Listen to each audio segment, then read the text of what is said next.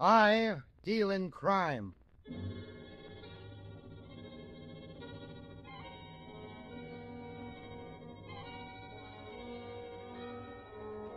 The American Broadcasting Company presents I Deal in Crime, starring William Gargan as Ross Dolan. This is Ross Dolan speaking from one of the ringside tables at the Rose Room Dance Palace. Yeah, you guessed it. 50 beautiful hostesses. Count 'em, 50. If you're wondering what I'm doing in a spot where they tap you a dime for a two-time whirl around a small floor, it's because somebody gave me a lifetime pass. Also, because a man named William Davis came to see me.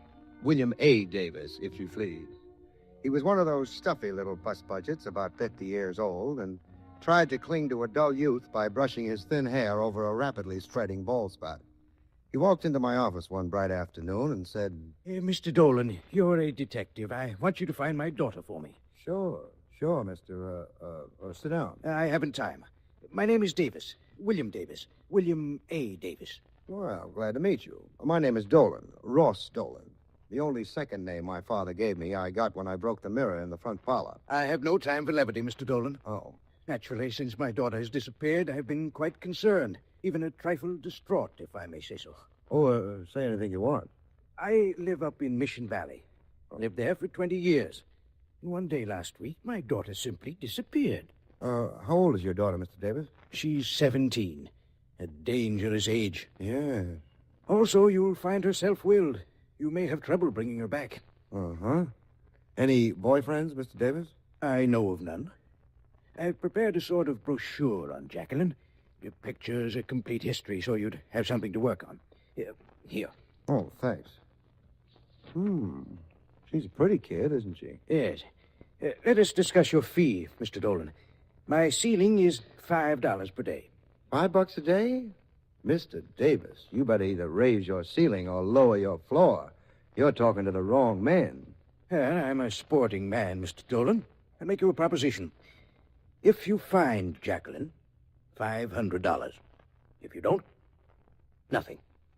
Now, of course, I'll pay your expenses. Mm-hmm. I think I'll take you up on that, Mr. Davis. Yes, I thought so. You have a reputation for being quite a gambler. Thanks. I presume her mother is quite concerned, too? I don't know, Mr. Dolan. Also, I don't care.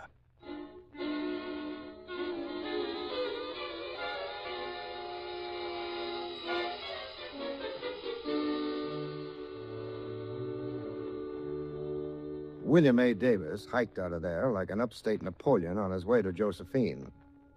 I settled down to the more serious job of finding a 17-year-old girl in a big city, and it turned out to be tough. The Missing Persons Bureau gave me no leads, neither did the hospitals. I called and asked more questions than a quizmaster at a lawn party, and finally wound up with a pretty, nice, round goose egg. I decided to beat it down the street. But the minute I left the building, I got that uncomfortable feeling around the collar. I walked a block and looked around. I had a tail. I kept going toward the next corner. I rounded the corner and stopped. My pal was close behind me. He was a big, beefy bird, but I stopped him. Oh, pardon me. Hey, why don't you look where you... Uh-oh. What's the matter, Pally? Afraid you'll miss the bus? I'm not on my way to missing any buses. Maybe not, but you sure missed the vote. Get out of my way, mister. I'm in a hurry. Sure, you're in a hurry. So am I. Hey, what are you doing? What are you pulling? Let go my arm. Maybe I ought to snap it for you. My arm. Cut it out, will you? Sure, Pally. As soon as you tell me why you were following me. I wasn't following you, mister. Change your mind, Pally? My arm. My arm. Oh. The guy told me to tell you. There was a guy on that corner back there. He gave me $5. You're lying, Pally. Oh, yeah. I'll tell him. It was a lawyer. His name was Plemson. He's in the Ryan building. Uh-huh. What do you want? I don't know. Just wanted me to follow you. Tell him where you went, that's all. Can I, go now? Yeah, you're going, Pally, with me. If this is another of your feeble fabrications, I'll really give you something to scream about.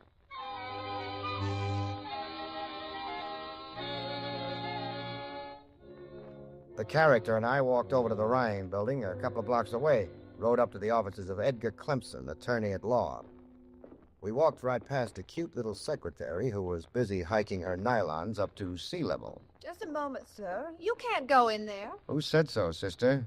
Come on, you. Okay. You, Clemson? How did you get in here? Who are you? I got in through the door. My name's Dolan.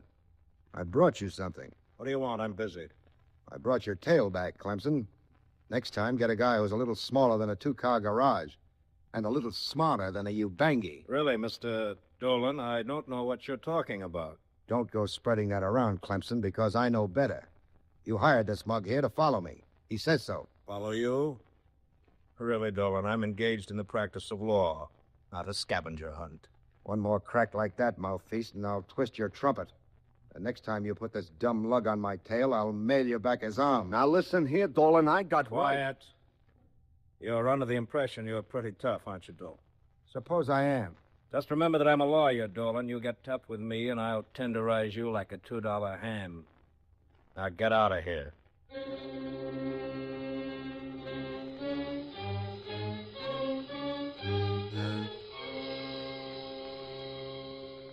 It would have been a pleasure to hang one on Clemson, but the percentage was against me. Then I remembered the story of that Greek hero, the one with the weak heel. I figured Clemson might have a weak heel, too. He did, and I was kind of sorry about calling her a heel. It was Charlotte Crandall, Clemson's secretary. I promptly picked her up and just as promptly sat her down again, in one of those cozy spots. Sure was nice of you to take me out for cocktails, Mr. Dolan. Oh, don't mention it, Charlotte. When I saw those nylons, I was a gone gosling. Oh, I'll bet you say that to all the girls. All the girls I know don't have nylons. They go? Gee, sure is swell in here, Mr. Dolan. I've never been here before. Where do your boyfriends usually take you? Well, lately they've all been taking me home. That's so. I guess 'cause they don't make much money. Or else they're smarter than... Say, how's your boss? Boy, was he mad at Butch, the guy who followed you. I can imagine. Butch do a lot of work for Clemson? Just where Lucky Maxwell's concerned. Lucky Maxwell. Don't remember him. Lucky isn't a he, Mr. Dolan. He's a she. No. She's one of Mr. Clemson's best clients. And you know something? No, why? She runs a diamond dance place. It's called the Rose Room. Must take it in some evening. Oh, I don't think you'd like it. It costs a dime every time you dance with a girl. Besides, I dance with you free. Maybe you got something, Charlotte. Have another... One of my boyfriends is coming over. Well, don't worry, Charlotte. One night this week, you and I'll go out. I'll show you the sights. Okay. Make it anything but the zoo. I've seen that 7 times this month. Anything but the zoo. Hey, okay. Hey, Miss Crandall, Mr. Clemson wants you right away. He sent me to look for you. Isn't it kind of funny you came to exactly the same place? Mr. Clemson said I couldn't talk to you, Dolan. Come on, Miss Crandall. Mr. Clemson is kind of mad. Okay, I'm going. Goodbye, Mr. Dolan. See you later. Yeah, kid. Well, I guess I better beat it, too. The boss sent for me to tell you something, Dolan. Yeah, what?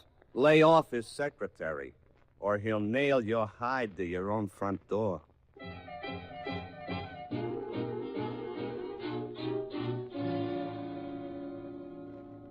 I paid the bill and got out of the spot. I wandered downtown a little deeper, where the stores have open fronts and the proprietors wear only shirts and try to coax you inside. I killed time until it was dark, and then I went for an evening of dancing at the Rose Room. I walked between a garish sign that advertised 50 beautiful hostesses. 50. Best music in town. So I walked up the rickety steps, laid down a couple of bucks, took my 20 tickets, and hiked in. I walked over to the check room. I saw a girl behind the counter who took my breath away. She smiled at me. Well, customer, check your hat. Yeah. Number 711, mister, for you. That's lucky. Yeah. You stand back there all the time, or do you ever come out? Oh, for a good customer, sometimes I come out. Well, I'm a good customer. That's what they all say. Dan? Well, why not? Well, come on, customer. Yeah. Give me your ticket.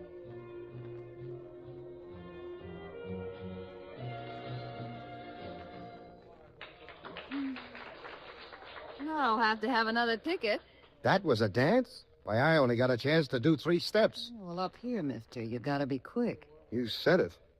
How about sitting at one of those tables? Sure. Give me $1. $1 for sitting? Yeah, for 15 minutes. $3 for an hour. Holy smoke. What does the poor guy do around here? Well, he goes to a movie and saves his money. Want to sit? Yeah, and at that price, those chairs better be upholstered in platinum. Oh, how's this? Swell. Have something? Management says no. You can, though. Oh, thanks. Maybe I can't afford it. Hey, who are you, mister? I've seen you places. Name's Dolan. Mean anything?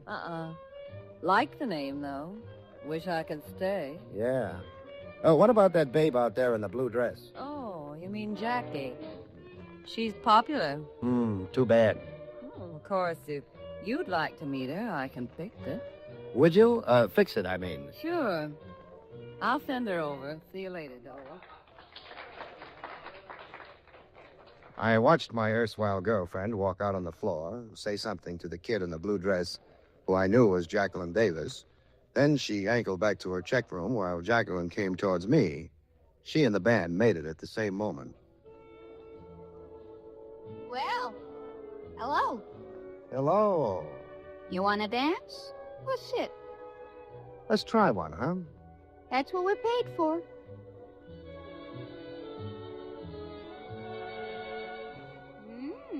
You're pretty good. Thanks, Jackie. Oh, you know my name. Who told you? The, doll in the check room. She did? Yeah. Why are we dancing toward the door? It's crowded over there. We're going places, kid. You got me wrong, mister. I don't leave the place. Oh, yes, I think you do. You're Jacqueline Davis, aren't you? So what? So your old man's looking for you. He's playing me a nice fat fee to bring you home. So we're walking over to the door. We're leaving, you and me. I won't go, and you can't make me. You're 17. Either you go with me now, or I'll be back with a writ and shut this place up. I'm 18. Cut it out, kid. I know better. Come on, and don't say anything to anybody. Just a minute, mister. What goes? The girl. I'm taking her out. Oh, no, you're not. We don't permit girls to leave with the customers. You're in the wrong place. I'm in the right place. The kid's only 17. Her old man's looking for her. So? You want any more than that? No, beat it. And mister, don't come back. Okay. What makes you think you can get away with this? I don't think. Hustle it, kid. Your old man's waiting. I won't go back, and you can't make me. If you were my kid and you talked that way, I'd paddle you until you put on your stockings standing up for a week. Here's a cab. Get in. Okay. In, kid. Hey, Jackie, what goes? Mike, my father sent him. He's after me. Get in here, mister. The dame stays out. What do you think you're pulling? I'll get your license for this. Don't make me laugh. I don't have a license for a gun. Get in. Okay. Get upstairs, Jackie, and get Sammy. I don't have to. Here he comes now. Sit still, Dick. As soon as Sammy gets here, we're leaving. Oh, is Sammy going along? I see you've caught him. Get going, Mike, out the post road. I got something for this monkey. Why, Sammy, are you talking about me? Shut up.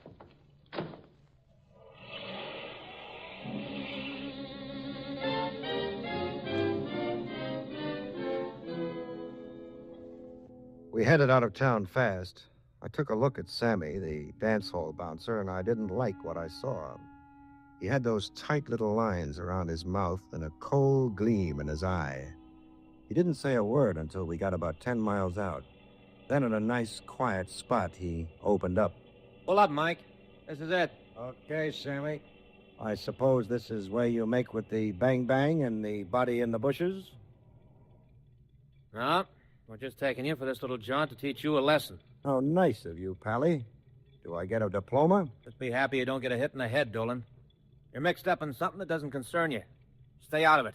Who's going to make me? Several people. Next time we have to ride you out of town, you'll be a lot unhappier. Now get out. Oh, wait a minute. You mean you took me for this nice ride and now I have to walk home? You sure do, Dolan. And the next time I have to take you for a ride, you won't have to walk. How nice. I'll bring you back in a basket.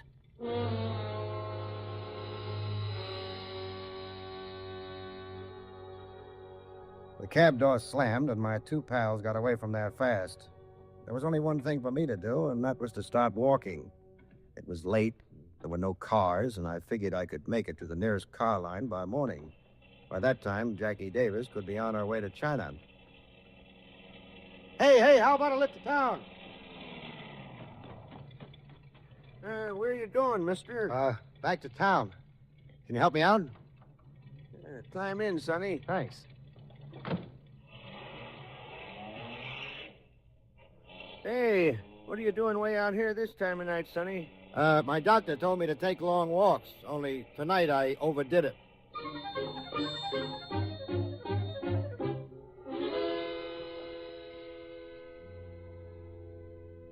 The old man edged away from me as though I were a psychopathic case, but he did run me into town. He chugged right down to the corner opposite the Rose Room where he let me out. I walked across the street and hid in a dark doorway next door to the main entrance. It was 10 minutes to 12. I made it just in time because Jacqueline Davis was coming down the steps with Sammy. Daddy, what did you do? You didn't kill him. Don't be silly, kid. I just took him for a long ride and make him walk back. But are you sure he's not around? Not let the flu back. He's got a long walk, kid. Now, don't worry about a thing. I hope nothing goes wrong, Sammy. My father hired him to bring me back. I know. Now forget it, will you, Jackie? Hey, here comes Mike right on the button. Get in, Jackie. I'll ride home with you. Thanks. I'm kind of scared. Hey, anybody tell you, Mike? Nah, I'm cleaned.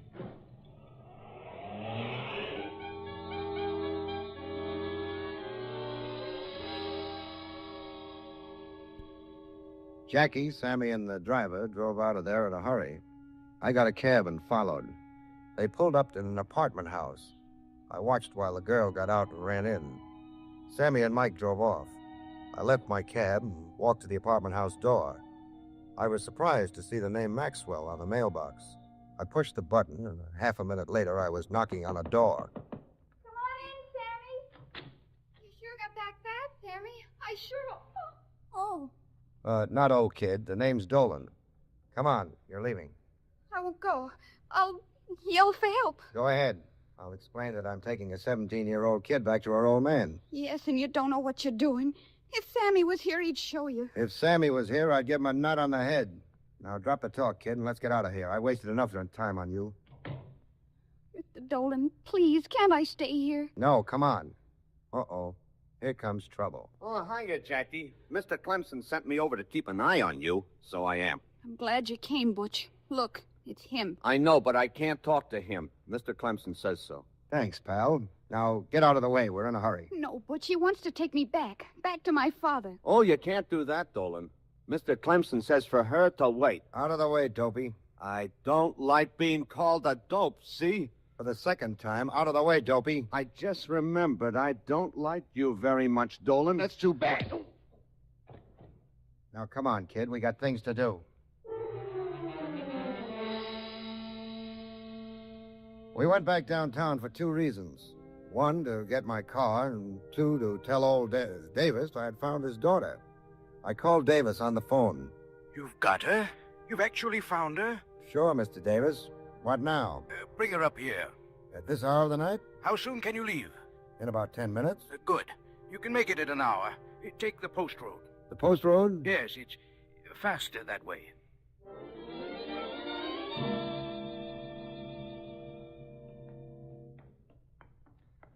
You know how to get to Mission Valley by the post road, Jackie? Even if I did, I wouldn't tell you. Okay, kid. Here's my car. I'll find the way. Wait a second, Dolan. You're not getting in there. Well, if it isn't Sammy the Bouncer. Been riding any more characters out to the sticks? Don't be gay, Dolan. Just get back up to your apartment. Jackie isn't going back to her old man, see? Yeah, Pally, I see. And I see a gun right here in my mitt. Now we'll see how well you're loaded. No, you don't. Oh, yes, I do. I might be sorry if I didn't take precautions. There. Well, a neat heater you're carrying, chum. 38. Pretty man-sized for a lad like you, so I think I'll take it. Doesn't make any difference. Mike is waiting outside the garage door. I'm not playing duck on a rock for any smart mouth, Pally. Get in the car with the kid. What for? Get in and hurry it. Let me see you get past Mike at the door, Dolan. I'm not getting past. You're doing that for me. Uh-uh. On the contrary, because if you don't, this'll go off right in your face.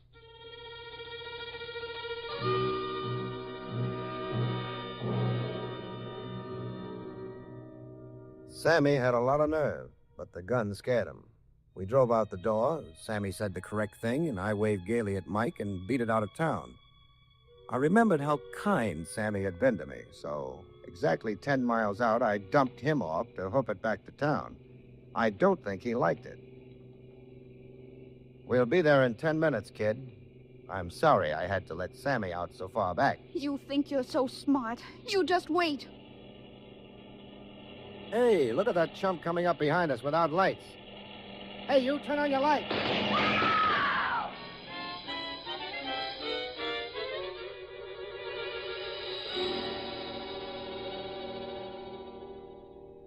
A cream-colored sedan had sneaked up behind us, and as it passed, a series of stabbing flames shot out of the window. One of the bullets hit my front tire, and I wheeled off into the ditch. I sat there for 5 minutes, but the car never came back. He must have been positive that he got us. I changed the tire, and 10 minutes after that, led the girl into the Davis living room. A splendid job, Dolan. Splendid. Thanks, Mr. Davis. But, did I hear shots down the road a while back? Somebody tried to shoot us off the road. Ah. And you, my dear, did you enjoy your trip to the city? Please, Mr. Dolan, don't leave me here. I'm scared. Oh, what a way to speak of your own father, Jacqueline. Here, Dolan, I'll write you out a check. Please, Mr. Dolan. He took all of Grandfather's money. The money I was supposed to get. She's talking like a child, Dolan. Come, I'll write you a check. Sure, you'll give him a check. You've got plenty since you drove Mother out of the house. Jacqueline, you don't know what you're talking about. Is that so? Mother told me everything. You stole everything Grandfather left me. Your mother is a... Be quiet, Jacqueline. You're just a big crook. You've always wanted everything for yourself. Come, Dolan, I'll make you out your check. Just a minute, Davis. Jackie, is your mother, does she work down at that joint, kid? She owns it, Mr. Smarty. She's Lucky Maxwell. Jacqueline, I'll teach you to run off to the city and blab to your mother. I... That'll teach you a few things. That'll be enough of that, Davis. If you want to beat your kid, do it when I'm not around. This is my affair. You keep out of it. I'll get your check. Please don't leave, Mr. Dolan. He'll kill me. Honest, he will. You be quiet, Jacqueline. Maybe I ought to hang around, Davis. You'll get your check and get out. That's what you'll do. Jackie, what kind of a car does your father drive? Why, Jacqueline? It's a cream-colored sedan. Mr. Dolan, you don't think... Uh-huh. You know, Davis, I've made a mistake. I've been working for the wrong person. You drove that car tonight. You asked me to drive the post road so you could knock us off. You were playing a little murder game on the safe side. Put up your hands, Dolan. That's what it is. You hired me to get the kid out in the open so you could knock her off. Too bad you ever learned to think, Dolan. Yeah. Now you'll have to get rid of both of us, won't you? I told you he brought her up here, Mr. Clemson. See? Yes, we thought we'd find you here, Dolan. Mother, what are you doing here? Drop it, Davis. Drop the gun. Haven't you done enough? Yeah, Mr. Davis. You're in enough trouble now. No, you don't. This is my house, and I've got a right to defend myself against all of you. Even you, my dear. You'd really shoot, wouldn't you? Of course I would. No, he won't. Give me that gun, old-timer. I said, give me that gun. Oh, keep away. Keep away. I'll shoot again. No, you won't, old-timer. Now, Mr. Dolan, I got something for you, too. I owe you. That'll be enough of that, Butch. But, boss... That'll be enough, I said. Thanks, Clemson. Don't thank me, Dolan. You're in trouble. I'm going to charge you with assault. That's for hitting Butch. And for kidnapping Sammy as well as Jackie. That'll cool you off. Yeah, and I don't blame you. For once, I was on the wrong side of the fence. Well, nevertheless, Dolan, we heard you outside the door. By doing what you did, you probably saved Jackie's life. Yes, Dolan, so under the circumstances, we're willing to drop any possible charges if you'll help Miss Maxwell in her suit against Davis. I'll be glad to. Say, sister, didn't I hear Jackie call you mother? Naturally. I'm not her grandmother, you know.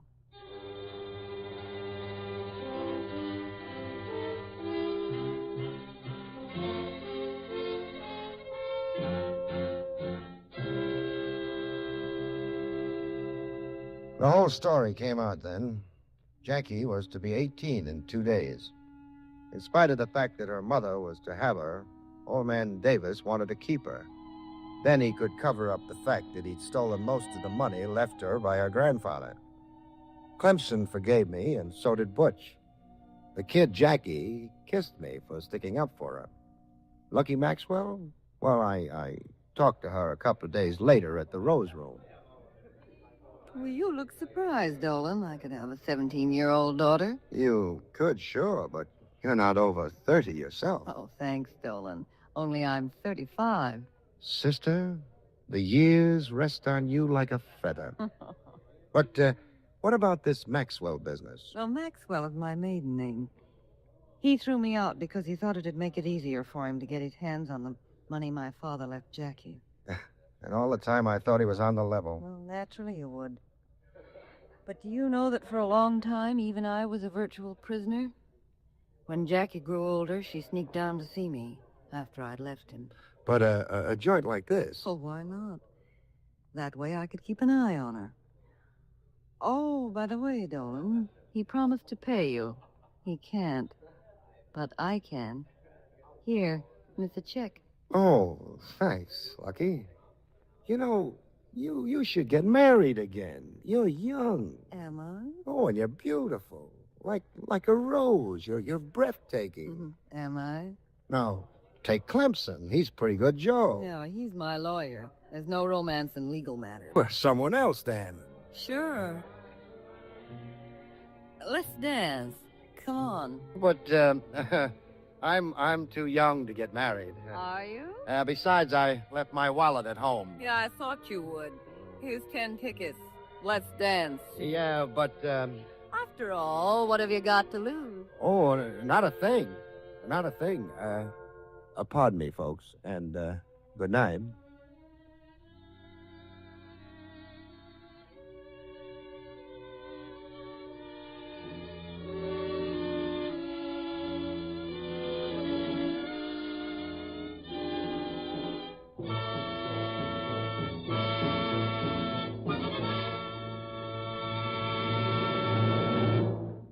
Don't forget to listen again next week, same time, when you will hear William Gargan say, I deal in crime.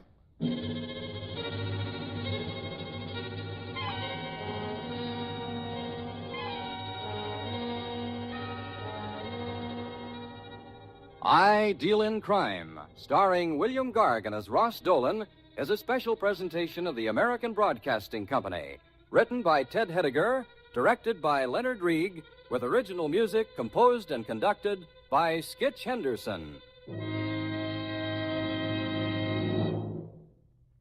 All characters and incidents used on this program are fictitious. Any resemblance to actual persons or incidents is purely coincidental. I Deal in Crime came to you from Hollywood. This is ABC, the American Broadcasting Company.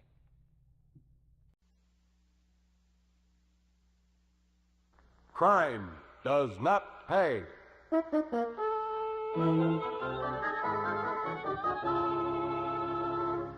Gentlemen, I think the man's dangerous. Politicians make big promises. Period. Usually. Hey, look, what are you two guys worried about? Obviously, Nifty, if this man becomes the new district attorney, there's every reason to believe he'll go through with his attempt to clean up the town. And obviously, we shall have to pull in our horns for a while. Ah, cut it. I knew you lugs before you started using half-dollar words. Before you worried about politics. What's your suggestion, Nifty? There's nothing in this world a lead slug won't take care of. You're nuts, Nifty. That's what you think. Me, I still figure like in the old days. A bum gets in your way, mow the man down.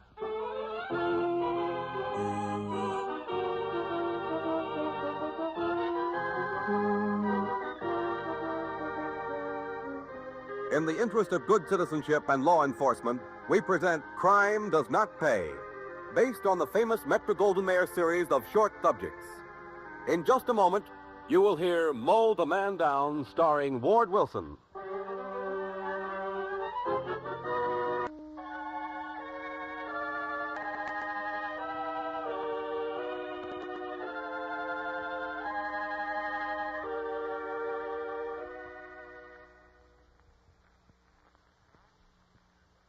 Now, Crime Does Not Pay, starring Ward Wilson as Nifty Varden in Mow the Man Down.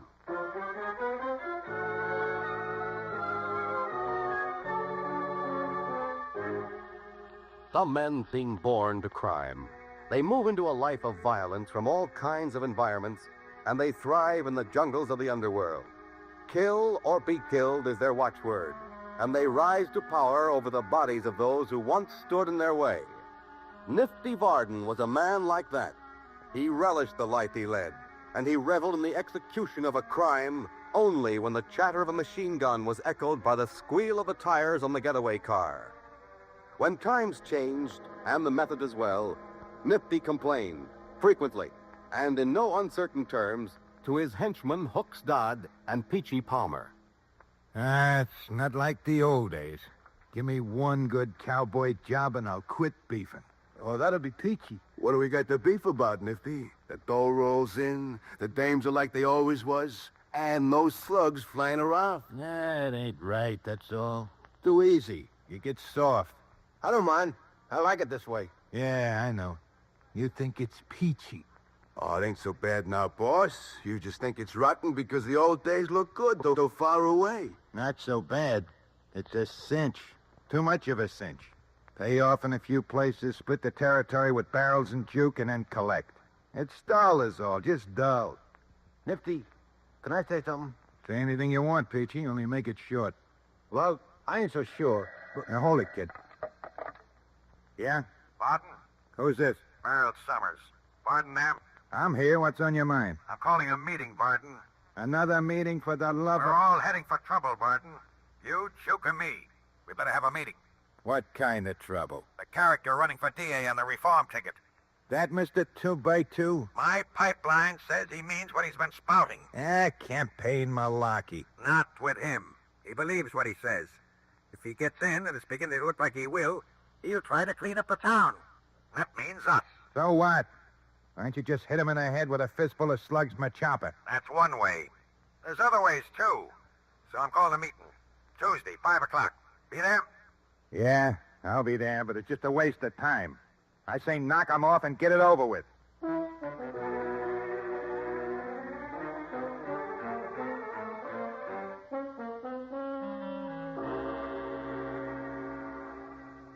I don't like Varden, Barrels. I don't like him, and I don't trust him. Yeah, well, that goes for both of us, Duke. If the fact remains that if the three of us don't handle this together, we're all done. Bad as that? Plenty. Can we trust Varden? He's just likely to make a deal with this new DA. Not with the DA. This guy is practically on our side that way. No deal. I still don't trust Varden. We gotta trust him. And since we split the rackets around here, he hasn't crossed any lines. Okay, but you never know. How do you want to handle him? Make out like we haven't been talking at all. Just waiting for him. You act like you're worried about this new type DA. Me, I'll play it like I ain't convinced. We'll find out what Varden's thinking. Okay, there's an knob on your side, too. Well, hiya, boys. Think you know Hooks and Peachy? How are you? Yeah, we know them, Varden. What do you say, boys? Park 'em outside, Varden. All rods and hoods strictly out at this meeting. Yeah? Yeah. Out. Okay. Outside, boys. Stick around the door. Check, boss. Sit down, Varden. We've been waiting for you. Yeah. I'm sitting. Start the spiel. We've got a rough time ahead, Varden, if we don't do something fast. That's so? How'd you figure that, Juke? On the same adding machine you figured the nickels from your jukeboxes? Why, you... Frankly, Varden, I'm not as worried about this man as Juke is. Why not? Politicians and elections have been bought before.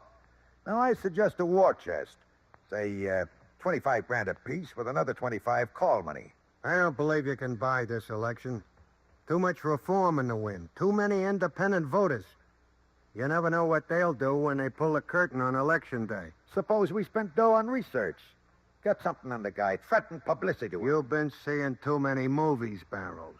No soap with this guy. He's clean as a newborn baby. You've checked on him? All over town. Okay, so what? So why worry? Gentlemen, I think the man is dangerous. Politicians make big promises. Period. Usually. Hey, look. What are you two guys worried about? Obviously, Nifty, if this man becomes a new district attorney, there's every reason to believe he'll go through with his attempt to clean up the town. And obviously, we shall have to pull in our horns for a while. Ah, cut it. I knew you lugs before you started using half-dollar words. Before you worried about politics. What's your suggestion, Nifty? There's nothing in this world a lead slug won't take care of. You're nuts, Nifty. That's what you think. Me, I still figure like in the old days. A bum gets in your way, ha! Mow the man down. You haven't learned very much all these years, have you? I'm still a better shot than you are. I ought to pin your ears back for that crack. Why don't you try, you clown? Hold it, both of you. You know, this is just what the enemy wants. Get us fighting each other, and we're all done. Maybe you're done. Not me. Ah, you too. We won't have much time to outsmart the DA, new or old, if we're gunning for each other. And I seem to remember that when we set up the deal in this town, we agreed that everything we had to do together, we'd do after we all agreed we'd found out the right way. By unanimous vote. Okay, so what? I still say knock the bum off. And have this town sewed up so tight we'd have to scram on the first train out? Try getting this man, you'll elect his party and his successor, and this town will be too hot for anybody for years. Okay.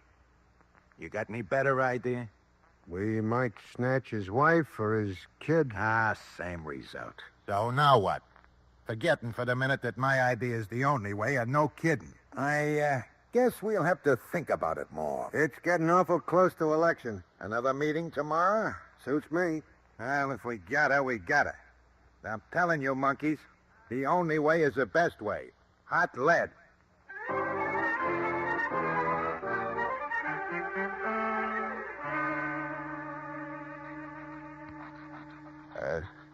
What you doing to the chopper, Nifty? Just getting it ready, Hooks. Oh, yeah? Big job? The biggest. So big, we gotta leave the chopper behind, so, I'm filing off the number. Well, how's about the magazine? It's got a number, too, ain't it? Yeah, help yourself. Here's a file and the magazine. Why you worried about the numbers, Nifty? Never give 'em a chance to trace you, Hooks. And gun numbers are awful easy to check.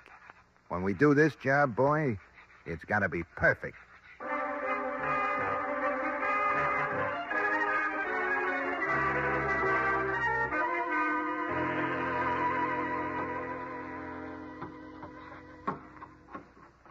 Got it, Nifty. Just peek.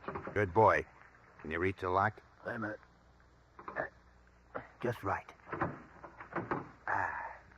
Your new limousine is ready, boss. Of course, the owner doesn't know it. Save the comedy. Let me get at the dashboard. Can't find a word. A flashlight, boss? Oh, wait.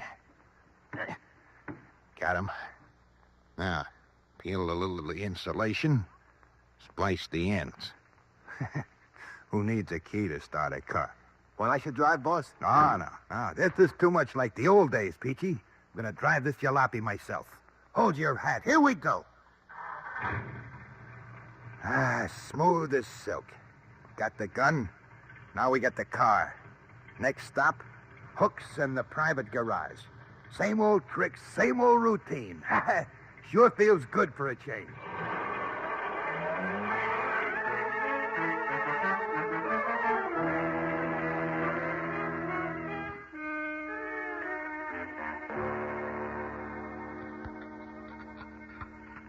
And the darn fool Sunday driver got the bolt on the plate all rusted. Well, then cut him with the clippers. No. I got him, man. Oh, is he gonna be sore when he finds out? Who, Barrels? No. The guy would own the seat. When the cops come around and tell him his plate We're on a murder car. Like they call it in newspaper. That worry you? Not me. I hate Sunday drivers anyhow. Okay. Got 'em, Nifty. Let's go hit these plates to our car. Then we'll be all set for the fanciest killing this town ever saw.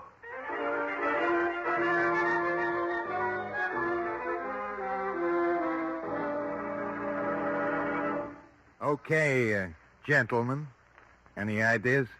Barrels? A couple. How about you, Duke? I figure this guy is elected, see? Day after tomorrow, he's in. We know that. Go on. So we got to work around him. Now, the question is, how do you stop an eager beaver who wants nothing but convictions? You don't have to tell me. Aside from shooting him. Go on, Duke. I figure it this way. If he's got no witnesses, he's got no cases. So we visit the witnesses. All of them. Bright. Very bright. You could knock off one guy, but no. You gotta chase in every rat hole in town and take off 100 characters instead. It's safer. It isn't public. Nobody will worry about a few stories. Cut it. You make me sick. Think I'm keeping company right now with a pair of gutless wonders. A couple of jerks without the brains they were born with. Are you coming along on this idea or not? I don't know. I haven't made up my mind yet. I gotta count the witnesses first. I don't figure to spend the next 20 years in the can because some loose-mouthed cokey decides to pick up a couple of bucks turning state's evidence. I'll let you know what I figure to do unless you read it in the papers first. Good night, gentlemen.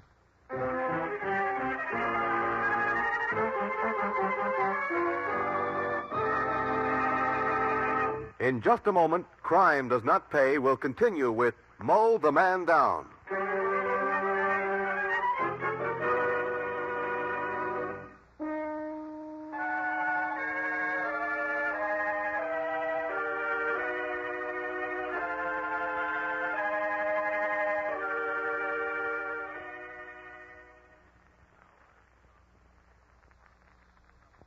Now we continue with Crime Does Not Pay, starring Ward Wilson as Nifty Varden in Mow the Man Down.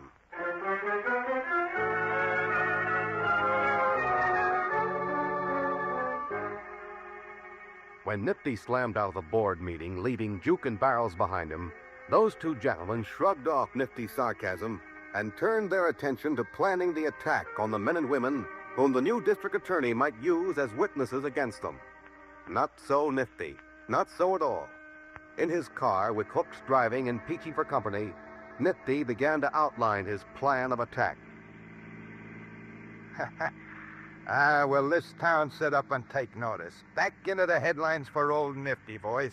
Sure, boss, but ain't that just what Juke and Barrels are afraid of? You bet your life, but not for the reason you think. I don't get it, boss. Well, look, those two chiselers keep saying the cops will be down on us, but that ain't the point. The whole town knows they haven't the guts to pull off a stunt like this, so it'll be me in the headlines, not them. It'll be me who'll take over the rackets, pushing them out. Hey, that'll be peachy. Yeah, but then we'll have to fight them, too. Not for long. Hey, what's the matter, Hooks? You going chicken on me, too? Oh, me? Chicken? Are you kidding, Nifty? Okay. Just don't let me start worrying about you, that's all. Oh, don't you never worry about me, boss. Don't worry about me. Don't worry about Hooks. Or me neither. We both go down the line with you, boss. You know that. And keep it that way. Well, we got the car and the gun, boss. Now what? Now we wait. Wait? What for? To see if the dope gets himself elected. No sense wasting lead on a character who only wants to be a DA. I get it. So when do Let him have it. Election night. He's far enough ahead of the other guy running against him. But there'll be 1 million cops around him. Yeah. And 2 million other dopes. Everybody trying to shake hands, pat him on the back, get a job for Cousin Joe. Well, what about it? Happens every election. So we walk into his headquarters, see? We want to shake his hand, too. And put something in his back besides an 8. Oh, I get it. Then we scram while the women are screaming and the cops can't shoot. On account of they might hit somebody. Right. Neat, huh? Like a pin clear like a road map. Sure sounds peachy. Yeah, I got the timing laid out. The works. That guy gets himself elected. He's electing himself right into a 6-foot hole in the ground.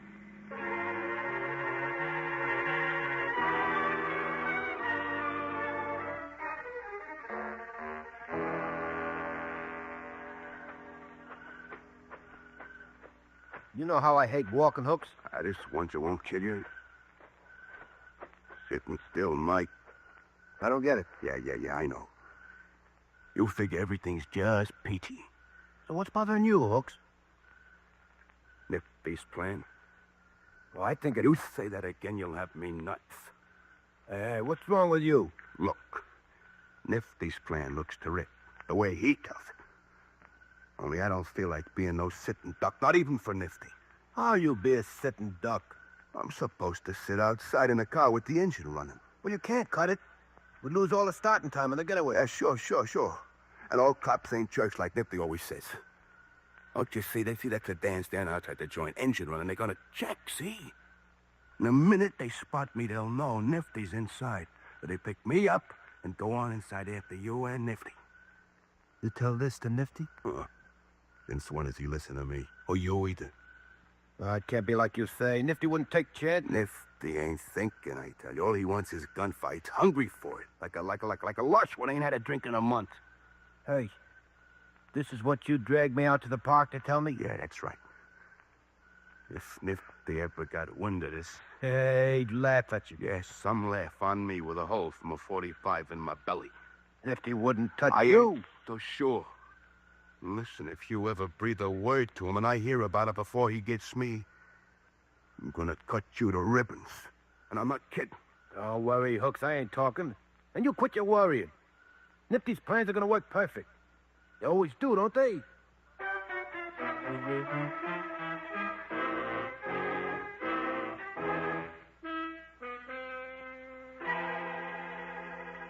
Now, turning to the local scene this election night, we find James Perkins, the reform candidate for the office of district attorney, so far ahead of his rival that there's little doubt of his election. Perkins' campaign headquarters are expecting the opposition to concede at any moment, and Perkins' headquarters is the scene of a victory celebration at this moment.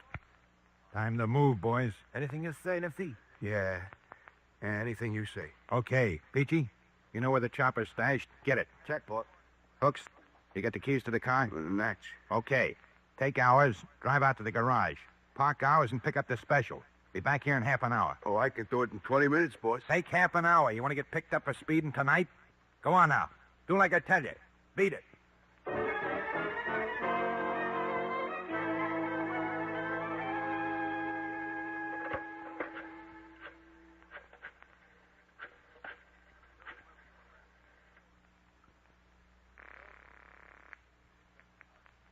Well, Summers speaking. Barrels.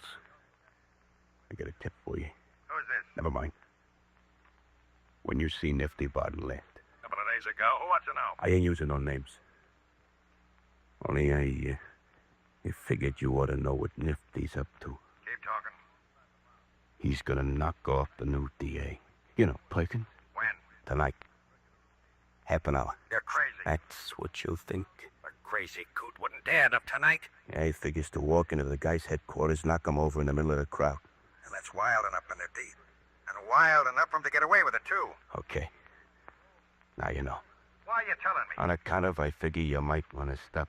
Why should I stop him? Because you don't want the cops on your tail? Okay, talked enough. I gotta go. You're at the story barrels, that's all.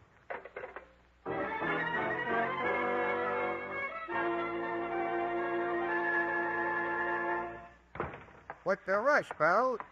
You sounded like somebody was putting you in a hot seat. Don't kid about that. We're both practically in it now. What's cooking? Nifty. What's he want to do, knock off Perkins on election night? A little birdie told you? You're kidding. Am I? Then why had Hooks' dad call me and tip me? How do you know it was Hooks? I kept him on the phone till I was sure. Nifty's gone nuts. Completely nuts. Which leaves us in a fine spot. You know when and where? Hooks was most explicit at Perkins' headquarters practically now. What do you think you're doing with that phone, Juke? Calling the cops. Oh, they'll believe you, of course. They'll thank you for the information and arrest Nifty at once. If they know what's good for 'em. Hang up the phone. They'll tell you to chase yourself or they'll grab you and dump you into the crazy house. Okay, you're right. So what do we do? Let him pull it off? Check. Or we stop him ourselves.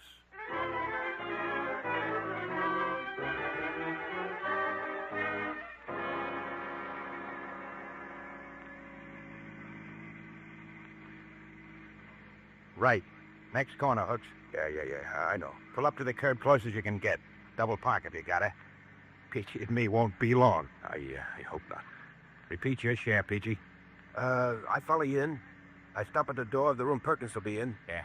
When you yell, I shoot at the ceiling with my piece. Right. Then when the crowd runs, you let Perkins have it with a chopper. Then I follow you out. Back. It's good. A lead pipe cinch.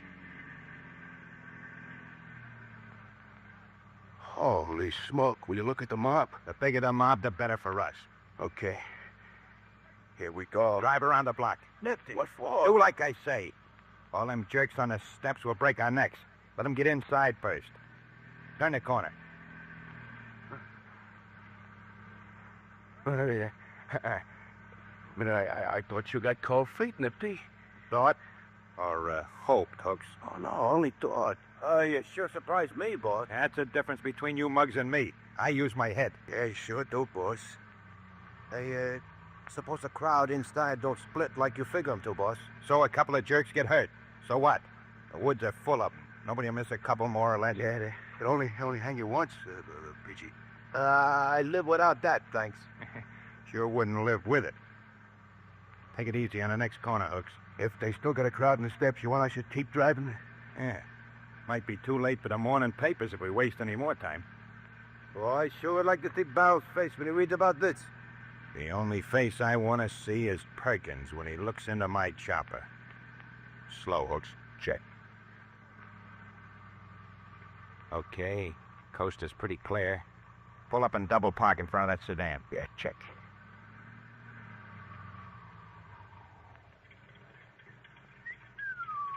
Ain't it pretty? All the cops must be inside guzzling their heads off.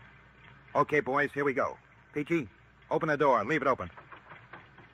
Stay in gear, Hooks. Keep the clutch pedal down. No time to waste when we come out. Except if he ain't going in. What? Barrel? Yeah, and me too. Drop that chopper if you're not going in. How'd you find out? Who squealed? Never mind the talk. The talk car behind you. You're covered from there. And we've got choppers, too. Now turn around. Get back in your car and keep driving till you're out of town, then stay out. Says who? Try this in your guts, both of you. That's for you.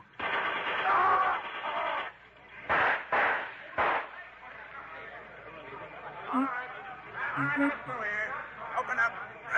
Let it through. Come on, keep back there. Looks like quite a collection for the meat wagon, Sergeant. Yeah. Looks like Perkins got himself elected practically for nothing, too. You know who these mugs are? Shots. The biggest. Barrel Summers, Juke Barry, Nifty Varden, and two of Nifty's boys. Hey, from the position of the bodies, you could almost say Barrels and Juke were trying to protect Perkins from Nifty. You're kidding, Sarge. Who'd believe that? Yeah, I'll believe that. Okay, lay off the talk. Call the meat wagon. Then go inside and tell Perkins he might want to see how effective he's been, even before he was sworn in. Brother, this is one for the books. One for the books, all right.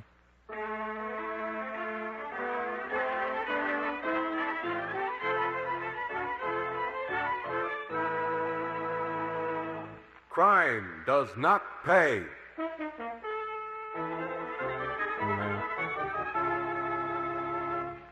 Ward Wilson, who was starred as Nifty Varden in Mow the Man Down, will be back with you in just a moment.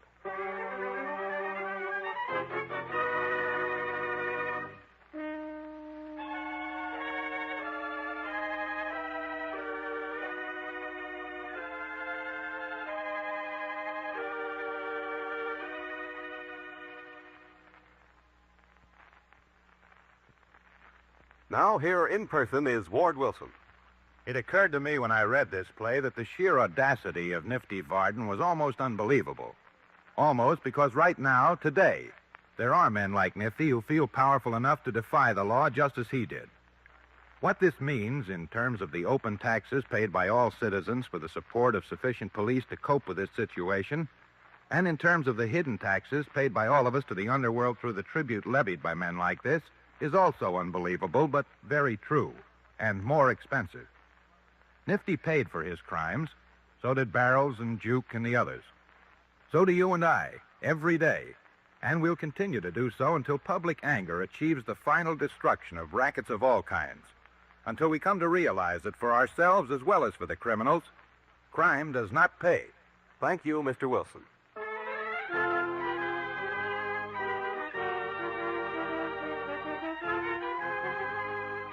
Crime Does Not Pay is written by Ira Marion and directed by Marks B. Lowe, with music composed and conducted by John Gart. Technical consultant is Burton V. Turkis. The events, characters, and names used in the story you have just heard are fictitious. Any similarity is purely coincidental.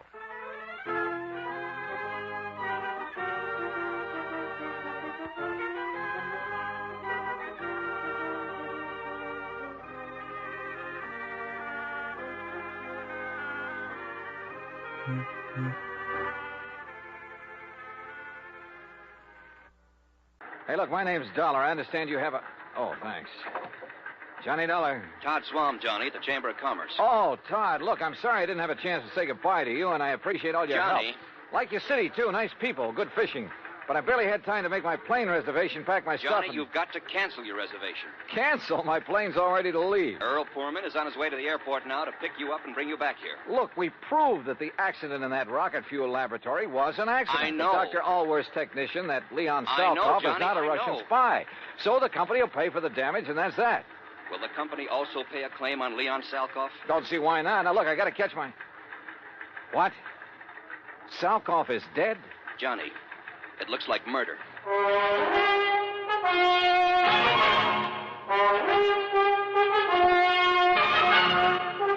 Bob Bailey in the exciting adventures of the man with the action-packed expense account. America's fabulous freelance insurance investigator. Yours truly, Johnny Dollar. And now, Act One of yours truly, Johnny Dollar.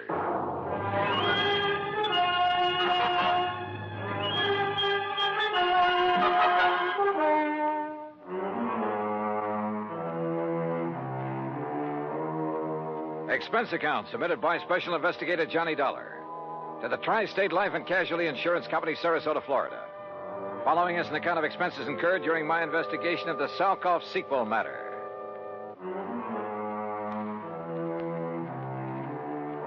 Expense account item 1, $3, no show penalty for canceling the flight back to Hartford. By the time I hung up the phone on Todd Swam, Earl Poorman had pulled a shiny new Cad into the airport parking lot, and we took off. I'm glad Todd caught you before you climbed aboard that plane, Johnny. Earl, he said that Leon SALKOFF had been murdered. That's what it looks like. Well, what happened? Actually, he's just disappeared. But under circumstances that make it look like he's been murdered. Any idea who? Johnny, you know as well as I do that he was pretty deep in subversive activities during the last war. Yeah, but he's been given a clean slate, at least so far as our country is concerned. Right. But then, wait a minute. If some of his old pals, and we know there are plenty of them in this country, working for the other side. Right. If they know he's working for us, the first thing they'd do for the sake of their great and glorious cause would be to eliminate one Leon SALKOFF. Yeah, or at the very least persuade him, and I mean torture him, into telling the formula of the stuff he's helped Dr. Allworth develop. Exactly. Where and how did it happen? Well, you'll have to get the details from Todd Swam. Us common people aren't even allowed to know where Allworth's lab is hidden away, you know.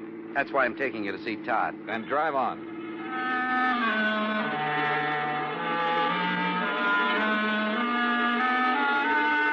Todd was waiting for us at the Chamber of Commerce building. He thanked Earl for dragging me in from the airport. Earl left, then Todd and I walked out to his car.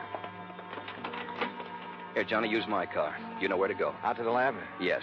You still haven't told me what happened to Leon SALKOFF. Because I don't know exactly. Dr. Allworth called me from the nearest phone down there, told me SALKOFF is gone and that he's sure he was murdered. Have you dragged the police in on this? No, but I telephoned the FBI in Washington. They've promised to send a man. Well, do they know I'm here? They might not want any interference. Well, I told them about your investigation down there at the lab, and they said to give you a free hand. All right, good. Well, I better get going. Johnny, let me know what you find out.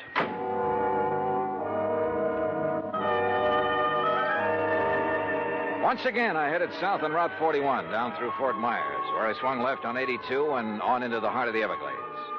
I found the old wagon trail leading into the swampy jungle, and finally came to the shack of the Indian, Ben Osceola.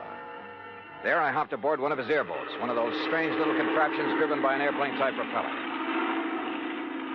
50 minutes later, I pulled up at the brush-covered island in the middle of that vast, wet, soggy swamp. Dr. Allworth was standing in front of the well-hidden laboratory. Mr. Dollar! Mr. Dollar, I'm so glad you haven't left yet. Oh, what's happened out here, Doctor? Oh, it's been terrible. A terrible thing, like a nightmare. Here, come inside. I'll show you and tell you everything I know. Oh. Our living quarters are down this corridor. Yeah, I remember. After you and Mr. Swam left us yesterday, Leon and I went to work immediately to replace the rocket fuel additive we had lost in the accident you investigated. Yes? Oh, if only I'd paid attention when he told me about the man he'd seen in Fort Myers the day before. But we were so busy. Wait a minute. What man? Someone he'd known in Europe during the war. A man he suspected of now working for, well, for those who'd like to sabotage our... Go on, Doctor. Look, Mr. Dollar, this is my room. And this, right next to it, is Leon's room. Great Scott. Yes, there must have been a terrible struggle. And, Doctor, this looks like blood on the floor. Now, what happened? Well, it was early this morning before dawn. I heard voices in here. At first, I thought Leon was shouting in his sleep. Yes? But then he began to call for help, and I heard the furniture being knocked about. Well, didn't you come in here? Something had been shoved against my door. This table. I couldn't open it. Then I heard the shot. I heard Leon scream with pain. Then another shot. Oh, terrible, terrible, terrible. Go on, Doctor. Then I heard them drag poor Leon's body away outside. But how did you get out of your room? By placing my bed as you see it now, I was able to brace my feet against it, force the table away from my door. Now, come, Mr. Dollar. All right. I pursued them down this hall, but by the time I reached the outside door, they were gone. But unless they had an airboat. They must have, hidden somewhere on the edge of this little island. Oh, there are 1,000 places in the brush and trees where it could have been hidden. Do you see? Look, 1,000 places. I don't see Leon's airboat out here, only yours. They took it. That's why I think there was more than one of them. And now I must leave you. You what? I must go into a telephone. I'll be back as soon as possible. Well, now, look, wait a minute. Dr. Allworth. Now that you're here in charge, I must telephone the FBI. No, wait. They've already been notified, Mike. Well, I'll be darned if I'm going to chase him. What's more, I doubt if I could have caught him in the old airboat that I had. So, all right, it would give me a chance to look around alone. Sometimes that's the best way. I poked around outside for a while, looking for where Leon's attackers might have concealed the boat they'd used. In that swamp and brush, it was like looking for a needle in a haystack. Then I walked back to the laboratory building. The front door was closed. Funny. I thought we'd left it open a minute ago. Oh, well. Huh? Oh, no, you don't. Oh.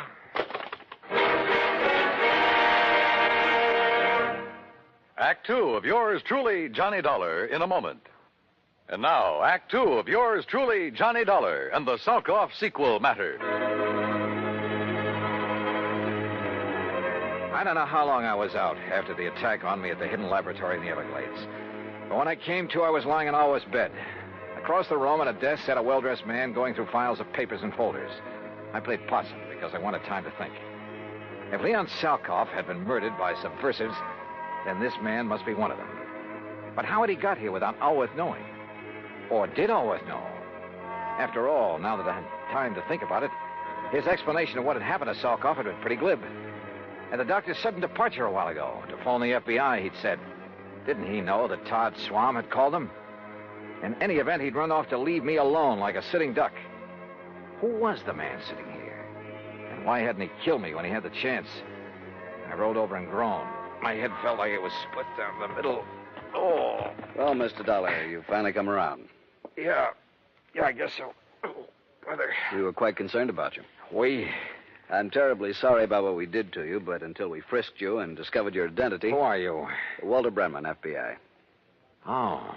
When we found you prowling around, we thought you might be one of the people we hoped to trap here. The killer of Leon SALKOFF? SALKOFF is not dead, Mr. Dollar. What? Have you forgotten a case here in Florida that you handled last year? Parley Barron. Yes, another scientist who apparently disappeared.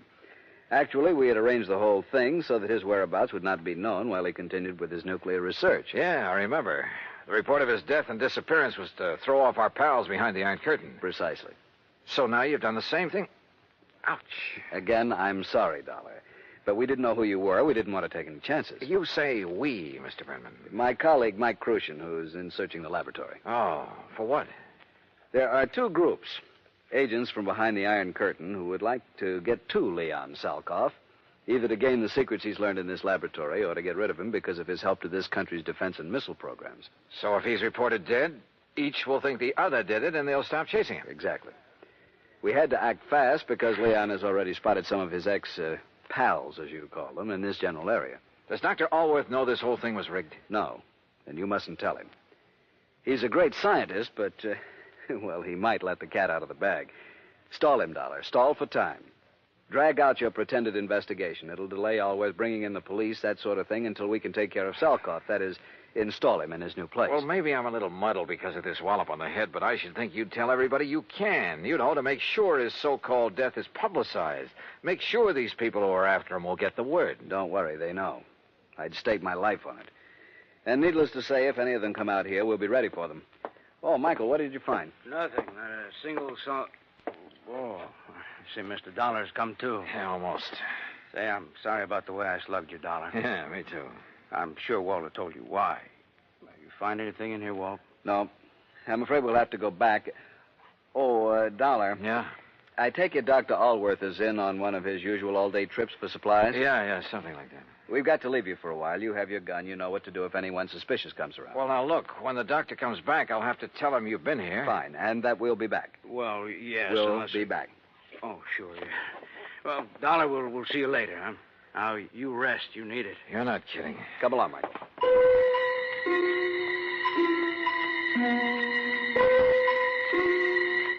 I felt so rocky, I didn't quite know what to make of it. I heard them leave by the outer door. Then a couple of minutes later, from off at one side, I heard their airboat leave. Wait a minute. It wasn't going out by the channel I'd been given to understand was the only way out of this place. Strange. Painfully, I rose and walked out. My head ached so much I could hardly think straight. There was something wrong here. Oh, sure, they'd left me a gun, but... Yeah, they'd left it with me all right, but the chambers had been emptied. My airboat was still where I'd parked it in front of the building, too. Yeah, but it wouldn't start. Tamper with, maybe. Then I heard it. Another boat coming into the regular channel. In the distance, I could see there were two people in it.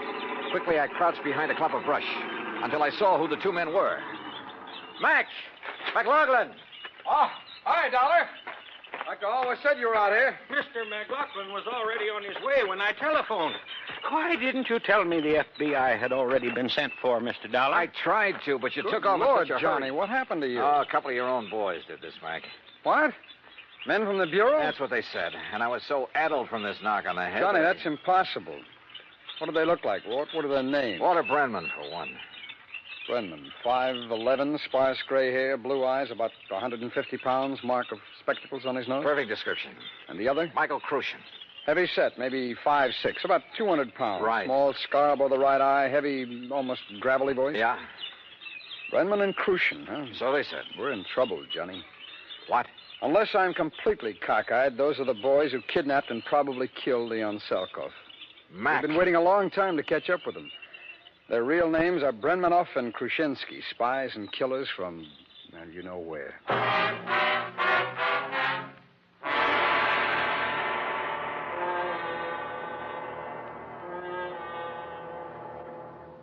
Act 3 of yours truly, Johnny Dollar, in a moment. And now, Act 3 of yours truly, Johnny Dollar, and the SALKOFF sequel matter.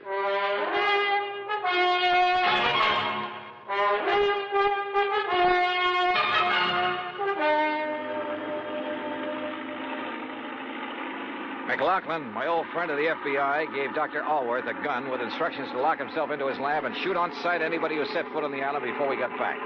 Then we took off in the airboat. Briefly as possible, I told Mac what had happened to me at the laboratory there in the middle of the Everglades. Only a pair like Brenmanoff and Krushinsky would have the guts to impersonate FBI agents. After that beating, I was too muddled to even ask for their credentials. What I don't understand, Mac, is why they didn't kill me. They haven't yet learned the formula, that missile fuel. So? They've got to leave every possible door open, Johnny. With you convinced that they're from the Bureau... So they think. Yeah. Well, it meant they could go back to the lab. After the doctor returned, maybe even get your help in obtaining the formula from him. What? Sure. The abduction of Leon SALKOFF would indicate the doctor himself is in danger. Well, that's true. But if he wanted his work carried on, if anything should happen to him, well, who better to give the formula to than agents of the FBI? On the way out to the lab, he was ready to give it to me. Hey, Mac, D&K's little visit, they're prowling through the lab and Allworth's papers. It means they didn't get the formula from Leon Salkoff. Which probably explains their sudden departure. They couldn't find the formula at the lab, so they'll go back and put the pressure on Leon again. Makes sense, Mac. And I sure hope he's still alive. But where? Well, let's hope an all-points bulletin will help us catch up with them when they leave this swamp. Got to come out of it somewhere. They've had a big head start on us. Yeah, but this channel we're taking is the most direct route to the highway. Any highway. They carried off their foes pretty well. They even knew about that Parley Barron matter I handled with you boys. Well, why not? You broadcast the whole thing on your radio show. You gave me clearance. Sure. But just keep mum about this affair, huh? Until after the boys on the East Coast launch a space satellite successfully. Don't worry.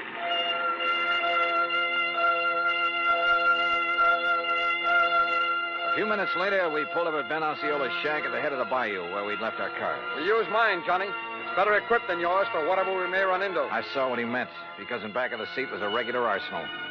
As we tore out of the jungle and headed south on Highway 29, Max shortwaved in all points to every town in the area and to the state police. Keep me posted. Over. We're heading south, Johnny, because you said that's the way they left the island by airboat. Right, Mac. But with the way those rivers and bayous twist around in the swamp, they could come out anywhere. Well, I know this country pretty well. They'd almost have to go south to hit this or any other highway. Now, you keep your eye peeled for any side roads that might lead into where they could land their boat, will you? Hey, look, what about this car that's coming at us? Man, he's really stepping on it. That's okay, Johnny. It's a police car. Police, huh? Sure. But did you see who was driving it and who was sitting beside him? What? Yeah, Khrushchevsky and our old pal Brenman. Hold on to your hat. They must have heard the all points. Well, if they didn't, they're hearing it now in that car. And if that thing is souped up like most police Don't cars... worry, boy. They won't get away from this old boiler.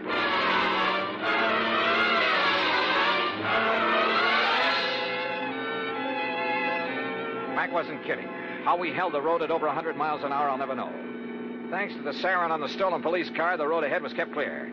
They must have recognized me, though, when we passed. When we finally started to pull up on them, they fired the first shot. I can't weave at this speed, Johnny. Stay down low. I've loaded this gun from the stuff in the back. Watch. Put that lemon squeezer away. Grab the Tommy gun in back of the seat. Right. You got it? I got it. All right, Mac, keep your hands on the wheel. Those boys can really shoot. I told you, the killers. Let them have it. Right. Aim for the tires, Johnny. Aim for the tires. Hold it. Hold it. You've got them. They're going off the road. Mac, if they hit that row of cypress trees, they're gone.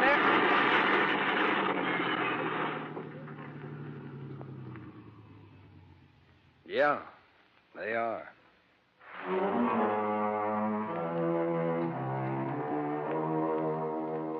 Leon Salkoff?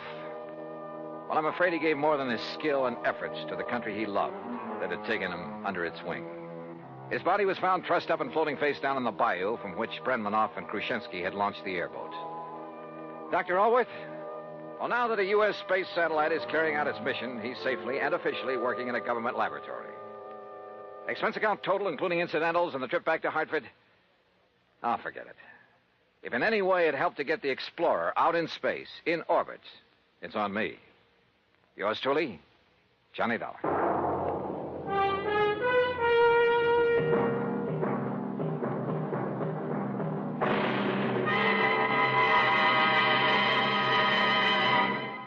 Our star will return in just a moment.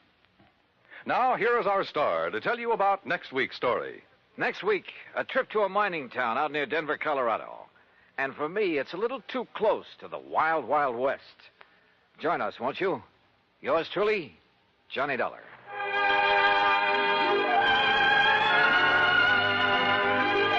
Yours truly, Johnny Dollar, starring Bob Bailey, originates in Hollywood and is produced and directed by Jack Johnstone, who also wrote today's story. Heard in our cast were Herb Ellis, Vic Perrin, Harry Bartell, Jack Crucian, Lou Merrill, and Stacey Harris. Be sure to join us next week, same time and station, for another exciting story of yours truly, Johnny Dollar. This is Dan Cubberly speaking.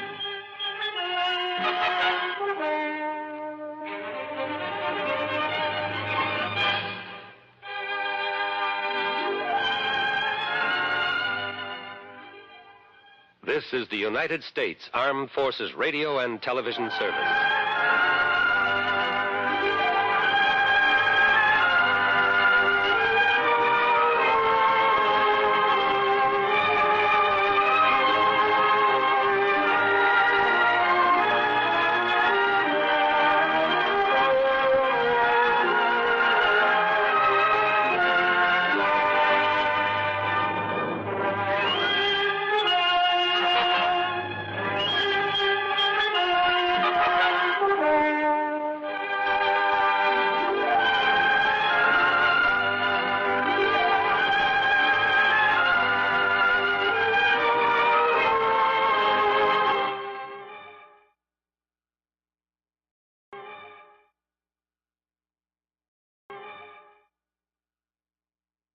This is Orson Welles, speaking from London.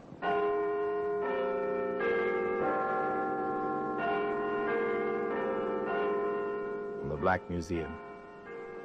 Here in the grim stone structure on the Thames, which houses Scotland Yard, is a warehouse of homicide, where everyday objects, a picture frame, a coat hanger, a file folder, a baby buggy, all are touched by murder.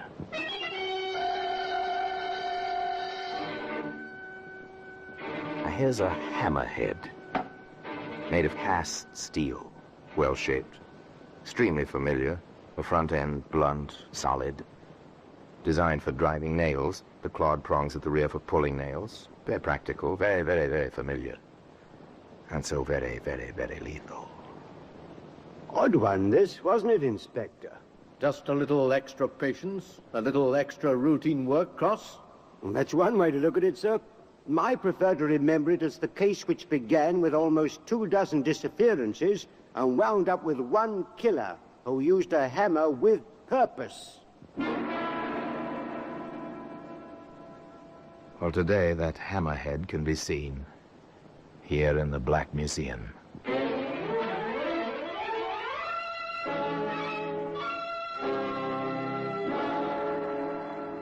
From the annals of the Criminal Investigation Department of the London Police, we bring you the dramatic stories of the crimes recorded by the objects in Scotland Yard's Gallery of Death, the Black Museum. In just a moment, you will hear The Black Museum, starring Orson Welles. Now, The Black Museum, starring Orson Welles.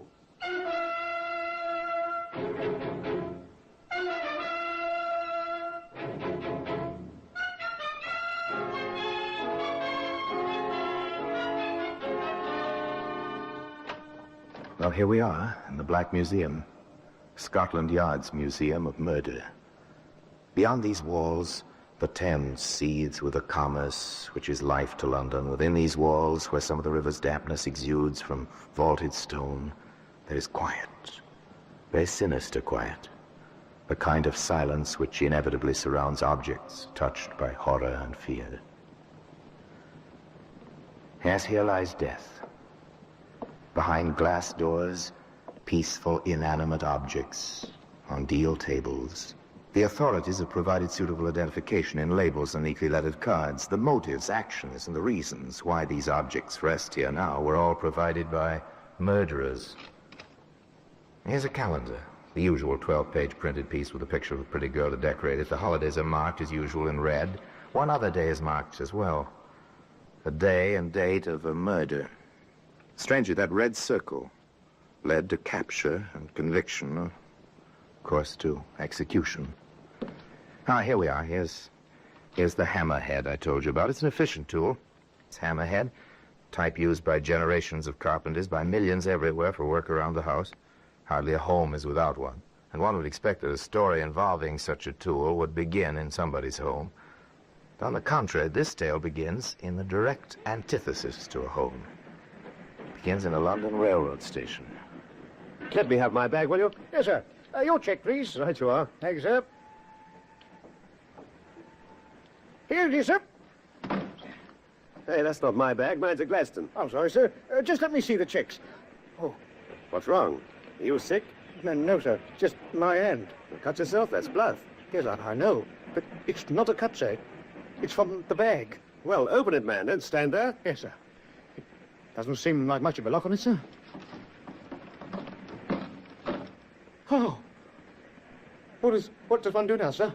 When you find part of a body in a valise, you call the police, of course. What else? Yes. Please wait, yes, I'll call. Yes, call the police. Start the wheels moving, the wheels of police routine, which grind slowly but inevitably toward discovery.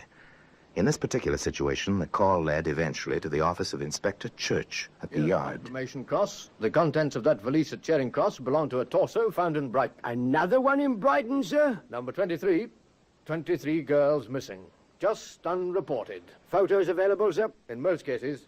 Here's the assembled composite of the latest. Pretty little thing. To wind up so widely separated as London and Brighton. Here's the setup for now. I'm assigning a man individually to each case. Identify any found bodies, trace the known missing. I'm taking Daisy Baker myself. You'll take over here, and all the information will channel through you. Very well, sir. Why the Baker girl for yourself, sir? Oh, she is, or was, the common-law wife of Jamie Marsden. That one! Remember him? Oh, picked him up in his first conviction myself. Rather a long record, hasn't he, sir? All petty crimes, short sentences. In any case, the Baker woman's been reported missing by her sister. It might be worth a trip to see the sister. Name is Crandall, Ruth Crandall. Before I drop in Marsden, I think I'll visit the lady. A routine call to inquire the reasons for a woman's worry about her missing sister. Inspector Church found Ruth Crandall at home. So, when I planned to go down to stay with Daisy, well, to see her anyway, and the wire came, well, you see how it is, Inspector. May I see the wire, Mrs. Crandall? Yes, I have it just here, in the desk. Yes. Yes, here it is. I see. Going abroad. Good job. Sail Sunday. Will write. Well, it doesn't tell us very much, does it? Well, I tried to call. Her husband, when he wasn't very cooperative, he said she'd upped and packed her things and told him she was bound for Paris for a dancing job. Oh, Miss Baker is a dancer? That's how it was she was living in Brighton. She was in some show down there. And you feel something is wrong? Definitely. I don't know exactly why, but... Well, you see, the wire doesn't even say love. And that makes it seem strange, too, doesn't it, Inspector? Perhaps, Mrs. Crandall. And you've no other information, nothing you can put your finger on? No. Except, of course, that I hadn't heard from Daisy since the wire came.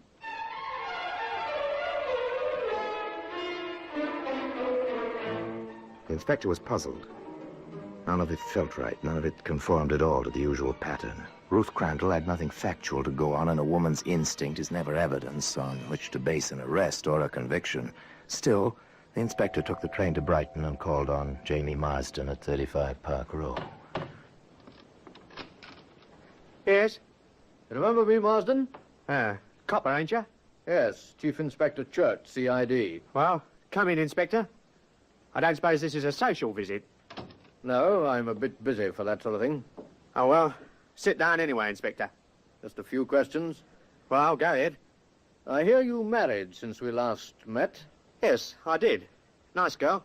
She home? Well, no, as a matter of fact, she's gone off to Paris. Her job as a dancer over there. So her sister told me. Yeah, well, she wired her sister. Nothing much my sister-in-law would want to see me about, so, well, there wasn't much sense in her coming all the way down to Brighton when Daisy wasn't here. I assume you have your wife's address. Well, no, Inspector. Oh? We had a bit of a dust-up before Daisy left. She, flounced out of here, all kind of mad, as you might say. Mrs. Crandall know this? No. Mrs. Crandall don't take to the likes of me, so I saw no reason to tell anything she didn't have to know. If Daisy wants to reach her, she knows where. Well, that's it, I suppose. You'll be here if I want to see you again, Marsden? I'm moving. 3 rooms is a bit large for me, seeing as I was on my own these days. The, new place is at, Maitland Street, number 26. It's a good bit cheaper, more suited to my means. A check of the habitual haunts and acquaintances of Daisy Baker drew another blank. Some had heard she'd gone off to Paris. No one knew where. Meanwhile, the reports on other missing girls were equally discouraging.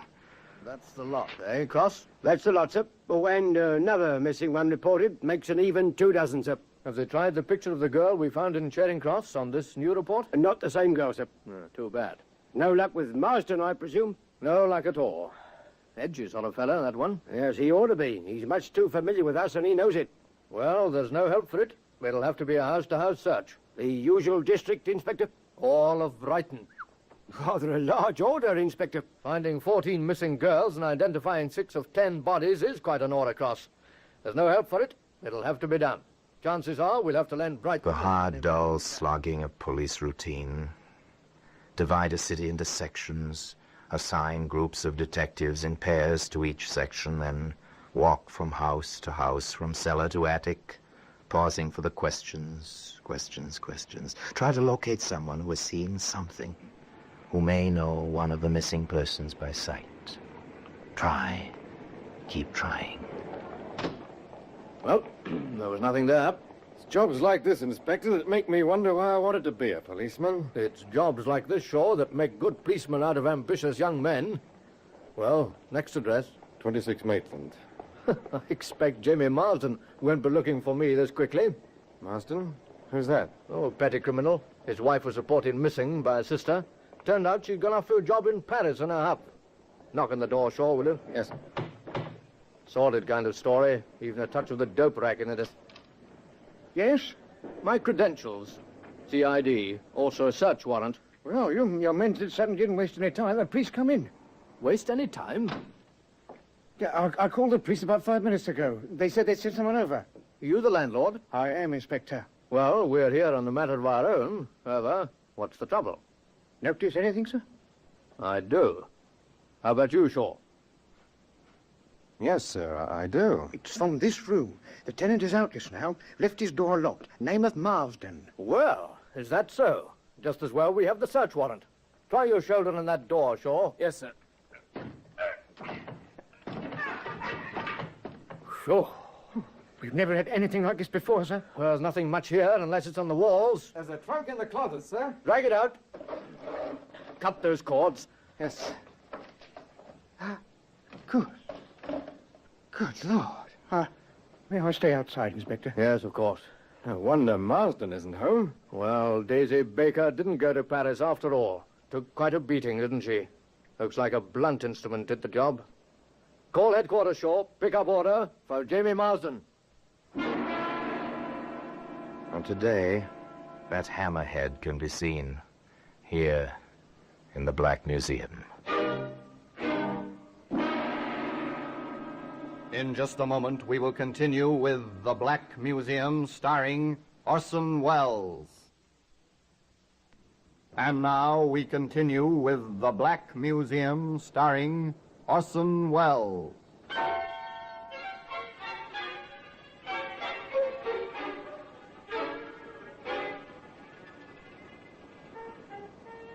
The wires were alive with the search for Jamie Marsden. Somewhere in England, the little petty thief was hiding. And sometime he would be found. According to Chief Inspector Church, The man almost undoubtedly killed Daisy Baker. And there's no question that he had her body in that trunk, moving it with him. an inquiry into the whereabouts of missing girls had blossomed into a full hunt for a murderer. The premises at 26 Maitland Street, Brighton, were given a thorough going over. Detective Shaw reported, Nothing, sir. Not a trace of anything except that trunk and the body. to which Inspector Church replied, Very well. Now give the same treatment to 35 Park Row. There, the young detective reported, In the backyard, sir, in a pile of junk, we found a hammerhead. It's been given to pathology, Inspector. There are stains on it. They might be blood, sir. and as Inspector Church said to his deputy, Inspector Cross, some 48 hours later, Pathology report, Cross. That hammerhead did the job. The stains are blood and the type conformed. Good enough, sir. Not quite. Good enough. The handle is gone. There's no proof who used the hammer. And pathology also reports that the autopsy shows enough morphine in the Baker woman's body to establish unconsciousness before death, if not death itself. Any record of dope handling in Marsden dossier, sir? Nope. We haven't been able to tie him into that yet. Well, we'll see after we find the gentleman in question. Meanwhile, have them get me Brighton on the wire. I have a routine job for Detective Shaw. Too many loose ends in this one. the call was made to Detective Shaw in Brighton. Armed with a postcard, a file number, and a hand-lettered menu, Detective Shaw invaded a certain telegraph office in Brighton. Yes, I'm always glad to cooperate with the police, sir. Can you find me the original of this wire? I think so, sir. Just a moment, please. This is it, I assume, sir. It has the same file number. Yes, that's it. Going abroad, good job. Thank you very much. Now, if you'll just let me compare the writing on the blank with these samples I have with me. Detective Shaw noted his comparisons and went to the telephone. A few moments later, he put a call through to Inspector Church at the yard. Go ahead, Shaw. What have you got? They had the original, sir. I compared it with the postcard with the Baker woman's writing on it. I'm no expert, sir, but it's obvious the two writings are absolutely different. That's that, then. I had a specimen of Marsden's writing, too, sir. Where did you get that? From a restaurant, where the man worked for a while as a waiter. The menus there are handwritten. It was part of his job to write them out. Good man. There's no question about it, sir. Marsden wrote that wire and signed the Baker woman's name to it.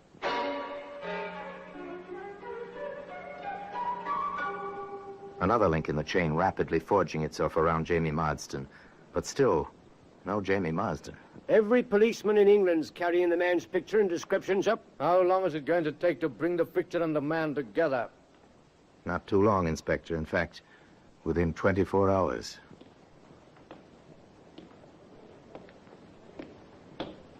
Here, you. Just a minute. You want me, Constable? Stand over there, in the street light. Very well. No weapons. Now, why should I be carrying a weapon, Constable? I'm just an ordinary citizen. Let's have a close look at you. Yes, I'm sure of it. You'll have to come along to the station house. You're being taken in charge. What for? You're Jamie Marsden, unless I miss my guess by a mile. Don't you know there's an all stations broadcast out for you? You're the most wanted man in England this minute. That was in Manchester. Very shortly thereafter, Jamie Marsden faced Inspector Church and Deputy Inspector Cross in their office at the yard. All right, Marsden, let's hear it. All of it. I didn't kill her, Inspector. I didn't kill her. But you knew she was dead. Well, if you mean, did I put her in the trunk? I did. But you didn't kill her. No, sir. You've got to believe that. Apparently you seem to understand that it's somewhat difficult to believe. Well, that was the whole thing from the beginning. All right. Let's go back to the beginning. Well, me and Daisy got together down in Brighton about a year ago. How? Oh, she was dancing in a coot show and I was barking a booth a little way up the sidewalk. Well, sort of got into the habit of meeting her after closing time. Then, well, we reckoned that two can live as cheaply as one, so, well, we put in together and started housekeeping. Were you pushing any of the stuff her way? I didn't know she was on the stuff. No, not for months. Inspector, you've got to believe it. Yes, it seems that a lot of things we've got to believe. You heard Cross, Marsden. I'm, shall I say, skeptical, too. Keep talking. I'm honest with you, sir, I am. Keep talking. Well, Daisy's sister came to visit. We didn't get along. If I'd have killed anyone, it'd have been that sister. What she came for, except to be nasty and snoop, I don't know. Back to the story, Marsden. Yeah, all right, sir. Well, like I was saying, we got together and everything was fine. Oh, we had a couple of fights, but, nothing much. Then Daisy said as our sister was coming down again. I got real mad. I slammed the door. You didn't slam Daisy. I may have cupped her a bit, sir. Nothing serious. Anyways, I went out, and I stayed out for a couple of hours. I come back, and the place was awful quiet, and I thought, well, maybe Daisy had gone out or taken a shot or two or something. I walked into the bedroom. That was at 35, where we had the 3 rooms. You walked into the bedroom and let her have it, right, Marsden? No, sir, wrong. She'd had it. Oh, it was awful, Inspector. She was real bashed up, she was. Well, why didn't you call the police? Me? With my record? Who'd have believed I didn't do it? You don't believe me now. I never killed nobody, just been put away for small things, but I got a record. Nobody'd listen, I reckon, so I got real scared. I did the first thing that entered my head. Which was, Marsden? I got an old trunk and I stuffed her in it, and then I took the sheets and all down to the cellar and I stuffed them in the furnace. Well, the rest you know, Inspector, and that's the truth, so help me. What did you do with the hammer, Marsden? Hammer? Oh, what hammer, Inspector? The one you bashed her with, Marsden, the hammer that killed her. I don't know about no hammer. I didn't kill her, nor nobody. I didn't kill her, Inspector, and that's the truth.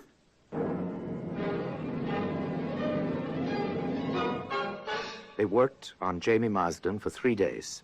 They tried every trick, every question they could think of, but no one could shake his denial. Jamie Marsden insisted he had not killed Daisy Baker, and that was that. Weary and exhausted, Chief Inspector Church faced his deputy. You know, Cross, I am almost beginning to believe Marsden myself. If he did kill her, it's completely out of the pattern. His kind of criminal almost never kills. I know, but somebody killed her. Even granting Marsden's story, somebody killed her. Well, then, where do we go from here, sir? Where would you doubt there were? There had been other men in this woman's life. Have you any doubt about it, sir? Do you suppose the sister would have any ideas? Well, it's a place to start in any case. Check. Then let's get on with it, Cross, and ask the Brighton police to work in that angle. The sister, Ruth Crandall, placed to start on a new angle at any rate. The 2 CID men paid their second visit to Mrs. Crandall. I suppose, Inspector, you've come to ask me to testify at Marsden's trial. Nasty little man. As a matter of fact, we haven't. We don't have enough evidence yet to send Marsden to trial. We're booked on suspicion, that's all. Not enough evidence? Oh, hardly seems possible. The papers were full of it. The newspapers aren't the police, ma'am. Of course not, Mr. Cross. But after all, he did keep my sister's body with him. He did run away. I know, Mrs. Crandall, but there's been no weapon that relates to Marsden. No weapon? The hammer's head? Well, after all, that's a weapon. Did you say Mrs. Hammerman? Crandall, we came here to ask you about another man in your sister's life. Have you any ideas? I know this much, Inspector, that my sister was no better than her reputation. Heaven knows I tried. All my life I tried. When my husband died, I offered her a home even. Though she persisted in the disgraceful kind of life she was leading. She even boasted to me once that she liked it. As for knowing the kind of men she went around with, really, Inspector, you've seen how I live. How would I know anything about things like that? I see. Well, Mrs. Crandall, if you think of anything which may be of help, we'll appreciate your letting us know. 2 men with a purpose left the neat suburban residence of Daisy Baker's sister. Shortly after their return to Scotland Yard, the teletypes, the telephones were all busy. Reports were swift in coming in. Here's word from the hardware store, sir. A hammer was bought. The janitor at 35 Park Road did see someone that day. They found a taxi driver in Brighton who remembers. One of the neighbors places the date exactly. Says she remembers the house was empty because her little boy was ill and she wanted to borrow something. Here's the final touch. Local bus driver remembers the trip from out there to the railroad station. The final touch. And once again, 2 men from the CID went visiting. We've traced your movements all that day, Mrs. Crandall. Your neighbor remembers your house was shut up. The bus driver remembers how you asked if you'd reach the station on time. A taxi driver in Brighton remembers taking you to 35 Park Row. The janitor saw you there. And the hardware dealer right round the corner from here has a record of his sale of a hammer. To you. You shouldn't have mentioned that hammer, Mrs. Crandall. We never told the newspapers about finding it in the backyard at Brighton. I was right. She wasn't fit to live. Everyone pitied me on account of my sister. They looked down on me. I never felt better in my life than when I hit her, and then broke the handle off the hammer and burned it in that furnace at that awful house. If only I'd been a little more careful. Then you'd have to have tried that Marsden fellow. You'd have to have hung him. Perhaps. Now then, Mrs. Crandall, are you ready to come quietly? And today, that hammerhead can be seen here in the Black Museum. Orson Welles will be back with you in just a moment. Now here in person is Orson Welles. In due course, Henrietta Crandall paid the usual penalty for premeditated homicide. The purchase of the hammer was sufficient evidence of the intent to kill. As for Jamie Marsden, product of the London slums of bad company and evil ways, Jamie went free. But not for long. 6 months had barely passed before Marsden was picked up for possession of a deadly weapon and sentenced to serve 90 days for simple theft. And as for the hammerhead, well, here it is, in its usual place, in the Black Museum. So until next time, till another story about this same place, I remain as always, obediently yours.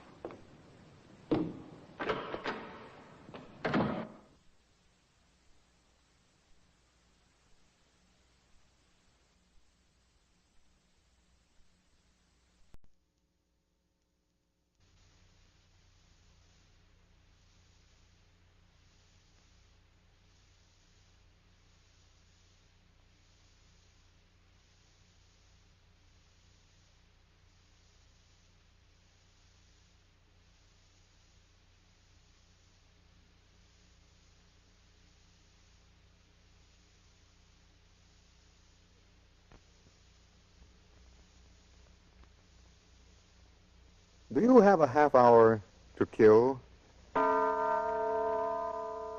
Then stay tuned to Half Hour to Kill. Your company, makers of your products, present another study in murder and suspense. From the pen of Robert Webster Light comes Blackout, an unusual tale especially designed for your Half Hour to Kill.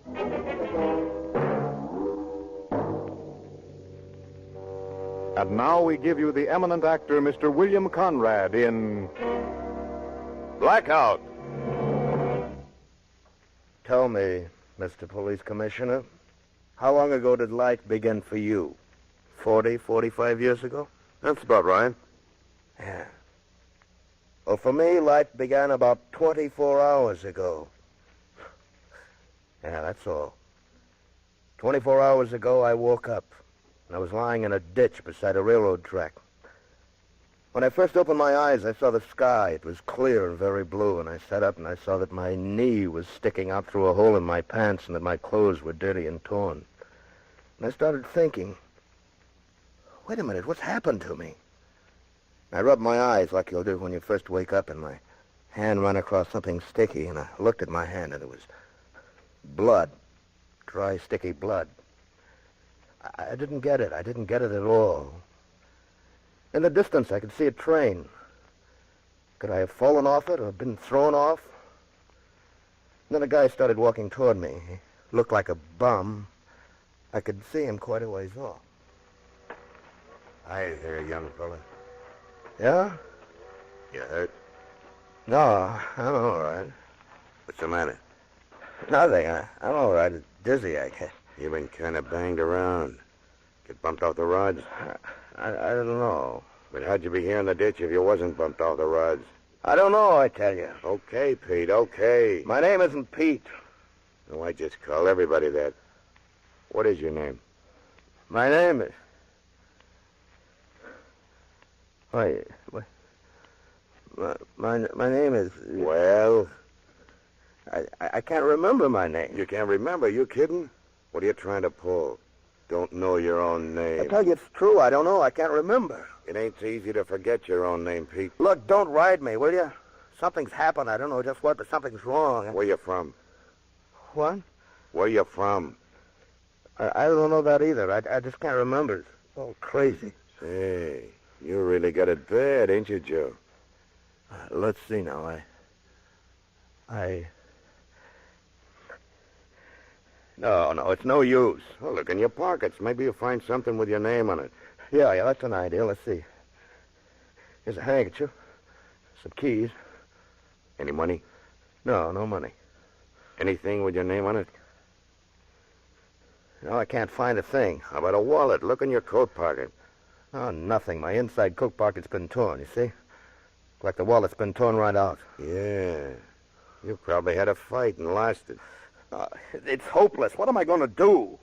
If I was you, the first thing I'd do is try to find out who I am. That's kind of important. Yeah. I seen the train pass through, the train you fell off of. It was coming from Chicago.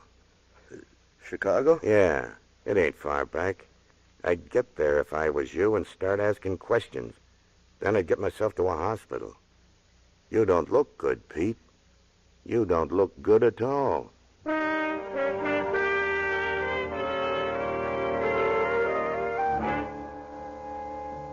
Yes, Mr. Commissioner, that's how it started, with his loss of memory, amnesia. I was bad enough, but if I'd known how much bigger and more terrible my problems were going to be, I'd never have come back to Chicago. Never. Well, I hitchhiked in, and when I saw how people were looking at my torn clothes, I thought I'd better pay a visit to a tailor. Good afternoon. Come in. Thank you. Such a beautiful day, I don't feel like working already. But when it's got to be, it's got to be. What can I do for you? Well, my clothes... Such a mess. You had an accident? Yeah, I'm afraid I did. What's the matter with me? Sit down, sit down. You look terrible. You could use a little drink? Some brandy, maybe? No, thanks. I feel okay now. I'd just like to have these clothes sewn up and pressed a little. Could you do it while I wait? Certainly, and with pleasure. Look, go into the back room. Throw the clothes through the door. You'll find a wash basin. You can wash that cut on your face. That's very kind of you. There's only one thing. Yes? I'm flat broke. I couldn't pay you for them now. Maybe in a day or so. All right, a day or so, a week or so. Go on, make yourself at home, and while you're washing up, I'll mend the pants and get them in first-class shape. So I went into the tailor's little back room and took off my suit. Then I went over to the washstand and started to wash. My head felt better as soon as I got a little cool water on it. sat down and I tried to figure. What would I do? Where would I go from here? And then I noticed something about my pants belt. It was bulky. It had a little zipper in the back. And when I opened it, money started falling out in tight rolls. The bills were crisp and new, and I thought my heart was beating loud enough for the tailor to hear it as I counted the money. There was $50,000. Hey, mister, are you coming with the clothes? Huh? Oh, yeah, they're ready. I'll hand them to you through the door. Good. I'll have them fixed up like new in no time. You sit there and relax. It looked like you could stand it. Yeah, relax. Relax with $50,000 strapped around my stomach. Well, the little tailor fixed my clothes, and I looked fairly respectable again. You know, I never seen such nice material in a long time as that suit. Is that so? Yes, it cost a beautiful dollar, believe me. Where did you get it? Where? Why, wasn't there a label on it? No, the label had been ripped off. So why am I asking so many questions? Goodbye and good luck. What do I owe you? So when you earn a few dollars, come back and we'll figure out. Will this do it? What? $20? But before you said you were broke. This I don't understand. That makes two of us, my friend.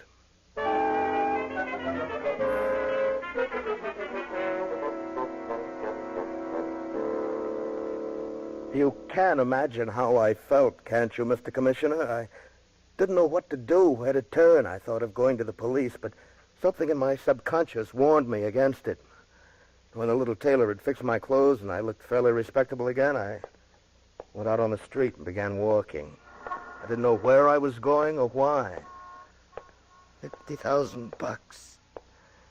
I tried with every ounce of strength to crush through the wall that separated me from the past, but it was no use. I must have walked for miles because suddenly it was dark and I was on a dismal little side street lined with hock shops and hamburger joints and honky-tonks. And then some punk kid brushed against me. Hey, mister. Huh? You better fade fast. What? You're being tailed. What do you mean? Not so loud, not so loud. A guy's been following you for the last hour. Following me? Relax. Don't get so jumpy. Boy, you must really be hot. Now look into this window. You can see his reflection. The tall, skinny guy in the white suit. Yeah, I see him. How do you know he's been following me? 'Cause I've been walking a little behind you ever since you turned down 14th Street. And I can tell when a guy's being tailed. Why are you telling me, then? 'Cause maybe you'll be big-hearted and slip me a bill for it. And 'cause maybe I don't like cops. Cops? Sure he's a cop. I can tell him a mile away. Yeah, you must really be hot, mister.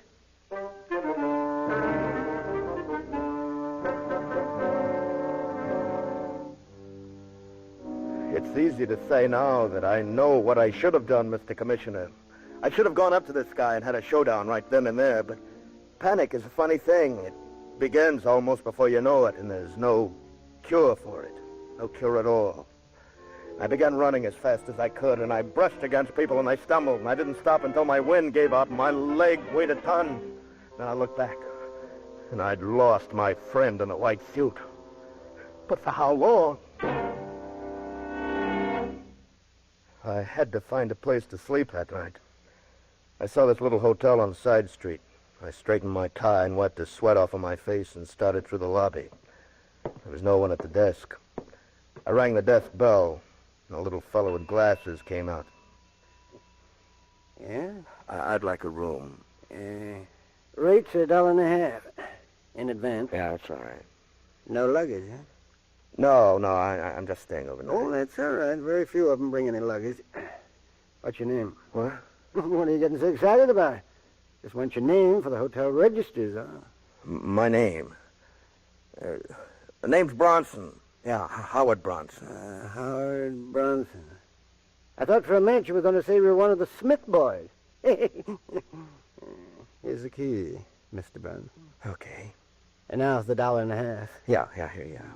20 then? Is that the smallest you have? That's all I have, yeah. Well, then I suppose I can change it. You sure it's good? Didn't make it yourself now, did you? Good. No offense, no offense. Just my own little joke. Okay, take another nickel out for this newspaper. Sure thing, sure thing. And here's your change. Now, why don't you go up to bed? You look very tired. I tried to sleep, but it was no use. Why had that man in the white suit followed me? What had I done? Not knowing almost drove me out of my mind. Out of my mind? I was already out of my mind. Then finally I must have dozed off because I was suddenly in the middle of a terrible nightmare. No, I won't give it up. I won't. Stay out of here. Leave me alone. Leave me alone. Leave me alone, Bailey! Bailey! Mr. Burton. Mr. Burton. What? Are you all right, Mr. Burton? Yes, I'm all right. Who is it? The room clerk. Will you open the door for a moment? Yeah. Come in. Several of the guests heard you screaming. We wondered if... Oh, it was nothing. Just a nightmare, I guess. I'm all right now, I think. I'm glad to hear that. Is that all you wanted to know? Not exactly. Well? A detective came in a while ago inquiring about somebody. Detective? Yeah, a city detective. Well, that is according to the badge he showed me. What did he want? Oh, no one named Bronson. Well, then what are you bothering me for? It wasn't Bronson he asked for, but his description of the man fitted you exactly. How long ago was he here? Oh, about 20 minutes ago. Your name is Bronson. Yeah, sure. Well, you know it's technically against the law to register under an alias. My name's Bronson. Okay. I just wanted to make sure, that's all. He must have wanted somebody else. He says he's been checking up in all the hotels in this neighborhood. Says he might drop back later. What did he look like? Oh, tall fella, kind of slim, wearing a white summer suit. White summer suit? Don't see many of those nowadays, do you? No. You sure you're over your nightmare? Yeah, I know, I'm all right. Yeah, well, okay. Well, good night, Mr. Brown. Good night. Oh, say, Yeah? If that fella does come back... The detective? Yeah, if he does come back, let me know. I just want both him and you to make sure that I'm not the one he's looking for. Oh, yes. And okay, Mr. Brown. Good night. After that, I didn't want to sleep. I got very jittery. And I paced the room and smoked one cigarette after another. Why had I said that to the clerk? I couldn't be so lily white with that 50 grand strapped to me. Still, maybe it'd be better to have it out with the guy once and for all. Finally, I forced myself to sit down. I picked up the paper and started to read. The front page was filled with news and names that meant nothing to the shadow that had engulfed my mind. But down in the corner of the front page, what was this? A detective slain on a train. Detective slain on a train? George Bailey, Chicago... Bailey, the man in my nightmare, was found dead this morning in a roomette on a westbound train. Police officials report that he was on the trail of one Joe Latterly, who is believed to have killed the detective during an attempted arrest. Police throughout the state are on the lookout for Latterly now. He is known to be carrying $50,000 in stolen currency. $50,000 in stolen currency. Now what was I going to do?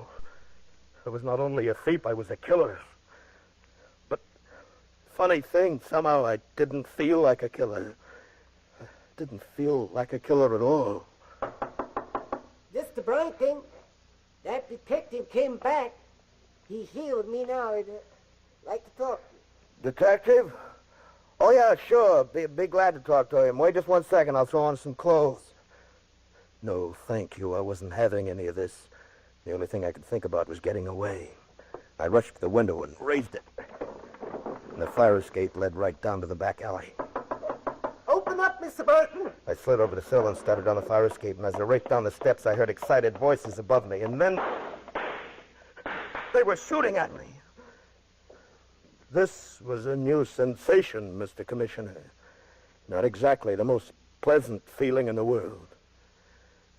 Well, that convinced me. I was the killer. The killer at bay.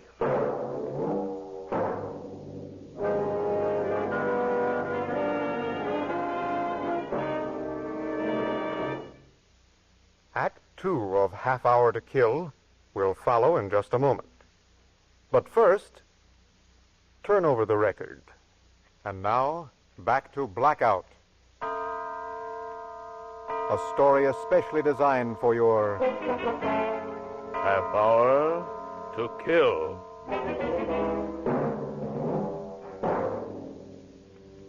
What could I do? Where could I go? It was almost midnight. There was not one person in the whole world that I could turn to, that I knew. I didn't even know my own name. Hey, wait a minute. Yes, I did know my own name. Joe Latterly. A newspaper said Joe Latterly. I saw an all-night drugstore down the block. I just about ran all the way. Closed myself in the phone booth and started thumbing through the directory. Sure enough, there it was. Joe Latterly. I wrote down my address and began dialing my telephone number.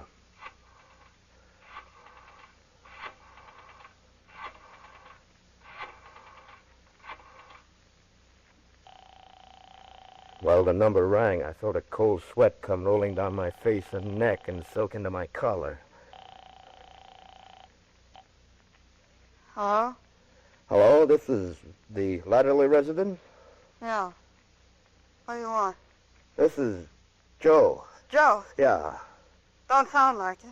I had a little accident. Did you get the money? Yeah, Any trouble? I killed him. Oh, Look, I better see you right away. yeah. Well, don't come here. The cops will think it's a fly. Better meet me at the usual place. The usual place? Yeah, at Mom's. Okay, at Mom's. Look, this accident kind of muffed up my memory. What's Mom's address again? 229. 229... 9th Street, apartment 204. Oh, yeah, apartment 204. Okay, I'll see you there. You sure sound funny, Joe. What happened? I'll tell you all about it when I see you. So I had a wife, and she was in on everything. You see, Commissioner, the jigsaw puzzle was beginning to make some sense now. A wife, and I couldn't even remember the color of her hair. If only I could break through the shadow. Well, 10 minutes later, I was standing in the entrance of a very classy apartment hotel lobby. Not a soul in sight. As I began looking down the list of numbers for the right doorbell to ring, I felt myself going shaky again. And there it was, 204. I pushed the bell, waited, and then the door buzzer sounded, and I pushed the door open and started across the lobby. No one in sight. No one. That was a break. I pulled my hat down over my eyes as I started up the steps. You see, I was beginning to think like a hunted man, like a killer. I took the stairs to the second floor and then started down the hall. 200, 202, the next door, 204. The door was ajar. I wanted to call my wife, but what was her name? Honey? Honey, you there? No answer. I pushed the door open. The room was in darkness. I felt along the wall for a light switch and found it. And there waiting for me was this detective, this tall, skinny guy in the white suit. I let my nerves take over. I jumped from the room, slammed the door shut, and started running again. This time he had a better chance at me than before. As I ran through the empty streets, I could hear him coming right behind me. I ducked down alleys and across backyards, but he was right on my tail. I couldn't run much farther. I was all pooped out. And then I bumped smack into somebody. Hey, watch where you're going. I didn't see you, officer. Yeah, I'm not exactly an officer. I'm a night watchman. But who are you running from? Why, nobody at all. I looked up and down the dark street. The detective was nowhere in sight. I don't know. You weren't exactly strolling along. Come over here to the streetlight. Let me take a look at you. Well, if you must know, I got into a little jam with a lady. Yeah, so that's it. Yeah, the way you run, I bet you're a hard man to catch. Yeah. Yeah, go on with you and be more careful next time. You may not always get a head start. Yeah, I guess you're right. Yeah, good night, dear. Oh, yeah? I live on the other side of town. What's the quickest way to get home? Well, there's an elevated train station 2 blocks from here. That's your best bet. Okay. Yeah, but you better hurry. The last train pulls in at 1 o'clock, and it's pretty close to that right now. I'll hurry. Good night. I began walking again. Once I got away from this neighborhood, I have a chance. A chance for what? Well, I wasn't sure, but a man with $50,000 could do a lot of maneuvering. I saw the lights of the elevated station ahead, and in the quiet night, I heard the rumble of the approaching train. The last train. I started jogging. I couldn't miss that train. I took a quick glance over my shoulder. It was him again, my friend in the white suit. I raced up the steps 3 at a time. When I got to the top, he was at the bottom. Stop or I'll kill you! I'd never heard a deadlier sound than that voice. There was no one else on the elevated platform. Even the ticket seller had closed up shop and put a little sign on his window, "Pay on train." And the last train was just pulling in. The detective was coming up the stairs. Kind of slow for some reason that I didn't have time to figure out. The train stopped and the doors swung open and I got in. The door closed and the train was on its way. I looked back and the detective was standing on the platform just looking at the train. I didn't get it. Why hadn't he come after me? I couldn't figure it.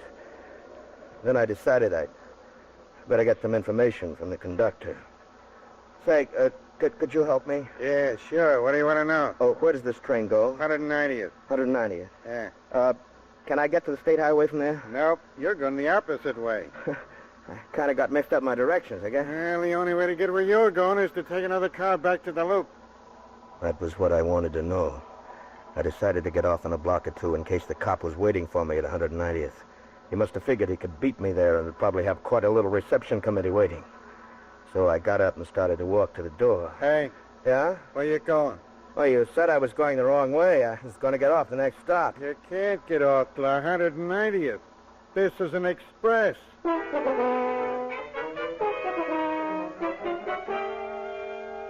I was just about ready to crack. I knew it'd be curtains for me as soon as I got off the train. I kept hoping for a miracle. Maybe the train would crack up or stop one station too soon, but it was no use. Finally, the conductor called the station. 190th Street. 190th Street. And a half-dozen sleepy passengers started getting up and heading for the doors. Then I got an idea. Maybe I could stay in the car. Maybe I could wait. When the last passenger got off, the conductor looked over at me. Is this where you transfer back to the loop? Where does the train go? Up a few blocks and we turn around and head back. What, couldn't I go back with you? Sorry. You gotta get out here and cross the bridge. But I don't make the rules, buddy. The company make them for me. Well, I tell you that... Hey. What's the matter? There's somebody behind you. Just come with me. I've got a gun right against your back. It was him. I felt the gun rubbing against my spine, and I knew I had only one chance. So I whipped around. I was lucky. I caught him with a hard right, and he went down. I jumped past and got his service revolver. He didn't stay down long, though, and as he got up and lunged at me, I let him have it, right between the eyes.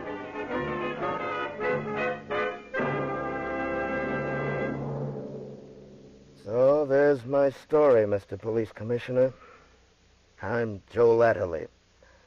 I've killed 2 cops. One today and one last week. I stole $50,000. And I'm tired of the whole thing. I'm glad it's over. Well, that's quite a story, mister. I don't suppose you remember how or why Detective Bailey was killed last week on that train out of Chicago. No. Well, we've constructed the crime pretty well, we think. Began a week ago when a fellow named Steve Roycroft came to headquarters with a complaint against one of his employees. He suspected him of embezzling $50,000. And that employee was... Joe Latterly. I see. Latterly disappeared, and Detective Bailey was assigned to the case. Later that day, he found Latterly taking the morning train out of Chicago. Called Roycroft and told him about it. Both Roycroft and Bailey made the train on Latterly's trail. They confronted him and got back with $50,000. What? Who got the money back? Well, the man it rightfully belonged to. Steve Roycroft. What? Then where did Just a minute.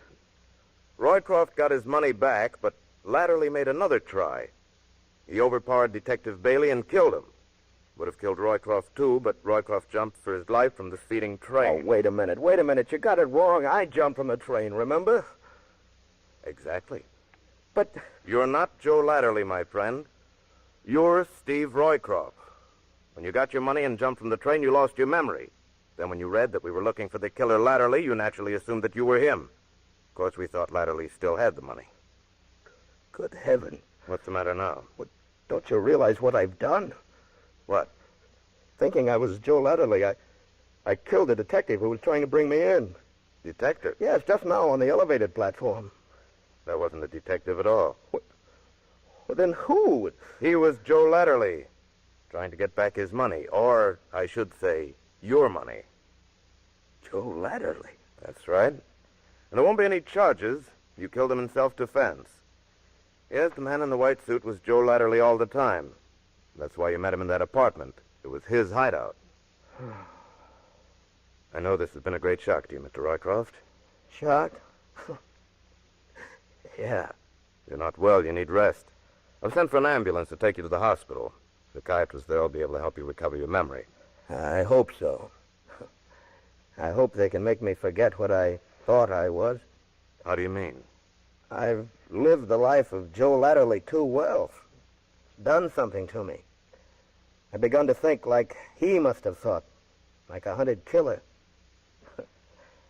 Not going to be easy to return to the commonplace routine existence of Steve Roycroft after what I've been through. I hope I won't become too bored, Mr. Commissioner.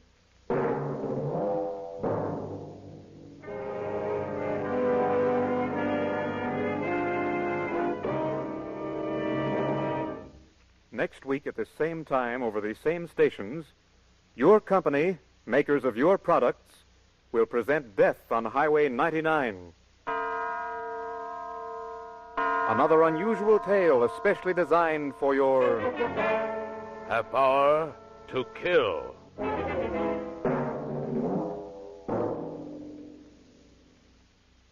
Half Hour to Kill is written and produced by Robert Webster Light. Original music is composed and conducted by Henry Russell. Mr. William Conrad, recently featured in Mark Hellinger's production The Killers, was supported in tonight's presentation by an all-star Hollywood cast, including Peggy Weber, Norman Field, Howard McNear, Ken Christie, Paul Frees, and Byron Kane. This is a Teleways feature, produced in Hollywood for audition purposes only.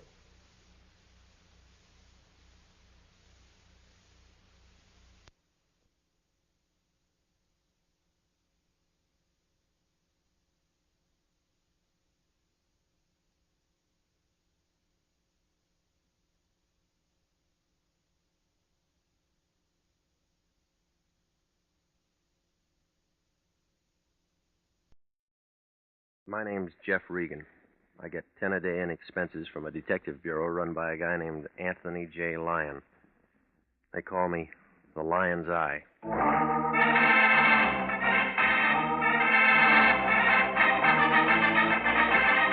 With Jack Webb as Jeff Regan investigator, stand by for hard-boiled action and mystery and thrilling adventure in tonight's story of The Man with the Key.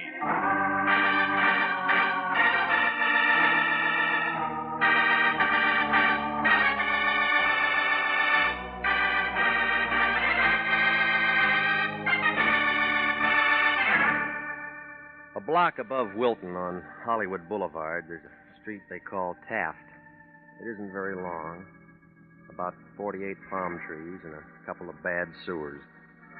It figures that the guy who laid it was nearsighted. He didn't see the hill 3 blocks away. Got kind of a tired look, like an old lady who's been moving furniture. There's a dirty gray apartment house on the right-hand side of the street. That's my place. 308. A low ceiling and a leaky faucet. A telephone that rings at the wrong time. It was last Monday night, about 11 o'clock. I was in bed listening to the party next door when it rang. It was the Lion. Regan, get your clothes on. That the way you sleep? You're going to be busy. We got a new client. Well, tell me all about it in the morning. Special messenger came to my place 15 minutes ago with a C note. Any good? It was from somebody named Dora King. Who's that? That's what you're going to find out. I can see better in the daytime. She's waiting for you right now. Oh, yeah. At a place on La Brea called the Southerner. Should I take my banjo? Don't be funny. She wants to talk to you, so get over there. Well, what does she want to talk about? How would I know? Well, don't you ever check into things? That's what I pay you for. All right, where's last week's salary? You'll get it. When? As soon as I find out if your expenses were legit. Now get busy. That all? No, call me right after you've seen her. Why? I want to know what's what. You mean you want to know if she can afford more than a C note? You're getting out of line. That's what they told Gypsy Rose Lee.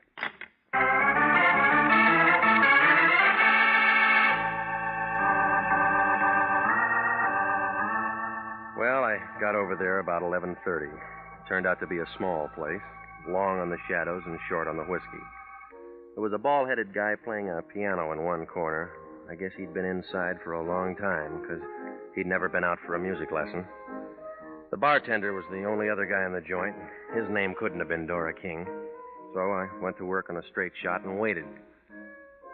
2 drinks later, a girl in a black dress walked in. She took in the piano player and the bartender and me. I won. She started toward me with a slow, easy kind of a walk, like a panther looking for breakfast. When she oozed onto the stool beside me, the bartender got damp all over. The air conditioning wasn't doing him any good. What'll it be, miss? Make it the same as his. Okay, bourbon and water. Got a match? Yeah? Got a cigarette? Mm-hmm. Got a name? Maybe. I'll bet it's Regan. All right, you got that much. My name's Dora King. I'm sorry I'm late. You ever on time when you meet a guy? No. Your money, you can spend it any way you want. You always this nice to customers? I don't get paid to be nice. What do you get paid for? You got a story? I haven't had my drink yet. Hey, you. Coming up. I'm jet propelled. Here you are, miss. Hey, hot night, ain't it? You waiting for the weather to change? It ain't gonna change in here, brother. What's your first name? Jeff. I don't like it. Neither do I. I'm going to call you Regan. All right, let's start calling. Have you got a license? Covers up a hole in my wall. Have you got something that says you're what you say you are? All right. Here. The lion's eye. 6 feet, 170. Brown eyes. You fit? Yeah, I got a mole on my left shoulder. Let me see 'em. You pass. Okay, you won the toss. Let's kick off. Well, this isn't where we play. We'll go in my car. Where? You'll find out when you get there. Maybe I won't like the field. You trust me, don't you? No. Good. Fill her up again? We're just leaving. Floor show starts in a couple of minutes. That piano player going to be in it? Yeah, he's my brother. He's going to play something he wrote himself. Any good? Stinks. Maybe you better go.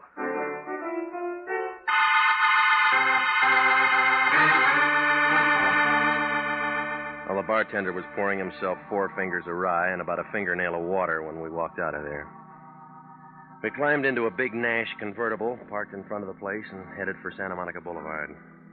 Then we turned east, past Western, down to Vermont, and south to Marathon. All at once, we were climbing a hill on a dark street.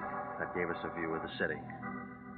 20 years ago, a real estate broker might have had something, but now it was just an old neighborhood with a sad look, like a toe dancer with a short leg. Nobody said anything. And I was beginning to have a feeling that maybe she'd forgot her compass when she slowed the car down. She pointed to a 2-story house in the middle of the block, and I nodded. Then she shoved the car in second and spun around the corner and came to a stop. I got out and walked around to let her out. She didn't move. End of the line. Short fare. Time for you to go to work. What kind of work? The white place back there, 3936. You saw it? It came through. It's a boarding house. I already got a room. On the 2nd floor, number 10. Knocked twice. Prohibition's dead, lady. There's a man there. His name's Bender. Ben Bender. That'll wake him up. He's expecting you. You're quitting? My job's finished. You're the new help. Well, what do I do? He'll tell you. That all? One thing more. Come here. Yeah. Part of my fee? That's extra. I don't generally get tipped. Just for luck. You act like I'm going to need lots of it. You are. When do I see you again? You don't. Goodbye, gorgeous.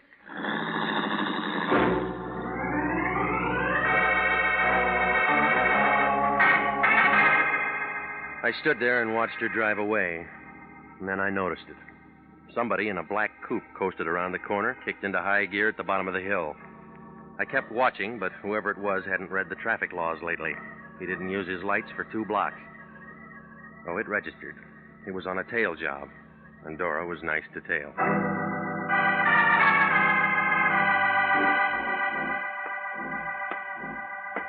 .39-36 Marathon. Inside, it smelled like stale beer and rotting wood. Room number 10 was at the top of the stairs. The door was already open. A thin guy with a hungry look was sitting on the edge of the bed. He was all bones. He didn't get up when I came in. He just kind of looked at me, and his eyes were full of water. All of a sudden, he pulled a bandana out of his pocket and began coughing. You're sitting in a draft. All my life. You Regan? A girl with warm lips said I'd find you here. Thanks for coming. Sit down.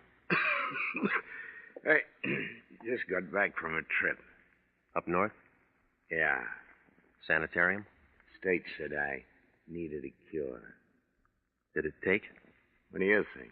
You're still coughing. The doctor said I could go. Even give me a going-away present. $10 and a suit of clothes. It's a bum rap. That's what they all say. Who I am? Ben Bender. Big Ben Bender. Does that mean anything to you, Pilgrim? Must have been before my time. Yeah? How old do you think I am? I'm out of practice. I'm up to 60. I'm 45. That's what 7 years in the sanitarium will do. You ought to get a specialist. Already got one. What's his name? You. No, I'm only an intern. You'll do. All right, what do you want? When the guy goes up there, he makes a lot of friends. And a lot of enemies. Sometimes you can't tell one from the other. Does it make any difference? Big Ben don't trust nobody. No, what about that girl? Dora? Forget her. Her job's done. That's what she said. See this key? Yeah. I wear it around my neck. I worn it for 7 years. You'll wear it for the next 7 hours. Why? Them friends and enemies I was telling you about. What does the key fit? My safety deposit box at the American Security Bank. You meet me there. Tomorrow at 10. What if I oversleep? Stay up all night. I'll pay for the no-dose. Just be there. After that? Then your job's finished. It's off this door you ever made. Look, now, you kept this key 7 years. Why can't you keep it for 7 more hours? My business. What's in the box? My business. Okay. Any of those friends or enemies drive a black coupe, white sidewalls? I don't know. Why? My business.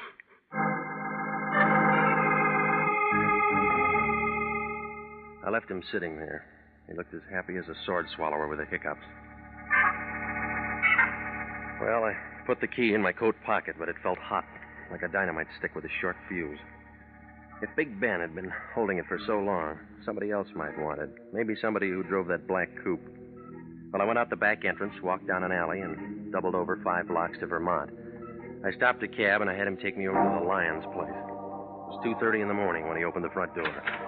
He was wrapped in a bathrobe big enough to keep all the silkworms working overtime. What do you want, Regan? Information. You been drinking? I've been working. What kind of work? Well, I got a key. That all? That's what they say. Who's they? A con named Bender. Ben Bender? That's right.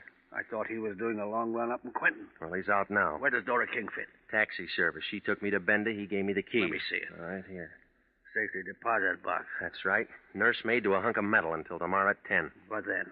Well, I meet him at the American Security Bank and turn it over to him. Well, do it. Now, look, Big Shot, this key's hot. What makes it hot? Whatever's in that box. What's that? How should I know? Find out. You got the key. You got the client. Now, just a minute. Somebody waves a greenback at you and you think it's a rainbow. That's enough. Oh, stop it, will you? It's another bum client and you know it. Let me worry about that. If Ben held that key for 7 years and won't hold it now, he's scared. What's he got to be scared of? Somebody else who wants in on the So play. what? I'm holding the key. That makes me the clay pigeon. You're getting paid for it. Just be there tomorrow at 10. Alive.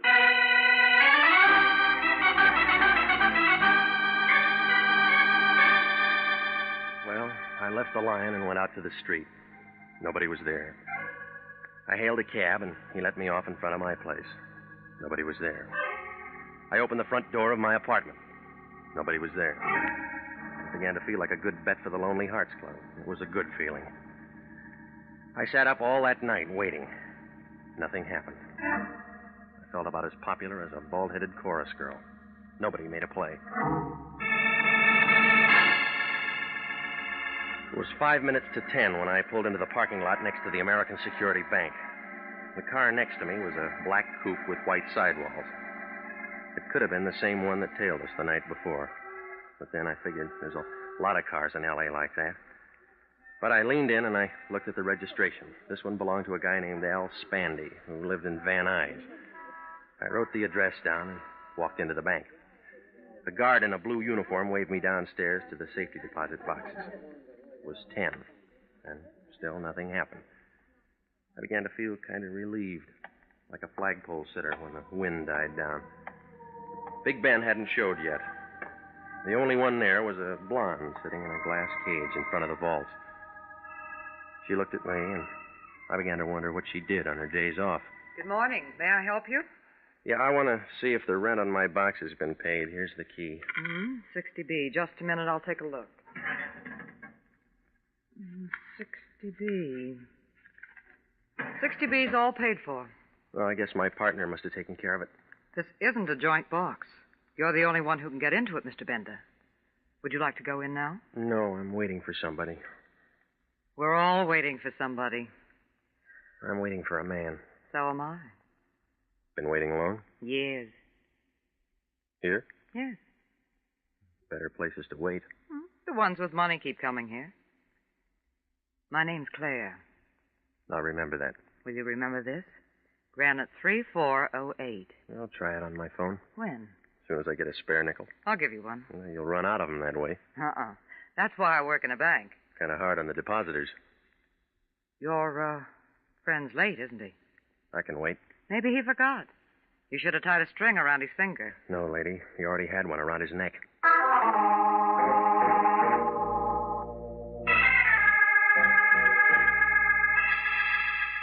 Well, she went back to copping nickels, and I sat down in one of the plush chairs and waited. 10:30 came, 11 came, Benda didn't. I began to get an uneasy feeling, like a bubble dancer with a slow leak. At 11:10, I couldn't take any more waiting, so I left to head for Benda's place. Outside the bank, a thin guy with a sharp head was hawking papers. I slipped him the nickel that the blonde had given me, and he handed me a Daily News.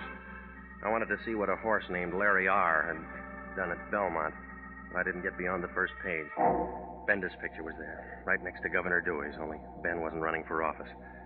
They found him in his room full of bullet holes. I guess he finally got a cure for that cough. I took my car out of the lot and headed for home. I mixed myself a tall one, and I was just getting to the bottom of it when a couple of guys kicked my door open. Regan? Yeah.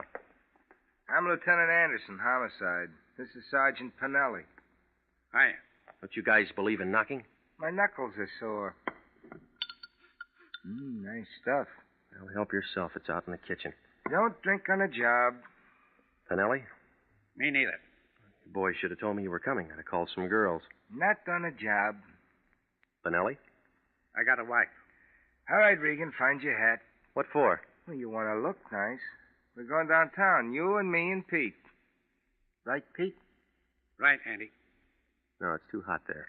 We thought of that. We'll give you a nice, cool place, won't we, Pete? Sure will, Andy. You got a warrant? No. We just figured you might want to tell us why you did it. Did what? Tell him, Pete.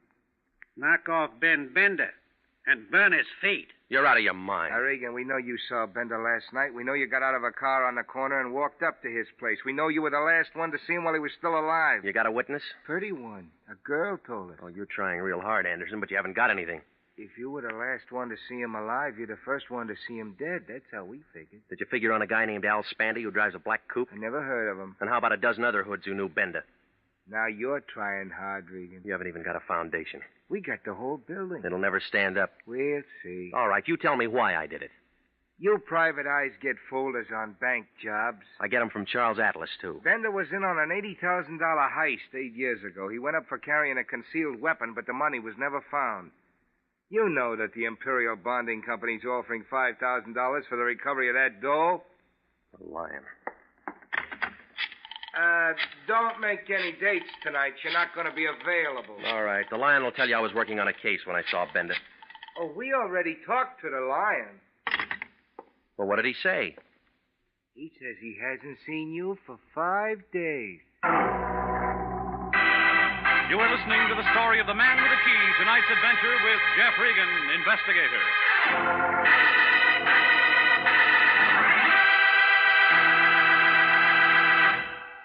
Commissions are still available in the Army Nurse Corps Reserve. If you were a graduate registered nurse between the ages of 21 and 45, you may be eligible for a commission in the Army Nurse Corps section of the Regular Officers Reserve. These commissions are still available, and those who meet the high standards and qualify may elect active or inactive status. Those who request inactive status will continue with their civilian nursing duties but stand ready to serve in time of emergency. Nurses who elect active duty become commissioned officers in the regular Army. If you believe you qualify for a commission in the Army Nurse Corps Reserve, apply to the Adjutant General, Washington, D.C. And now back to the story of the Man with the Key and Jeff Regan, investigator.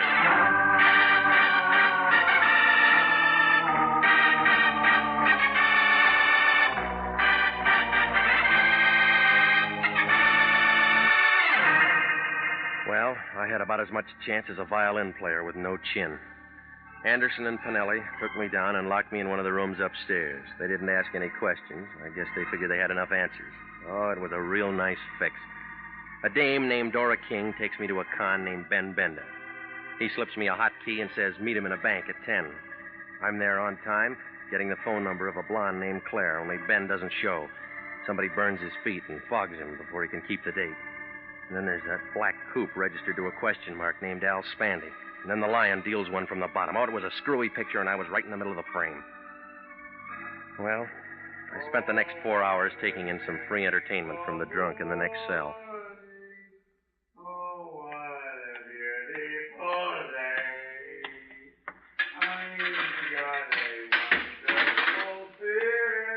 Okay, Regan, on your feet. Bastille Day? You're sprung. Well, I was getting tired of the floor show anyway. Try and make it Saturday sometimes. That's our big night. Hard if I bring a date? Can I get a phone? I got to call my wife. That guy ought to be at Ciro's. Where do you think we picked him up? Regan, I'm running out of patience with you. How many times have I told you to keep out of trouble? Why didn't you tell him I was working on a case? I went to a lot of trouble to get you out. And you went to a lot of trouble to get me in. That was easy. Still got that key to Bender's safety deposit box? I got it. Tomorrow morning at 10, you're at that bank getting into the box. You're crazy. It's in Bender's name. I'll teach you how to spell it. I won't do it. Homicide might like to know you got that key. Now, you listen to me and we'll both make dough. Where I'd be, I couldn't spend it. If the $80,000 from the bank job Bender pulled happens to be in that box, like I think it is, Imperial Bonding owes us $5,000 reward. I don't like it. You owe it to the company. Now, listen, you. Bender was knocked off for this key. Whoever wants it might make another try. Nobody knows you got it. Well, I'll give it to you, and nobody will know you got it. Regan, I'm giving you a chance to straighten yourself out. That's right. What do you mean? I feel stiff already.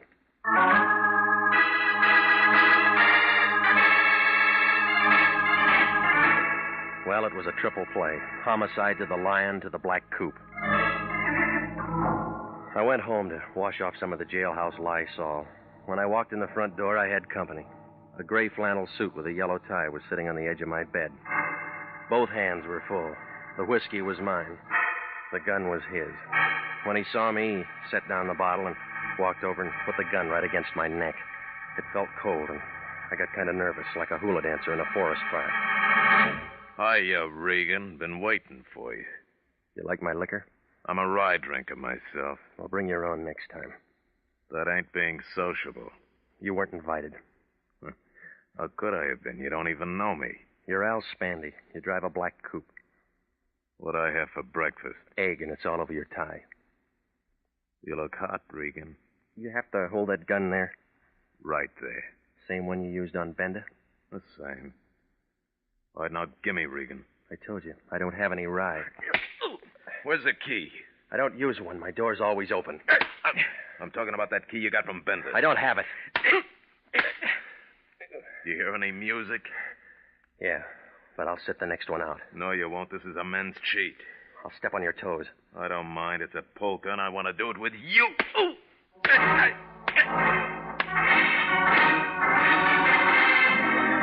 Oh, it was a long dance, but Spandy didn't get tired. I knew I wasn't going to last the evening out. And then I saw Dora King standing in the doorway back to Spandy. She was taking everything in like a Hoover vacuum cleaner on a dirty rug. She had a .25 in her hand, and she knew how to use it.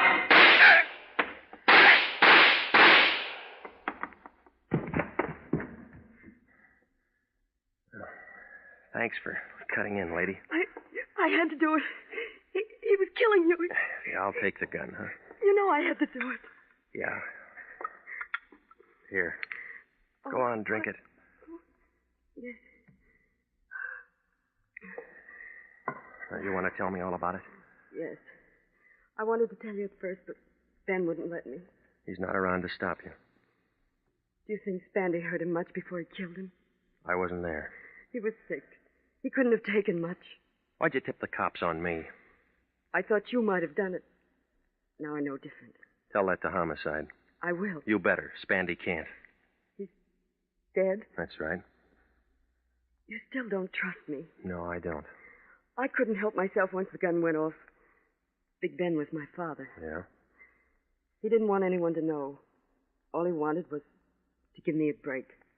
Why'd he hire me? He was afraid. Yeah, that's what he said. Regan, Yeah? may I have the key? I haven't got it. You can get it. Maybe. You know what's in that box? I think so. Or why don't I turn it over to the police? That's my job. Like I told you. I'm Big Ben's daughter. Yeah, lady. You convinced Spandy.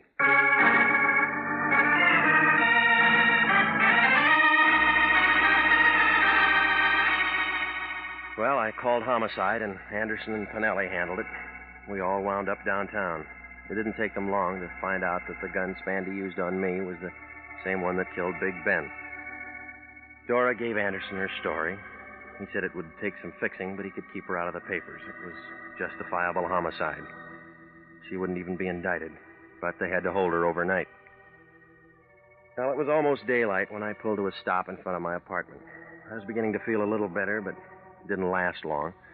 When I walked into my place, it looked like the L.A. Dons had been having a scrimmage. Every corner had been gone over. Oh, it didn't make sense. Bender was dead, Spandy was dead, Dora King was downtown, but somebody still wanted that key. Well, I crawled into what was left of my bed and set the alarm for 9:30. I didn't sleep much.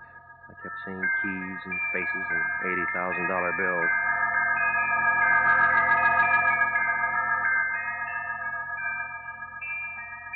Ten o'clock the next morning, Granite 3408 was still sitting behind the same desk near the same safety deposit vault.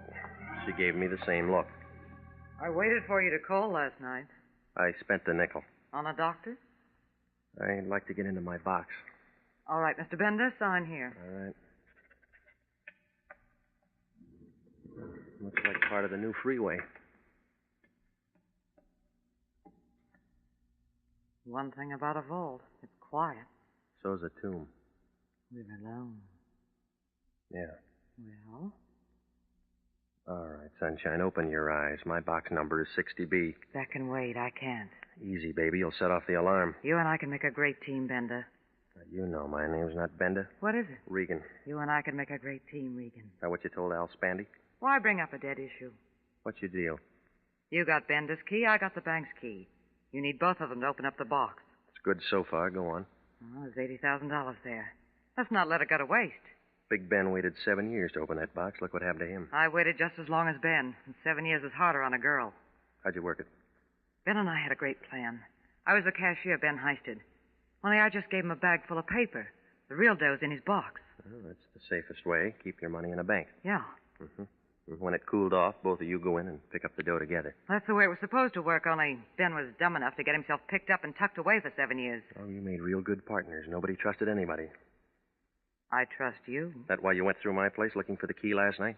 Girl's got to use her head. Besides, You might have been home. Ben and Spandy are dead. We don't have to worry about either of them. The money's still here. We got the keys that'll open the box. Can you add that? Yeah? What's the answer? About 20 years.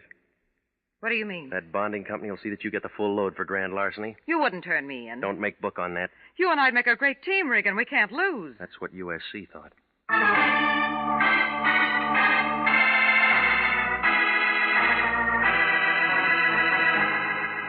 Well, I called Anderson and Pinelli, and they came out and picked her up. I rode down as far as the office with them, and that wrapped it up. When I told the Lion what had happened, he was as happy as a college boy in a harem. He got on the phone right away and called up Imperial Bonding, told him to make out that reward check for 5 G's to Anthony J. Lyon. But he was real good about it. He took me for a ride in his new Nash convertible. Well, I guess he deserved it. He was really the patsy that had done all the heavy work ever since he bailed me out of jail. 'Cause that's when I slipped Bender's key in his pocket.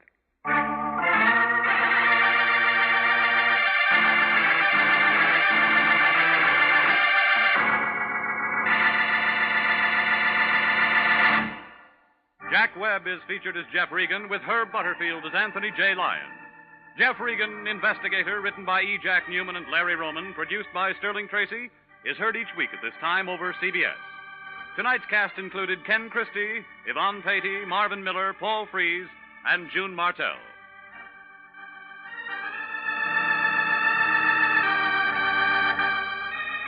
If you are a graduate registered nurse, please listen carefully to this important message. 29,000 nurses are needed to join the new Army Nurse Corps Officers Reserve. All nurses who receive reserve commissions will benefit from the opportunity for specialized training offered to them by the Army. Inactive reserve status will not interfere with the nurse's civilian life, but the educational opportunities offered her by the Army Medical Department will be of great advantage. For further information, drop a card to the Adjutant General, Washington, D.C. Original music for this program is by Dick Arant. Bob Stevenson speaking. This is CBS, the Columbia Broadcasting System.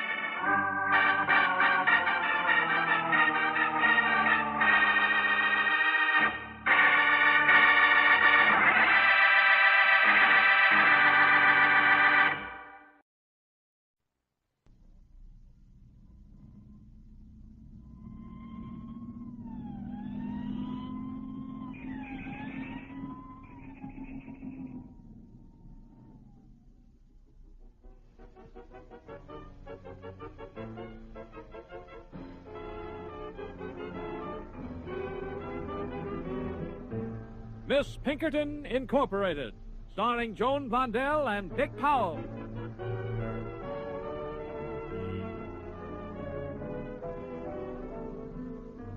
We present the first in a new series of half-hour comedy detective dramas, complete in each episode, yet featuring the same principal characters in situations of adventure, thrills, and romance.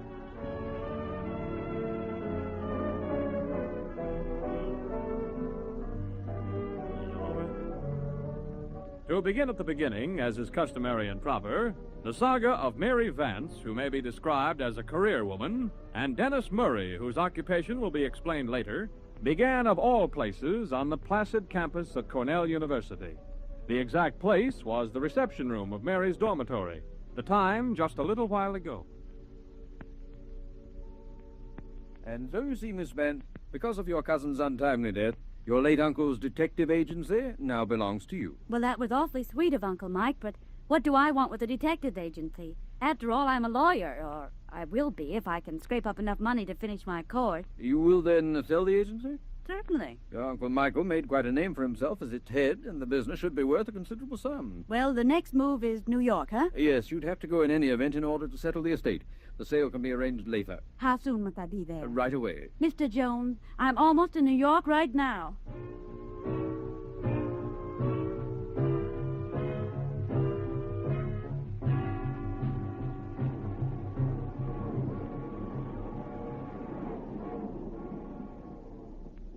I beg your pardon. Is this seat taken? I don't see anyone in it. May I sit down? As long as you paid your fare, I don't see why not. You don't mind if I sit on your books and magazines? Oh, I'm sorry. I forgot. There you are. Thank you. Oh, I see you're reading the case of the missing thumb. Like it? Why, did you write it? Oh, no. Just read it myself a few weeks ago. How nice. Well, it's not a bad mystery, but it falls off toward the end, don't you think? I don't know. I haven't gotten that far. Want to know who done it? No, I don't want to know who done it. I just want to read my newspaper in peace. Do you mind? Oh, no. How's Superman doing today? Yeah. See for yourself. Thanks. You're welcome. Oh, that's Superman. What a president he'd make. Oh, my. These streamlined trains are certainly quiet, aren't they, huh? I said these new trains, they're not at all noisy, are they? No, and I wish I could say the same for you.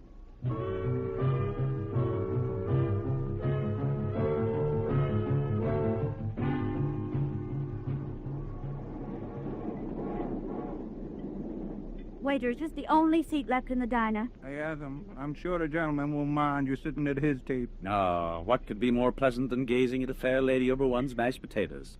Of course I don't mind. Thank you. You're very welcome. Have a menu? Thanks again. May I suggest the macaroni au gratin? It'll take the wrinkles out of your tummy and put them under your chin. Waiter, I'll dine when the car is less crowded. But, ma'am... Besides, I'm allergic to drafts, and there's certainly a big one blowing through the car right now.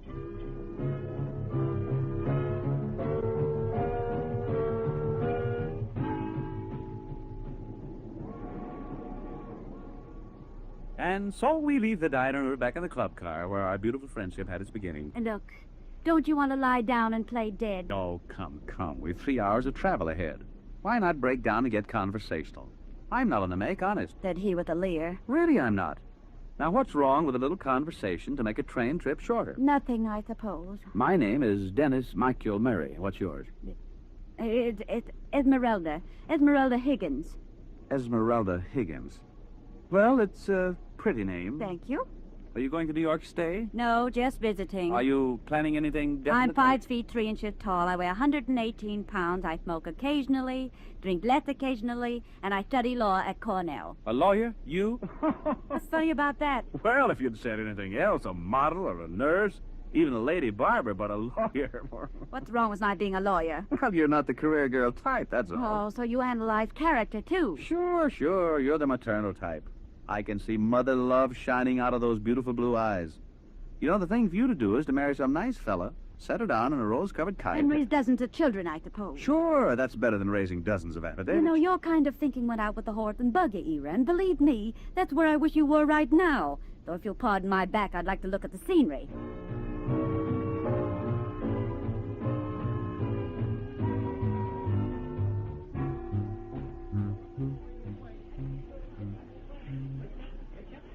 Well, Miss Higgins, we've come to the end of our journey.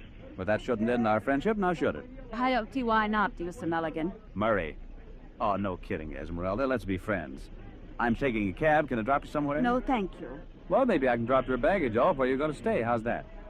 You'll do that. Really? Well, that's awfully sweet of you. I'd be glad to. Just tell me where to go. I would, but I don't use profanity. Goodbye, Mr. Mulligan. Dear Mom, it's been a bad day.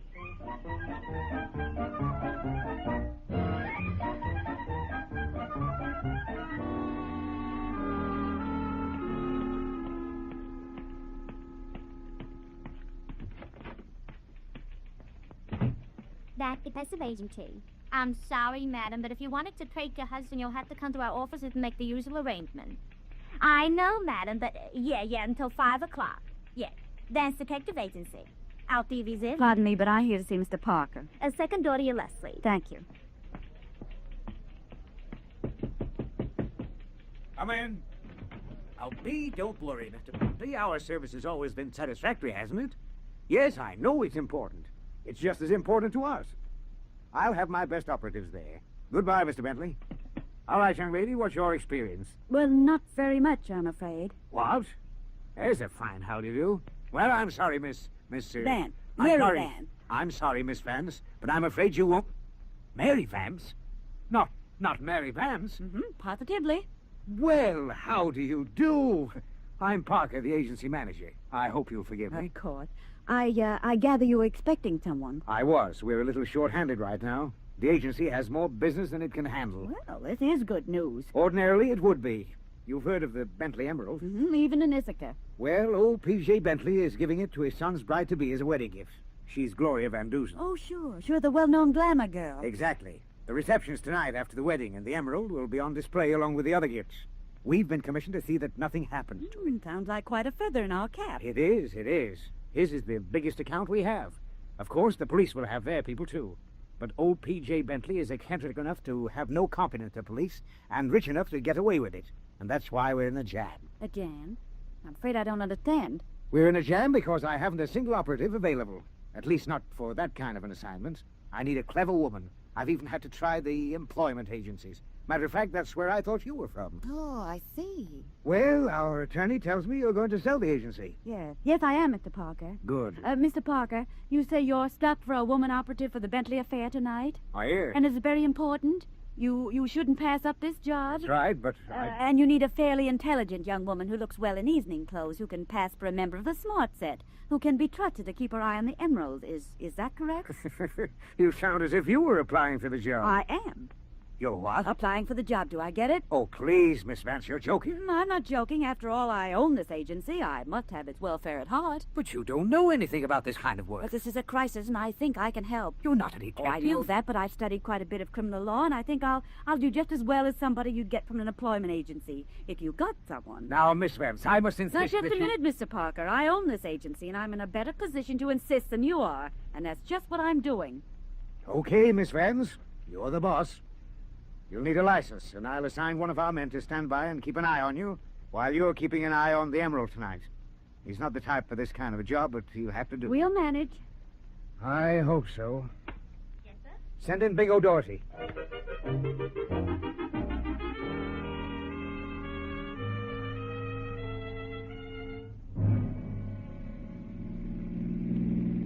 Gee, Miss Vance, them newspaper guys certainly give you a big play this afternoon, didn't they? When you got your license, I mean. Yes, Singo. I never saw so much gallantry in one place before. Murder. They sure went to town.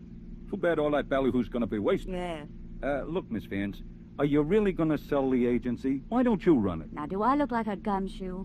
No, Bingo. I'm studying to be a lawyer. The agency wouldn't be any good to me, and I wouldn't be any good for it. After all, it's no business for a woman. Yeah, I guess you got the right idea. I know I have. Only, gee, it's kind of shame. Your Uncle Mike run the joint for 25 years, and the name of Vance in the detective business has been like a institution. In other words... I know, Bingo, but that's the way things work out sometimes. Yeah. Ain't life sordid, Miss Vance?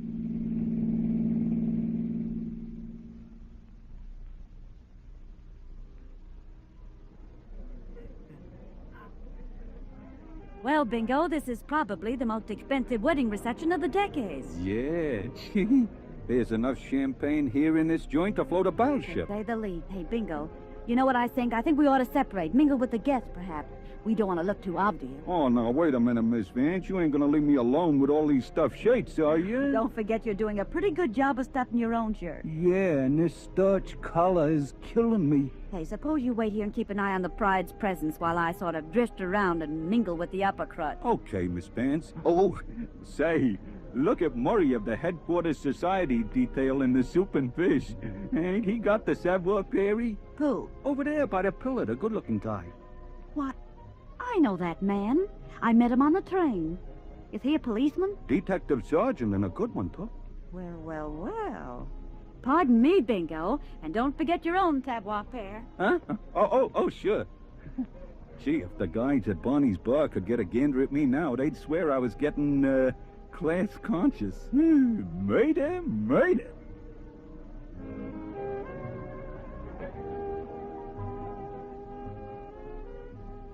May I have this dance, Miss Higgins? I'd be delighted. Oh, it's you. That's right. Shall we? But can I lose? Well, I never dreamed we'd meet again, at least so soon. It is a small world, isn't it? Sergeant Murray. Yes? Who told you I was on the force? Oh, I know all about you, Sergeant. For example, you're on a society detail. Well, I guess I may as well break down and confess. Yep, I'm always assigned to these society affairs. The inspector thinks I look good in tails. He's right there, but one tail would be enough. Sweet child. And you're here to guard the Bentley Emerald, aren't you? That's right. Hey, what do you know about the Emerald? I also know that Mr. Bentley thinks the police force are incompetents and immaterials. Oh, he does, huh? Now, Sergeant, don't stop dancing. People are looking at you. Well, let him look. How is it that you're so familiar with Mr. Bentley's opinions, Miss Higgins? Oh, not Higgins. Van. Mary Vance. You see, Mr. Bentley hired me to keep an eye on the emeralds. In person. He hired you? Mm-hmm. Wait a minute. Vance, you wouldn't have any connection with the Vance Detective Agency, would you? I own it. You? Woo, from mouthpiece to gumshoe in 48 hours. Oh, lady, you change careers more often than I do shirts. What's wrong with my being a private detective? No, now, don't stop dancing, Miss Pinkerton. I mean, Miss Vance. People are looking. Really, Sergeant, I think you're afraid of a little competition. Oh, sure. I'm afraid to pieces, but not of competition. Now, look, Esmeralda. The name is Mary. All right, Mary. Now, kidding on the square. Go back to your law books, but fast. Oh, now you think the law is a good career for a woman. Well, it's better than the racket you're getting into. Crime isn't romantic. It's ugly and sordid. It's rotten. Is that all, Sergeant Murray? No, that's not all. You get yourself all mixed up with some really bad boys, and your pretty head won't be worth a nickel. Now, take a guy's advice and go back to school like a good little girl. Would it be too much of a strain for you to mind your own business? Okay. Let's dance. People are looking. Well, that's better. Don't holler when you get hurt. I won't. And don't you pout if I make you look bad. It's a deal. Incidentally, now that you're a working detective, you might as well know the kind of playmate you're taking on. What do you mean? You see that man near the French window? You mean that tall, distinguished-looking man with the gray hair? Yep. That tall, distinguished-looking man is Soap Jennings, one of our better jewel thieves. No. Yes, he usually works in the European pleasure spas, but the war killed that. And that man in the corner there... He reminds you of my English professor. Well, he's none other than High Pocket's Harry Miller, also a dealer in hot ice. You mean they're criminals? Yep. They're probably after the emerald. Wouldn't be a bit surprised. Well, then why don't you arrest them or something? Because I haven't the thing on them yet. You know, they don't look like criminals. I mean, Of course they don't. That's why they're top-notches. But neither of them would stop at murder, believe me. Excuse me, just a minute, please. Where are you going? Just a part of my nose, if you don't mind. Well, hurry back. What happened to the light?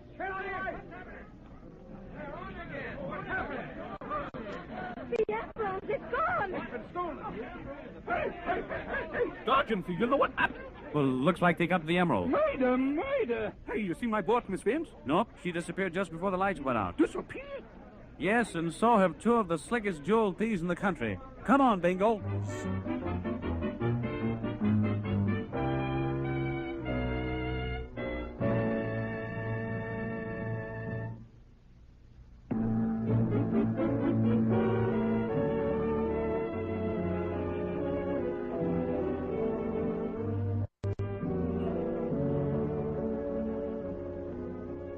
Only a minute has passed since the theft of the famous Bentley Emerald, and the vast ballroom is the scene of excitement and confusion.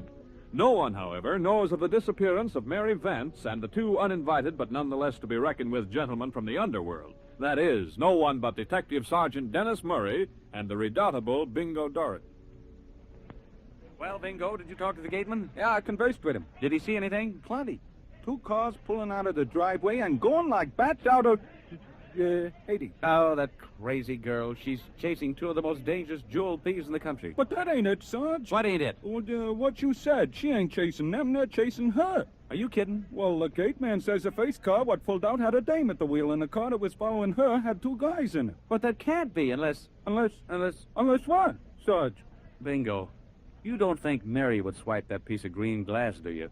Hey, if I thought you meant that, I'd load a boom on you. Okay, let's go. Where? Well, after that nitwit boss of yours. Get my car, Bingo.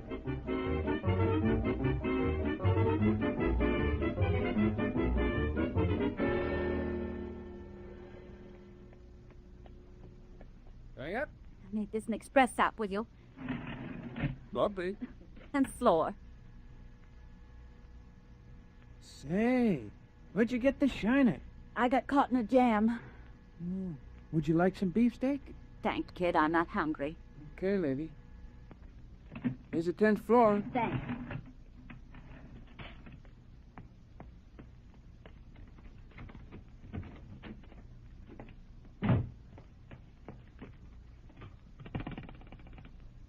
Clerk, this is Miss Vance in 1005. I'm not home to anyone, understand? Anyone at all.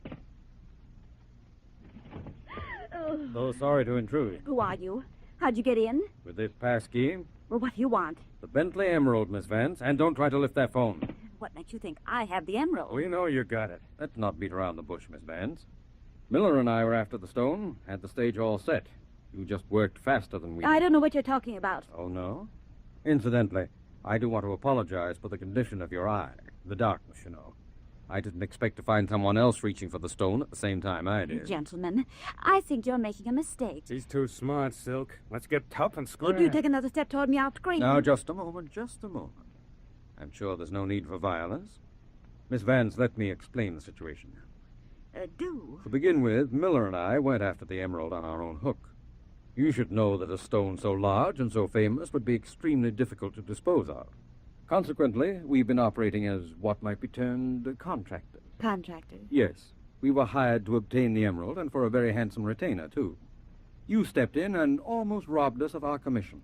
The world's a cruel place, isn't it? Yeah, for some people. Get to the point, Silk. Miss Vance, we aren't the kind of men to lose a large sum of money with a smile. I suggest that we cut you in and split the proceeds 3 ways. Oh, you cut me in? Exactly. To dispose of the emerald, you would eventually have to do business with our employer, who happens to be the most important fence on the East Coast.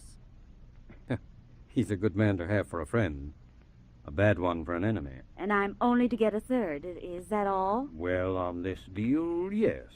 But I think you're a clever girl. We ought to be able to work together, and do well, too. And if I refuse? Then Mr. Miller here will be forced to apply his own method of persuasion. Oh. Well, I think you boys have something there. It's a deal. But I want to turn the stone over to your boss personally. Excellent. You are a clever girl.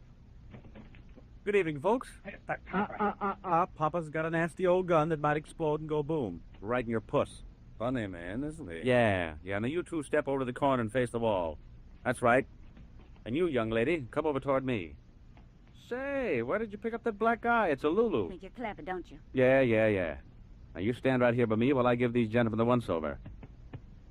Toting any artillery, Silk? I never do. Sure.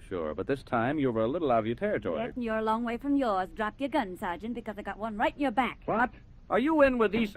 Good work, Miller. Did you have to hit him with that thing? Come on. We'd better not lose any more time. Yeah, let's get going.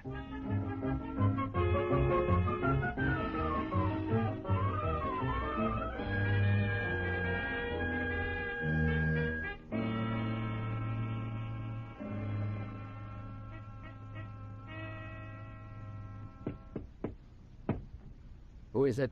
Brenning. Just a moment. Gentlemen, come in. Thanks, Mr. Latour. And who is your charming companion? We'll tell you about that in a minute. Tell me first, did you get the stone? In a roundabout way? Yes. You see, Miss Vance here beat us to the emerald, but we were able to persuade her to join forces with us. At no additional expense to you, I might add. Excellent. So she's a very clever girl, Latour. On our way here, she was also instrumental in preventing our arrests. Incredible. Meaning what, Mr. Latour? I mean that you are as clever as you are charming. Where is the emerald? Miss Vance has it. Miss Vance? Of course. There you are. I confess that I'm baffled. What do you mean, baffled? Miss Vance, why you should steal the Bentley emerald, prevent the arrest of my associates, and then so very obligingly bring the stone to me is more than I can understand. Well, I decided after talking to these gentlemen that I'd like to join forces with you. Especially since you are a detective. He's a detective? Certainly, you idiots. Don't you read the newspapers? Here's her picture, the story that goes with it. She's taken over the Vance agency. Hey, what a nervy dame. Well, anyway, we've got the emerald. Yes. And we also have a live corpse on our hands.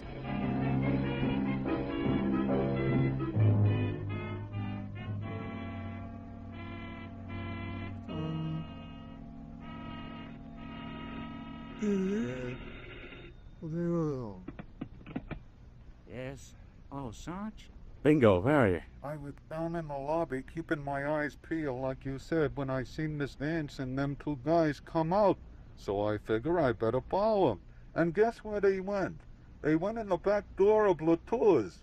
You know, that high-class jewelry store on Fifth Avenue. Well, Bingo, you stay right where you are till I get there, and don't let anybody in or out. And don't go in yourself, you get it? Darn that crazy girl. Guinea Police Headquarters.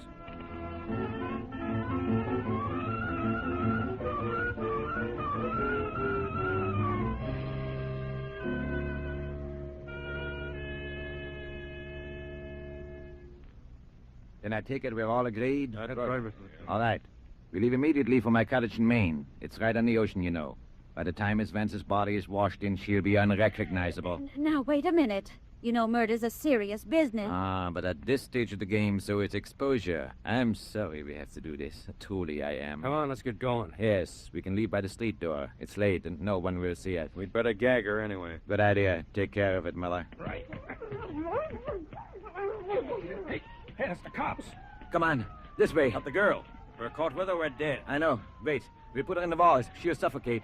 We can dispose of her body later.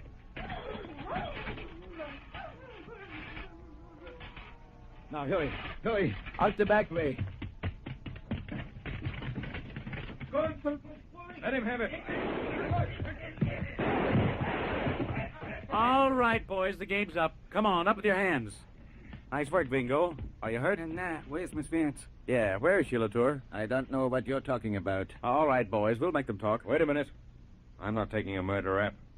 She's in the vault. Get her out, Latour. It's not locked. Just throw back the bolt. Well, look at little Miss Pinkerton. Come on, out you go. Think you're smart, don't you? That's what I get for saving your life. Get back in the safe. Oh, all right. Noonan, you can take these gentlemen down to the station now. All right, Sarge. Come on, get along. Come on. Now, when and where did you get that shiner, Miss Gumshoe? When I took the emerald. And why, if I may be so bold, did you snitch Exhibit A? Because it was the only thing I could do. I saw this high pockets individual getting ready to turn off the lights. I had to act quick. I grabbed the emerald first. And? And, well, I got the black eye in the tussle with Jennings, and then I got scared and I ran. I don't know why. I got into my car and they followed me. Why did you stick a gun in my back and get me knocked out? Oh, that. Yes, that. Well, I found out that they were only part of a ring. The tour was the big shot, the master fin. That was even bigger than the emerald itself. I had to follow through, and then you got in the way. Uh-huh. And you might add, it was a mighty good thing for you that I got back in your way. Well, thank you kindly, Sergeant. No, you're welcome. Now let me tell you something, little Miss Muffet. All you did tonight was to mess up the sweetest little trap ever set by the police department of this great city. Don't be a poor sport, Sergeant Murray. Believe me, I'm not. We've been trying to find the identity of the man above Jennings and Miller for a long time, so tonight we set a trap. A trap? Yes, but the wrong mouse nibbled the cheese. Why do you think I gave Jennings and Miller so much rope? It's because I wanted them to steal the emerald. You wanted them to steal the emerald? Sure, it was a fake. A fake? You mean I took a chance on my life for an imitation emerald? That's right. You don't think we'd bait a trap for the real article? We arranged the whole thing with Mr. Bentley and the insurance company. Well, of all things. Here comes the press.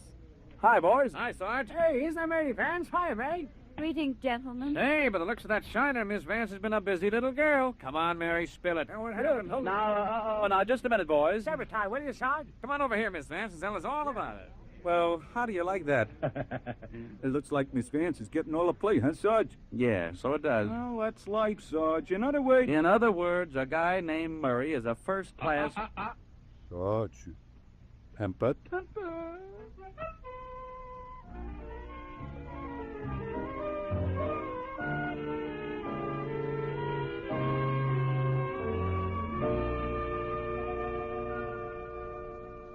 I don't mind admitting I had a very anxious night, Miss Vance. You had an anxious night, Mr. Parker. How does it feel to have your name on every front page in town? Yeah, Miss Vance, you were in the limelight, all right. It hurts my eyes. Too much excitement, eh? Well, you can relax now. After last night's business, you'll have no trouble at all getting some good offers for the agency. Mm-hmm. Come in. Huh, am I intruding? Not at all, Sergeant. Good. I'd like to take you to lunch. Really? As a tribute to my ability? Frankly, no. As a tribute to your luck. Stop kidding yourself, Mary. You're not a detective. You never will be. That's not what the newspapers think. Yeah? Well, if I hadn't been around, the only newspaper headline you'd rate today would have been an obituary. How great. I hear you're going to sell the agency. I don't know where you got that impression. But, Miss Vance, Are you kidding? I had intended to sell it, but you men who think all women are helpless nitwits give me 12 kinds of a pain. Not only am I going to keep the agency, but I'm going to show you that I can outflute you in every direction, including spades. Goodbye, gentlemen. I'm going to lunch alone. Ain't she the spit of her Uncle Mike? Yep. So she's going to be Miss Pinkerton Incorporated, huh? Well, one of these days she's going to poke that pretty nose of hers into something and get it caught. And I won't be around to unhook it. Or, will I?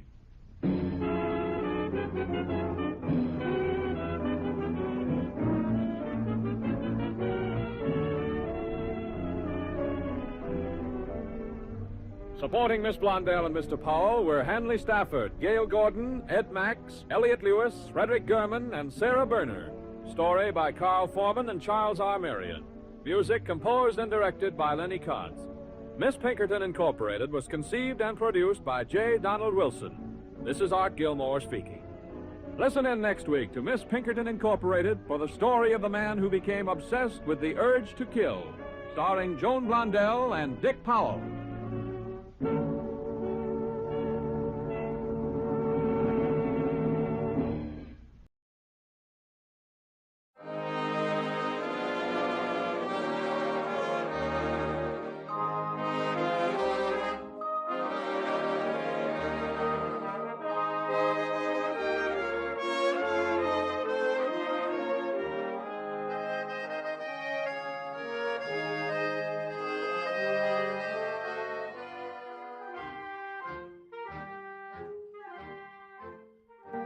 Tonight, we again present the famous Mr. Chameleon of Central Headquarters in his most famous cases of crime and murder. For those who do not know who Mr. Chameleon is, we give a quick sketch of his character.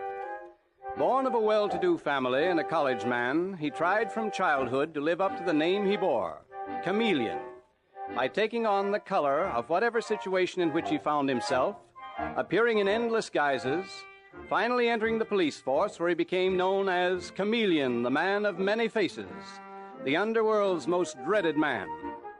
Throughout this series, the listener will invariably know who Mr. Chameleon is, no matter in which disguise he appears. But the criminal he's tracking seldom does. Tonight we give you Mr. Chameleon and the case of death and the dependent husband.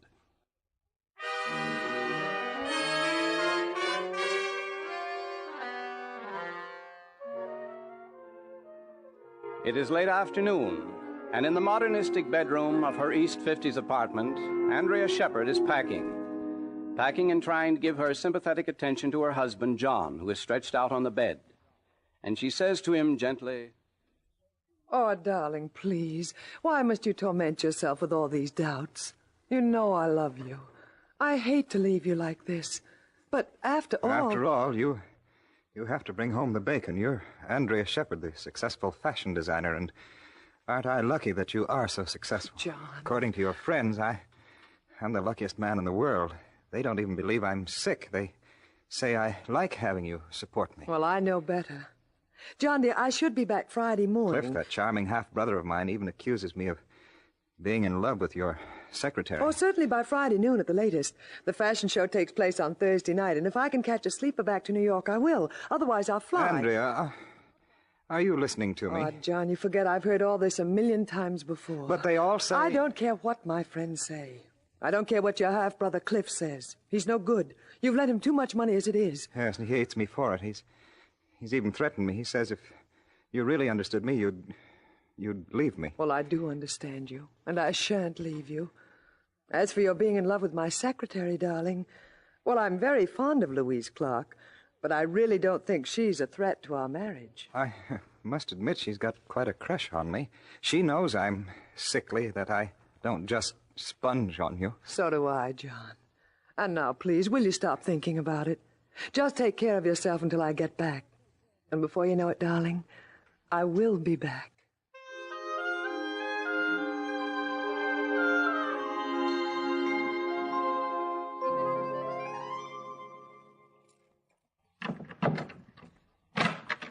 John, I'm home. John, sweetheart. Andrea. Oh, Andrea, thank heavens you're here. Well, Louise, what's the matter? He's dead. He's dead. Who? John. John? When I got here this morning to go over your mail, he didn't answer the bell. The superintendent let me in, and we found him in the kitchen, slumped over the table. He'd been dead for hours, Andrea. He'd been poisoned. John dead? No. Oh, no, he can't be. John! John!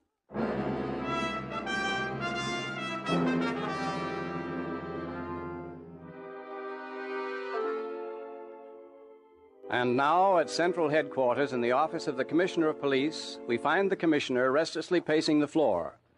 And with him is the famous Mr. Chameleon, the man of many faces, the scourge of the underworld, who at present looks completely mild and harmless as he smiles and says, "You know, Commissioner, if you aren't careful, you're going to burst a blood vessel." It's 3 months since John Shepard was murdered, and we haven't dug up enough evidence to hold anyone. Well, what about the half-brother and Mrs. Shepard's secretary?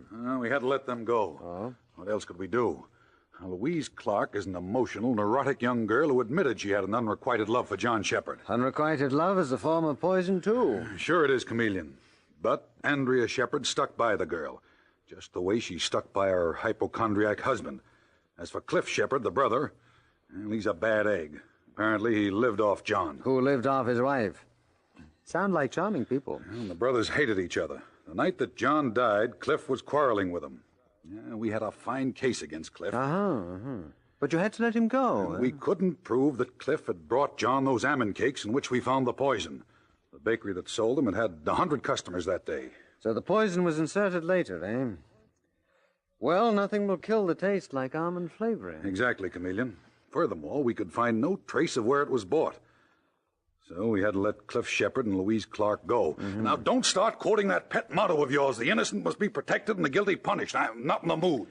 It's still a good motto, Commissioner. I wish you'd been free at the time to take the case. After 3 months, the trail's pretty cold. Well, that has its advantages, too. After 3 months, the killer feels fairly safe.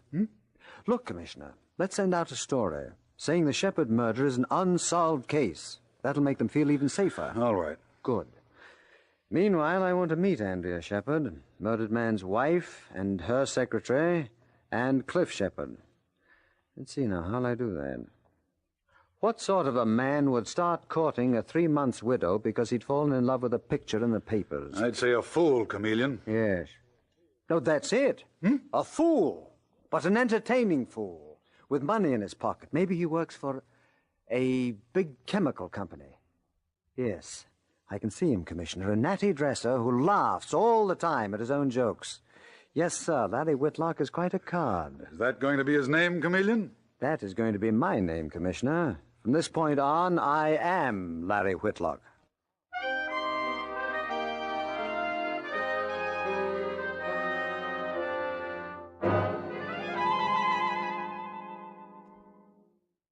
Darling, can hardly wait till tonight. Your witless friend, Whitlock. How's that, Dave? That's not bad, eh? You know, Mr. Chameleon, if you have to keep this up much longer, you're honestly going to start thinking those jokes are funny. Well, never mind, Dave. I'm making headway. Tonight, for the first time, I'm having dinner with Andrea Shepard. Took weeks of flowers and telegrams to do it, but at last I'm having dinner with her at the Coronet restaurant. Alone? Dave, for a detective sergeant of police, you ask more questions. Alone? No. Philip Hawley will be with us. He's the dress manufacturer for whom she does most of her designing. Nevertheless, I expect to escort her home. And finally, meet that little secretary of hers, Louise Clark. Mr. Chameleon, tell me something. Aren't you working awfully slow? In this case, it's necessary. You see, we're up against a killer who's exceptionally clever. One false move will never get him. Well, now that does it. Yeah, those roses should convince Mrs. Shepard that I'm an ardent admirer. 3 dozen. You see, that's Larry Whitlock for you. Always a little too much of everything. Well, good luck tonight. Well, the same to you, Dave. Have a nice trip. And if you get that information, call me immediately. Oh, yes, I will, Mr. Chameleon.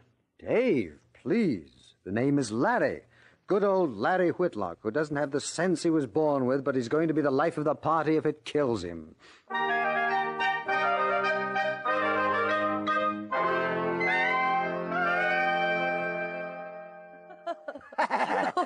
Oh, really, Larry, your humor is certainly not subtle. I don't know why I even laugh at it. Do you, Philip? Well, he doesn't. I haven't heard Mr. Hawley laugh once. I don't have to, Mr. Whitlock. You make up for it. Not bad, not bad. It's not bad at all. Is it, Andrea? He has a nice wit, too. What do you mean, too? Yeah. Beat you to it, Mr. Hawley, or rather we came out even.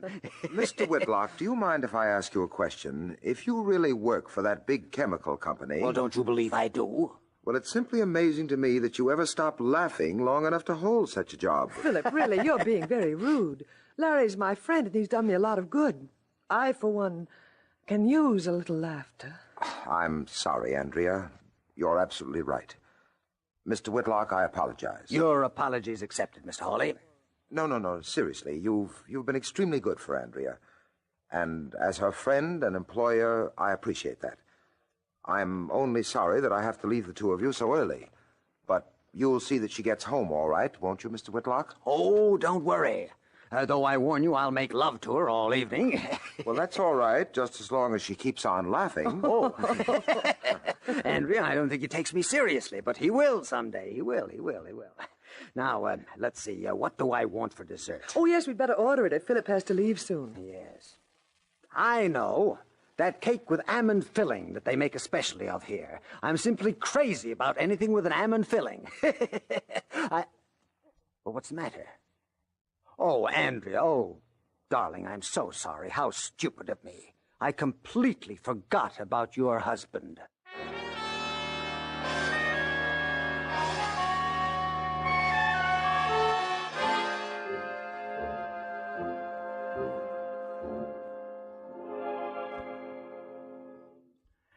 Andrea, darling, are you still upset? Oh, Larry, of course not. Please stop talking about it. Oh, this is my apartment. You'll come in for a minute, won't you? Well, I'll come in for several minutes. But I know that you've been upset. You've hardly heard what I said during the past hour. Well, Larry, I was a little upset. I loved John very much. He was both my husband and my child. Well, who do you think killed him? Surely not your secretary. Now, you said you have her living here with you. Surely if you thought she'd killed him... Larry, Louise is a very tragic girl. But lately she's frightened me. She's even talked of suicide. No. In fact... No, I won't do it. You had no business to come here and threaten me this way. What's that? What's Louise? And someone must be with her. I'll come here as often as I please. And you won't make trouble for me. Not after tonight. It's Cliff, John's half-brother. What's he doing here? How dare he come here this way? How dare he? Cliff. Well, Andrea, what a pleasant surprise. We didn't expect you home for hours. Louise, how did he get in here? He was here when I got back from the movies, Andrea. He let himself in with a skeleton key. What? Sure I did. I thought I'd take a look around. I'm trying to find out who killed poor John. You mean you were after money? He asked me for money, Andrea. And then he started saying terrible things about John and me again. All of them true. John himself told me you were so crazy in love with him, you scared him to death. Be quiet and get out. Oh, I know. You're so loyal, Andrea. Just the way you were loyal to your chiseler of a husband. I said get out. I'm fully convinced it was you who killed John. It was just too bad the police couldn't hold you. Well, let me tell you something. I heard from certain friends of mine that a man named Chameleon has been put on the job. The smartest detective in the business. You never know when he's around. You never know. Anyway, somebody better start watching his step. And what are you so scared of, old boy? Or shouldn't I ask? What? And where did you hear this rumor? Do you have friends in the underworld, eh? Who the devil are you? Andrea, who is he? This is a friend of mine, Mr. Whitlock. Larry, this is Cliff Shepherd. And this is my secretary, Louise Clark. How do you do, Mr. Whitlock? How do you do? And as for you, old boy, I wish I could say I was glad to meet you, but I'm sure you wouldn't want me to tell a lie now, would you? Huh? Very funny. Where'd you pick up this character, Andrea? Consoling yourself pretty quickly, aren't you? Listen, old boy. And don't call me old boy. I might suddenly decide to slap you down. Oh, really? You mean like this? Larry! Mr. Whitlock! What did you do to me? You threw me over your shoulder. How did you do it? Nothing to it, old boy. That's just something I studied in college. In fact, I majored in it. Shall I do it again? No. Well, then I suggest that you leave quietly. Andrea already has asked you twice. I, my friend, will ask you only once.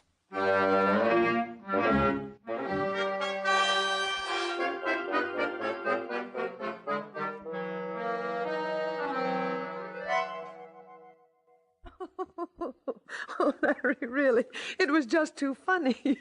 I didn't expect it from you. I know. Most people think I'm good for nothing except clowning, Andrea.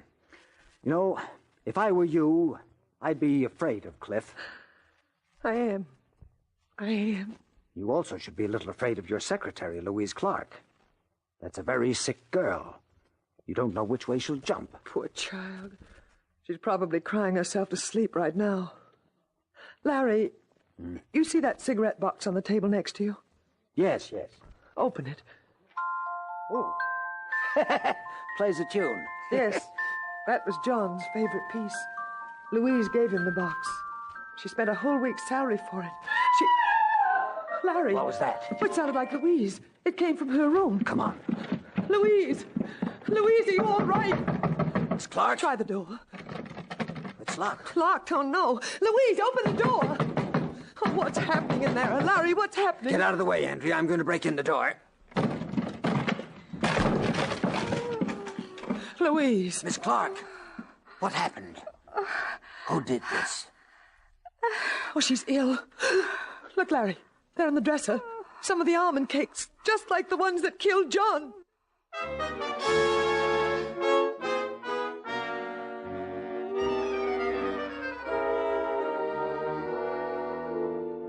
Mr. Chameleon and the case of death and the dependent husband continues in just a moment.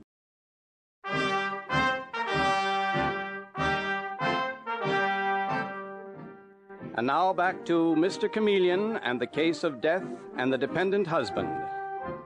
It is the following morning, and again we find Mr. Chameleon in the police commissioner's office. And this time it is he and not the commissioner who is pacing nervously about the room. How is Louise Clark? What's the latest report, Commissioner? I'm afraid she's still in a coma, Chameleon. I'm in her at the hospital, but she hasn't been able to talk, so we still don't know exactly what happened. Well, do they think there's a chance that she might die? Well, apparently there is. What about Cliff Shepard? He's gone. I'm not surprised. We sent out an alarm for him right after you telephoned, but he'd already skipped. Did they check on the almond cakes? Miss Clark herself had bought them. The baker was able to swear to that. He remembered her this time. She and Shepard certainly had a fatal taste for almond cakes. Well, Chameleon, you know as well as I do, it's the one thing that'll make that poison palatable. Quite right, Commissioner. Well, that's one way of killing yourself. You think that's what it was? Attempted suicide? Possible. Almost anything is possible now. Lord knows Cliff Shepard had plenty of time to put the poison in those cakes. Been there at the Shepard apartment for some time when Louise Clark got in from the movies last night. Well, Chameleon, does it occur to you that if Cliff murdered John Shepard, he might have hidden the poison right there in the apartment? Oh, of course. Well, Commissioner, I guess it's up to me to locate that poison. I wish you luck. The Shepard apartment was searched this morning. The boys couldn't find any trace of poison anywhere. If only Dave Arnold would get in touch with me. Well, apparently Detective Sergeant Arnold is having his troubles, too. That's the most elusive poison I've ever come up against. I'd better get me a search warrant. Hey, wait a minute, Chameleon. Do you really intend to search Mrs. Shepard's apartment? I do. I have a hunch the poison's still there. And, Commissioner, I want to get my hands on it fast. But how the devil will you work it? Now, you're disguised as Larry Whitlock, a gay young blade who's employed by a chemical company. What reason could you give her for searching the apartment? The very best reason in the world, Commissioner. I'm glad you find it so funny. I'm sorry. As Larry Whitlock, I have acquired the bad habit of finding myself amusing. But it'll pass. And seriously, I'm going to search that apartment. And believe it or not, Andrea Shepard will let me go ahead and do it.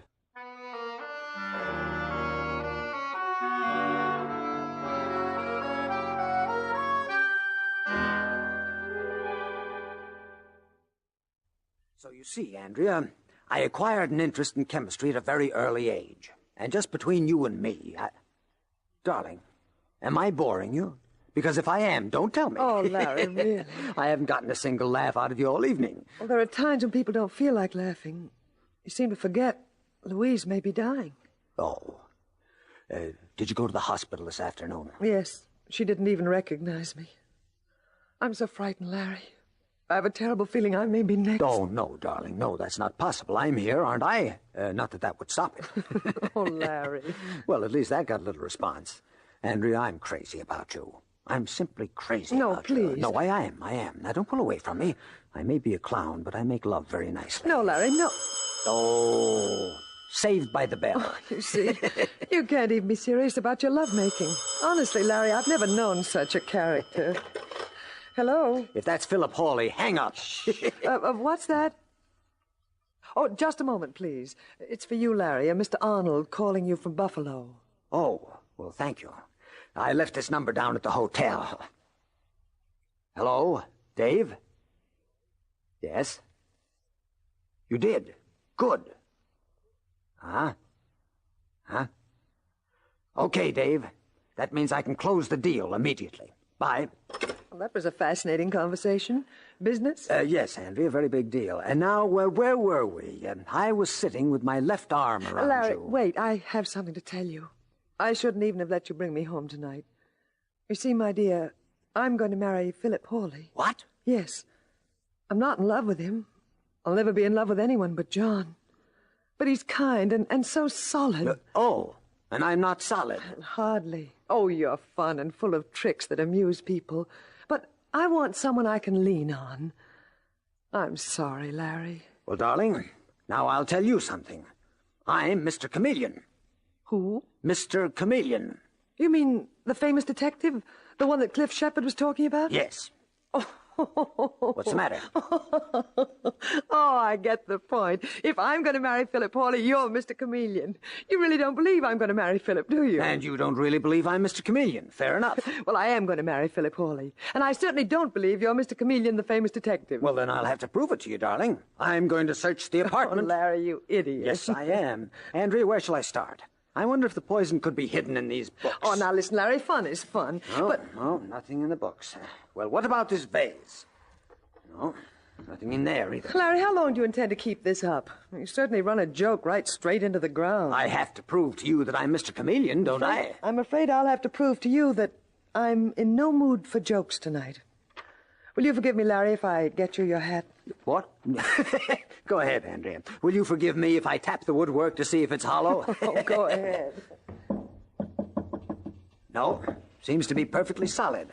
Just like my head. Beat you to it, darling. Larry, where did you leave your hat? Put it in the closet. Now, let's see. Cigarette box. Musical cigarette box that plays a tune when you raise the cover. Nothing but cigarettes. Unless... What are you doing? What, dear? What are you doing with that box? Well, I'm going to examine it. Thoroughly, I might add. No, put it down. I won't have anyone touching that box. It belonged to John.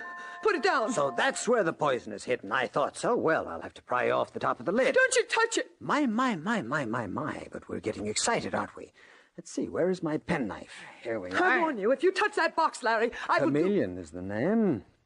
And I happen to have a search warrant right here with me. You won't need it, Chameleon. Put it away. What? Philip. Well, if it isn't Mr. Philip Hawley, the not-so-solid businessman. My successful rival, or John Shepard's successful rival, I might add. The two of you planned his death together, didn't you? Save your breath, Chameleon. It won't do you any good. And drop that penknife. That's better. Andrea, search him. See if he has a gun. I haven't. Search him, Andrea. But, Philip, you don't think... He's not really Mr. Chameleon? Of course he is. Oh, he fooled me, too. But you, Andrea, you little moron, you had to give it away. He guessed the poison was in the music box. Guessed? You practically told him. Like I couldn't help it. I was so nervous. Why shouldn't I be nervous? Why, that's right. It's poor Andrea who did all the dirty work. First John and then Louise, because Louise might suspect. As Andrea so rightly said, why shouldn't she be nervous? Aren't you just a bit nervous, Mr. Chameleon? You should be. You'll never get out of here alive to tell your story. I don't have to. What do you mean? Well, that phone call a moment ago was from Detective Sergeant Arnold, who was calling me from Buffalo. He called me, Andrea, to tell me that at last he'd managed to trace the sale of that poison. Philip. See, I sent Dave to Buffalo because I knew that you had spent quite a lot of time there, supervising your fashion shows. It was on one of your last trips that you purchased the poison, under another name, but the man who sold it will identify you. If he finds her. Also, needless to say, if anything happens to me, the police will know who did it. Philip, he's right. Yes, Andrea, but there's one little thing he's forgotten. At least if we get rid of him, we can make a run for it. How about it, Chameleon? Isn't that true? Quite true. Philip, don't go so close to him. Don't be silly. You don't think I'm afraid of him. I have a gun, and he has nothing. Nothing. Have you, Chameleon? No. Just the same, don't go too close to him, Philip! That's too bad. Andrea never did get a chance to tell you I was an expert at jiu-jitsu. Andrea, when I dropped that gun, why didn't you pick it up? She was too nervous, Mr. Hawley. Anyway, I have it now, and I think the three of us will take a little ride to police headquarters.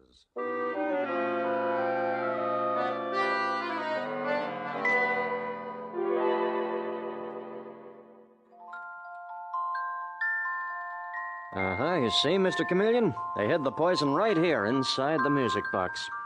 Right under the edge of the lid. Very clever, Dave. Would you like to take a look at it, Miss Clark? No, please, Mr. Chameleon. I never want to see that box again. Okay, Dave, take it away. Yes, sir. Miss Clark, may I say something? You're all right now. The doctors managed to save you from that poison. But there's more than one kind of poison, you know. You must try to forget this. You must forget John Shepherd. I will. I made up my mind I will, Mr. Chameleon. I was afraid I'd be accused of murder. There's only one thing I can't understand. Oh? Why did Andrea kill John? Why didn't she simply divorce him? I suppose that only a psychiatrist could really answer that one. My guess is that Andrea Shepherd had played a part for years, and she loved it. She loved being the noble young wife. People felt sorry for her. They admired her. They wouldn't have admired her so much if she'd thrown aside a sick husband in order to marry Philip Hawley. You see, when I finish a job, I put aside my disguise. Andrea Shepherd couldn't bear to put aside hers.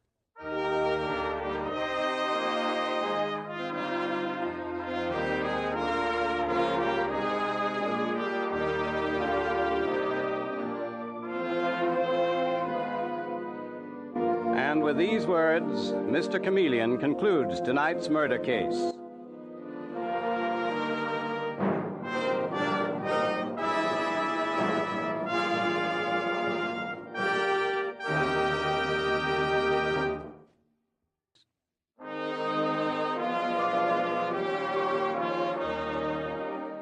Listen next Wednesday night at this same time for Mr. Chameleon, the man of many faces, in The Vestibule Murder Case.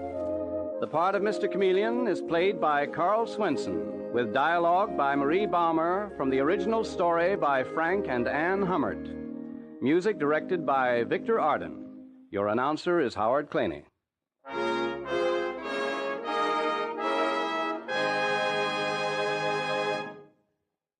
Mr. Chameleon, the new mystery drama, will be heard in another performance next Wednesday night at this time. This is CBS, the Columbia Broadcasting System.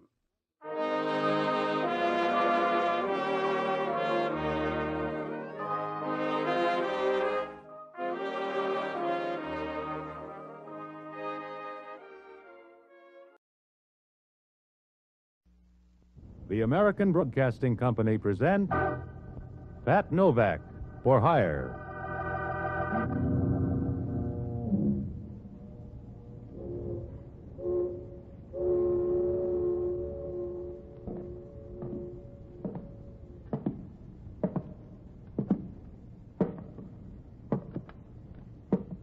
Sure, I'm Pat Novak, for hire.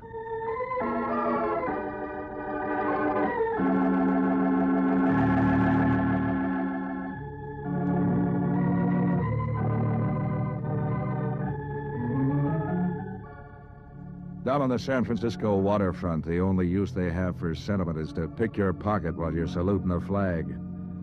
If you hang out around there as long as I have, you'll even learn to sleep with one hand on that cash box. So I wasn't expecting any cascade of lilies when Joe Adams drove down to Pier 19.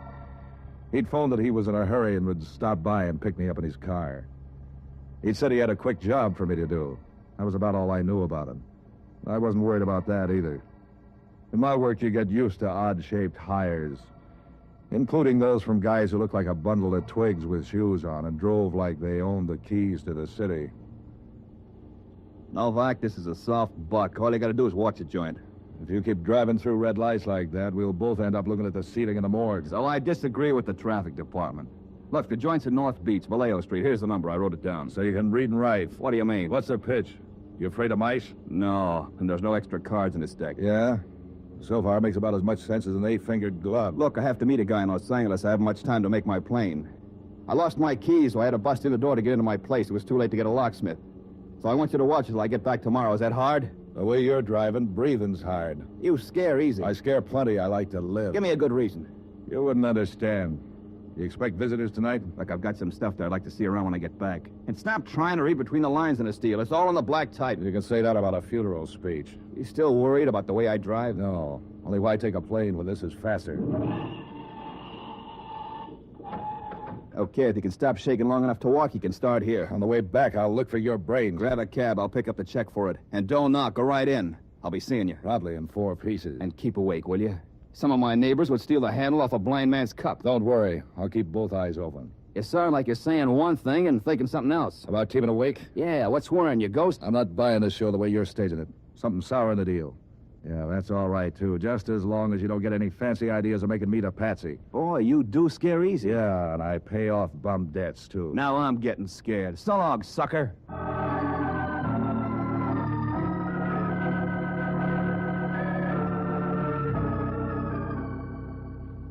Adams' joint turns out to be one of those walk-up flats. A nice wooden place that made you want to run for the firebox every time someone dropped a cigarette ash on the floor. The door was smashed around the lock all right, and the lights were out. When I found the switch and began to look around, it showed 4 rooms full of fancy furniture and decorations that made you wonder about Adams' private life. After I found out where the whiskey was located and pried 3 cushions loose from the easy chair, I looked around for something to do. There was a bookcase full of mystery stories and this and that. I passed the mysteries up without studying them. I knew that in every one of them, the detective would come out on top. Yet I knew 4 private eyes who'd started out on just such trails and ended up in urns in Cypress Lawn. There was one book with a purple cover called Reckless Moonlight, with pictures. I was on page 30, with pictures, when I was interrupted. They were too manly to make me glad. I jumped across the room and switched off the lights, and I stood just inside the door and waited. He didn't even knock. He came right in. From the back, he looked big enough to be a 10-ton trailer. He was fumbling in his pocket when I broke up the act. I chill up on the pocket pick, and this is the gun in your back. If you shoot, you'll hit a policeman's badge. Think that over. There's housebreaking a sideline with you, Hellman. I'd know that voice in a nightmare. And they blame gangsters for the crime wave. They don't know where to look. Just stand still, sweetheart, till I get my flash working. You want to borrow some burglar tools? I'll settle for some better manners, and right now. Where I come from, better manners started with knocking before you come cramming through a door. Where you came from, they didn't have doors. Just a damp rock. What's the idea of turning out the light? How could I tell who was coming? You don't smell that bad. Will you tell me why you're here, or do I bounce it out of you? Don't worry. You can't parlay it into anything to tell a judge. A guy named Adams lives here. He had to get in a hurry, broke the lock, grabbed some things, and headed for the airport. He hired me to watch the place till he gets back tomorrow. He hired a bulldog to watch your steak? You don't like this story, huh? What do you want, mad musician? You're mad enough without music. Tell me more. That's all there is till you started whipping in the fancy trimmings. I could see that and raise it without even strings. You couldn't raise a rumpus on New Year's Eve. No? And how about the murder of Thomas Van Dyke?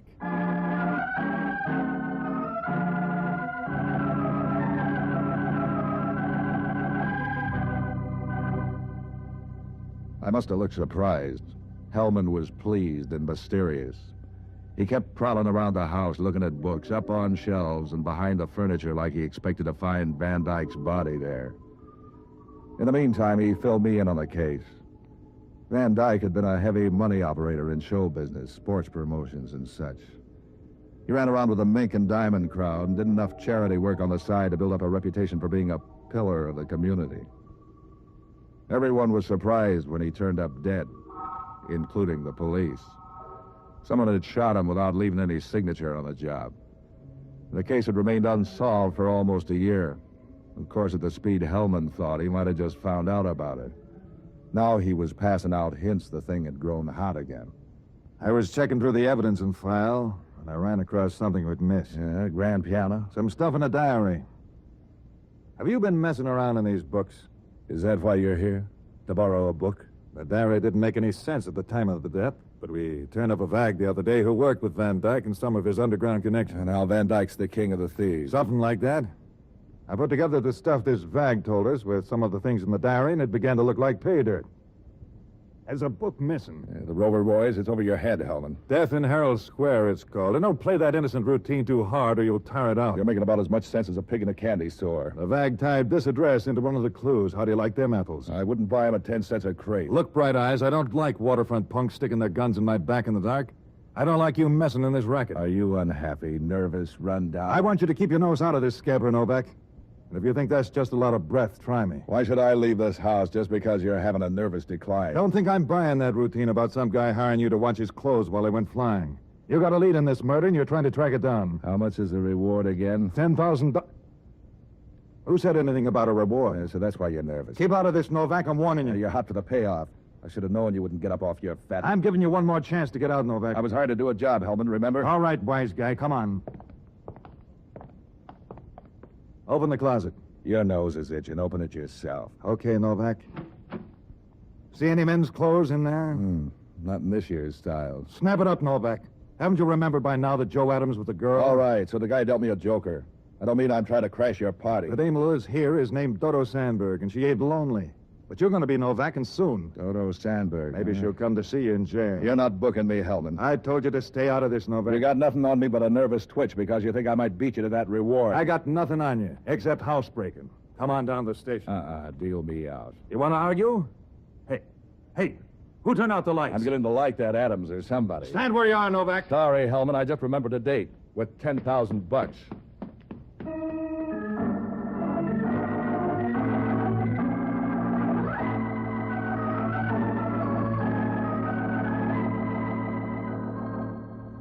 Hellman chased me, but the way he's built, he didn't have a prayer. He hit the street, doubled around a couple of corners. I couldn't even hear him. When I got back my breath, I walked along for a while and tried to put what I had together. Any way I looked at it, one thing was clear. Joe Adams had played me for a country boy in some setup that had a whole lot more in it than showed on the table. I needed to see Adams to square that deal, but something Hellman told me seemed even more important. I liked the idea of trying my chances of cutting into that $10,000 reward for Van Dyke's death. All I had to work on was a dame called Dodo Sandberg and a book called Death in Herald Square. I looked at the clock and found I still had time to make it to the main library before it closed for the night, so I headed that way. When I got in the place at the Civic Center, it took the librarians quite a bit of scrambling around to get the book, but they finally turned it up just before closing time. I tucked it under my arm and started out of the place when the dame fell in step beside me. A nice set of curves tucked away in one of those new-style dresses with so many extra built-in bumps it looked like a sack of potatoes. Didn't I meet you in Scarsdale? The shy type. I used to be. I outgrew it. Keep right on growing somewhere else. You have to be that way? My hobby's books. I noticed. That's why I wanted to meet you. I like the books you choose. Before I pick that up, what's your name? Dodo Sandberg. Watch out for the stairs. So you're after the book, too? I didn't say that. I know it's my fascinating personality. A very good friend of mine wrote that book. Does my reading it strain your eyes or something? That's very interesting. Now let's talk about you. You get around, don't you? What do you mean by that? What became of Joe Adams? That's a question for his mother to worry about, Patsy. I don't mind helping her. Do they have to be mothers? You need help like Midas needs dough. There's help and help. What if a girl's lonely? You aren't built for the job. Let's get back to Adams and the book. Adams is no problem. He lives at the Standard Hotel on Polk Street. Careless, isn't he, to forget that? And how did you suddenly get a yen to read Death in Herald Square? A cop told me about it. Why? Because there's a better book on the same subject. It's called Death Waits Ahead. Am I supposed to turn that into some kind of warning? Could be. And here's a sample of what I mean.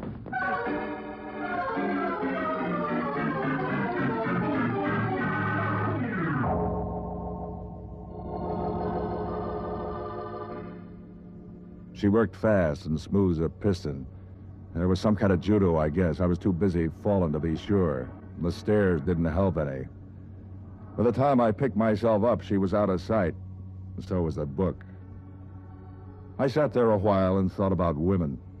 When I went back to the library desk, that didn't buy me anything. Seems they only had one copy of the book. It wasn't popular, they said. When I seemed anxious about getting a copy, they sent me to a bookstore on 3rd Street, which stayed open late. By the time I got there was nobody in the place except one of the hired help looking bored by the cash register. I asked him for the book, and he quit looking bored right away. He began to look nervous. He said he didn't have the book. He'd never heard of it, and they were closing anyway. Whatever the guy was, he didn't have a card in the actors' union. I guess Crowley realized that as soon as I did. When I said I'd look around anyway, a curtain twitched in the back of the place, and he came out. A big guy with a nasty disposition. You could do better than that. Did someone send you to tell me how to live? You're looking for death in Herald Square? The word's all over town. You ought to be out eating something instead of nosing around where you're not wanted. You ever heard of the prisoner eating a hearty breakfast? That's a warning. You're third in line. Yeah? Who else is interested? A cop and a dame.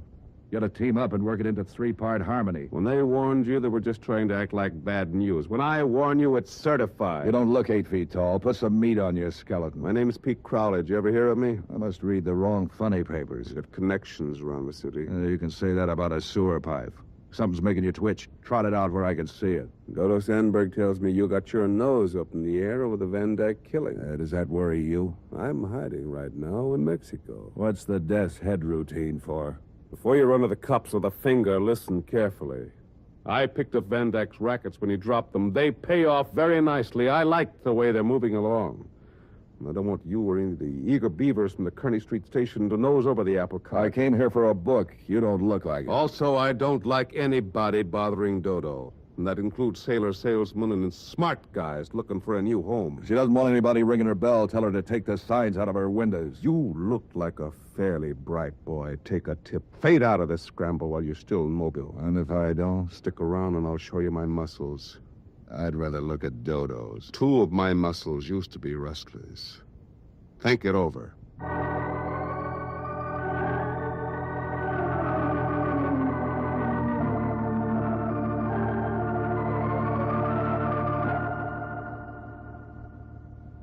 It began to look more and more like trouble, doubled in spades.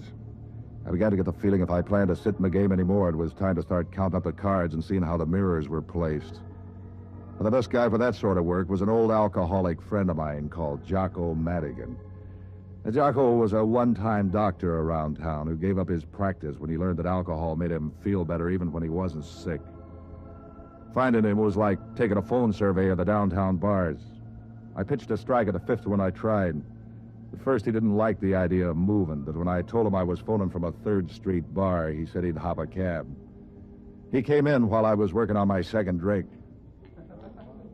Patsy, my boy, I'm glad to see you, both of you. Or is that only 2 heads? I could use 2. That's an involved way of saying you're in trouble. Goodbye. Listen, Jocko. I got my foot in the door of a deal that might pay off big. All you've got your foot in is a dirty shoe, Patsy, and with your usual luck, you'll probably end up with Hellman stepping on it. He stepped on it already. Oh, he did? Good. How is the old walrus anyway? That's what I've been trying to tell you. I bounced into him tonight, and he was hot on the trail of the men who knocked off Van Dyke a year ago. They're safe. Hellman couldn't put his finger on a fire eater in the darkened room. What do you know about a book called Death in Herald Square? What do you know about the home life of the Macrocephalus pinebombix? As I was saying before thirst choked me off, some people collect seashells, some raise dogs, some go after goldfish or matchbox covers or pretty women, but not Patsy Novak. Oh, no. Patsy's different. Patsy wants to collect murders. Did you ever hear of the book? What book? You're talking too fast. Death in Herald Square. Van Dyke's murder ties into it somehow. Talk sense, Patsy. Things are blurred enough without you jabbering nonsense. Nonsense? I'm not on the right trail. Why have I been warned off 3 times already, including a threat from Pete Crowley? Are you asking me? Look, Jocko, there's $10,000 reward for the murderer. Well, why didn't you tell me that 10 minutes ago and avoid all this verbiage? Well, if you'd get your nose out of that whiskey bottle, you'll... Skip the greetings, son. Let's get on to the money matters. What do you want me to do? It's an old book. You know where to find it. I tried the library, but a dame called Dodo grabbed the dice. I know just how to get it. A friend of mine in the Panhandle has a small bookstore and home distillery. Listen, there's a Joe Adams fits in there somewhere. See what you can get on him, will you? Do go on, you fascinate me. 2 other people were nervous about me since this thing broke. One is Crowley and the other is Dodo Sandberg. It seems to be tied to Crowley somehow. Can you get a check on him for me? For $10,000, I can get a count on the fillings in their teeth.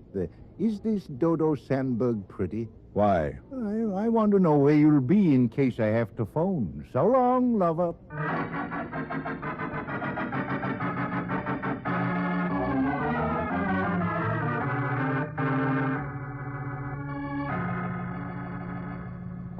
I paid for Jocko's drinks and went out to the Standard Hotel.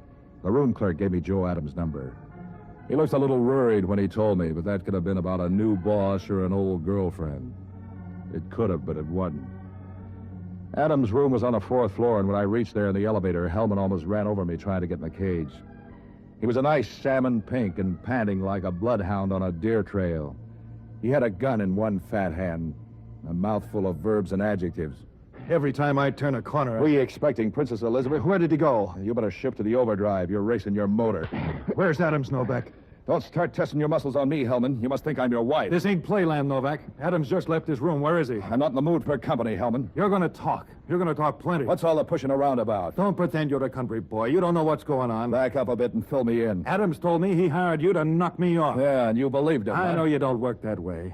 But I wouldn't put it beyond you to pretend to go along with the proposition as long as you could milk a few dollars out of Adams. With your head, it's a wonder you don't believe it that I did it. With my head, I remember that you were waiting in a darkened apartment with a gun when I came in. That you ran out on me, and that you show up now just when Joe Adams is escaping. You put 2 and 2 together and get 22. You're just the sort of a lousy, conniving... What about Adams? Is he the turkey that knocked off Van Dyke? He got away when I started to dial the phone to call the wagon to I thought I told you to forget the Van Dyke murder. You're full of tell, Hellman. Is Adams the one? Pin this into your hat, Novak. I'm closing in on the one who did it, and I don't need you to help with the net. Like you closed in on Adams? Just let me stumble over you once more before I close this up, and I'll bet my badge I'll put you where you'll stand still. And it could be Adams. Do you hear what I said? Yeah. I heard prices are going down, too, but I haven't noticed it much. I can fix that. You're going to a place where the feed is on the house. Don't give me any more of that jail talk, Hellman, till you're ready to come in with some paper. All I need to put you in a cage is a key. Let's go. I'll get him. You stay where you are, Novak. He must think I'm a Boy Scout.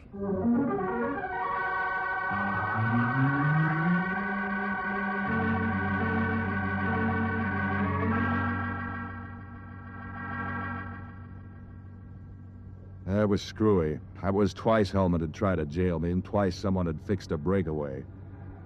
Any way you looked at that, it still meant somebody wanted me in circulation for some reason. Unless you believed in good fairies, the reason wouldn't be nice. If I guessed hard, I could make it relate somehow to the Van Dyke killing. But all I had for a trail on that was 3 people being nervous in a hard-to-get mystery book. From the way Adams saved me from Hellman, he looked like a good man to know more about, and fast. I knew that after the gun work in the hotel, I'd have to find him somewhere else. The only other lead I had on him was through Dodo. I headed back to her place on Vallejo Street. When she opened the door, she looked like something to fit in a fireplace ad. She was wearing a negligee thin enough to roll up and stuff in a pipe. You bounced back fast. You grow on me. What do you want? Van Dyke's murderer. Who's Van Dyke? You're a stranger in town. You never heard of him. Come on in. I'm having coffee. Think you can risk drinking some with arsenic and all? I got a strong stomach. You're a nice-looking guy. You seem healthy. Why do you want to change? Your boy Adams likes to play tricks. If I didn't try to pay him off for the hot foot he gave me, he might feel neglected. Adams is just a flock of nerves looking for some place to break down. Forget him. He tried to put me on a spot where I'd end up killing a cop. The gag laid an egg. Nobody's laughing. Cream in your coffee? Yeah. I'm still guessing why he did it unless he killed Van Dyke. Sugar? Look, he didn't just pick this house out of the phone book. That puts you in line to do some explaining. I wouldn't explain how to turn over in bed until I've had a cup of coffee. You aren't shaking where it shows. Are you telling me how to live? I'd have to start with the way you say goodbye on stairways. You didn't learn that trick in a finishing school. It didn't finish you, but that's just because you're adorable. So's my longing for Adams. Where can I find him? I told you Adams don't mean anything. He just acts busy. He's like a fly, batting his wings off and ending up in the same place. What place? Do I twist it out of you? That book, Death in Herald Square. Did you find another copy? That's for tomorrow. Tonight it's Adams. You're wasting your time chasing Adams. Concentrate on the book. I'm spreading my fire. How do I know that book isn't just a come-on to get me off the trail? In the book, there was a millionaire businessman just like Van Dyke. He had connections in the rackets, just like Van Dyke. He had a partner, just like Van Dyke. When do I start panting? If you do, it'll be from running from the cops. That's all I'm giving you about the book. I'll get the rest when I pick one up tomorrow. You'll have a tough time doing that, Novak. The bookstores are all out of copies. You collected them all? Wasn't hard. A car, a telephone, little bustling about. You're real sharp, Crowley, till you start looking at a map. I have friends across the bay. You might try Sacramento or Los Angeles, but that would take some time, wouldn't it? I guess time don't count after tomorrow. Not with what you know, sonny boy. Am I being confusing? You make a good try. Well, this won't confuse you. I thought I told you I didn't like Dodo to be bothered. She needs protection like J. Edgar Hoover. And didn't I warn you off this caper? Leave him alone, Crowley. He's harmless. Are you all done in the other room? Yeah. Come on, Novak. I want to make you a little present.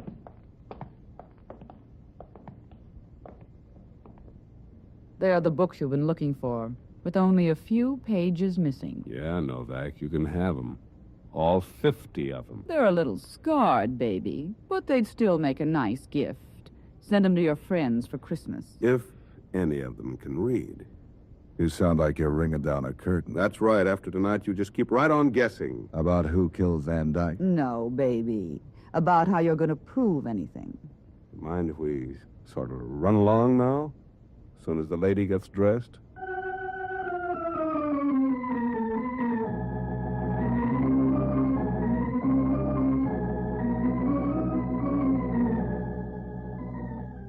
After they'd gone, I went through the books. Page 187 was torn out of each one of them. I felt like a man in an earthquake. Something told me to run, but I didn't know where to go. Trying to make sense out of what I knew was like trying to put together a drop cake. I wandered around the place till I found a drink. I was just lifting the glass when the telephone rang. Yeah? Who's ahead, you or the moral squad? Everybody's out in front of me, including Dodo and Crowley. Adams is out of sight. You aren't alone. Dodo and Crowley just went out the door. I said goodbye to them and $10,000. Was Crowley that big, or was it the girl? Crowley isn't worried, neither is Dodo. That leaves Adams. Oh, I ran down that book of yours. Crowley said he bought every copy in town. Every copy in the bookstores. My friend remembered where he'd sold one. My friend with the still. We borrowed it. Oh, by the way, Van Dyke wrote the book. Yeah? What's on page 187? Let's see now. Yes, a description of Van Dyke's double life on page 187 is a description of the front man, the gangster. A bad writing job. No wonder it didn't sell. Who does it fit? It doesn't fit anyone, Patsy. He only said that the person had a star tattooed on his chest. It's a horse. Now all you've got to do is to get them in a game of strip poker. Get them. They're all gone. It's still a good idea, especially if Dodo sat in. So long, lover.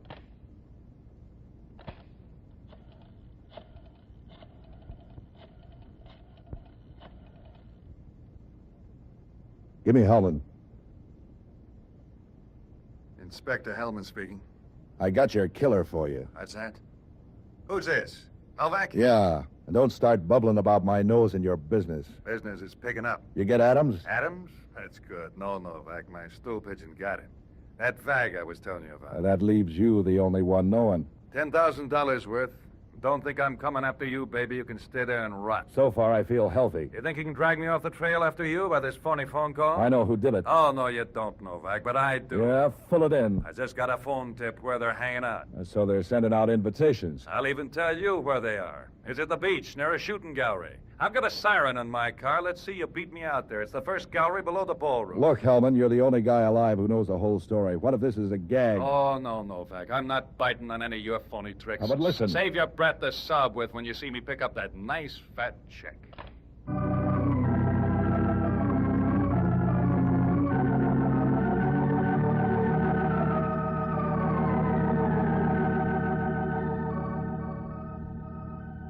I thought a while, and suddenly the thing fell together like a winning poker hand.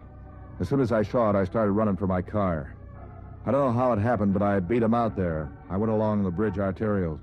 And they're wide and fast. By stealing a flock of red lights and nicking the paint off a couple of fenders, I was out through the Presidio and over to Golden Gate Park in no time at all. When I hit the beach, it was foggy and empty. There was only one guy in the shooting gallery. When I got up near him, it turned out to be Crowley. He had a rifle in his hand. And he saw me first, down the barrel of the gun. Don't back up, Novak. Come on in. You were looking for Adams, weren't you? I was looking for a lot of things. He's here behind the counter. Look, on the floor.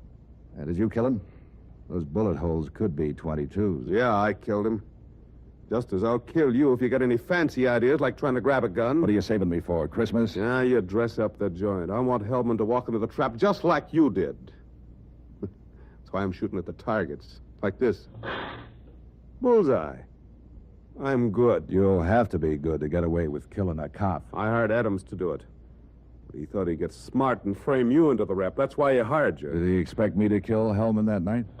Well, that's one of his bright ideas. He's full of bright ideas, or he was. If he hadn't been so smart, he'd still be breeding.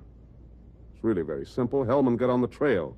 And he was the only one in town who knew there was a trail, so he had to be killed. He ain't dead yet. You're betting a 22 against a police special. I'm live bait.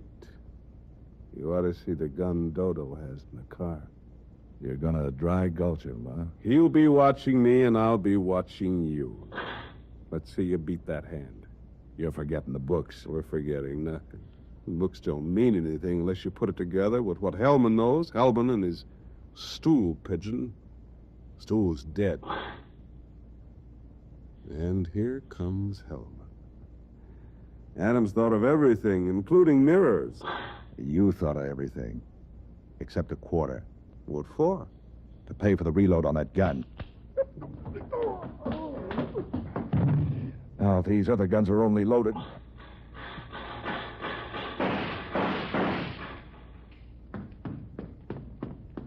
Hi, you win a cigar, Hellman. You got her. She'd have had me if you didn't spray the windshield. What was the deal? While you were creeping up on Crowley, Dodo was going to pat you on the back. Crowley? Where's Adams? He quit the game. Crowley helped him. Come on. Crowley's coming through. Don't worry. He won't like these odds. What odds? 38 to 22.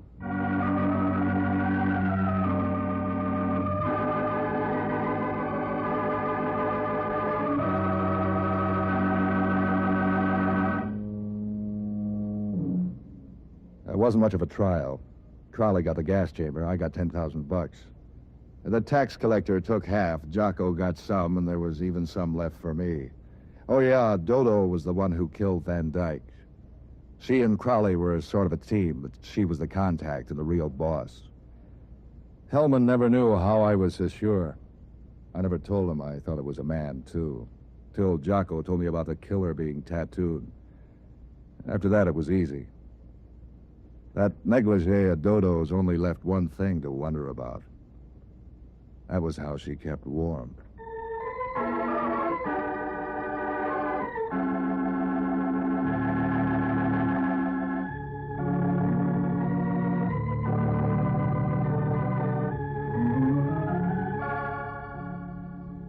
And now, an important announcement for your listening pleasure.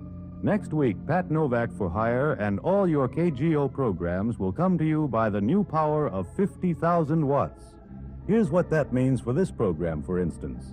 Pat Novak will reach 1 million new listeners all the way from the state of Washington to the Mexican border.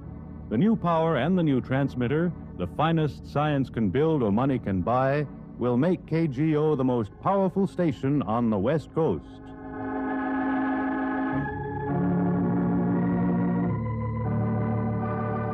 This is ABC, the American Broadcasting Company. Time now for Rocky Jordan.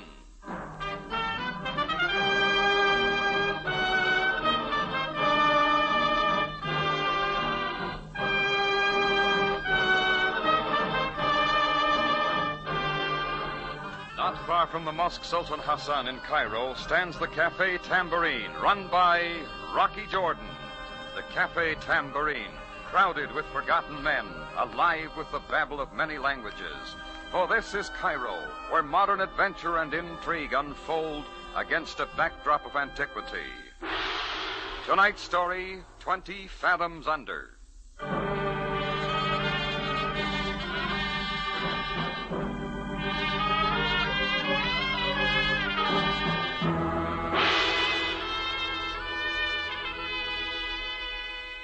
was standing out in front of my cafe tambourine getting a little of the afternoon sun. A lemonade seller with his jingling urn drifted by. I was enjoying myself till I looked down the street and saw a guy feeling out his sea legs on the narrow sidewalk. His weather-beaten face slit with a grin from ear to ear. I hadn't seen him for 3 years. I didn't especially want to see him now, so I ducked inside. But he sailed in behind me like a schooner in a high wind. Ahoy, matey! Rocky! Rocky, lad. Oh. Hello, Sandy. Well, now, that's better. You wouldn't be forgetting old Sandy McQuill now, would you? 3 long years, now I'm back. Come on to a table. We'll be drinking on it. On you this time, Sandy? Ahoy, bartender. Bring us a bottle. Look alive. What do you want, Sandy? What do I want, lad?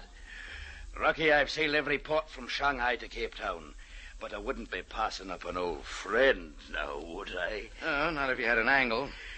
I know you to be an honourable man, and I'll give the belay and pin to the man that says different. Here we are. Oh, Sandy's paying for this, Chris. Aye, lad. This is a great day for us, Rocky. Now then, lad, to the old days. It'll cost you 24 piastres. You'll get it, lad, and plenty more. Scud up alongside, Rock. Oh, I can take it from here. What are you asking for, Sandy? Asking, Rocky. Nothing of the kind. Listen, did you ever hear the Mandara? She was sailing for the Suez 3 months ago, loaded to the gunwales with a cargo worth a king's ransom. Oh, save the yarn, Sandy. Wait, lad. The Mandara sailed into bad luck. Rocky, didn't you read of this? A stray mine from the war blasted the Mandara, and it went down off Rossab and Funderek and all its cargo with it. Maybe I did read about it. Well, why tell me? It's ours, Rocky. Free booty of the high seas for them that gets it. It's there, waiting for us. Salvage? Oh, no. I can handle it, Rocky. And I'm letting you in. 50-50. Of course, nobody else thought of bringing the Mandara up. That's just it, lad. The brig was off its course. It went down in a fog. Nobody knows exactly where it is. But you do. Aye, Rocky, that I do. Right to a compass point. How'd you find out? A man sailing the 7 seas has ways of learning things, lad. Here, I'll show you the map. Who gave you that, Captain Kidd? Cast your binnacles on this now. Look, there's the Suez. The Mandara followed a course through the Red Sea. And there's Rossab and Funderek. The Mandara went down there. See the mark? There's what Davy Jones got her. 20 fathoms under. Oh, sorry, Sandy, but my money's all tied up in Abyssinian grasshoppers this year. You don't follow me. It's not money I'm after. What else? You've got a motor launch still tied up at Port Said, I'm thinking. The one you sailed down from Istanbul.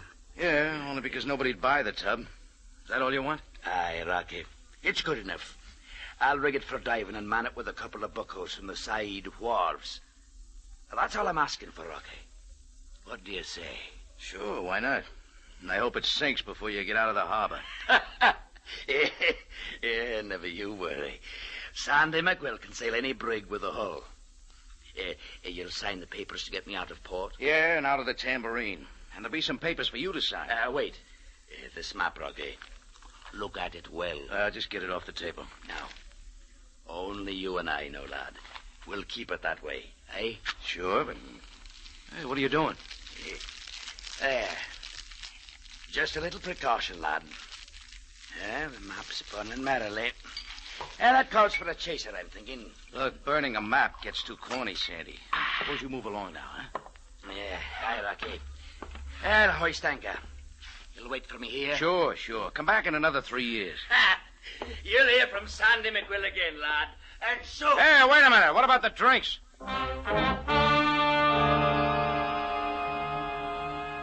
Chris made a move from behind the bar to stop him, but I said not to bother. Sandy McQuill had a habit of barging into my life every few years. Whatever the pitch, he never got off with very much. I figured this time he was just around for free drinks. He hadn't told me where he was going, and I didn't care. Well, by the next evening, I hadn't heard from him again, and I was real glad. McQuill was clear out of my mind when the office phone opened up. Cafe Tambourine. Mr. Rocky Jordan? Jordan speaking, lady. Thank you. My name is Mingle What can I do for you, Miss Lee? I am calling at the command of my father, Sen Wang Li. Do I know him? No, you have not met. My father instructs me to tell you that he wishes most urgently to talk with you. Well, all right. He'll find me around the bar most any time of day. My father is unable to meet you there. It is his wish that you honor him with your presence in his most humble home. What does he want, Miss Lee? My father wishes to talk to you about the Mandara. Wait a minute. What makes your father think I know anything about the Mandara? He read it in the paper, Mr. Jordan. Look, Miss Lee, I don't know what this is all about, but tell Mr. Lee I've got nothing to do with the ship. But, Mr. Jordan, the paper said... I don't care what the paper said. It's a mistake. But my father... Just tell your father to forget about the whole thing. There's nothing to it. That all, Miss Lee? Yes. I will tell him, Mr. Jordan. Goodbye.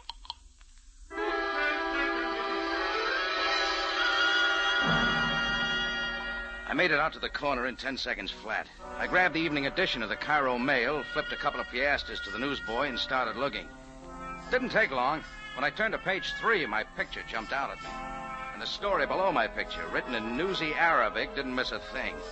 Rocky Jordan, noted proprietor of the Cafe Tambourine, reported financing an expedition from Port Said to salvage the ill-fated Mandara.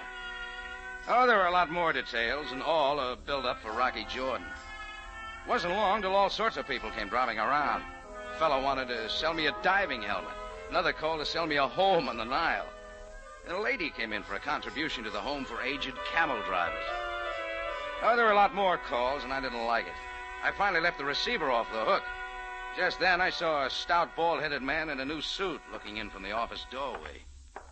Mr. Jordan, I am Jacob Matson. Oh, I see you got a paper too, Mr. Matson. Why, as a matter of fact, that is what I came about. I am with the Continental Insurance Company. Sorry, I'm not in the market for insurance or anything else. I'm afraid you don't understand. You see, my company issued a policy on the Mandara and its cargo.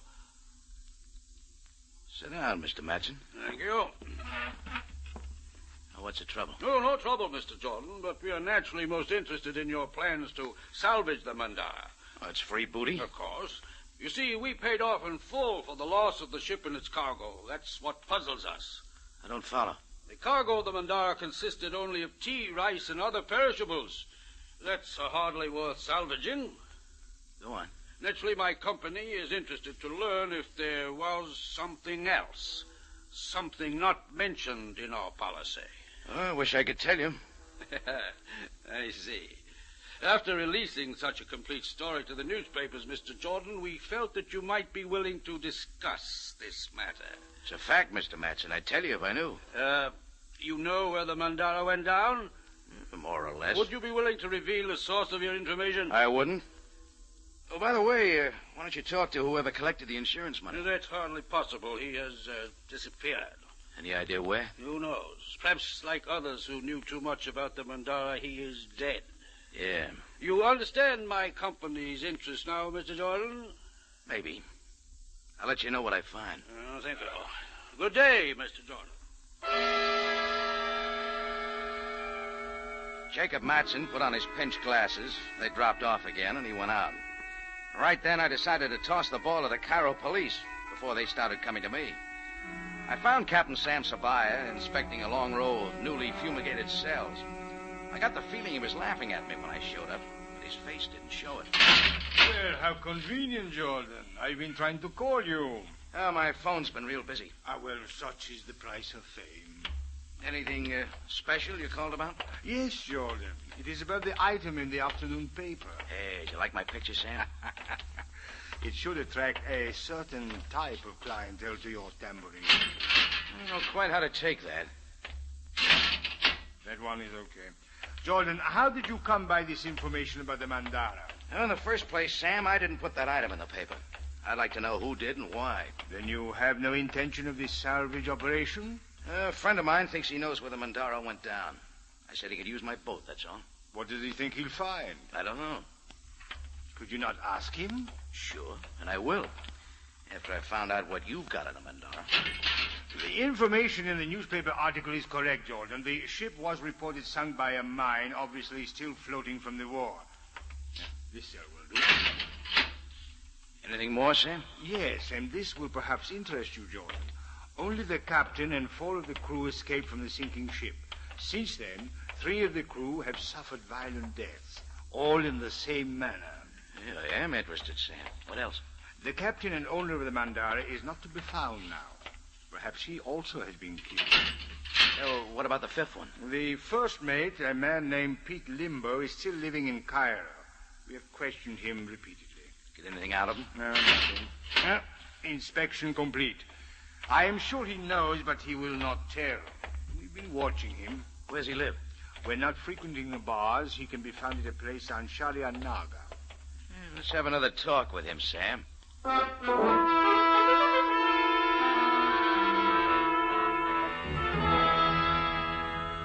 Sometimes Sam surprises me, like this time. Without batting an eye, he called for his black limousine. In about 15 minutes, we were driving down Sharia Naga, trying to miss the bumps. An excited cluster of natives were crowded around an open doorway as we pulled up to the curb. When they saw the police car, they scattered like ducks in hunting season. It looks like something's up. Better get in there, Sam. Perhaps you're right. Come along, Jordan. Here, this is Limbo's room. Open up! Open up in there! Close the door. That Pete Limbo? It was. Didn't watch him any too well, Sam. We could not watch him every minute, Jordan. Yeah, I know. Somebody sure took care of him. Exactly as the other 3, Jordan. Hung by the thumbs and then the knife.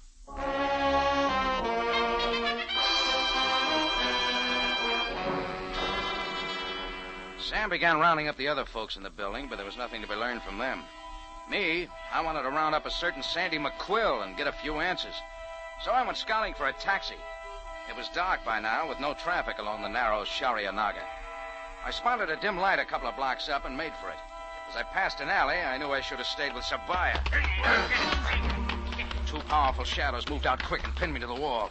I tried to make it interesting, but right then I felt a cord wrap around my neck. A silken cord, drawn tight. I stopped fighting real quick. You're smart, Jordan. You got respect for the cord, huh? It can get awful tight. Yeah. All we gotta do is pull. A little too hard. Maxie pulls his end, I pull mine. Look, what's the big idea? Shut up. All you gotta do is listen. Yeah, we got information. So get it, Jordan. Keep away from the ocean. You might get seasick. I'm not going anywhere. That's right, Jordan. You know something about the Mandara? If you do, forget it. Forget real fast. Nobody's diving for the Mandara, Jordan. Especially not you. Know why? Because there's nothing there you want. Nothing. Go back to the tambourine, Jordan. Stay there, you'll live longer. Do you know what if you don't? Next time we'll twist the cord. Tighter! And tighter! And tighter!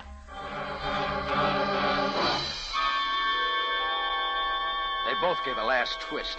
My breath was gone, and I went spinning off to the moon. The curtains were closing in when the cord loosened. Then they slammed me back into the alley and were gone.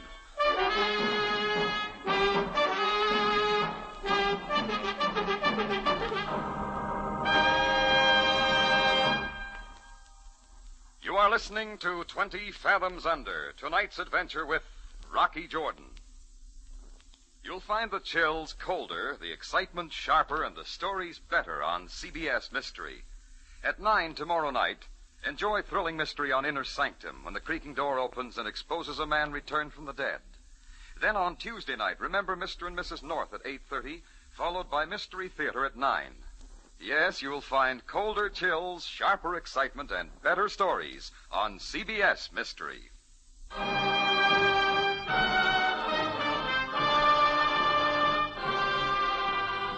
And now we take you back to Cairo and tonight's adventure with Rocky Jordan, 20 Fathoms Under.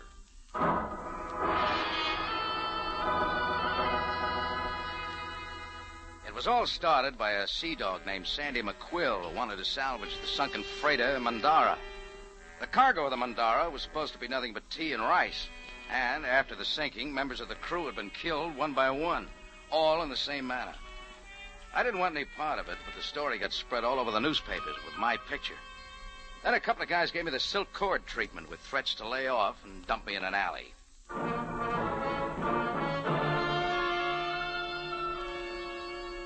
I finally got my breath and was working on the idea of trying to get up, and I noticed a round, soft face looking down at me.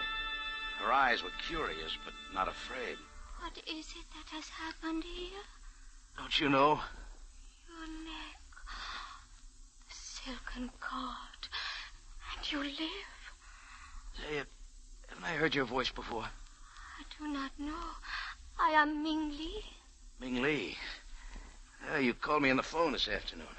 Then you are Rocky Jordan. Just where did you come from? I was searching for you. I'll bet you were. Mr. Jordan, I am but obeying the command of my father, Sen Wang Li. He wishes to speak with you. He doesn't give up easy, does he? My father feels that it is most important. Will you come with me now? Maybe I've been pushed around enough for the night. But my father does not wish you harm. Just questions, huh? Perhaps more. Come, let me help you. All right, Ming. Let's go see what Sen Wang Li has on his mind. This way, Mr. Jordan.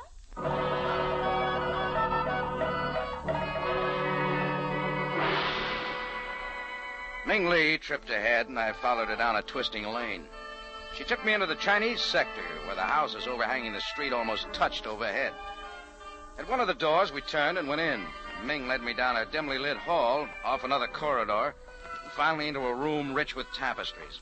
A little heavy on the incense for me, but furnished in the dignity of the upper-class Chinese.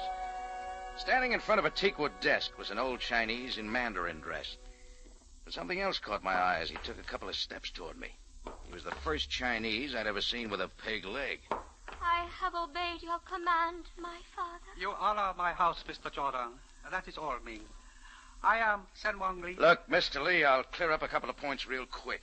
I don't know what's on the Mandara worth salvaging. In fact, I don't know where it went down. And yet we have read that you plan to find the Mandara. Mr. Li, what I want to know is why you and a couple of dozen other people in Cairo care whether I salvage the Mandara or not. The interest of other people is not my affair, Mr. Jordan, but for me it is most imperative. Enough to set two muscle men on me with a silken cord? Mr. Jordan, let me explain. The captain and owner of the Mandara insured the ship far beyond its worth. It was his plan to sail to Shanghai and take on a cargo of tea and rice.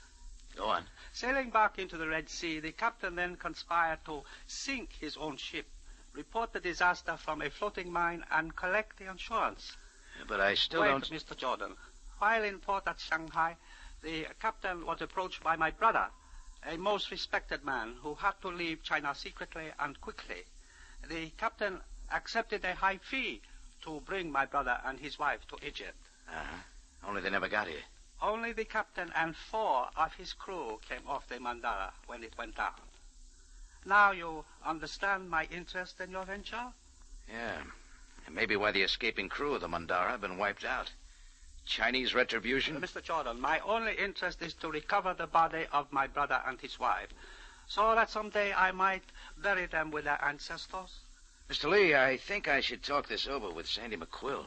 A man by that name was seen 2 days ago talking with the first mate of the Mandara. The first mate was quite drunk. Yeah, he gave McQuill the map, and now he's dead, too. I can also tell you where Sandy McQuill is living.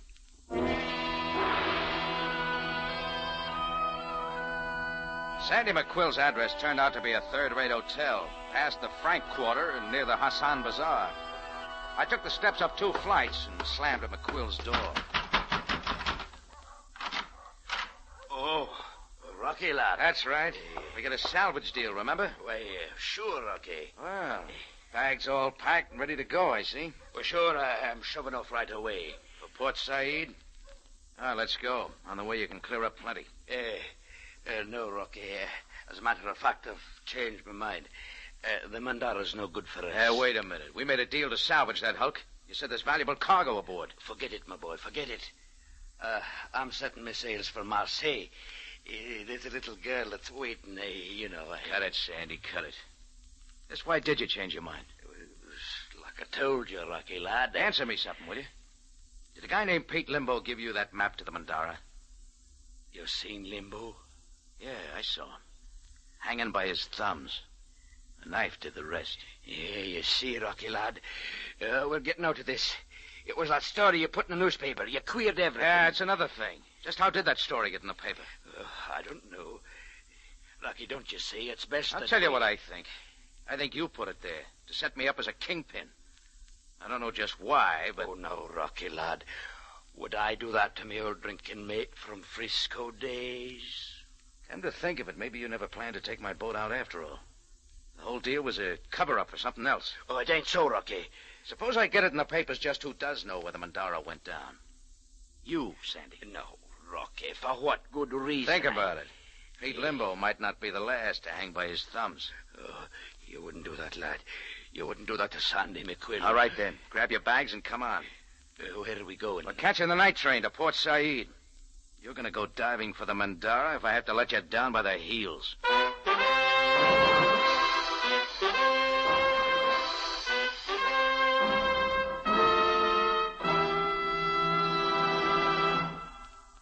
You are listening to 20 Fathoms Under, tonight's adventure with Rocky Jordan. The Unafraid, an emotion-filled screenplay, is presented by Lux Radio Theater tomorrow Monday night at 6. Burt Lancaster and Joan Fontaine star in their original roles.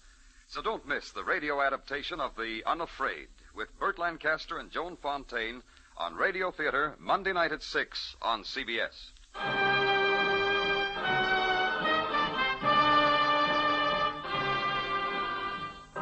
Now we take you back to Cairo and tonight's adventure with Rocky Jordan, 20 Fathoms Under.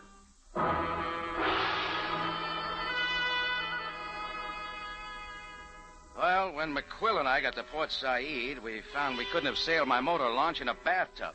So I rented a salvage rig at the docks, dug up a couple of bums to help man it, and we headed down the canal. McQuill steered and seemed to know where he was going. It was early the following morning, far down the Red Sea. The sun was just beginning to cut through a fog that had followed us all the way from Shadwan Island. Hey, what's that to the starboard, Sandy? The best I can make out through the fog. That's the point there, Rocky. That's Ras Haben Funderak. Now listen, Rocky, lad, I'm telling you again, this ain't for us. You'd better find it, Sandy. Cut the motors! Oh, is this the spot? Hey, matey. The Mandara's below. Look, Sandy, if you've steered wrong, you'll find that ship if you have to dig up the Red Sea. It's here. I'll lay me word to it. Okay, let's not lose any time. It'll be light enough before long. Get into your diving suit. Well, Rocky, there's no rush about it. Just listen to me. We didn't come all the way down here to talk, Sandy. Let's go. Rocky, I can't do it. Why? I promised somebody. That's all I can tell you. If we call it off now, there'll be no harm to any of us. Here's the diving suit. Take off your jacket and get it on. No, Rocky, let go. Let go. I warn you, matey. Diving now, Sandy, if I have to break your neck. No, Rocky, I'll get it. That's mine.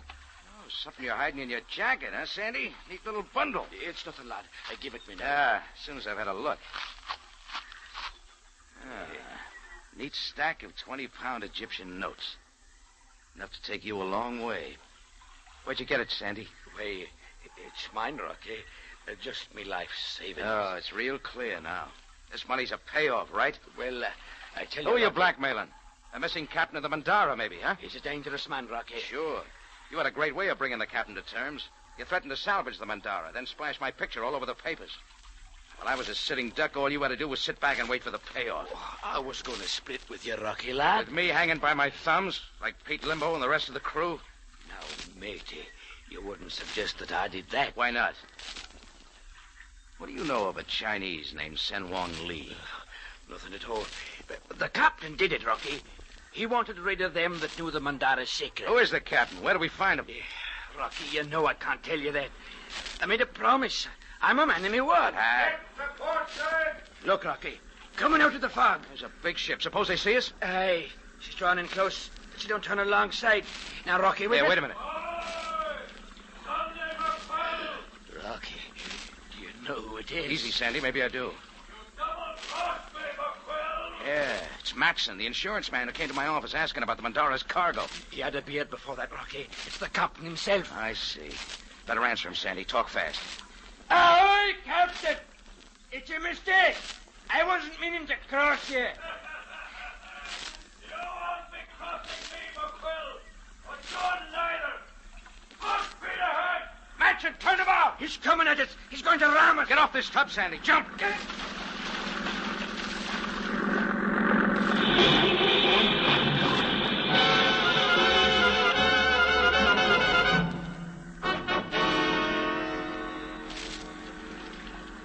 Well, after that, there was a lot of splashing around.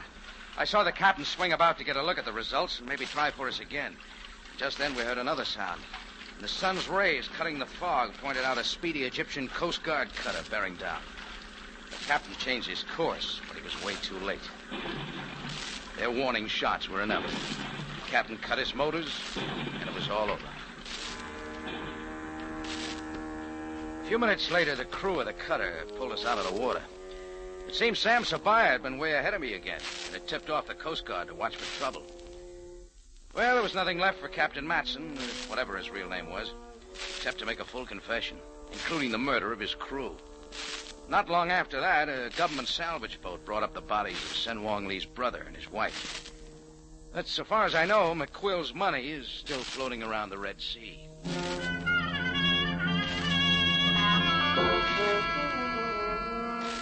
Well, back at my tambourine in Cairo, I had no more than settled down in my office when I heard a tap on the door. Real gentle. Come in. Mr. Jordan? Well, Ming Lee. Yes, Mr. Jordan. I come at the command of my father, Sen Wong Lee. Oh? My father sends me with a gift from his house for your kindness. This ancient wind bell. Oh, but this must be of great value to your family. I didn't ask for anything. You will honor my father by accepting it. Why, of course. Give your father my regards. Also, Mr. Jordan, my father wishes you to know that he feels deep gratitude and devotion to you. Wait, Ming. Yes, How do you feel? I feel that my father is most wise.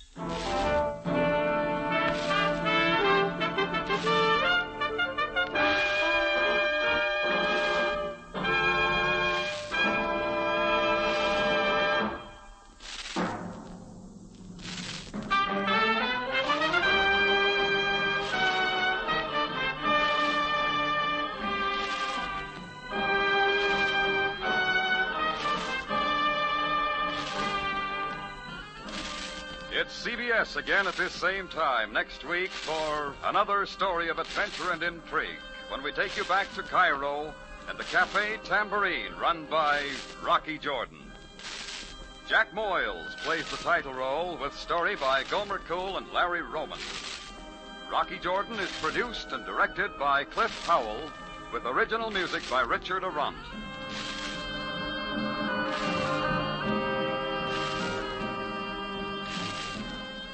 Larry Thor speaking. This is CBS, the Columbia Broadcasting System.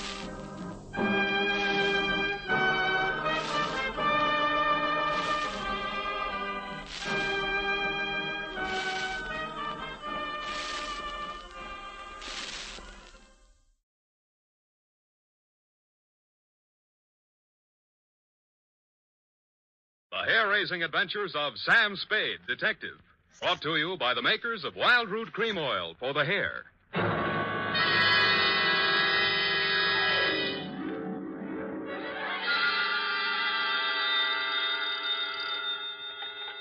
Sam Spade, Detective Agency. It's me, Effie. Oh, Sam, I've been worried about you. Sid Weiss was just on the phone, and he says digging up a corpse without a permit is against the law. It's all right, Effie. I just dug him up to say hello and put him back again. Oh, Sam. I'll be down in a couple of minutes to dictate my report, sweetheart. If I get lost on the way, you'll find me in City Hospital, the Psycho Ward, third straitjacket from the left.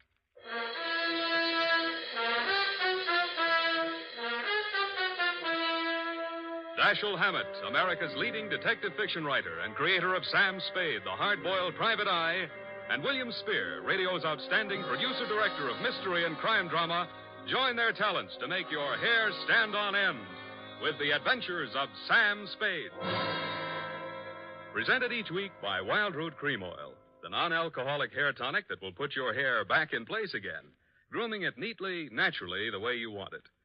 Fellows, If a girl can spend half an hour under a hot dryer in a beauty parlor to look her best for you, certainly you can spend half a minute sprucing up with Wildroot Cream Oil Hair Tonic to look your best for her. Now, that's all it takes, and Wildroot Cream Oil grooms your hair neatly and naturally, the way girls like to see it. Besides, it relieves dryness and removes loose dandruff. There's not a drop of alcohol in Wildroot Cream Oil. It contains lanolin. So get the big economy-size bottle at your drug or toilet goods counter. And now, Wildroot brings to the air the greatest private detective of them all in The Adventures of Sam Spade.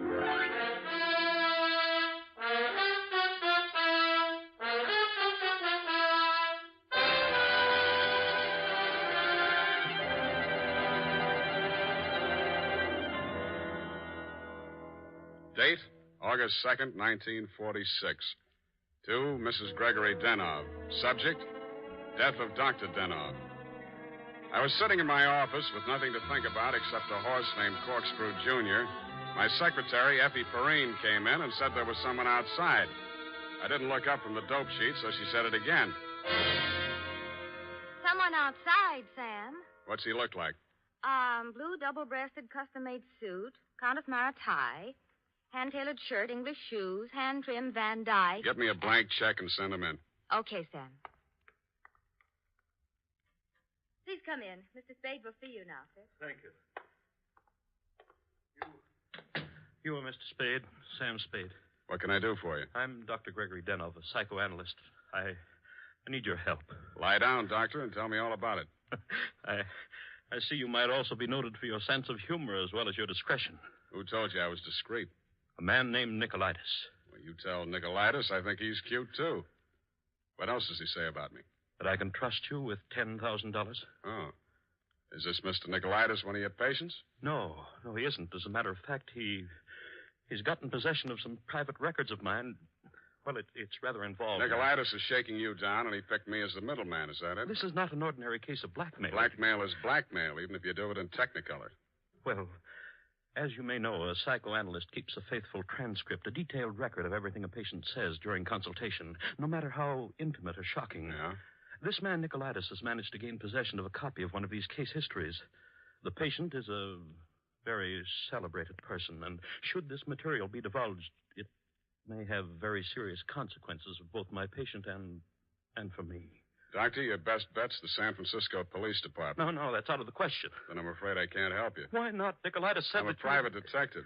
When I take on a client, I take on his troubles. My job is to protect him, not to stand by and see him milked.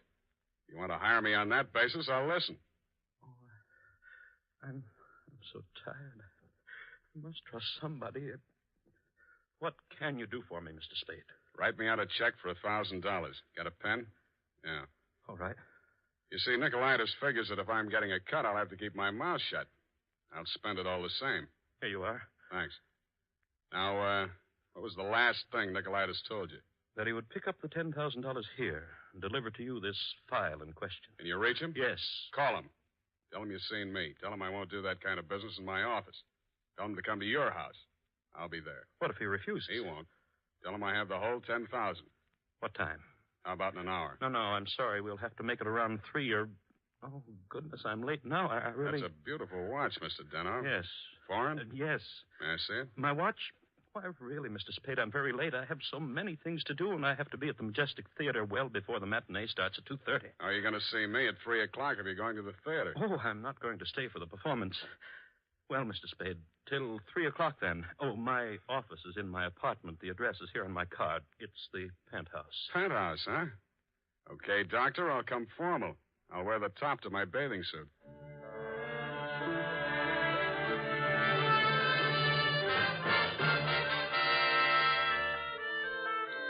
I left my office around 2:30 and started walking up Nob Hill. The Versailles Apartments, where Denov's place was, took up the whole 300 block, so I didn't have any trouble finding it. I stopped across the street for a minute to get my breath after the uphill climb, mopped my face, and started across. Just as I got to the middle of the street...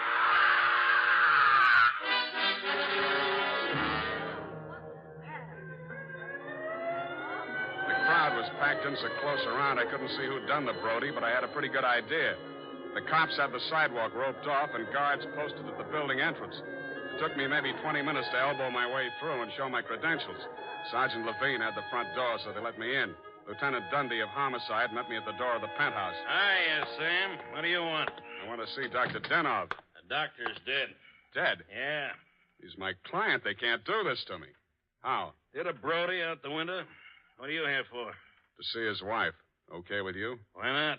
She's inside. Thanks. Mrs. Danoff, please. With all due respect for your grief, I must have the keys to the cabinet where Gregory kept his confidential files. You realize that you wished me to take charge of his patients and that I am responsible. All this police and so on. We must get those files out of here as soon as possible. Yes? My name is Spade. I am Dr. Zoya. I was poor Dr. Danoff's oldest friend. If there's anything I'd like to see you, Mrs. Denov, alone. But you police have already asked her so many questions. You see, she's not in the... I'm not with the police. I'm a private detective. I was working for Dr. Denov. A private detective? He was in trouble, you see. You see, Dr. Sawyer, the police won't believe me. Mr. Spade, you'll tell them. You'll tell them he didn't commit suicide. Well, Mrs. Denov, I guess that takes care of everything here. It's clearly suicide. Oh, idiot. Blind, stupid idiot. Suicide. My husband, he treated suicides. He would never... No, please. It will be all right, my dear. I'm sorry. She's hysterical. Yeah. If I had the time, Mr. Spade, I would... Tell them. Please, Mrs. Dano. The undertaker has been arranged for a burial at 7 o'clock, Beit Israel Cemetery.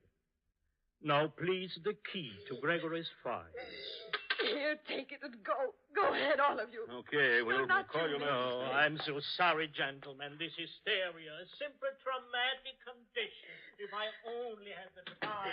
Who can I turn to? Who will help me? You think it's pleasant? You think my husband would rest if they said I committed suicide?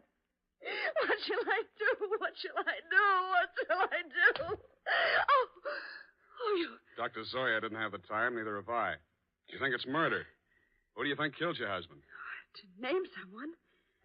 That's a very serious charge, Mr. Spade. Goodbye, Mrs. Denov. Constance Brent. You mean Constance Brent, the actress? Yes. Yes, she was his last patient this morning. She had threatened to kill him before. How do you know? My husband said so. Do you? Well, he'd written it down on his notes on her case. Once before, she'd almost pushed him from that same window.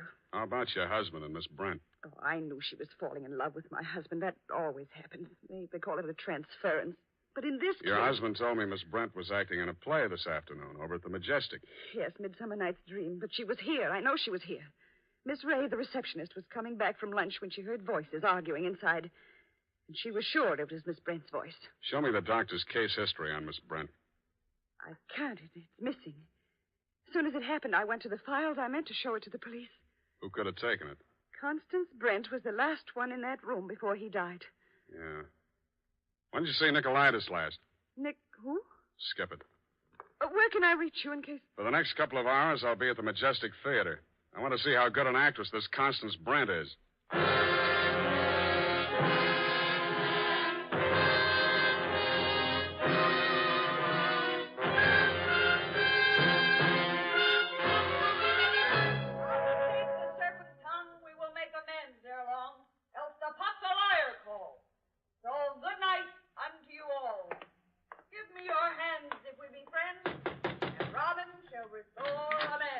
Yes?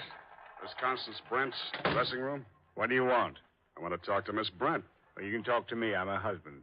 So you're Mr. Brent. I'm Jonathan Wallace. She's Mrs. Wallace. Now, what do you want with my wife?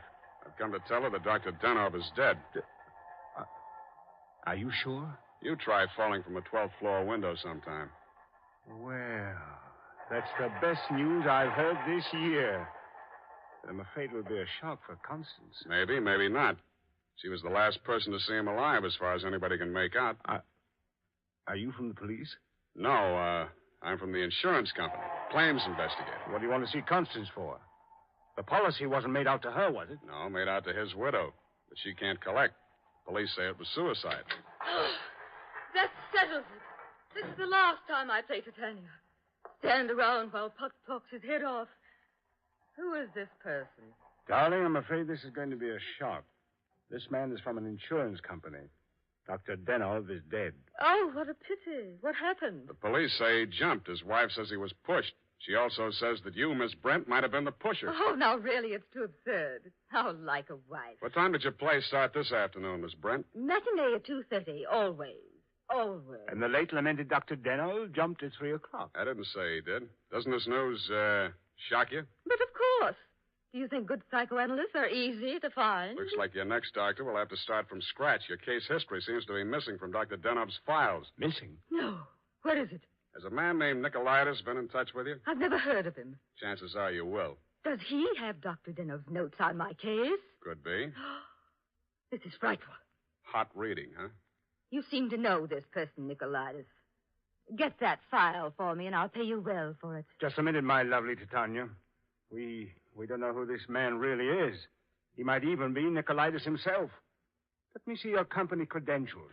Now, what do you know? Somebody picked my pocket. My wallet's gone. I thought so.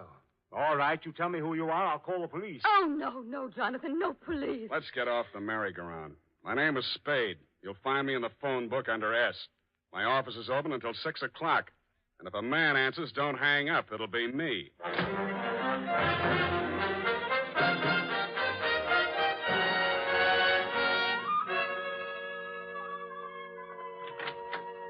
Hello, Effie. You found a Nicolaitis yet? Not one. I even tried spelling it backwards. Nobody ever heard of a man named Nicolaitis. Beginning to think there ain't no such person. Pardon me. Do I hear my name mentioned? I'm Nicolaitis. Sam, I still think you're right. Come all the way in, Mr. Nicolaitis. Sit down. Thank you. If you need me, Sam, just scream. What can I do for you? Oh, I've come for my money. What money? For the $10,000. You remember the $10,000? Refresh my memory. Oh, Dr. Denov, the gentleman who visited you this morning? Oh, that $10,000. Oh, you remember now. Yeah, it all comes back to me now. You were supposed to deliver something for the money.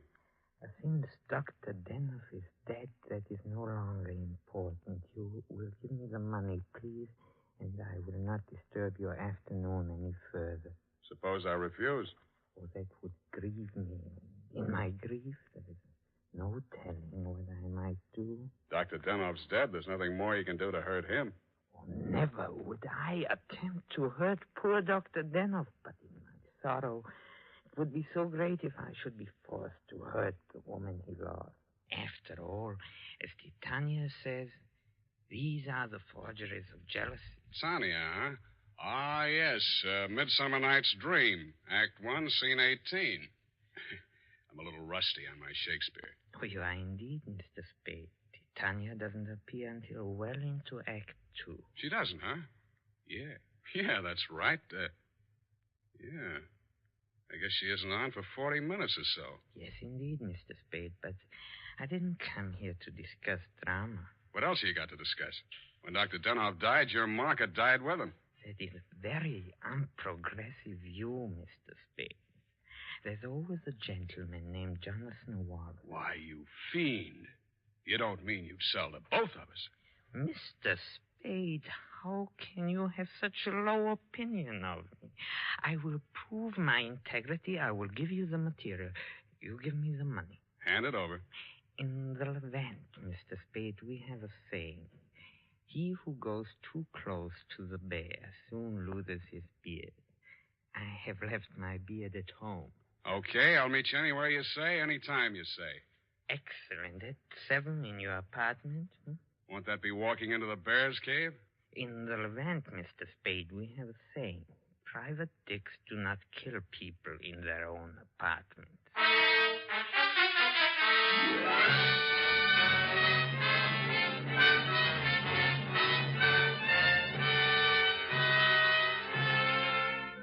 It was then 6 p.m.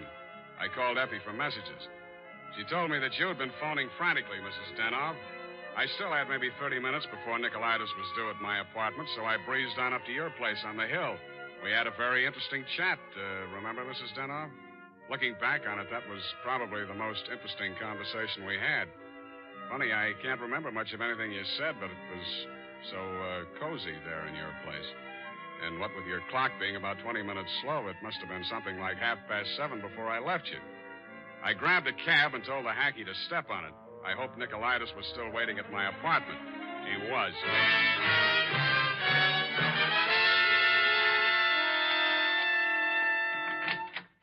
Mr. Nicolaitis, I'm sorry to be late.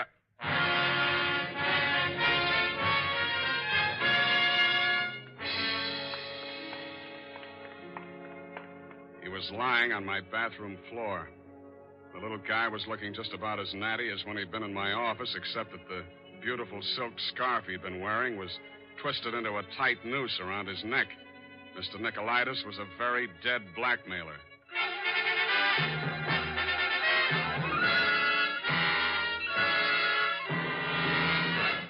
The makers of Wild Root Cream Oil are presenting the fourth in a new series of programs bringing to the air for the first time the adventures of Dashiell Hammett's famous private detective, Sam Spade.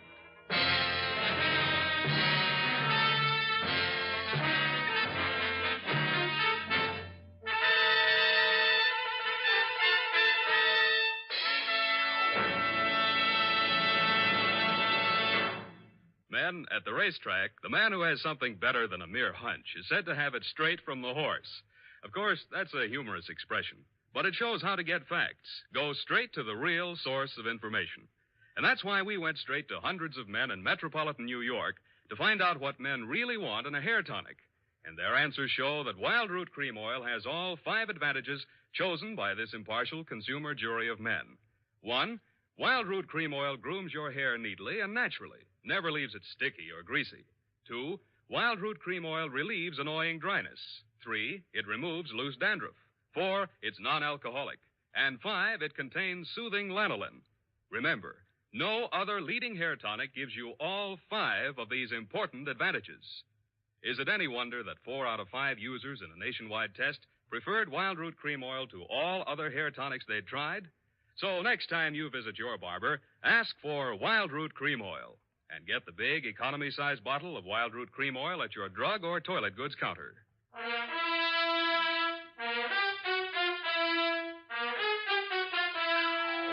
And now, back to Sam and Psyche.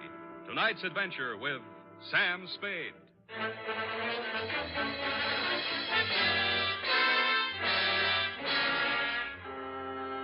His eyes were open, and he seemed to be looking right at me as I bent over him. The finger marks in his throat were too blotchy to be of any use. Pretty soon, Lieutenant Dundee and Sergeant Polehouse came in and walked over behind me. We all stood there for a second, and then Polehouse bent down and closed those eyes. You know him, Sam? His name is Nicolaitis. That's all I know about him. What did he come here to your place for? I don't know. You invited him? I wouldn't have been surprised to find him here, but not like this. You boys got a smear on him yet? Sure. He's an old customer of mine. Runs a photo lab. Photostats, microfilm. Microfilm. Nobody makes any sense. They're all screwballs, psychos, neurotics. What am I doing in the middle of this anyway? Sam, don't scream at us. We're just doing a job. Oh, I'm sorry, boys. This Dr. Denov is my client. Mental expert. That Denov probably had a screw loose somewhere and needed a psychoanalyst himself. Say, maybe he was... Yeah. Hey, look, Dundee. I'm going out of here now. Do I call Sid Weiss and we go through all that again, or are you going to let me walk? Why, Sam, you can go. I know where you sleep. I'll wake you when I'm ready for you.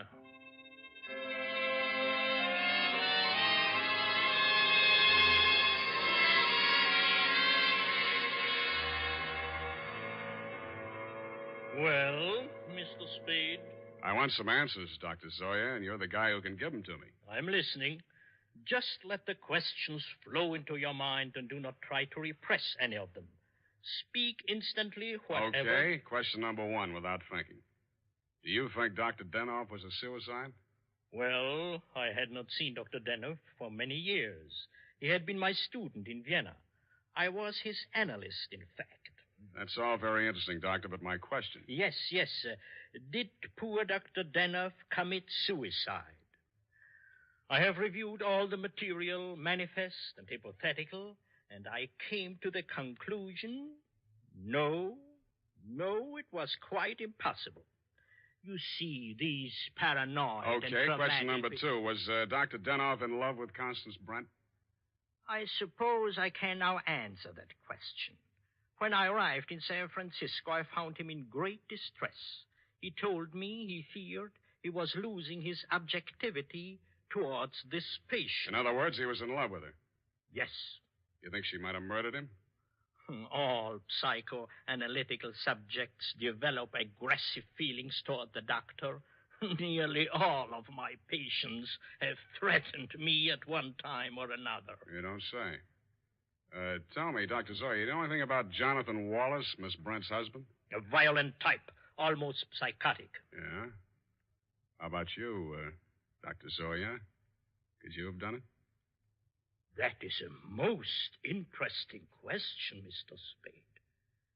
When I arrived here from Vienna without funds, dependent on the kindness of my former students, I must confess that I felt a certain antagonism.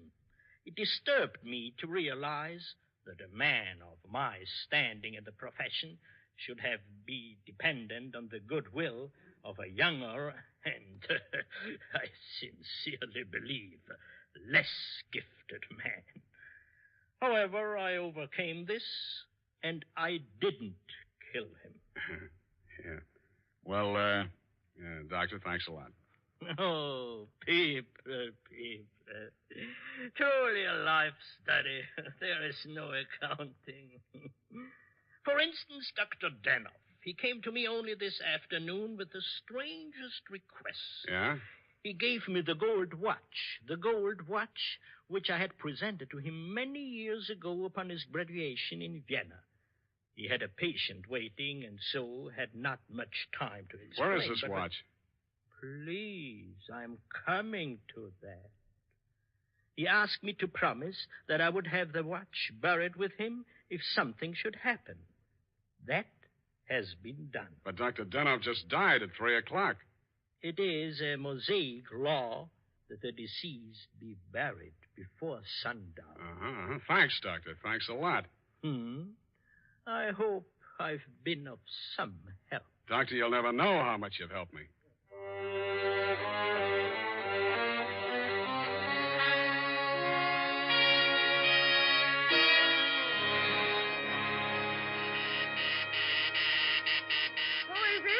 Spade. Oh, what's happened? I think I got the answers, Mrs. Denoff. That file on Constance Brent. Your husband knew that you'd been going through it. Mr. Spade. Shut up and listen to me. He took it out of the files, had it microfilmed for his own private records, and destroyed the original. Really? The man who did the microfilming was Nicolaitis. He delivered one print to your husband and kept another for himself. He was murdered in my apartment for the copy he used to shake down your husband. The killer now has that copy, if it hasn't already been destroyed. But we can still put our hands on the first strip of microfilm which you delivered to your husband. This is astonishing. How? It's in the gold watch which was buried with him. Oh, the watch that Dr. Zoya... That's right. Denoff made up his mind that whatever he knew about Constance Brent was going to go to the grave with him. What are you doing tonight? Well, nothing. And we got a date, sweetheart, you and I. I'll be back toward the wee hours. All paths lead to the grave. Ophelia, Act 6. Gregory's grave? But shouldn't we get a court order and have it done properly? The courts don't open until 10 in the morning, sweetheart, and Lieutenant Dundee's going to start asking me some questions about that stiff in my apartment before then. You see, baby, I can't wait.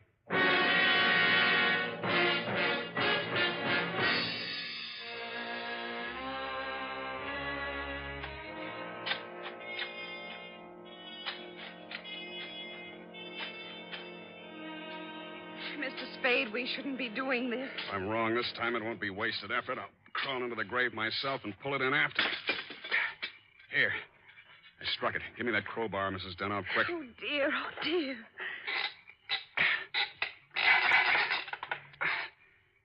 Put that flashlight in, sweetheart. You look the other way.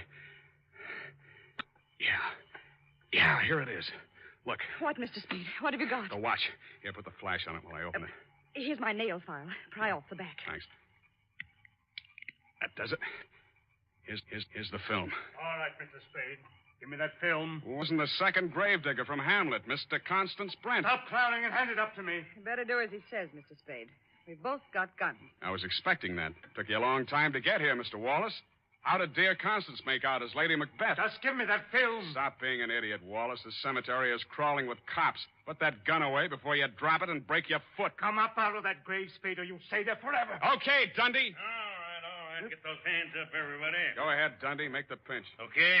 Sam Spade, I arrest you for body snatching, violation of graves under the Civil Code number... No, you fool. You're supposed to arrest Mrs. Gregory Denov and Jonathan Wallace for the murder of Gregory Denov and Pericles Nicolaitis. But I... Oh, yeah. No, you don't.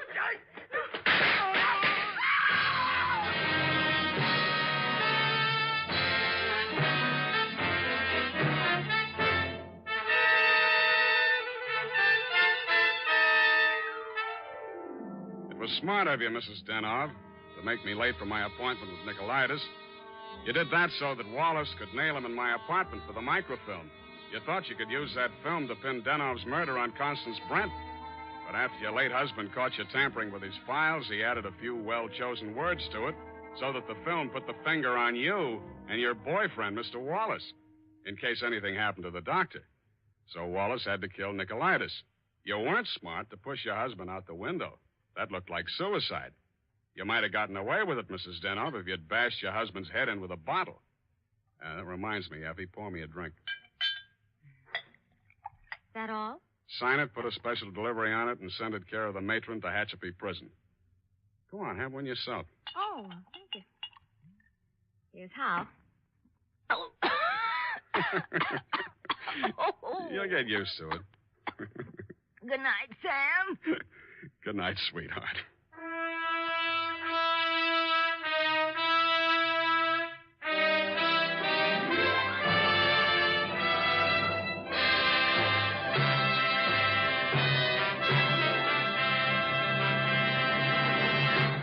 Wild Root Cream Oil presents The Adventures of Sam Spade, Dashiell Hammett's famous private detective, produced and directed by William Spear. Men, on these warm August days, the sun beats down on your hair, may leave it looking dry and brittle. That's why, now especially, you need Wild Root Cream Oil. This grand non-alcoholic hair tonic has just what it takes for summer grooming. It contains lanolin, the soothing oil that's so much like the oil of your skin. Wild Root Cream Oil keeps your hair neatly in place, gives it the handsome, successful look that helps you get ahead on the job. And Wild Root Cream Oil removes loose, ugly dandruff and actually relieves annoying dryness. So tonight, take the famous FN test. Check your scalp. Signs of dryness or loose dandruff tell you need Wild Root Cream Oil right away. Sam Spade is played by Howard Duff. Fred Essler was Dr. Zoya. Lorene Tuttle is Effie. Don't forget, next Friday, the three masters of the art of hair-raising, Dashiell Hammett, William Spear, and Wild Root Cream Oil, join forces to bring you another hair-raising adventure with Sam Spade. Smart girls use Wild Root Cream Oil, too, for quick, good grooming and to relieve dryness between permanents. Mothers say it's grand for training children's hair. Dick Joy speaking. This is ABC, the American Broadcasting Company. And now we bring you a thrilling crime detection story taken from the pages of the leading detective publication, True Detective Mysteries magazine.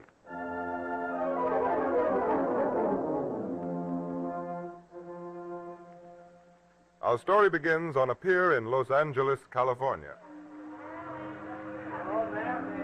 Come on over here with us. Stand back, please. Out of the rail, please. Give the people a chance to get off. Can I take Junior on the boat, officer? His father's returning to China, and I want Sorry, madam. You can't board until all the passengers have cleared the customs. Hey, you! Stand back in the rail there. Stand in line until your baggage is stamped. Stand in line. Where do I go, officer? I must get to Los Angeles immediately. Let's have your baggage checked first, ma'am. Oh, the red tape you have to go through here. All right, next, please. This is my trunk, officer. It's open. All right. This is strange. May I see your passport, please? Why, certainly. Here it is. Maria Went, Shanghai, China. Is anything wrong? I don't know, Miss Went, but I'll have to ask you to come along to the customs office. Is there a mistake on my passport? No. Your papers appear to be in order, but your trunk, it's constructed very oddly. I'll have to bring it in. Oh. Brogan, bring this trunk into the office. Yes, sir. Right away, sir. And you come with me, please, Mr. Went. All right. Set it down right there, Grogan. Yes, sir. Now get cheap powers, please. Right, sir. Sit down, miss. We have to wait for Mr. Powers. Mr. Powers? Who is he? Head customs man of this. Oh, here he is now. Hello, Michael. Grogan says you wanted me. Yes, this is Miss Went, Chief. Here's her passport. How do you do? How do you do? It's about her trunk. Irregular construction. All the drawers have corners cut off, and I thought you'd want to examine it yourself. Yes. That's it? Yeah, that's it. This does look unusual. Where'd you get this trunk, Miss Went? Where? In a shop in China, Shanghai. Is there anything the matter with it? I don't know yet. As soon as I get all these drawers out, I'll see. Oh, yeah. I'll just reach in here and... There is something there. Feel there, Michael. Huh? Yeah. Feels like some cloth tacked onto the back. Shall I pull it off? By all means. Gosh, Chief, look. Bags, dozens of them. Your hunch was right, Michael. Good heavens, what are those? I see. Those, Miss Went, are sacks of narcotics, or I don't know my business. Narcotic? Heroin. Worth $100,000 if it's worth a penny. How did they get there? I can't imagine how it all... That's what we're going to find out, Miss Went, and until we do, we'll have to... That is, you'll have... Oh. She's fainted, Chief. Great. Get a doctor. Hurry.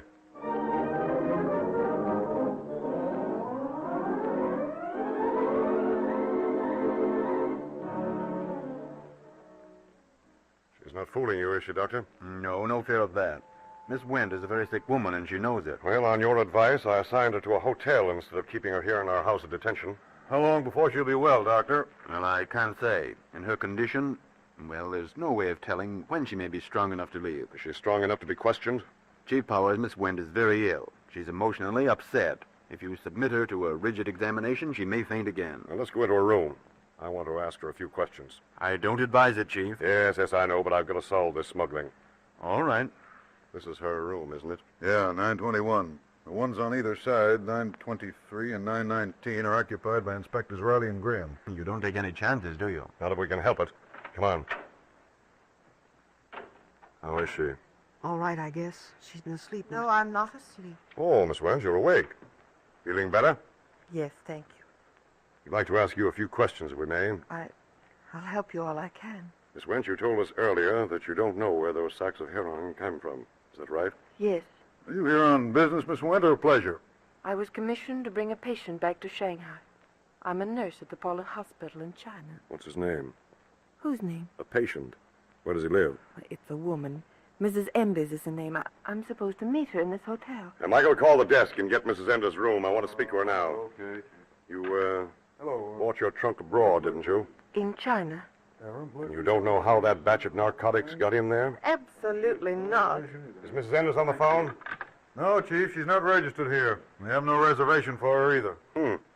That makes it a little more confusing, doesn't it? Confusing? What do you mean by that? You see, if you're an innocent dupe of a smuggling ring, we can't let you go until we're convinced that you're innocent. But I am innocent, I tell you. I don't know anything about that contraband. I don't think you ought to continue, Chief.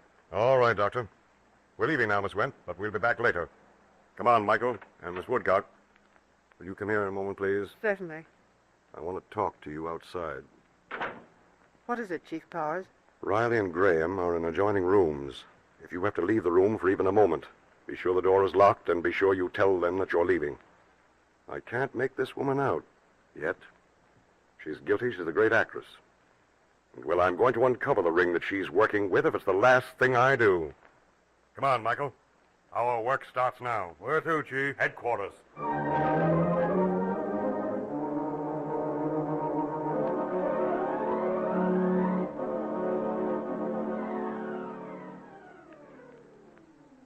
Let's see those receipts again, Michael.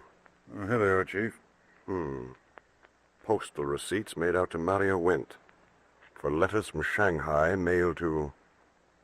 What is this name, anyhow? Let's see. Looks like Loffelholtz Brandstetter. Palace Hotel, Naples, Italy. Where'd you say you found these? In a suitcase. Ever hear of this man, Brandstetter? No. No record either. I just checked that. Well, then let's see how our friend Miss Went is feeling today. She ought to be able to tell us who he is and what she mailed to him. She ought to, but will she? Well, come on. We'll find that out soon enough.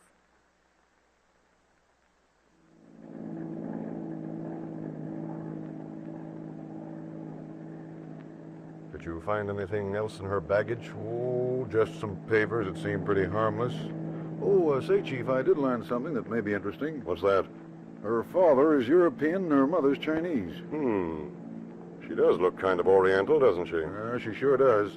You know, I thought she was Chinese, but I couldn't figure out that name. There's the hotel. Oh, yeah.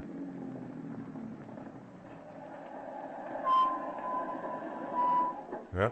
Come on. Can't lose any time. Going up. Going up. There's the elevator, Michael. Going up, please. Hurry, Michael. This elevator is waiting. Oh, I'm sorry I held you up. I saw something a little bit cheap at the 9, please. What'd you see? 2 Chinese women over at the desk. I thought I heard one masked Mrs. Enders. Did she? Well, Time 12, please. Going up. We get off here, Chief. Right. Well, tell me, did she ask for Mrs. Enders? No, it was another name, but it sure sounded like Enders. Had me frightened for a minute. I said I thought she said Enders. Wait a minute. Here's the room. 921.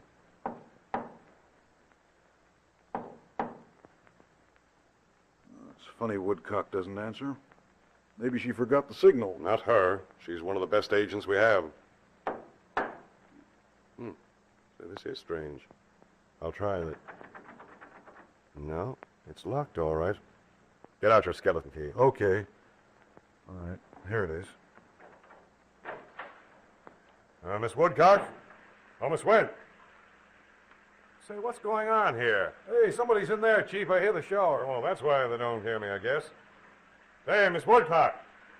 Woodcock. Miss Wynn. Open up there, will you? They must be deaf or something, Chief. Open that door, Michael. I don't care who's in there. Hey, jumping Jehoshaphat, she's gone. What? There's nobody here, Chief. Shower's running, but there's nobody here. Turn it off. How in the world did she get out of here? There are windows in the bathroom. That one there faces a court. Yeah, and what happened to Woodcock? I don't know, but I'm... Wait a minute. I hear someone at the door. Be quiet. Chief Powers, what are you doing here? Never mind what I'm doing. Where were you? I just went down to the lobby to see my brother for a moment. Why? Is anything wrong? Where's Miss Went? Where is... What? Is she gone? Miss Woodcock, tell us the truth. Where is Miss Went? For goodness sake, Chief, I don't know, I tell you. I wasn't gone more than 5 minutes. Maybe Riley knows what happened. Did you tell him you were leaving? Of course I did. Get Riley here immediately, Michael. Yes, sir. You know what this means, don't you? I can't make it out, Chief Powers. How did she get away? I locked the door when I left. It was locked when I arrived, too. All right, here's Riley, Chief. What's up, Chief? Plenty. What were you doing next door? Sleeping? What's that? Sleep? Why, no, I was watching. You're a great help, Riley, both you and Woodcock. All you have to do is watch a sick woman, and what happens? She walks out on you, right under your nose. What? Well, how in the world... Never mind that stuff. Tell me, did you know Woodcock was leaving? Sure, I did. About 10 minutes ago to see her brother. Then what happened? His wife called him in and asked if she could take a shower. How did she know you were next door watching her? I don't know. I figured one of you told her. Well, I've seen dumb agents before, but you take the cake, Riley. She asked if she could take a shower. Well, I heard the water running. I figured you... You figured you couldn't figure 1 and 1. Come on, Michael, we're going back to the office. You, Riley, and you, Woodcock, get busy and see if you can find out what happened to this Went woman. Yes, sir. All right, Chief. Michael, call the office and have them send someone. Make it Kruger. I want to tail Riley and Woodcock. Taking no chances. When you're through, come back to headquarters and we'll get to work. I'd get an idea. Yes, sir.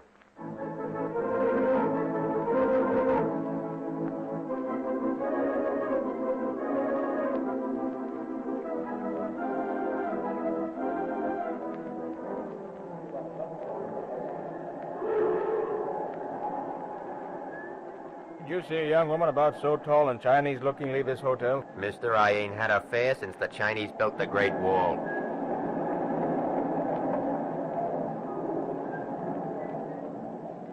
Did a young Chinese woman come through here? I can't tell you, ma'am. Thousands of chinks passed here.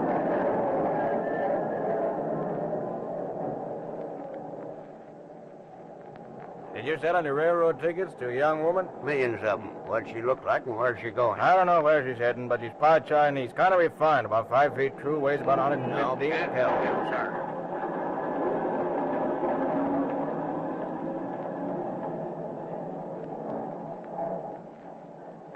How long have you been in front of this hotel? About half an hour, lady. Did you see a Chinese woman leave that hotel? No, lady, it didn't.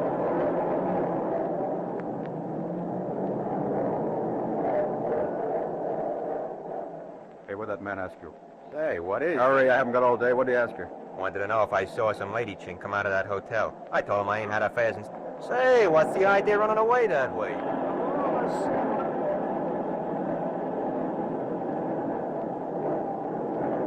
See that woman? One that just went away? Yeah, what she ask?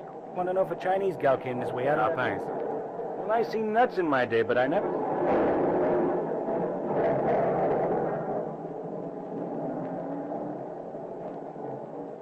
Did a young Chinese woman... Pardon me, mister, but did you see a Chinese That girl? man asked, have you seen a young woman come out?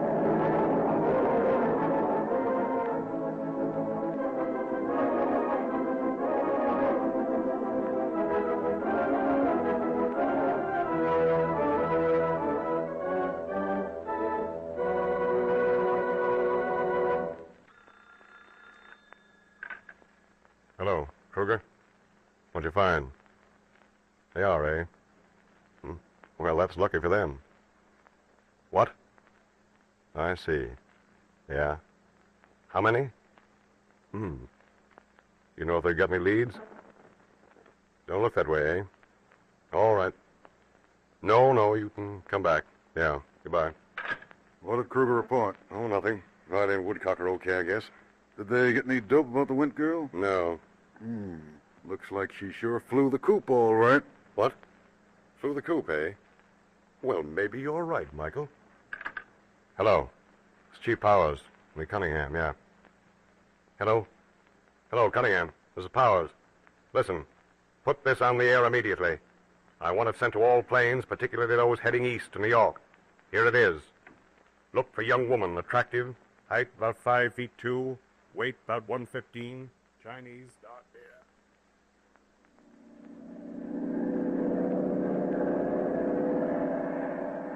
Hello, 421. Hello, 421. Look for young woman, Chinese, height 5'2", weight 115, hair dark.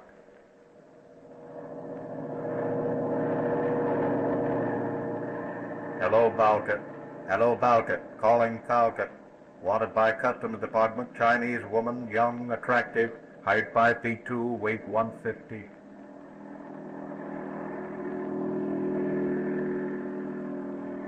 Calling C-14. Calling C-14. Hello, C-14. Report if you have young Chinese woman passenger, height 5'2", weight 150. If our young bird is flying, we'll get her before long. What next, Chief? Michael, do you remember that postal receipt that you found in Went's baggage? That one from Shanghai to a man in Naples named Grandstetter? We're going to try to find Mario Went through him. I don't get you. Well, if that woman is innocent, the chances are that Brandstetter is only a friend. But if Went is a member of a smuggling ring, the chances are that Brandstetter is one, too. Oh, I see what you mean now. I'm going to try to find out where Brandstetter is, and I'm going to get Went when she tries to meet him. My guess is she's heading his way now. You're a little optimistic, aren't you? No, just determined. Come on. Where to? To the wireless room. We're going to take a little trip around the world. Oh, hello, Riley. No luck, Chief. We checked every cab driver around the hotel, everyone we could find. None of them saw anyone that even looked like the Went girl. Yeah, I know. You know. How did you find out, Chief? Finding out is my job, Woodcock. Yours is losing, I guess. Come on, Michael. If anyone wants us, we're in the wireless room. You want us to wait here, Chief? Yes, I may need you. You're sort of rubbing it into Riley and Woodcock, aren't you? I guess I am, but they deserve it all right. It isn't often we get one of these birds red-handed like this. But when we do, well, we like to keep them a while. That girl must be laughing up her sleeve. I wonder how she got out of that room. Well, that was easy. She just turned on the shower, and Riley wasn't able to hear her open the door. Yeah, oh, here's the wireless room, Chief. Hello, Chief. Suppose you want to know what we've got on that radio place to airlines? Did you hear anything yet? Not yet. Cunningham, I've got something that must go out immediately. Yeah? We found 2 postal receipts in Mario Went's bag for letters sent to a man named... Now, get this down. Yes, sir? Lawful Holtz Brandstetter. Lawful Holtz Brandstetter. Right. Okay. Now, we don't know who this fellow is, but I have a hunch that Went may try to contact him. If she does, we'll nab her. And if this man is mixed up in smuggling dope, too, Well, that'll be fine. I understand, Chief. Hey, you forgot to tell them the letters were mailed to Naples, Chief. Oh, yes, that's right. All right, Cunningham, get going. Send a wireless to Naples and try to locate this man. We'll stand by. Yes, sir. Now, let's see. Our office there is... Yeah, it is 437. Naples, 437. Naples, 437. United States Customs calling. Information required.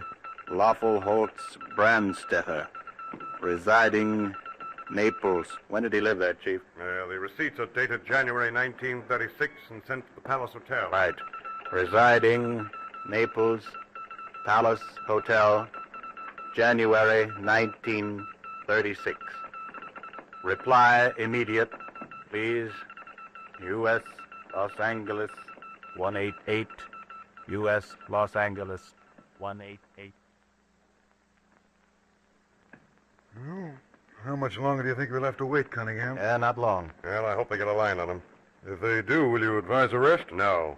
I want him tailed until we pick up the trail of Mario Went. Then we'll... Wait. There's the answer. Palace Hotel reports Loppelholtz Brandstetter sailed for United States SS Helena August 7th. 4 days ago.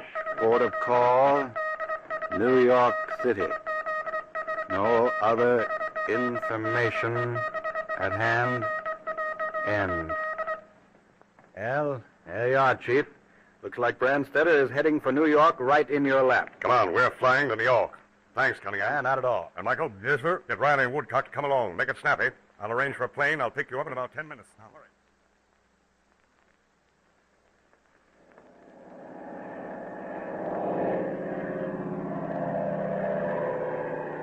Michael, when we land in New York, you and I are going to board the Helena before she docks.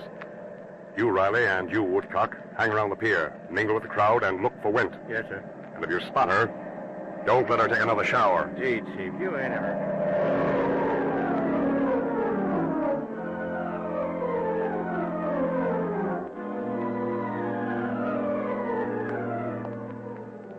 Yep, there it is, SS Helena. Won't Brandstetter be surprised when he meets this reception committee? Yeah. All right, Captain. Pull up alongside of her, will you? Aye, sir. There she is, sir. Hold on now.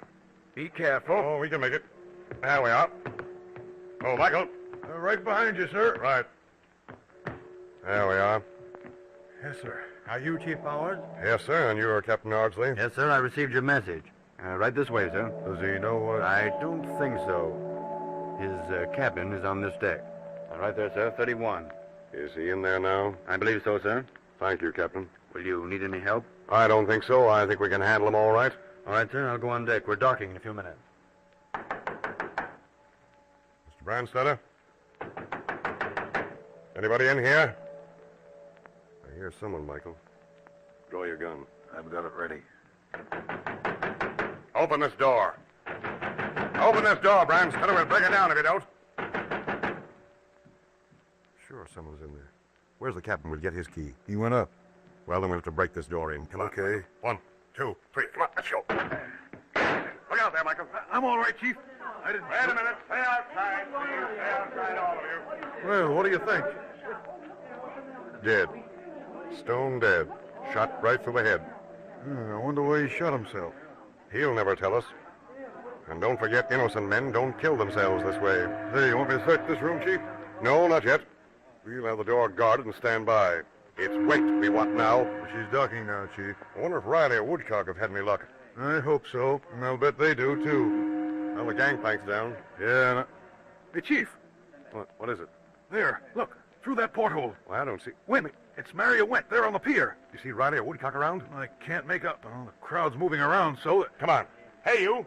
Are you the steward? Yes, sir. Stand in front of this door. And don't let anyone enter until we return. Here's my badge, U.S. Customs Department. Come on, Mike. Okay. You behind me, Michael? Keep going. I'm keeping my eye on her, Chief. Yes, you're standing over there, wasn't she? Follow me right there. What? Oh, for chimney's sake, she's going, Chief. She was standing right there by that pole. Slipped right through our fingers. That's the second time. She must have seen us come down the gangplank. Gee, slipped away with. We could have had her if we don't... Chief, got a surprise for you. Here's your print. Wait, where'd you find her? Oh, I spotted her the minute you got here. You got anything to say, Miss Went? What is there to say? Plenty before we're through with you. Come on. We're going to a nice quiet place without showers where we can talk. Oh, gee, Chief, ain't you ever got...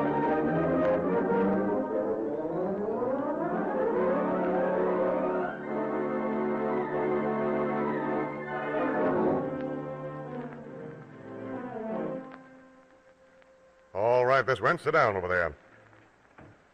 Now tell us, where'd you get that dough? I guess there's no use now. Absolutely none. Innocent women don't escape from custody. You might as well tell us everything, Miss Went. Sure, what's the difference? I'm sick, you know that. The doctors say I won't live another year. I'm sorry you're sick, Miss Went, but you'll have Yes, to... yes, I understand. I'll have to take the consequences just the same. Well, I don't know how I got away with it as long as I did. You've been smuggling dope for a long time? A long time? Sure, years. I thought I'd never be caught till I met you. Where'd you get that heroin? In Shanghai. It was stolen from a hospital. Which one? What difference does it make? Which hospital, Miss Went? Pauline Hospital. Got that, Michael? Oh, yeah, right, Chief. Miss Went, how'd you escape from that hotel? That was easy. I turned on the shower, then I phoned a friend in the hotel who came up and opened my door. That was all. Yeah, well, who was your friend? A Chinese woman that I met... Did you stop at the desk on your way out? Sure, for a moment I thought I'd die. You didn't recognize me in those funny clothes, did you? Oh, so that was you, huh? Miss Went, who stole the narcotics in the Fulham Hospital? I don't know. I received my instructions from someone. Who? Some man. Ramstetter? Yes, how did you know? Well, you won't receive any more instructions from him. You arrested him? Better than that. He's dead. He's dead? You killed him? No, he shot himself. He shot himself. He's dead. I won't ever see him again. Oh, no, you killed him. You killed him. Oh.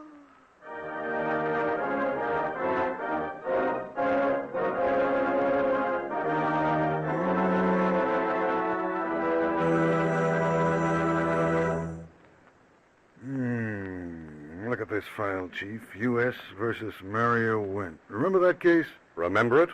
How can I ever forget it? You know, Chief, she was lucky to be deported. Lucky? I don't know about that. She won't live another year. What difference does it make where she's buried? Yeah, I guess you're right. Remember how she passed out when you told her Branstad killed himself? Why not? Didn't she admit later she was going to marry him? She certainly was head over heels in love with him. Yeah, but that sure was a big price to pay for love, all right. Yeah, that love affair with a little smuggling on the side cost 2 lives, maybe a third. Bramstetter and the superintendent of that Shanghai hospital killed themselves when they knew they were caught. And our shipboard beauty, who almost got away with it, is probably dead by now. 3 lives for smuggling dope. Gee. Gives me the shivers to even think of it. Like a cold shower, eh, Chief?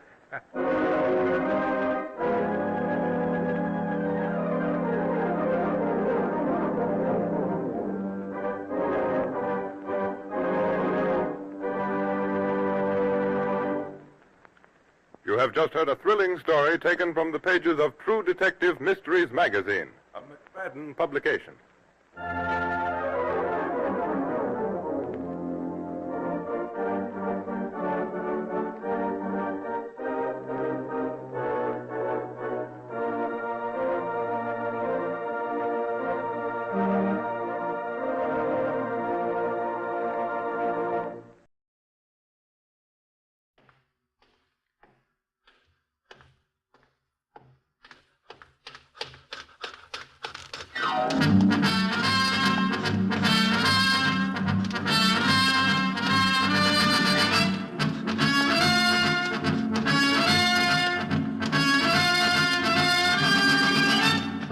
The National Broadcasting Company invites you by transcription to join The Chase.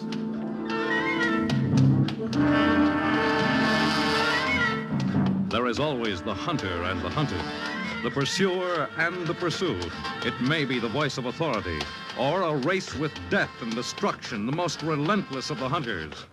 There are times when laughter is heard as counterpoint, and moments when sheer terror is the theme.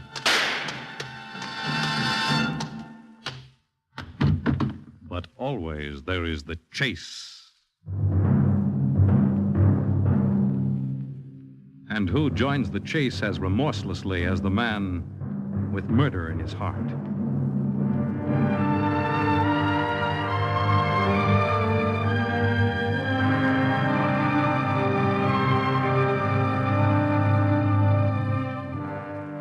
I record these events in my diary as they occurred, as a purge to my conscience, perhaps. But when it all began so many months ago, no man felt less beholden to his conscience than Gilbert Fawkes. It was on a grey November day in London that I decided to murder Frank Pickett. The name wasn't even known to me that morning as I awoke, bathed and dressed as usual, before leaving for my shop on Savile Row. But at 8:45, as I joined my wife Lavinia for breakfast in our flat, Frank Pickett became the one man on earth I hated and despised enough to kill.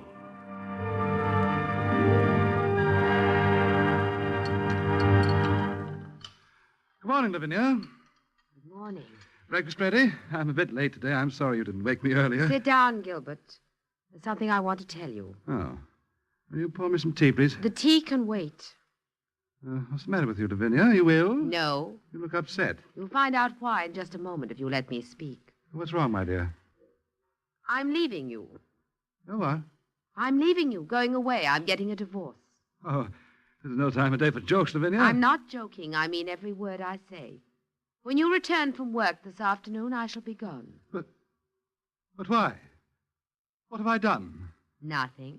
We've only been married 3 months, Lavinia. This is unbelievable, incredible. It can't be true. But it is. But I love you madly, Lavinia. You know that. I've always known.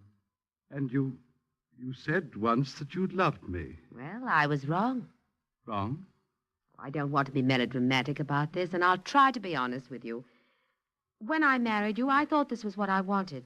A West End flat, a husband who adored me and who provided me with a fairly decent existence. But I was mistaken. Were you? I want more than this, Gilbert. And most of all, I want romance. A love that...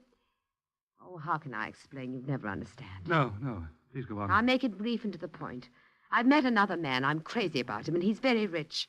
I'm going to marry him after I get my divorce from you. I see. You wouldn't contest the divorce, would you? I'd get it in America. Then he's an American? Yes.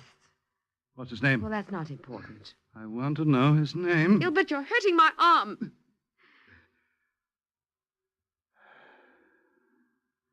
When are you leaving? In about an hour. And I won't see you again? No. You still won't tell me who the man is? Of course not. Very well, Lavinia. Goodbye. You're going? I'm late for the shop, as it is. I'll only take my personal things. Everything else is yours, Gilbert. Everything else? What have I left? After you're gone. Gilbert. Goodbye, Lavinia. And good luck with your new romance.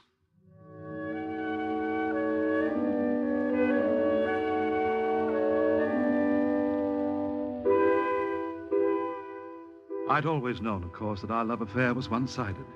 I loved my beautiful Lavinia with a passion that bordered on insanity. She was my life, my happiness, the very air I breathed. I had only dared to hope that she returned a small particle of that affection. And if she hadn't met this other man, I might have kept her with me forever. Oh, I knew I couldn't win her back, but I could do the next best thing to satisfy the sudden gnawing in my vitals. I could have the satisfaction of putting my rival in his grave.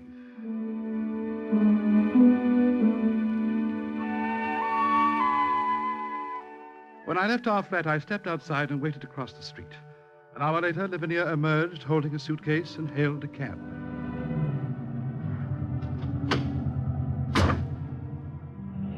I waited until she stepped inside, hailed a second cab myself, and then followed her to a Strand hotel.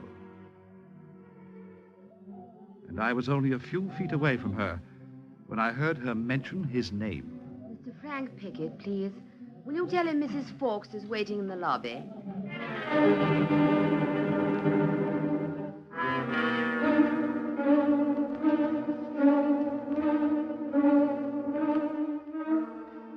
For a moment, my blood rose, and my mouth grew dry and hot. Without thinking clearly, I turned and left the lobby. Then I hailed another cab. There was a shop I knew, a rather disreputable place in the shabbiest section of Soho, where, according to rumor, a man might purchase a variety of things. Help you, Governor? Yes, if you will. I'm looking for a gun. A gun, Governor? A revolver, preferably a large caliber.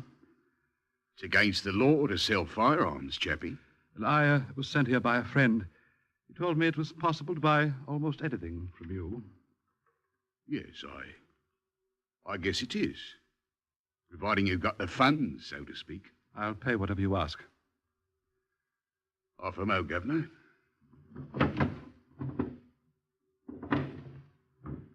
Now, here's a beauty. Italian make. And guaranteed. Guaranteed to what? To please, Governor.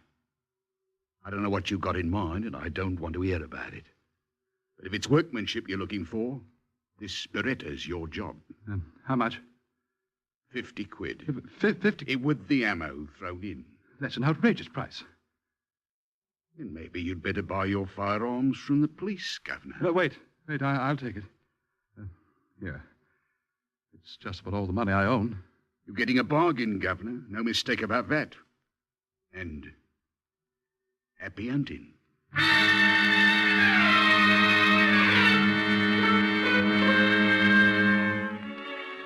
I returned immediately to Frank Pickett's hotel with a revolver heavy in my pocket. I had no plan in mind except to meet him face to face and blow the top of his skull clear off his rotten head.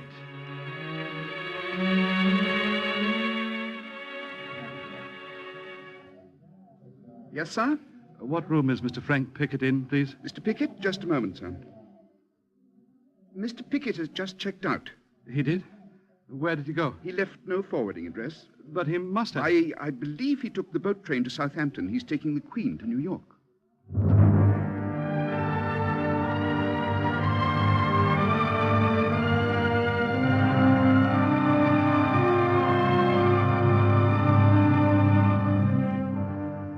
The next train to Southampton was 2 hours later, and as I paced the station platform, my seething, unreasonable hatred was matched only by my sense of frustration at having missed him. But I vowed I'd find him. I swore I'd kill him if I had to chase him to the very ends of the earth. And it looked as if I'd be forced to do just that, because the Queen was sailing out of the harbor as I finally reached the wharf.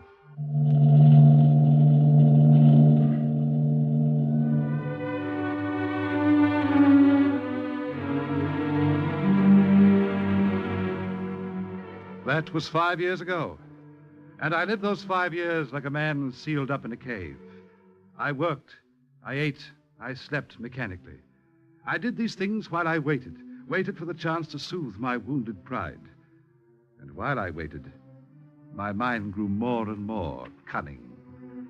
I saw how foolish my first impulse had been, to meet him head-on with a gun in my hand and a noose hanging over my head. There were other ways to skin this cat, and I studied them carefully. Miss? Yes? I'm looking for a book in the library catalog. Perhaps you can help me. What is the title, please? The most famous murder trials in history. Let me see. That would be under M for murder. Here we are. The catalog number is 37X6. You'll find it on the last shelf over there, in the corner. Oh, thank you. I'll find it.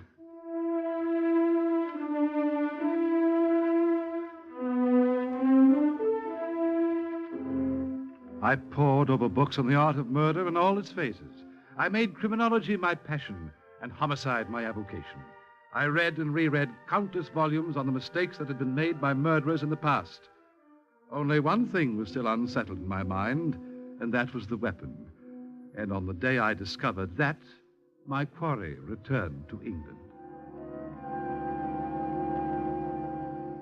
Miss? Yes, sir? I wish to renew this volume. Just one moment, sir. The use and effects of toxic poisons. Very well, sir. You can keep the book for another 2 weeks. Thank you. Hello, Lavinia. This is Frank. I'm at the library, yeah. Oh, there was some information I needed. Yeah, I signed the Sir, lease to the house. sir. We can move What? in this week. Your card. Oh, yes. Yes, Lavinia. Thank you. Yeah. I settled everything with the agent, too. It's the house you wanted. Number 17 Brighton Road. You can see it this afternoon if you like. Look, when you call the agent, just tell him you're Frank Pickett's wife.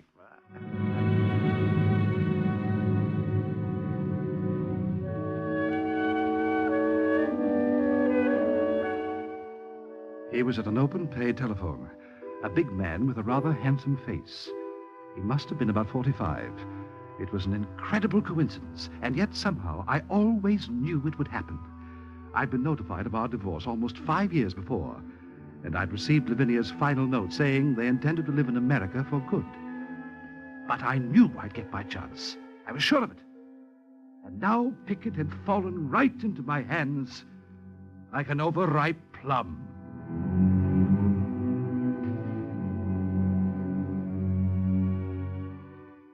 One week later, I appeared at 17 Brighton Road. It was a large house, ostentatious. He was evidently very rich. I watched the house from the outside for 3 full days, and late the 4th afternoon, my patience was rewarded. For the service door opened, and a housemaid stepped out, holding a poodle dog on a leash. I followed her across the street into a little park, where I saw her sit down on a bench and take out a cigarette. I say, may I offer you a light? And who may you be? Charles Brooks is my name. Never heard of you. But I've been watching you. You have? Please, now, don't be alarmed. I live nearby, across the street. I've seen you come and go from the big brown house over there, and, well, I've been anxious to know just who you are.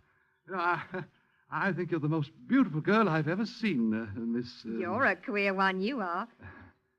Please, may I sit down? Have a seat, Mr. Brooks. My name's Eliza.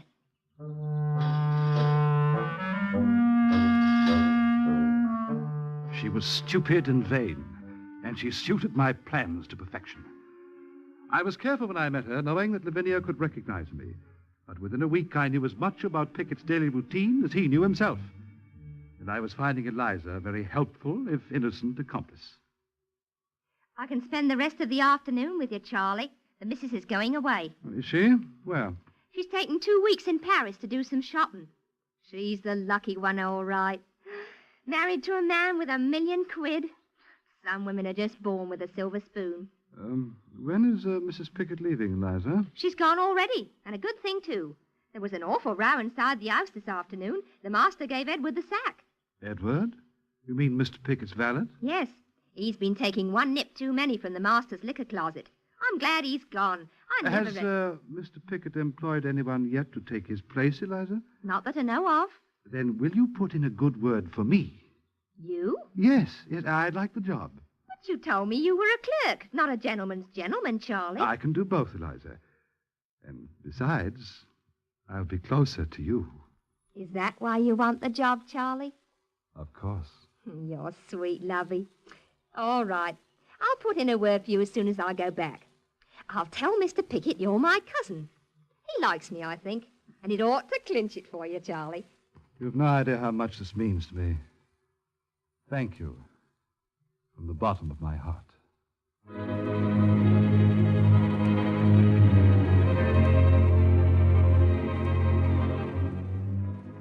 The next day, Eliza informed me that Pickett would grant me an interview. At last, I stood before him in his ornate drawing room, face to face with the one man I despise most in all this world. My fingers itched to grasp his throat, and it was only with a desperate effort that I prevented myself from squeezing the life out of him then and there. Oh, yes. Your name Brooks? Yes, sir.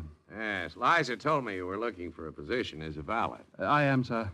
I've been a gentleman's gentleman for the past 10 years. Mm-hmm. And I can say, sir, in all modesty, that my references are more than satisfactory. Ah? Well, what are they? I have written references in my quarters, Mr. Pickett, from the Earl of Holstead, for whom I worked during the war. Oh, that's so. And before that time, I was employed by the Duke of Sandrews and the Marquis... Okay, well, that's all right. I'm convinced. What salary do you want, what salary do you offer, Mr. Pickett?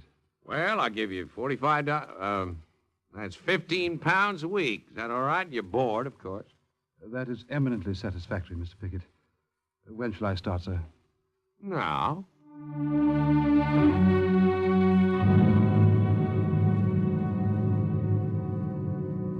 Now. He said it so casually.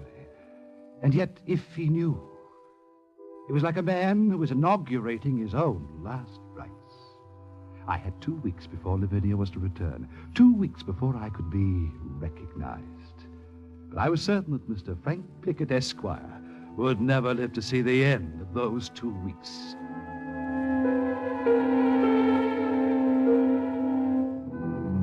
My plan was simple. In my years of research, I had discovered a toxic poison which was completely soluble in any liquid, and it was also tasteless. Moreover, its effect was rapid. And in any medical examination that did not involve a complete post-mortem, the primary cause of death appeared to be acute heart failure. My only problem would be to get it into his food in some way. And there was always my stupid, ostrich-faced Eliza to unwittingly help me on that score. Evening, Eliza. Oh, it's you, Charlie. Is the master eating upstairs tonight? He's not feeling too well, and I'm taking this tray of food up to him. Now, out of my way, if you please. I'm in a hurry. No, Eliza, that's not very nice. Isn't it? Well, why are you being so short with me? Why? You're asking why? After the way you've been treating me? Since you got this job, you've been avoiding me like the plague. And I've got me pride, I'll have you know. Now, put down that tray. I want to talk to you. The master's waiting. Eliza, put it down. Well, Now then, look at me. I won't. Come along now. Turn that pretty face of yours and look into my eyes. Oh, Charlie. When you kiss me like that, Charlie, I could almost die. My dear, so could I. All right. Now, out of me way. The master's waiting for his dinner. Oh, yes, bring it up to him, Eliza. And be careful with the tray. Don't drop it.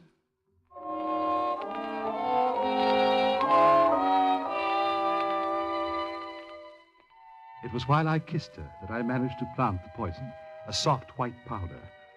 And as I shook it over a small hamburger patty on one of the plates, I kept Eliza's mouth pressed to mine and her eyes averted.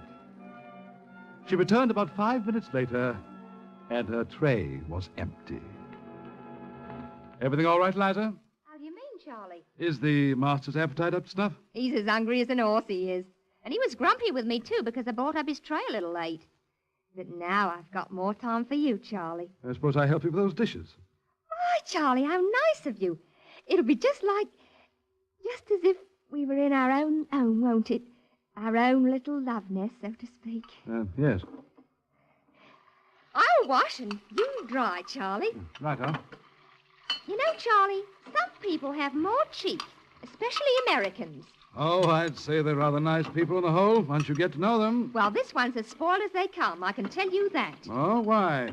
Well, take that hamburger, for instance. Oh, the one you brought up to him tonight? Imagine him having that sent up, with the meat being so short here and rationed and all. Well, if Mr. Pickett enjoys a bit of hamburger now and then, you can't deny him. If he enjoyed it, I wouldn't talk. What do you mean? That hamburger I just brought up was for Mrs. Pickett's poodle dog. Charlie, you dropped a plate. Excuse me, Eliza. I'll be back in just a moment. There's something important I just remembered. Upstairs.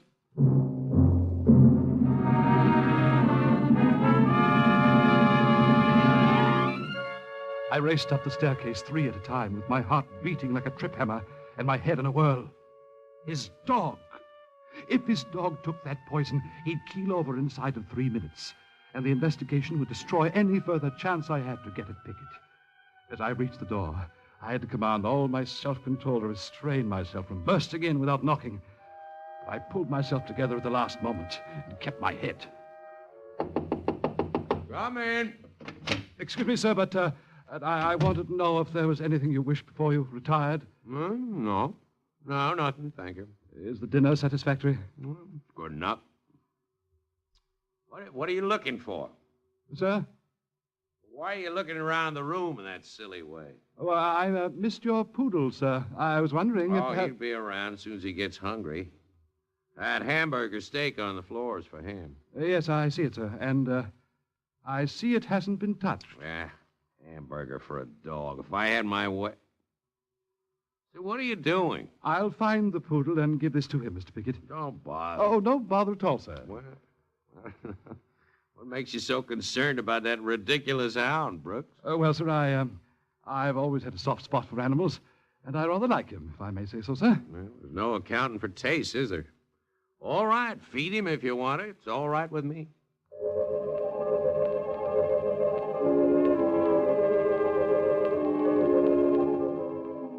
My luck stayed with me, and as I dumped the poisoned mess into the garbage, I breathed a sigh of relief. But now I had to wait for another opportunity to put an end to Pickett's career. And once again it came to me through Eliza's innocent help.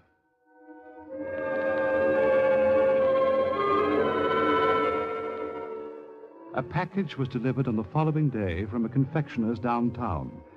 It was a chocolate assortment, and as I unwrapped the package, I realized that my second chance had come. What you doing, Charlie? I'm just unwrapping this package. It arrived a few minutes ago. Oh, chocolate. Yes, He's got a sweet tooth, that one. the chocolates are for Mr. Pickett. Naturally. I thought they might have been for his wife. He likes to eat candy when he reads in bed, just before he turns in for the night. I do too, but I've got to keep an eye on my figure. And a lovely figure it is, Eliza. You think so? Decidedly. You certainly talk like a toff, you do. But I like it, Charlie. You sound like a real gentleman. What shall we do with these chocolates, Eliza? I'd like to sink my teeth in 'em, that's what. But the best thing to do is to leave them on the night table next to his bed. I'll put them there myself. Is he coming home for dinner this evening? No, he's dining out, he said. But I expect he'll be back pretty early. The mistress is coming home. She is? When? This evening. How do you know? She phoned this afternoon while you were gone. I heard him speak to her. She got tired of Paris, I guess. She'll be back by 9, she said. 9? And it's 7 now.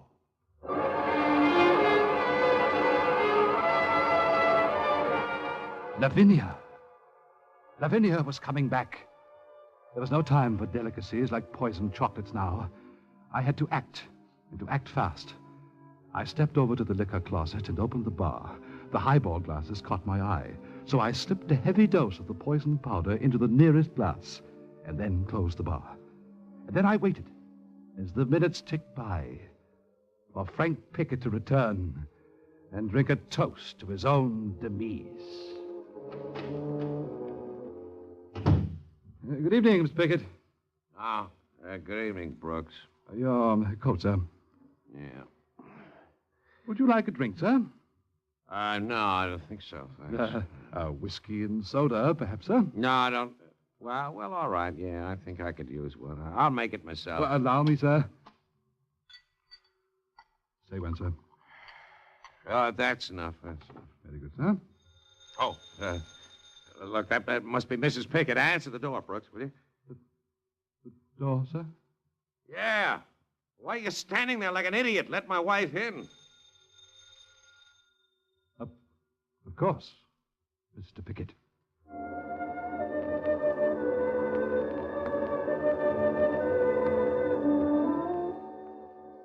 I stepped into the vestibule, my hands as cold as ice. Once Lavinia caught sight of me, the game was over. I placed my hand on the knob, turned it, and quickly stepped behind the door, out of sight as it opened. She marched in without giving me a single glance, and went straight for the drawing room. But my Lavinia, my beautiful Lavinia, had completely changed. Well, I'm back. Say something. Yes, well, what do you want me to say? Nothing.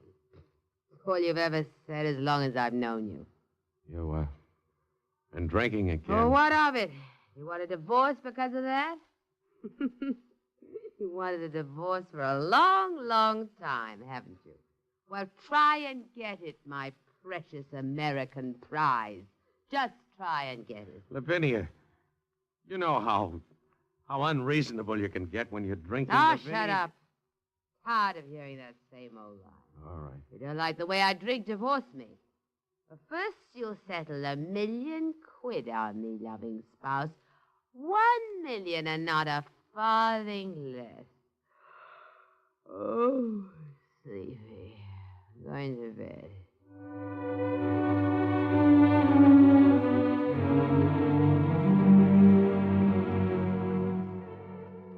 As I looked at her and listened, something happened to me. I discovered I didn't hate Pickett any longer. I even started to feel sorry for him. And then I felt a sort of exultation. I found myself indebted to Pickett for taking her off my hands. And then suddenly I remembered the highball I'd given him, the poison drink, and I rushed into the room just as he was raising it to his lips. Mr. Pickett! What? You fool, are you crazy? You knocked that glass right out of my hand. I'm sorry, sir. I don't think I'm a very efficient gentleman's gentleman after all, and perhaps I'd better tender my resignation. Oh, you're just as crazy as my wife. Whole darn world's crazy. It's all out of kilter. And I gotta put up with it all. I'm sorry, sir. At one time, I thought that only I was unlucky. But now I see how better off I really am. What are you talking about? Nothing, sir. Nothing of importance anymore. I think I'll pack my things and leave, Mr. Pickett. But first, let me mix you another whiskey and soda. One that I'm most certain you'll enjoy, sir. Much more than you would have. The last one.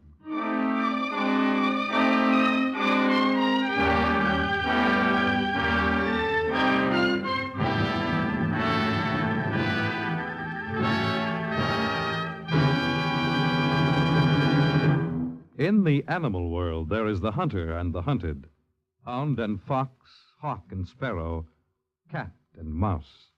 We in the topmost species have also joined the hunt. But who is to judge precisely which of us are hounds or foxes as we enter the chase?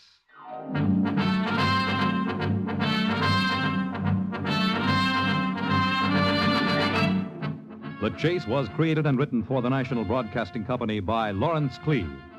Featured in today's cast was Ivor Francis, with Kathleen Cordell, Joan Peel, Stotts Cotsworth, and John Stanley. The Chase is directed and transcribed by Fred Way. Fred Collins speaking.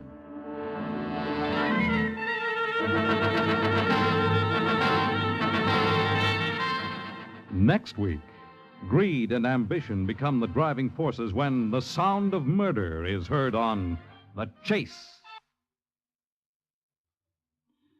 Tonight, it's adventure with Counter Spy, Dragnet, and Barry Craig on NBC.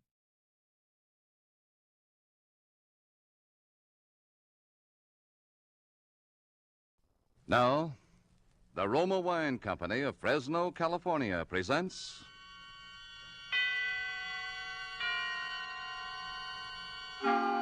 Suspense.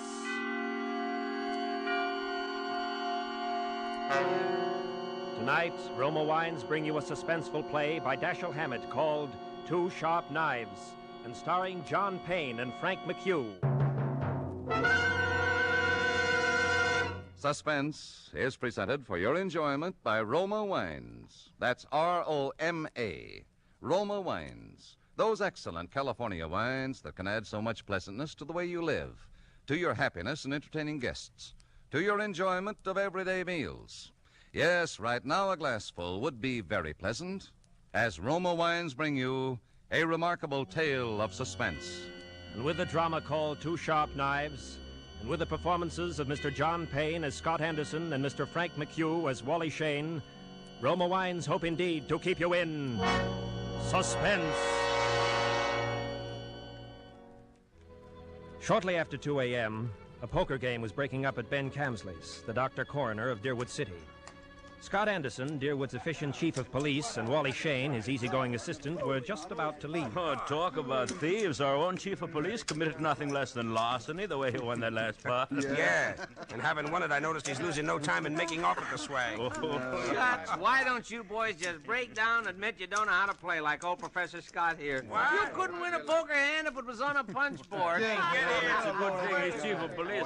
Come on, Wally, let's get out of here before these amateurs break my heart. Okay, Scott, anything you say. Where are we heading for, Chief? Just across the street, Wally. Railroad station. Oh, shucks. Aren't you afraid of the excitement? Don't you think that watching the 211 come in is apt to be too much for your blood pressure? Well, if it is, Wally, you can always carry on. You've been a fair imitation of an assistant to me for some time now. Yeah? Yeah. If anything happens to me, you'd be chief. Don't worry, it won't be any harder for you to fool the public as chief. Hi, Elmer. Oh, howdy, Scotty. Well, hello, Wally boy. Hi, Elmer. Say, it's kind of late for you bigs to be around, isn't it? Oh, I don't know. We sort of figured we'd put the town to bed tonight.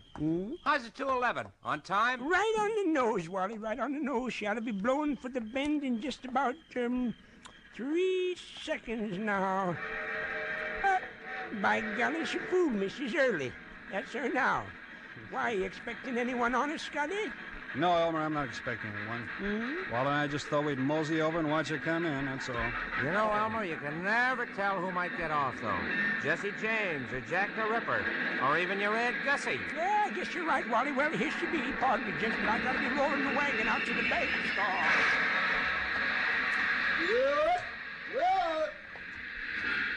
Hi, Elmer. How's it going? Oh, I can't complain, Cap. Well, maybe you can, Elmer, but I sure can. You hold us up with that freight there. How much more? No. This is the last piece now. Oh. Well, there you are, Cap. It's all done. Okay, see you tomorrow, Elmer. Oh.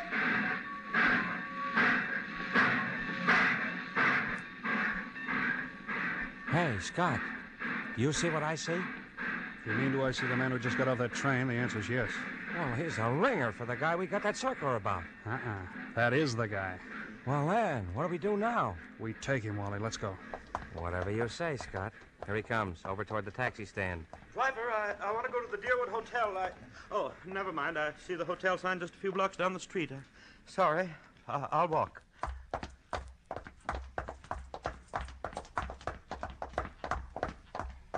Hello, Furman. Oh, I don't believe I... You're Lester Furman, aren't you? Yes, I am. Philadelphia? Yes. I'm Scott Anderson, chief of police here in Deerwood. What's happened to her? Happened to who? Oh, no, you don't. If you think you can pull that sort of stuff with me, you're very much mistaken. Look. Okay, Scott. You silly... Let me get a crack at that mug. Wait a minute, gentlemen.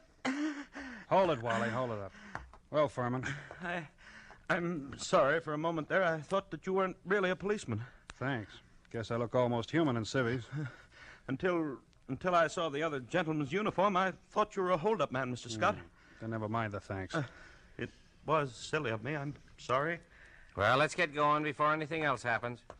Are you taking me to police headquarters? Mm-hmm. What for? Philadelphia.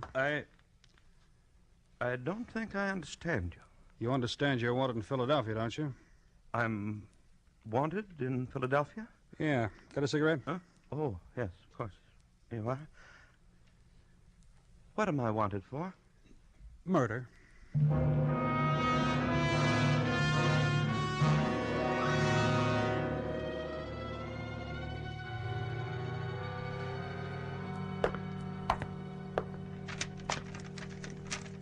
Here we are. Here's the circular on Lester Furman. It was sent out by the Trans-American Detective Agency in Philadelphia.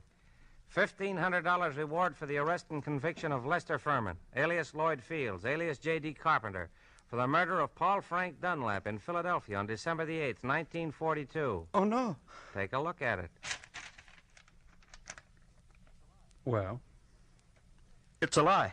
You're Furman, aren't you? Yes. The photograph reproduced in the circular is a picture of you, isn't it? Yes, it is, but I can't understand. Here. You better sit down. Well, what we got here? We got Lester Furman. Oh, that Philadelphia.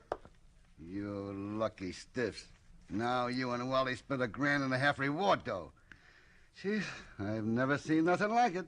If it ain't vacations in New York at the city's expense, it's reward, Moolah. George, someday, if you don't remember you're the jailer around here and not the DA, you're going to be wearing your teeth on the outside of your lip, and I'll be the guy who arranged it that way. You understand? Oh, just 'cause you caught a guy who's hot in Philadelphia. It's a lie. I never killed anybody. I won't be framed. Oh, shucks. Take it easy, Furman. Save it for the Philadelphia police. We're just holding you for them. If anything wrong, it's there, not here. But it's not the police. It's the Trans-American Mr. Anderson, I suppose you're sure there's nothing I can do. There's nothing anyone can do till morning. All right, George, you take Furman now and lock him up. Come along, darling. We ain't had nobody in our little hoosecar for 3 days running. You'll have it all to yourself, just like a suite at the Ritz. Well, good night, and thank you. Make him as comfortable as you can, George. If he wants anything set in, okay. He's valuable, huh? Now, if some bum didn't mean a nickel to you, maybe I ought to take a pillar off my own bed for him. And nuts. He's just like the rest of them to me. Shut up! Perhaps you forgot my remark about your teeth a while back, George. Any day now, I'm going to forget your uncle's county chairman and throw you back in the gutter just to see how high you'll bounce. Remember that. Do all the talking you want, but do what I tell you. Oh, shucks, Scott. George don't mean nothing. He's just money mad. Okay. I'm going home now. If it's anything urgent, I can be reached there. But I don't want to be disturbed unless it's urgent.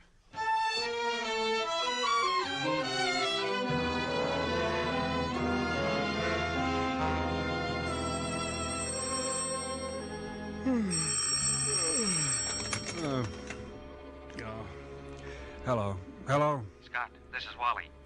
Yeah, Wally? Oh, what time is it? It's 5 after 6 in the morning, and you'd better come right down, Scott. That fellow Furman's hung himself. What? Hung himself? Yep, by his belt from a window bar. Deader than a mackerel. I'll be right in, Wally. Phone Ben Camsley, tell him I'll pick him up on the way down. Oh, shucks. No doctor's going to do Furman any good now. Well, it won't hurt to have him looked at. You better phone the county court at Douglasville, too, and file a routine report. Already did that. And what's more, hold on to your seat. The DA's on the way over, in person. The DA? I'll be there before you hang up.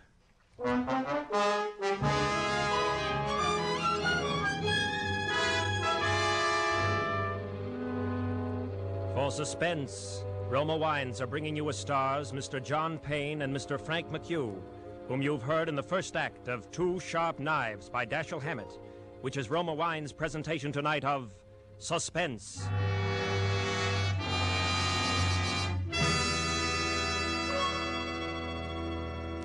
Between the acts of Suspense, this is Truman Bradley for Roma Wines. Elsa Maxwell, famed hostess, makes this suggestion for added mealtime enjoyment. It's smart, yet simple, to dress up ordinary meals.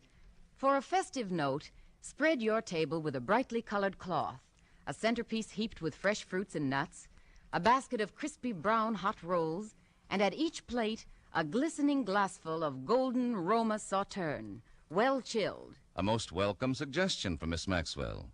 And as you enjoy Roma California Sauterne, you'll be delighted with the flavorful delicacy of this truly distinguished table wine. Like all Roma wines, Roma Sauterne is always unvaryingly good, the goodness of selected grapes, picked at the peak of perfection in sunny California's choicest vineyards, carefully pressed, the rich natural juices guided to perfection, unhurriedly, by the ancient wine skill of Roma's famed wineries.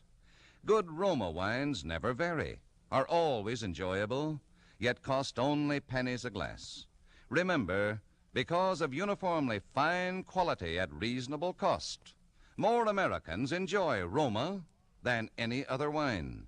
R-O-M-A, Roma wine. And now, Roma Wines bring back to our soundstage John Payne as Scott Anderson, Deerwood City Chief of Police, and Frank McHugh as Assistant Chief Wally Shane in Two Sharp Knives, a play well calculated to keep you in suspense.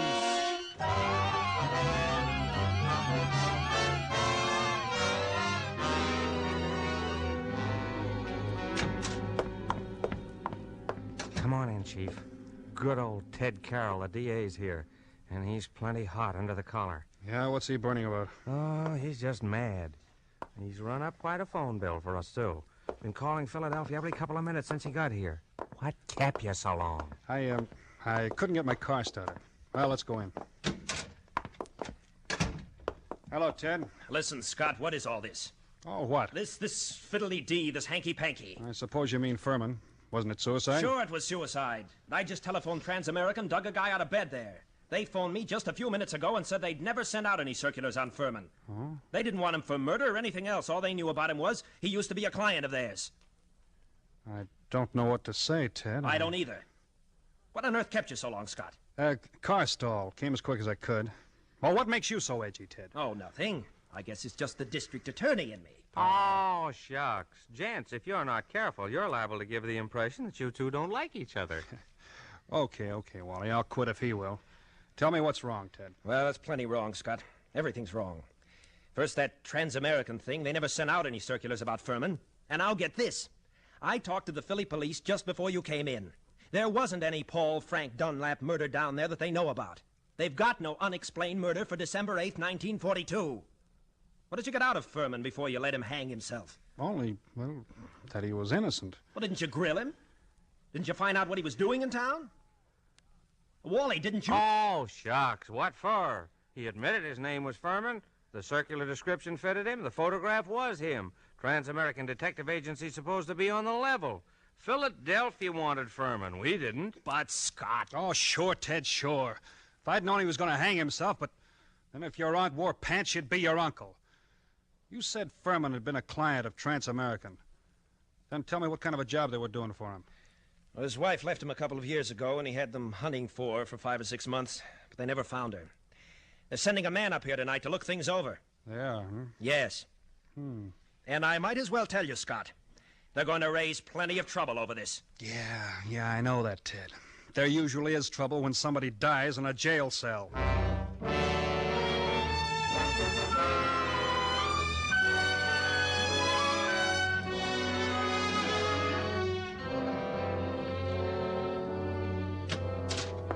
Chief Anderson? Yeah, come in. They told me I'd find you here. I'm Carl Rising, assistant manager of Trans-American Detective Agency in Philadelphia. This is Mr. Wheelock, who was Lester Furman's personal attorney. How do you do? Glad to know you, Mr. Rising. Mr. Wheelock, this is Wally Shane, my assistant. How are you? How do you do? I know you gentlemen are already in possession of most of the details concerning Mr. Furman from the time he arrived in Deerwood until the time of his death. But perhaps you don't know that the police of most towns in our corner of the state have also received copies of this reward circular. Get it for him, will you, Wally? Here you are. Why, this circular is a forgery. Wow. You're sure it's a forgery, Mr. Rising? Oh, yes, there's no doubt about it. And it's an excellent forgery. The paper, style, and type are almost exactly like those we use at Transamerica. Almost, but not quite. Wow, what do you know? A forgery. Tell me, Mr. Wheelock, was Mr. Furman a native Philadelphian? Oh, my, yes. He was well-known, respectable, prosperous citizen of Philadelphia. Married, wasn't he? In 1934, he married a 22-year-old girl named Ethel Bryan, daughter of a Philadelphia family. And the Furmans had a child, isn't that right, Mr. Wheelock? Yes, born in 1936. But the child lived only a few months. Mrs. Furman's wife disappeared after the child's death. What year was it she disappeared? Mr. Rising should remember that. His agency worked on that matter. Yes, I remember it very well. Mrs. Furman disappeared in 1937.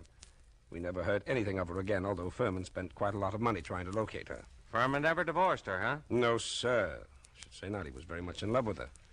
And he seemed to think that the kid's dying made her a little screwy so that she didn't know what she was doing. That's right, isn't it, Mr. Wheelock? Well, that is my belief, Mr. Rising. You said Furman had money, Mr. Wheelock.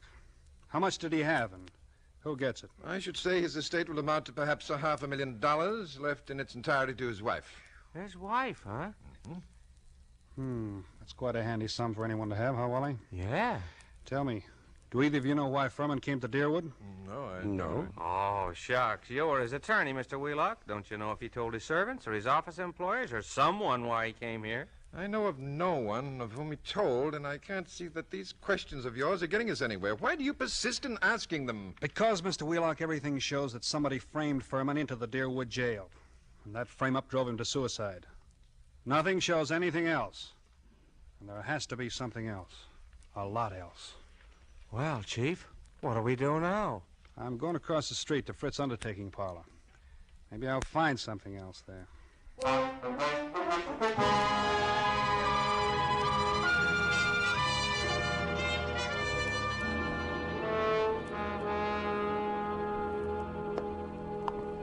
You find anything at the undertaking parlor, Scott? Nah, not much. Well, I was over there myself just after you left, and I did. You did? What? Well, I saw these... Save it, Wally. Come in. Hello. Am I butting into anything here? Oh, shucks, no. You know the coroner's report is always welcome at a time like this, Doc? What's on your mind, Doc? Well, is it all right to talk here? I mean, can anyone hear us? No, go ahead, talk. Listen, Scott, 2 of those bruises showed. What bruises? Furman, up under the hair, there were 2 bruises. But why didn't you tell me? I am telling you, Scott. You weren't here when I made my examination. You were off chasing some stick-up hoodlums. This is the first time I've seen you since then. But why didn't you spill the stuff about Furman's bruises when you were testifying at the inquest, Ben? I'm a friend of yours. Do I want to put you in a spot where people say you drove this fellow to suicide by third-degreeing him too rough? Oh, shucks, Doc. You're nuts. How bad was Furman's head? Well, that didn't kill him, if that's what you mean. There's nothing the matter with his skull, just a couple of bruises that nobody would notice unless they parted the hair. It killed him just the same. You and your friendship that... Hello. Yeah, Fritz. A couple of ladies? Who are they? Oh, okay, I'll wait. I've got to run along now, Scott. Okay, I'll see you later. Right. It's Fritz at the undertaking parlor. A couple of ladies want to see Furman's body. He's going to ask why. That's what I was going to tell you, Scott. When I was over there, I saw... Hello. Oh, are you one of the ladies who wants to see... You're Furman's wife. Mrs. Furman, Oh, then by all means, Miss Furman. Only when you're through over there, I want you to come over to my office. I've got some things I want to ask you. Right. Well, what do you know about that? Furman's wife. That's what I've been trying to tell you. I saw him. And one of them's Hotshot Randall, a babe with a record as long as your arm. She's one of that mob you had me working on in New York last summer. She know you? Sure, but not by my right name. She thinks I'm a Detroit rum runner. No, I mean, does she recognize you just now? I don't think she saw me. Anyway, she didn't give me a tumble. Okay, Wally, stick around a while, but stay out of sight. Maybe I'll be bringing these dolls back with me. Whatever you say, Chief.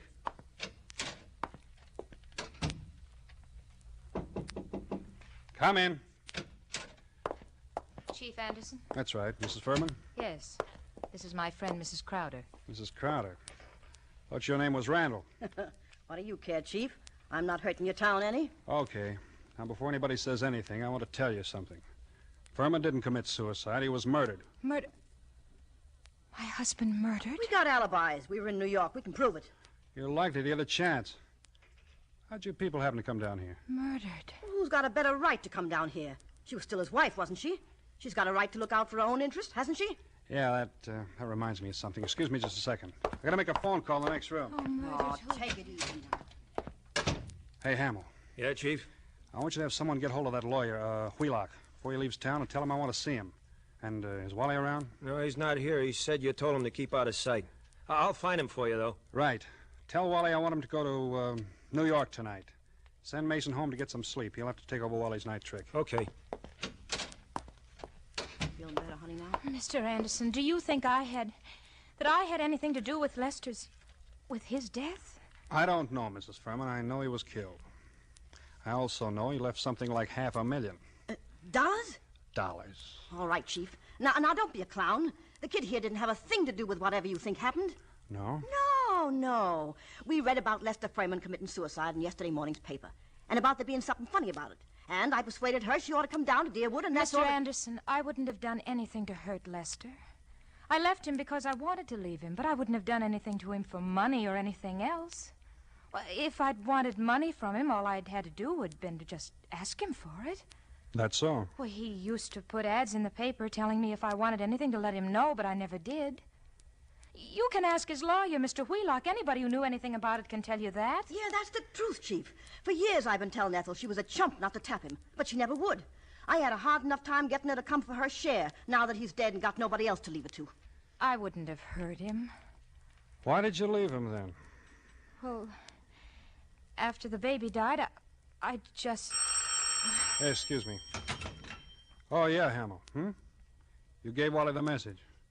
Yeah, I want him to go to New York tonight. Okay, where is he, home? He is home, Okay, thanks. This circular's what got your husband in the jug, Mr. Furman. Did you ever see that picture before? No, what? Why, that... It can't be. It's a snapshot I have. It's an enlargement of it. Who else has one? No, nobody that I know of. I don't think anybody else could have one. Have you still got yours? Yes, I don't remember whether I've seen it recently. It's with some old papers and things, but I must have it. Oh, Mrs. Furman, it's stuff like this that's got to be checked up. Neither one of us can dodge it. Now, there's two ways we can play. Yes. I can hold you here on suspicion till I've had time to check things up, or I can send one of my men back to New York with you for the checkup. I'm willing to do that if you'll speed things up by helping him all you can. And if you'll promise me you won't try any tricks. I promise. I'm as anxious as you are to track this down. All right. How'd you come down? We drove. That's my car, the big green one across the street. Fine. Then my man can ride back with you. But no funny business. Funny shumminy. What do you expect, her? Huh? Oh, send him in.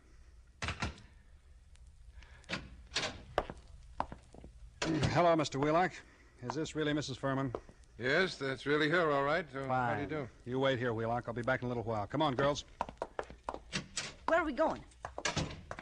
We're going to solve a murder, sister.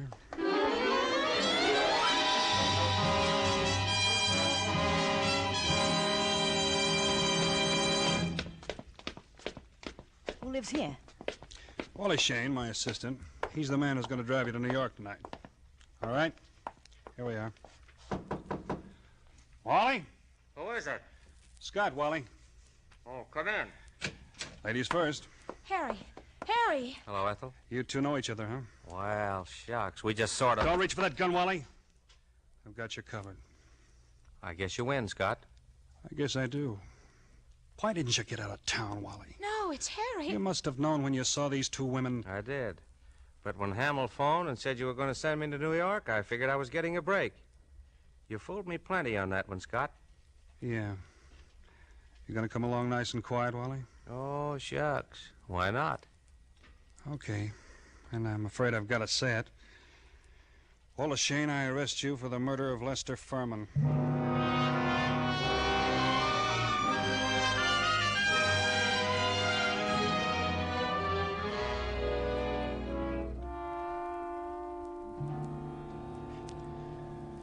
You, comfortable in here, Wally? Can't complain. For a cell. Say, Scott. You didn't just stumble on all this, did you? Nope. Furman had to be murdered by a copper. Only a copper would know reward circulars well enough to make a good job of forging one. Only a copper, one of my coppers, would be able to walk into Furman's cell, bang him across the head, and string him up. When you told me you knew the Randall woman, well, there it was. What got you like this, Wally? Oh, shucks. What gets most saps into jams? A yen for easy dough. I'm in New York, see, Scott? Working on that Dutton job for you. Then I run into this Ethel Furman, and she goes for me like a house afire. Like her, too, so that's dandy. But one night she tells me about how much dough her husband's got, and how it would all come to her if... Well, I got to thinking. Thinking what? I think she's nuts enough about me to marry me. I still think she'd marry me if she didn't know I killed him. So anyway, I did it. I swiped that snapshot. I sent those circulars out to a lot of places, you know, not wanting to point too much to this one. And when I was ready, I phoned Furman and I told him to come to the Deerwood Hotel that night, and sometime before the next night he'd hear from his wife, Ethel.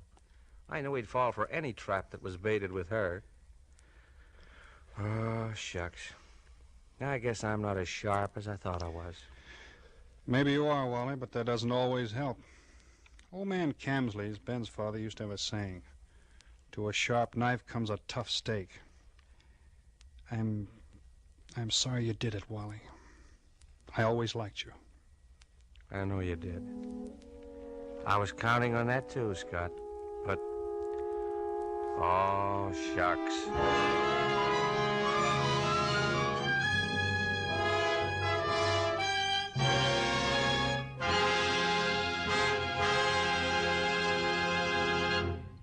And so closes Two Sharp Knives, in which Roma Wines have brought you John Payne and Frank McHugh as stars of tonight's study in Suspense.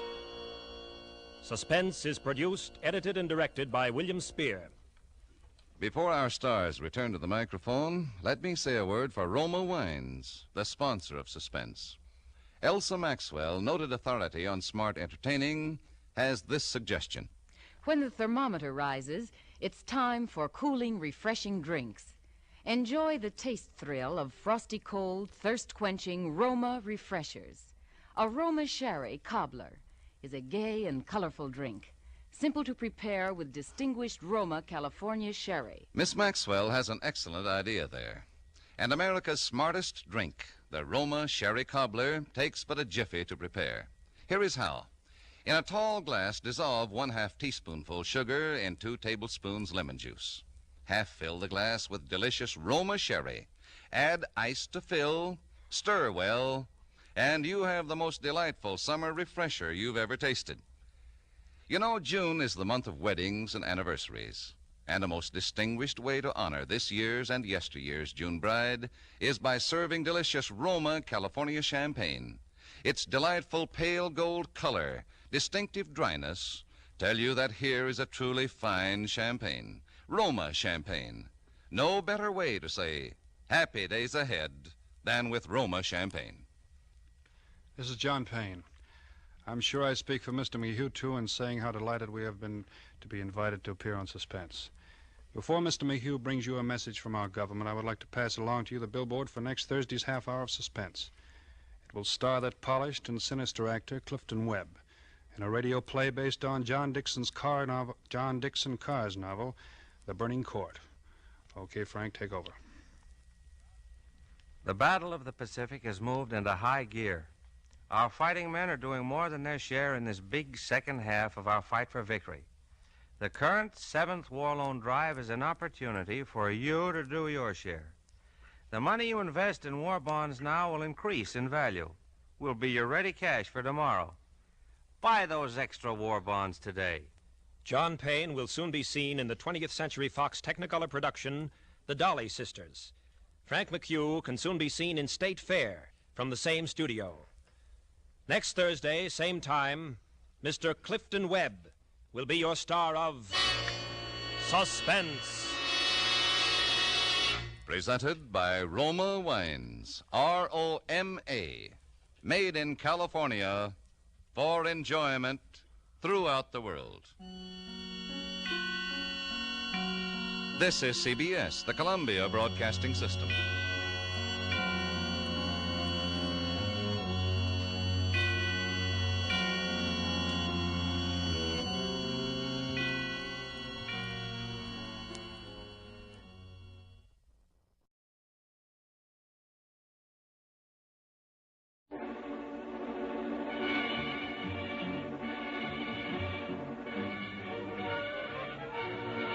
Calling all cars, the copyrighted program created by Rio Grande. Los Angeles Police calling all cars, attention all cars, broadcast 240 at Beechwood and Sunset. See the officer. That's all. Goes in court.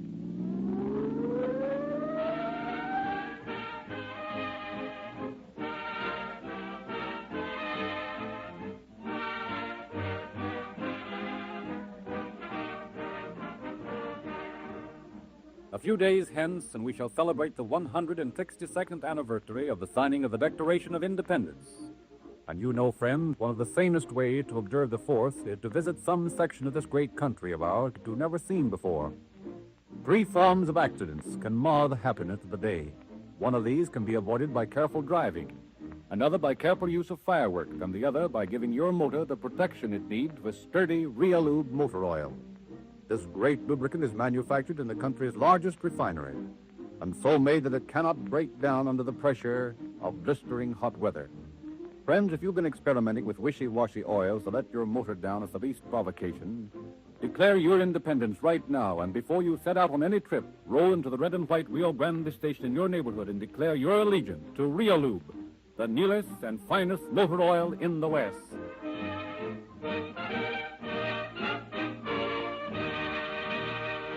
The story we hear tonight has been taken from the files of the Los Angeles Police Department. We have therefore asked Chief of Police James E. Davis to open our program. Chief Davis. If all the people who come to Hollywood to break into the movies wouldn't, there'd be a lot more happiness all around. It has always been a mystery to me how anyone in his right mind will allow himself to be sold so completely by a spurious producer that he will part with his hard-earned money in the happy hope that he will someday be a big shot in the movies. One of the most constantly recurring problems the police have to deal with is that of some unsuspecting person letting his life savings go to some unscrupulous but smooth-tongued promoter. The case we are about to hear is one in point. Even though the criminal in this case was caught and punished, the fact remained that a lot of people would have been better off if they had stayed away from Hollywood. However, the program is waiting. I'll be with you again at the end of the show.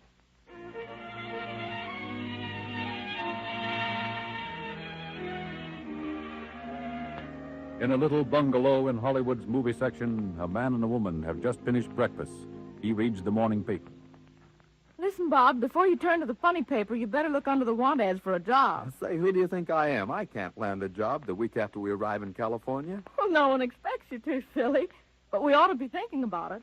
$400 is all there is between us and the poorhouse. I'm not Lou Ayres. I'm Bob James. I can't crash the movies overnight.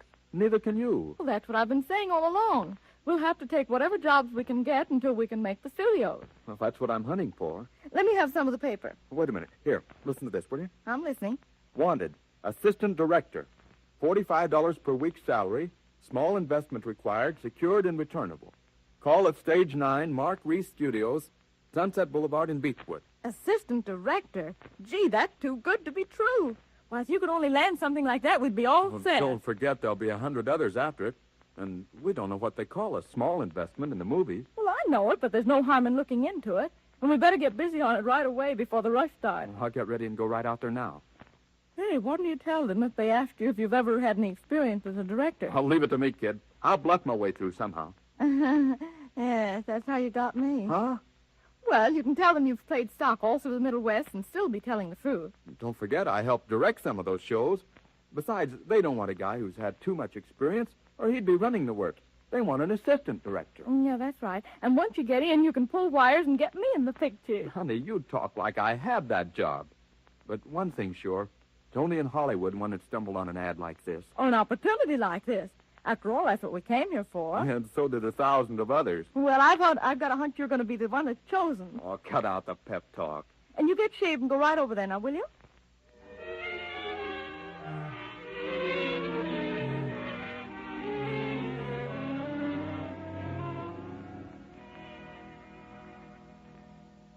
Good morning. Is Mr. Becker in? Oh, good morning, Mr. James. You are Mr. James, aren't you? Yes, I phoned for an appointment just a little while ago. Mr. Becker's expecting me. Oh, yes, I know. He wasn't expecting you so soon, though. Is he here? Yes, but he's in conference right now. Won't you wait? Yes, if you don't mind. Mr. Becker's a very busy man. So it seems. Yes, sir? Oh, yes, Mr. Becker. There's a gentleman waiting to see you. Yes, Mr. James. Oh, yes, sir. Mr. James, Mr. Becker will see you now. First door to the right. Thanks. You got a lot of trick locks around this place. Oh, yes, we have to be careful.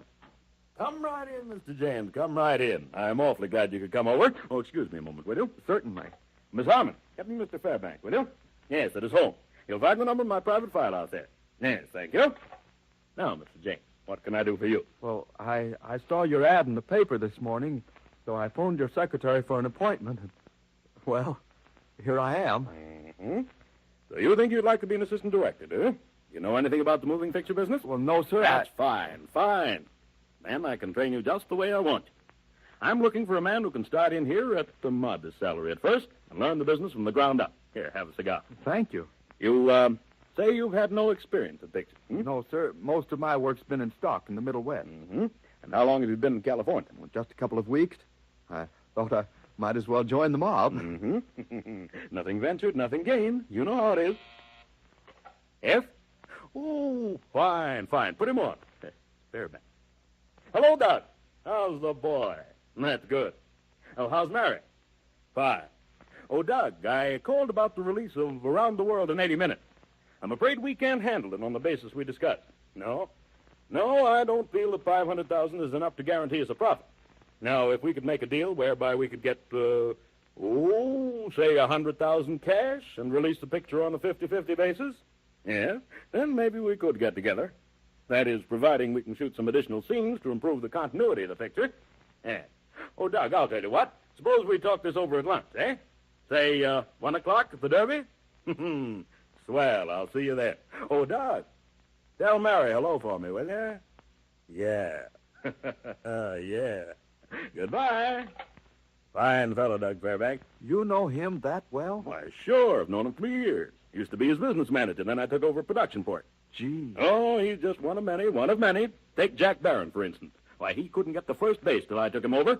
I made him the star he is today. Is that so? Yes, sir. He came out here from a little town in the Middle West. He was broke, didn't know a soul in Hollywood. That was 10 years ago. Now look at him. He's really on top, all right. I gave him his start, gave him his first break. It's all and who you know out here, my boy. What you can do doesn't make much difference if you can't get a chance to prove it, you know. Gee, I didn't realize I was going to get to see a real big shot in the movies when I came in here. Ah, yes. But Jeanette Gaynor's my real find.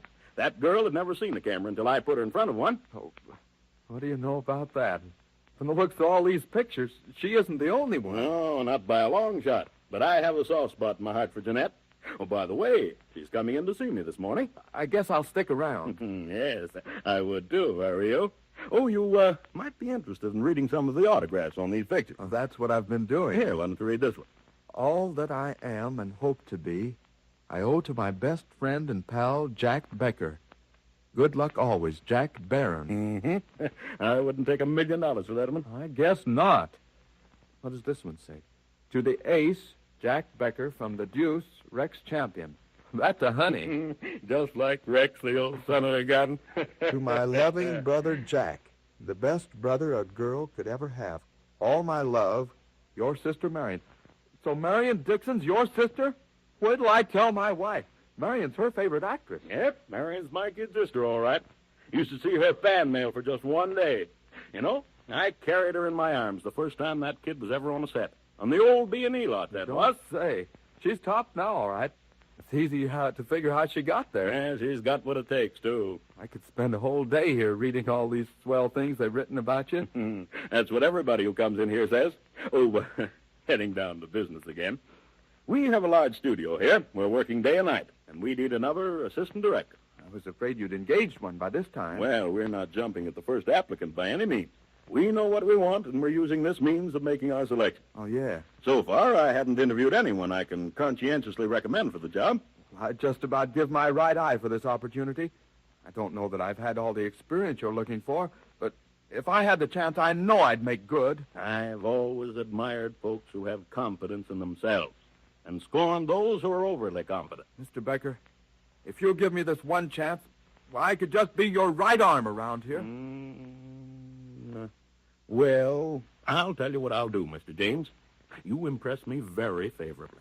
You come back after lunch with the $200, and we'll go into the details. And if everything's mutually satisfactory, we might be able to get together on this. I don't know what to say, Mr. Becker. That's all right, son. That's all right. I'll prove to you in no time that your judgment is right again. And your money will be secured and returnable after faithful performance of your contract. The salary is small for a starter, but if you get going, it shoots up like a skyrocket in this business. I'll be satisfied if I can just go up. The skyrocket part can wait. Excuse me. Yes? Oh, well, tell Mr. Navarro I'll see him in a few minutes. Some kid who thinks he's an actor wants to get into pictures, but he hasn't got what it takes. I can't be wasting my time on him. I'm glad you didn't feel that way about me. Oh, I can tell a winner when I see one, my boy. We'll go places in this racket. Racket? We always refer to the picture business as a racket, just the figure of speech, you know. Oh, yeah. Well, I'll see you this afternoon, Bobby, my boy.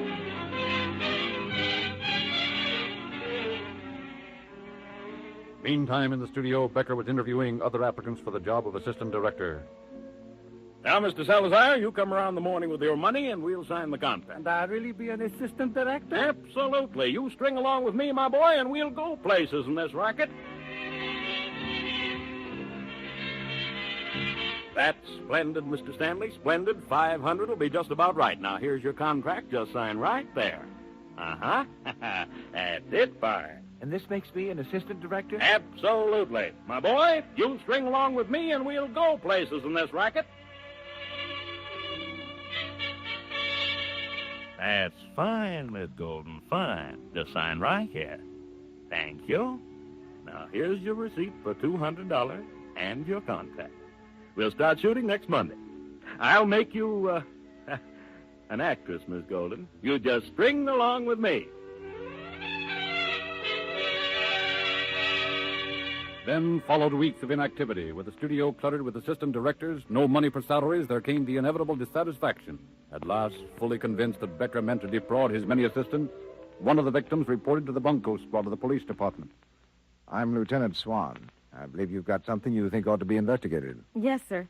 I didn't want to say anything about it before, but several things have happened that make me think something's wrong. Maybe you better tell me all about the case. Well, in the first place, my husband answered an ad in one of the newspapers several weeks ago. Just what kind of an ad?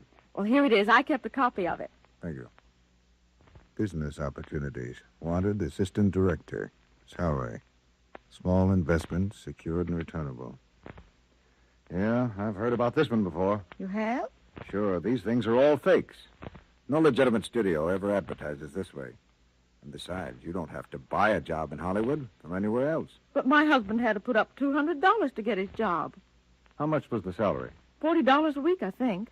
Has he collected it regularly? No, that's the point. That's why I thought something was wrong. He hasn't collected a cent.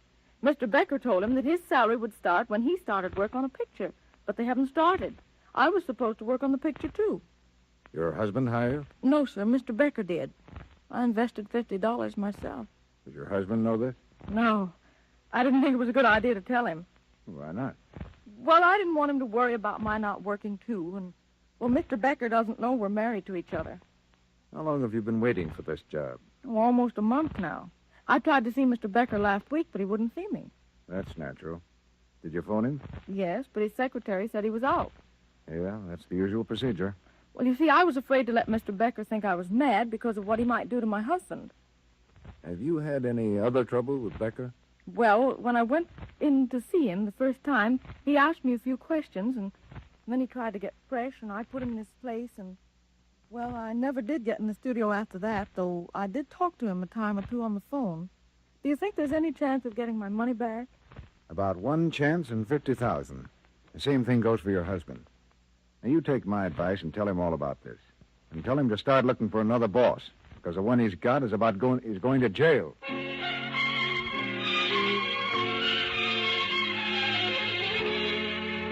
Next morning, the Mark Reese Studios received an apparently prosperous but obviously suburban visitor.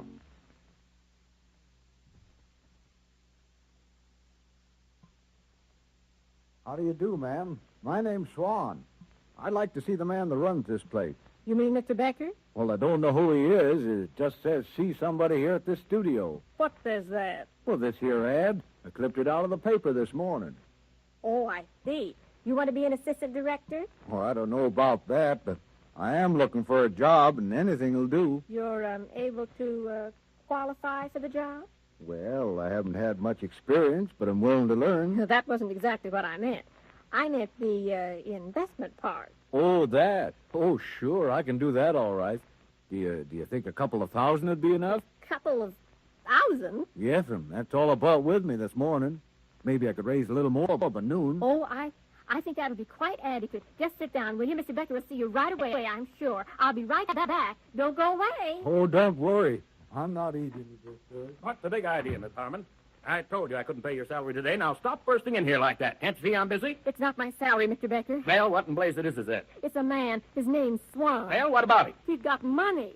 Money? Lots of it. $2,000. What are you standing there for? $2,000. Get him in here. Go on. Get him in here, quick. $2,000. Why, there ain't that much money. Come in. Sit down. Have a cigar. Yes, sir. Thank you. So, you're interested in becoming an assistant director, are you, Mr. Swan? Very much so. That is, if the investment isn't too steep. Well, what would you call steep? Well, all we have in the world is $4,000. You're safe, then. You're safe as far as the investment is concerned, I mean. We're not really interested in that. It's just a guarantee of good faith more than anything. I see. Mm-hmm. Have you had any experience in pictures? Not out here in California. My work was on a stock farm back home. Oh. But there was a movie company came through there once, and they wrote a swell part for me. They did? Yeah, I was a extra. Oh, fine. And how long have you been in California? Oh, just a short time. We decided to take our chances with the other 999. Well, nothing ventured, nothing gained, you know. Now, getting back to this job. We have a large studio here working day and night. We need another assistant director. And so far, I haven't interviewed anyone I can recommend for the job. Well, I'd give my right eye almost for this opportunity. I'll tell you, Mr. Swan, you impress me very favorably. Yes, very favorably. You come back after lunch with the $2,000, and we'll go into the details.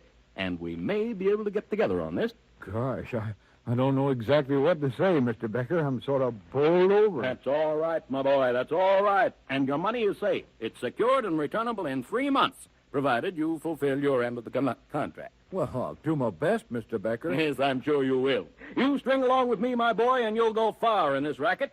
Racket? Just a figure of speech, my boy, just a figure of speech. We all have them out here. Oh, well, when do I start to work, Mr. Becker? Why, today, right now, when you fade over the 2,000. Well, I'll have it for you this afternoon.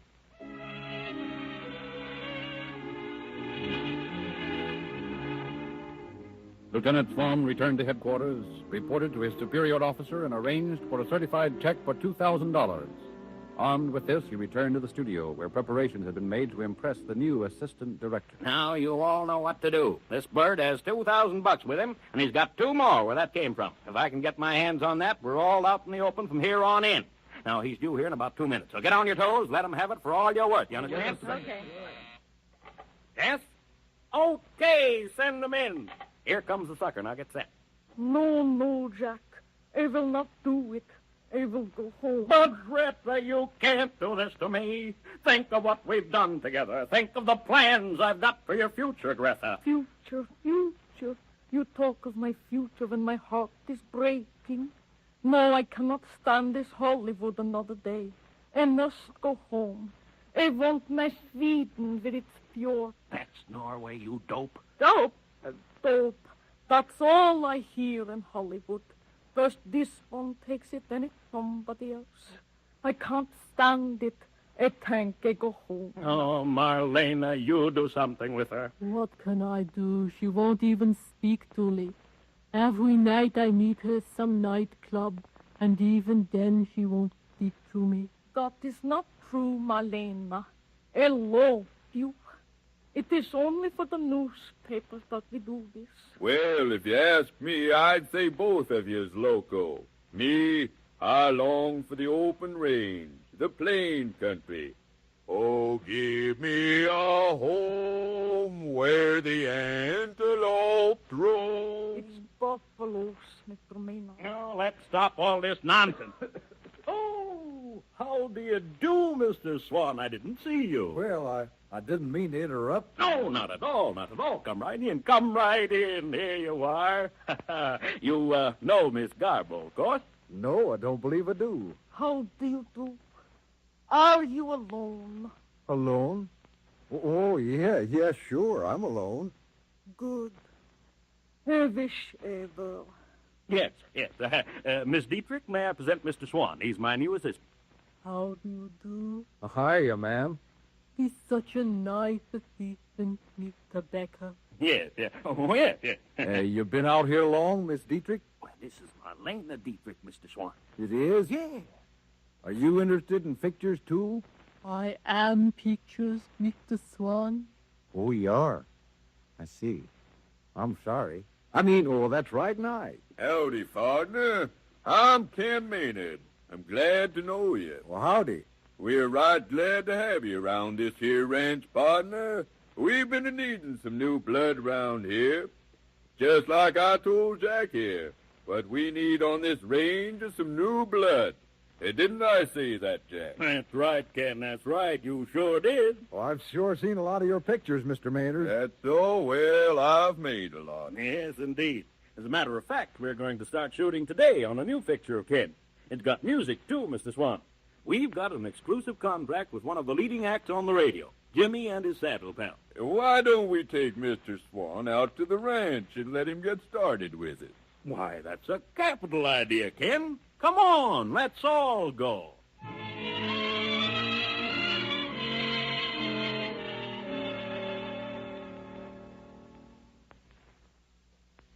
Morning, Mr. Becker. Good morning, Mr. Becker. Morning, Mr. Becker. Good morning, Mr. Becker. Good morning, everybody. Everything ready? Yes, Mr. Becker. Yes, Mr. Becker. Yes, Mr. Becker. Yes, Mr. That's Becker. fine, that's fine. Come on, Ken, come on, let's get going. Right with you, partner. Come along, Mr. Swan. Right with you, partner. The sound ready? Yeah, okay. That's fine.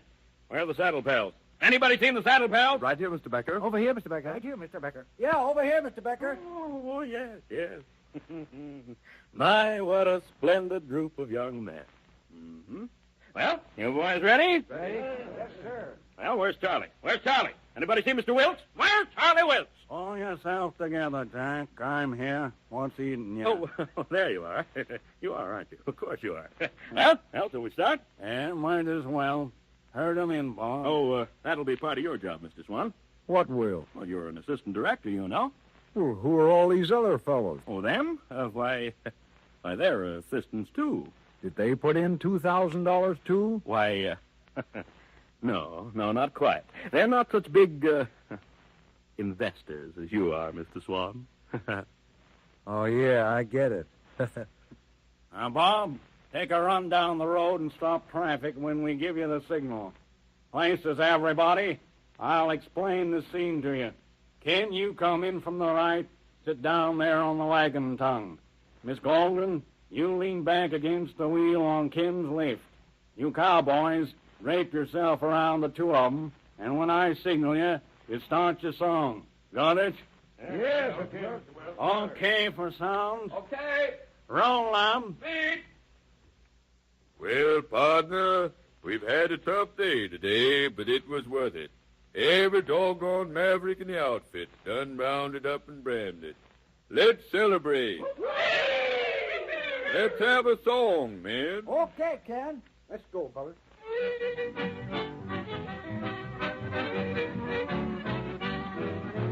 Nowhere to go and there's nothing to do. I'm just a happy rolling cowboy. Let me ride that long trail down to the end where the skies are always blue. Hear my song as I ride along. I'm just a happy rolling cowboy. Turn the dark clouds out of the sky, keeping the heavens blue. I ain't got a wife to bother my life. I'm just a happy rolling cowboy. Let me make my bed where the varmint proud beneath the skies of blue. Hear my song as I ride along. Just a happy rolling cowboy. Turn the dark clouds out of the sky, keeping the heavens blue. I ain't got a digest but spending my time. I'm just a happy rolling cowboy. Let me sing my song till they call me home to the land beyond the blue. Hear my song as I ride along. I'm just a happy rolling cowboy. Herding the dark clouds out of the sky, keeping the heavens blue. That's the stuff, boys. That's the sort of thing that makes the Old West what she is today. Cut, Benson. I'll ramp 'em up. Let's be getting back home. Looks like rain. Yeah, kinda does at that, don't it? You can can the western twang, Joe. We're through. What did he say? Oh, just an expression of his, you know. We all have them out here. Was that all there is to it? Why, certainly. I told you it was simple. Yeah, it is at that. Charlie! Yeah, what is it now? You better do it again. I didn't have the microphone plugged in.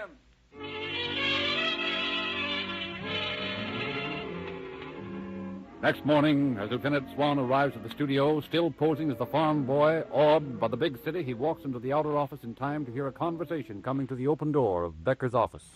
Mr. Becker. I'm behind in my room and board, and I wonder if you can't let me have some of the salary you owe me. Why, baby, tomorrow you can have it all. And here's a couple of bucks until then. Oh, thank you. I don't like to ask my grandmother for any more money. You stick with me, honey, and Grandma'll be asking you for money.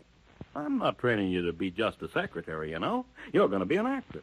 Oh, by the way, how are you going to make love on the screen if you don't get a little practice with your boss? Oh, please, Mr. Becker, I'd rather not talk about that. Well, you like me just a little bit, don't you, lady? Don't touch me, please. Oh, I'm please, not going to don't. hurt you. Come on, baby. Come on. Be reasonable. Come on. Big shot. Huh? What's that? How did you get in here? Your girl Friday left the door open. Well, get out of here.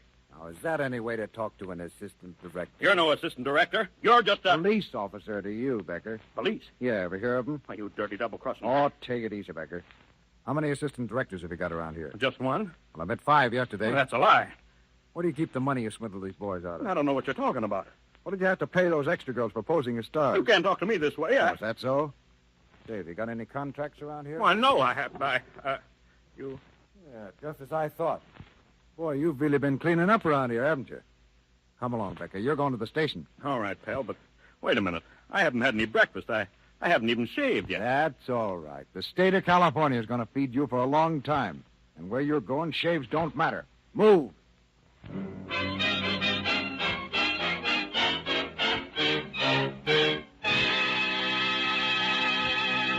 In just a moment, you will hear Chief Davis. Friends, some motorists are just as gullible as Bob James and his pretty young wife when it comes to investing their hard-earned money in gasoline. The result is they are buncoed out of the maximum efficiency and economical transportation they might have enjoyed.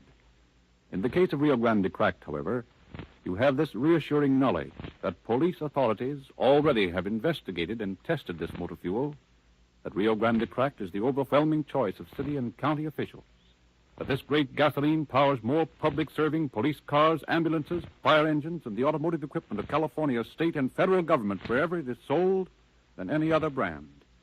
We invite you, too, to investigate and make your own tests, as tens of thousands like you have done, feeling confident you will join them in praising the gasoline that is first in public service.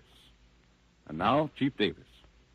Becker, whose name obviously is fictitious, was indeed the guest of California for the next 7 years. He was hailed into court, along with his fake actors and actresses, to act as witnesses, and was found guilty of grand theft bunco. He served his time in prison, that training school that has only one text: crime does not pay. Thank you, Chief Davis.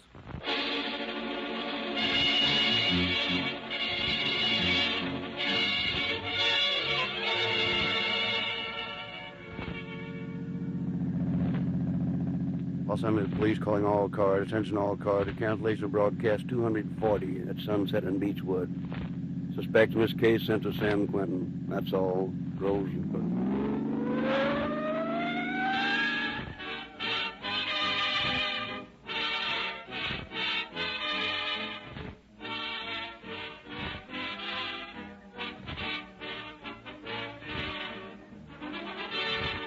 Dramatization was played by Lou Merrill. This is your narrator, Frederick Lindsley, bidding you good night for Rio Grande.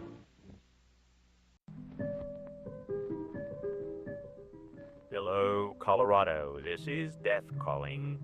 This is Death calling you. John Shaw, Special Investigator, Colorado Highway Accidents, reporting case number CC-29. Place of accident, Canyon City. Cause of accident, the worst kind of laziness. Luckily, it wasn't fatal. I thought I'd tell you about this case because it illustrates so well. Excuse me. This is Shaw. Get on the phone, Shaw. Line 3, call from Canyon City. I want you to hear this, too. Okay, boss. Go ahead. No. It can't be. What time? 7 a.m. Did he know it? Didn't, huh? Yeah, I'll change the entry. Yeah, sure. So long, Mike. Yeah, boss. Don't take it too hard, Shaw. Of course not. I'll wait for that until it happens to my kid. I'd suddenly lost all desire to tell this story. It was going to be about a kid making a second-rate comeback, only now he can't. Guinness and I came across this story 3 days ago in Canyon City. One of the boys in the police department was telling us about this accident in town where a lady was driving along talking to her. So I said to Maya, well, just don't say anything. If she wants to treat her family that way, running around while they're at home without a wife and mother, just don't get mixed up in it. Henry, you listening? Yeah. Well, then so she told me the latest, and you'd hardly believe it. I wouldn't, except that it was Maida that told me, and she wouldn't be passing it on if she didn't know it was true. Is this where I turn, Henry? You're in the wrong lane. See anybody behind me? No, but signal. Oh, what for? Well, I was going to tell you what Maida... What was that, Henry? I don't know. Better stuff, Henrietta. Felt like something hit us.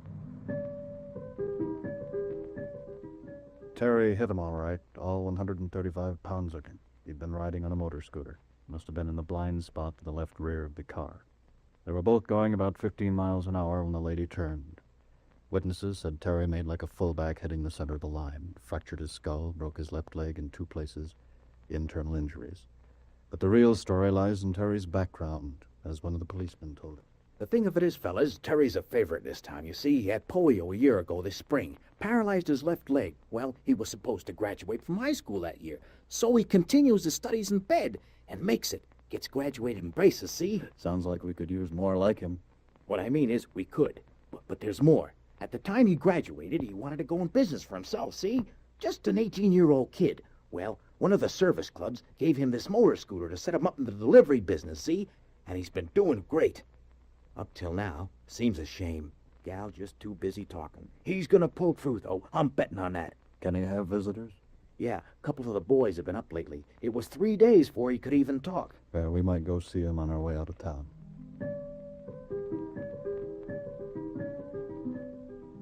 That's just what we did. I go for kids, especially spunky ones like Terry. Seemed like nothing was going to get him down, he told me. I got a neighbor boy doing my delivering, Mr. Shaw. Kind of makes me an executive. Directing the business from my office, you might say. Everything you need, Terry. Telephone, pretty secretaries.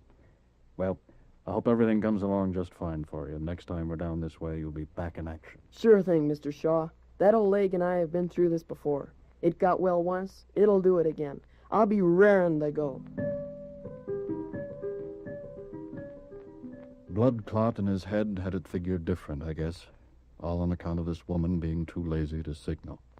Oh, yeah. One thing I forgot to tell you. Not only didn't she put out her arm to warn Terry, but she had turn indicator lights. Could have saved his life with a flick of her fingertips. Did I say it wasn't fatal? Well, I guess that's what you call dead laziness.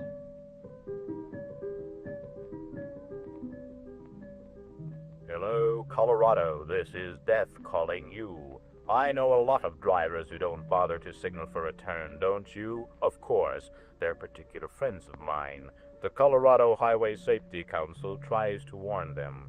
But there'd be more lazy drivers if I had my way. Happy driving.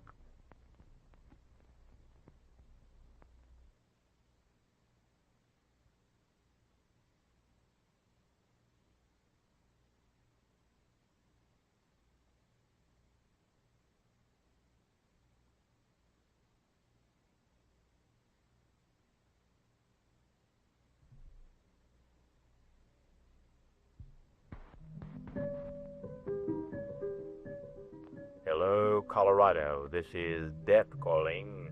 This is Death calling you. Say, boss, I've got a riddle for you. That's all I need, Shaw. How could you tell us the one thing I've lacked today? Mother's intuition? Besides, it's Monday. And a hectic one, as usual. Well, spill it. If it's not about highway safety, you're not John Shaw, special investigator. You're fired. What, again? I'll take you up on it, as usual. Cut the gab. Let's get this riddle out of the way. I wish I could get it out of my mind.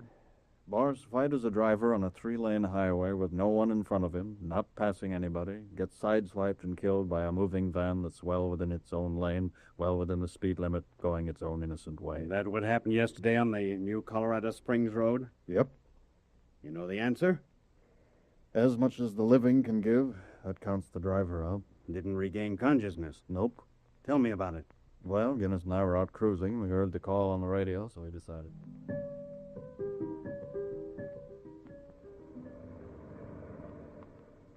What day you think is most popular with people for getting killed on the highway, Shaw? Any day, I think, Guinness. No, I mean, don't you think Saturday and Sunday are getting awful cluttered up with people dying lately? Well, you can pretty well bet on a weekend auto fatality in Colorado by Monday morning, all right. I picked Friday for dying myself, offhand. Looking forward to my day off. I'd be happy, at least. It better not be in a traffic accident. Speaking of accidents, that looks like it up there, Shaw. Yeah, take a look. What more room could you want? 2 lanes going uphill, 1 coming down. He has his pick of 2, so he takes the 3rd. Only somebody's using it. There goes the ambulance leaving. Looks like Peterson covering the wreck. Want to talk to him? Okay, let's go. The truck driver and Miss Tabor are still around, Shaw, if you want to question them. There's Miss Tabor. Well, thanks, Peterson. How do you do, Mrs. Tabor? I'm John Shaw, Special Investigator, Colorado Highway Accidents. Hello. I don't know too much about this one. You didn't see it? No, but I expected it. How's that? Well, we've been driving behind this fellow in the coupe for quite a distance. I'm telling you, I never saw such driving in all my life. He was all over the road. Just couldn't tell where he was going next. You mean he was in and out of his lane? Oh, lanes did mean a thing to him. It made me so nervous. I told the folks riding with me that I was just going to stay a good way behind him. When we saw what happened, we decided to stop and tell the officers what kind of driver he was. Were you right behind him? Mercy, no. I imagine we were a mile or more back by the time it must have happened. Somebody had already called the officers when we drove up to the accident. You recognized the car? Yes. Oh, he'd upset us so. My, the chances he'd take. Well, for instance? Well, for instance, back there quite a while. You know, before you came to the 4-lane divided part. Yes, ma'am. Well, he would rush up and pass people when the yellow line was in his lane. Like on a hill. Well, like here. He'd just suddenly swerve out in the other lane and then cut back in. Then he'd slow up again. Just wanted to pass, you know. Do you think he was drunk? Oh, I don't know. I don't think so. Just trying to irritate people, or wasn't keeping his mind on his driving, or maybe... Shaw, excuse me. They just found something. What's that? Among the papers in his pocket. An airmail letter from his son, just back from 8 months in Korea. Was to arrive at Camp Carson this noon. Asked his dad to meet him there.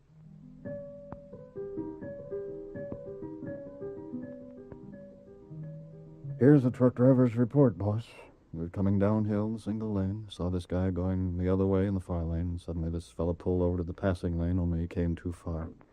Truck sheared off the side of the car. Scratched the truck, that's about all. If you get the answer to the riddle, I imagine that boy home from Korea will appreciate knowing it.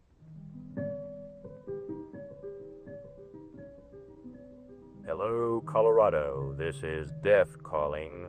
The communists have nothing on me. If you don't follow the, shall we say, party lines on the highway, I'll rub you out too. Ask the Colorado Highway Safety Council. They'll tell you what a record I have with offenders. Happy driving.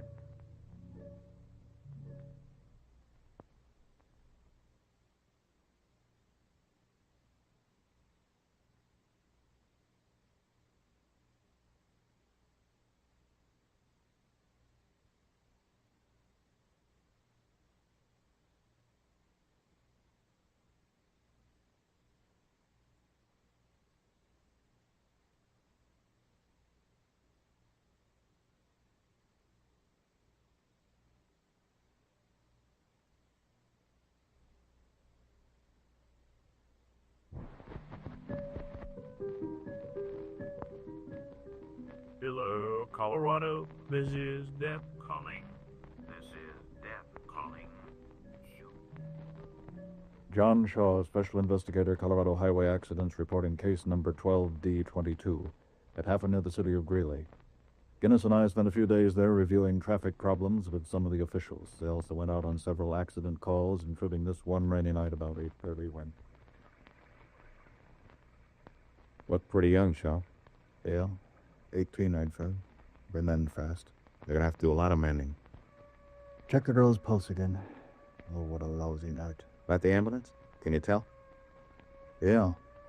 Is she still okay? Pulse feels pretty strong. You help get the two of them into the casualty carrier, Guinness, then radio into town, tell them not to call the parents, or drive back and inform them personally. There are a couple of things I want to check, then we'll head for town.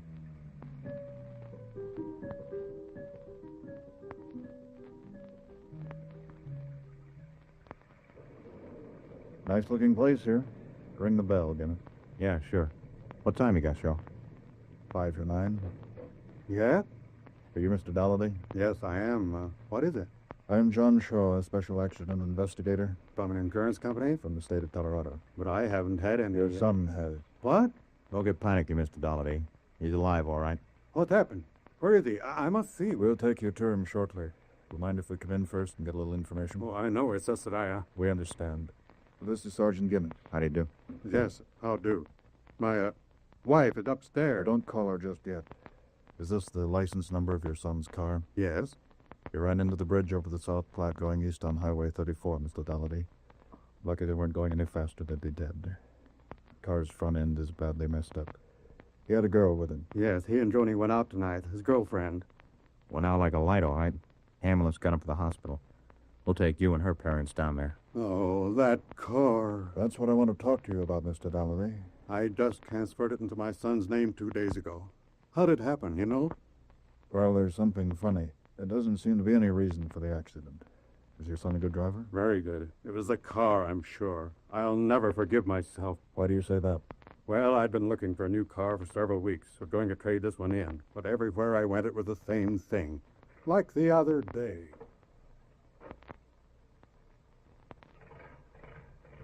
I'm afraid that's the story, Mr. Dolliday. About $400 is all I can allow you on it. Needs a lot of fixing up. Motor needs overhauling, new battery.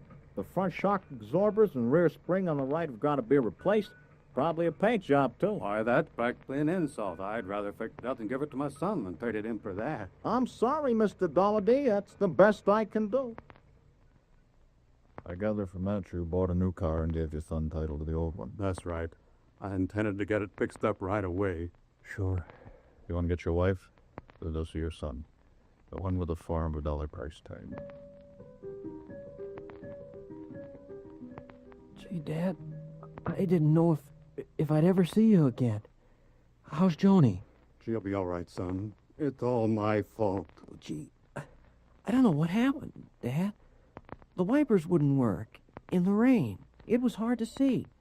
Then the car seemed to drift to the right. I tried to pull it back. The car wouldn't steer. It was awful, Dad. I shouldn't have let you drive it in that condition, son. Nobody should have been driving, Mr. Dolliday. Yes, you're right. We'll get it fixed up, son, just like new. Special. For when you get out of the hospital. You'll need it fixed up more special than you think, Mr. Dolliday, that your son is going to drive it. What do you mean? Tell him, Guinness. I need some pressure. His legs are crushed, Mr. Dolliday. They'll have to be cut off at the knees.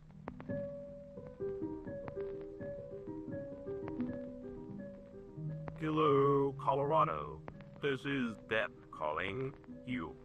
The Colorado Highway Safety Council may suggest you get a fall checkup on your car, but I say let's not rush into these things. Fall will come again next year, wounded. Meanwhile, you and I can have some fun together.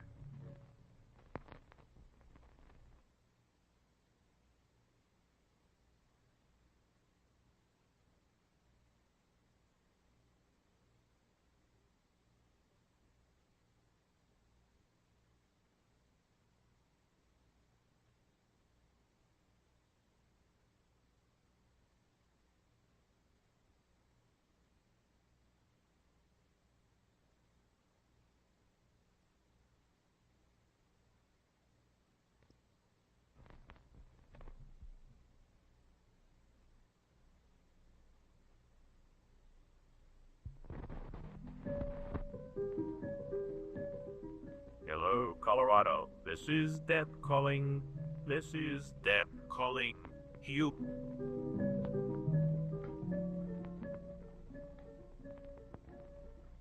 This guinea pig is another of our experiments, Mr. Shaw.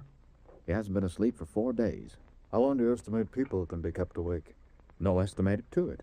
Mr. Shaw, from actual experiences, the longest anyone has been known to live without sleep is a little less than 10 days. These tests agree with that? As well as we can compare humans with animals. Hey, how come you're interested in this type of thing anyway? An accident have killed a man and put his wife in an Alamosa hospital with a broken back. This is John Shaw, Special Investigator, Colorado Highway Accident, reporting case number A260. Time of accident, 8 p.m. Location, east of Alamosa. Cause sleeping sickness, I'd call it, only not the kind caused by the tsetse fly, more like insomnia that backfired. The story began in Cleveland, where a telegram arrived one day for a Mr. and Mrs. Dudley. It was from their son-in-law, a professor at Adams State Teachers College in Alamo. Read it again, Al. It says, Dolores in hospital with pneumonia. Asking for mother. Can ye come, love? I knew it. Why won't children listen to their parents when they grow up? You're a fine one to talk. This is no time for criticism. I'm going. We're both going. Can you arrange it? I can and I will. We'll drive. If we leave as early as we can in the morning, we'll make it in 3 days. Looking at your handy-dandy map, you'll see that Cleveland, Ohio is a long ways from Alamorpha, about 1,600 miles. To drive that in 3 days would make anyone tired, but according to Mrs. Dudley, the nervous tension and worry under which they were traveling kept her husband from sleeping much the first 2 nights. She recalled awakening in their hotel room about 2 a.m. the second night. Her husband was topping her. Aren't you asleep yet? No. Lord knows I'm tired enough.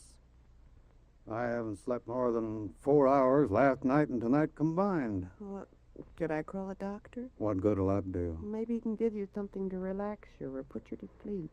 Oh, you've got to get started too early. Just let me alone. I'll doze off here pretty soon. But you can't drive without rest. I'll rest. We'll be in Alamosa tomorrow. I'll sleep then. He slept all right, but he won't wake up for a long time. In the hospital, Mrs. Dudley recreated what she knew of the last minute. They were approaching Alamosa shortly before 8 o'clock the third night. She was trying to keep her husband to work. You tired, dear? Dead tired. You think you can make it? What a question. With only 20 more miles to go? Oh, I should have taken the train or plane. Quit saying that. I'll be just fine. Turn the radio on. What for? I'm so tired I can't keep up a conversation. I'm afraid they'll go to click the wheel. Fine chance of that. Well, turn it on anyway. All right, all right.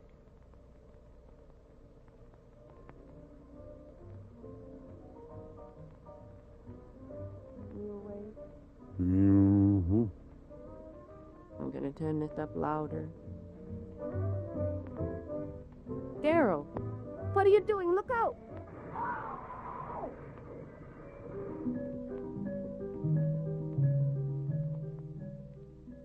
Happened just that time. Always does. Cars started drifting off the road. You must have dozed off for just a second or two. At 50 miles an hour, that's too long. One front wheel hit a barrow pit. The car turned over. Mrs. Dudley flew out the right front door. Mr. Dudley flew into the grate beyond. Steering wheel crushed his chest. Mashed a medicine bottle in his shirt pocket, too. His wife said he stopped in a drugstore in Walsenburg to buy it. Was going to take some when he got to Alamosa. Yeah, they were sleeping pills.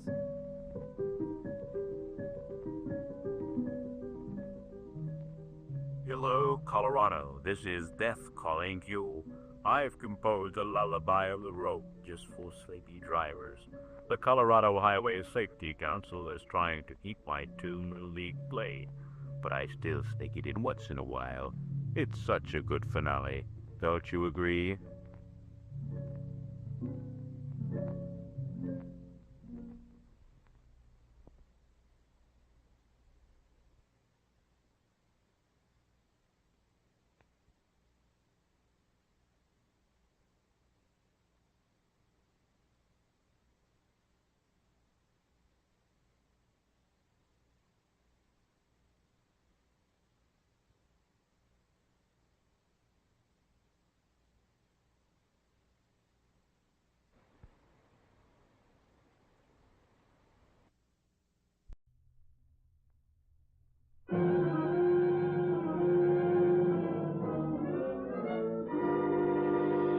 I deal in crime.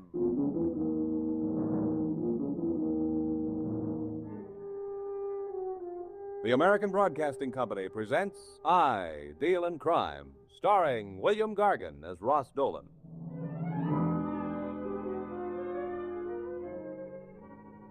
This is Ross Dolan speaking about a woman named Abigail Murray. And if you can draw a picture from the name Abigail, your mental photography is probably correct. She's tall, skinny, with a prim mouth and a primmer figure.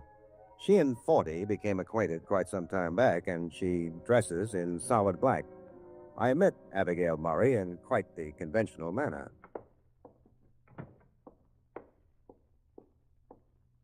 How do you do? All right, young man, if you're ready to take your feet off your desk and sit up like a gentleman, I'm ready to discuss a business matter with you. Oh, I'm so sorry, madam. I was so interested in your entrance that I forgot my manners. Oh, well, I can see that. You mind if I sit down? No, not at all. Please do. Thank you, Mr. Dolan. You are Mr. Dolan? Yep. I'm Abigail Murray. I live in Norwalk, and I'm here in the city on a visit. I see. Also, I happen to be a school teacher. I thought so, Miss Murray. Call me Miss Abigail. I'm used to that. Been used to it for 30 years. Okay, Miss Abigail it is. Now, I want to employ you, Mr. Dolan. You're to be my escort. Are you willing to be that? Well, that depends. Now, we're not going out to nightclubs and places of that nature. If that's what bothers you, I'm not the type. No, I'm afraid you're not. I merely want you to drive me across the city this evening. I'm visiting an old pupil of mine, and I dislike driving in the dark. That's all, huh? Just drive you around tonight? Certainly. Miss Abigail, there must be more than that. If you just wanted to go across town, you could have taken a taxicab or the streetcar. Oh, no, I couldn't do that. All on account of the letter. Letter? Of course, the letter. The one I have in my purse. Oh, Miss Abigail, you didn't tell me about the letter. Well, naturally not. I haven't come to it yet. Well, this letter, what does it say? It merely says that I'm going to be murdered tonight. I took a long look at Abigail Murray, and believe me, she wasn't kidding. Also, in her prim New England manner, she wasn't particularly worried about the threatening letter either. She handed it to me, and I read it. Abigail Murray, you should have stayed in Norwalk. Now it's too late, because tonight you are going to die. How did you get this letter, Miss Abigail? It came to the hotel where I'm residing by special delivery. But who could have sent this letter? Do you have any enemies? Yeah, I've been a school teacher for 25 years. What do you think? Well, I think the police station is a good spot for you. Come on.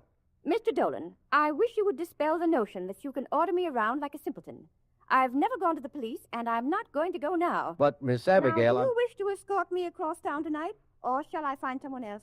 Okay, you win. I'll be your escort. Fine.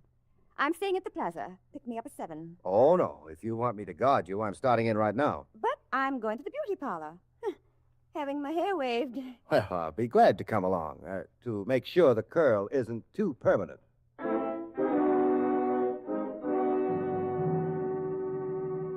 Abigail Murray picked up her bag, stuffed a threatening letter in it, and left my office with me right behind. She really did have a date with a hairdresser, and I spent an interesting 3 hours in the outer room playing handies with a manicurist. Then we had dinner. I had a steak fried, while Miss Abigail stayed in New England and had hers boiled. At 8 that evening, we were driving along in her car. You know, Mr. Dolan, this is the first time I've driven my car in the city at night. I know, I get... Hey, look out! Hey, didn't you see that truck? Of course I saw it, but I had the right of way. Oh, fine. After all, it was his duty to get out of my way.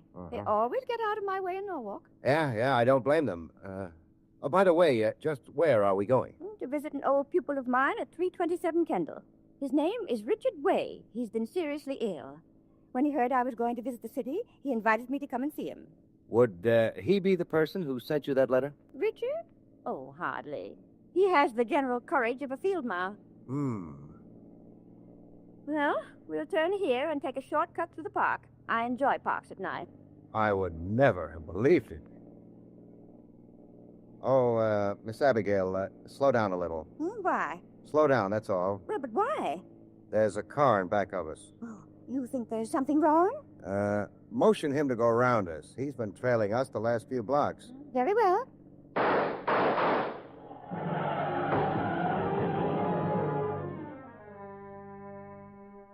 The guy had fired 3 shots at us.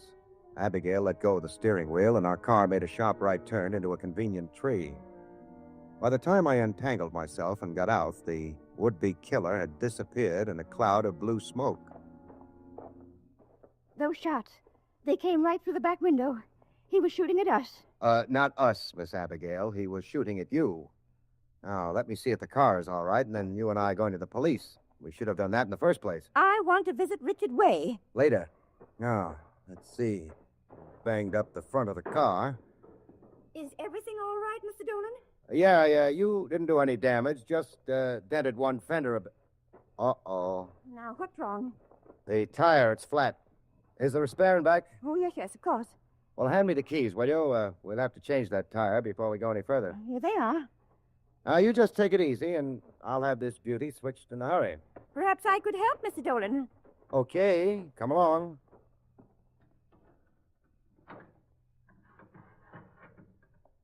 Now, we'll just take this wrench, find the jacket. Get back, Miss Abigail. Why? What's wrong, Mr. Dolan? What's that bundle in there? That's no bundle. That's the body of a man. A man? Well, tell him to come out immediately. I don't believe it would do any good. He's dead.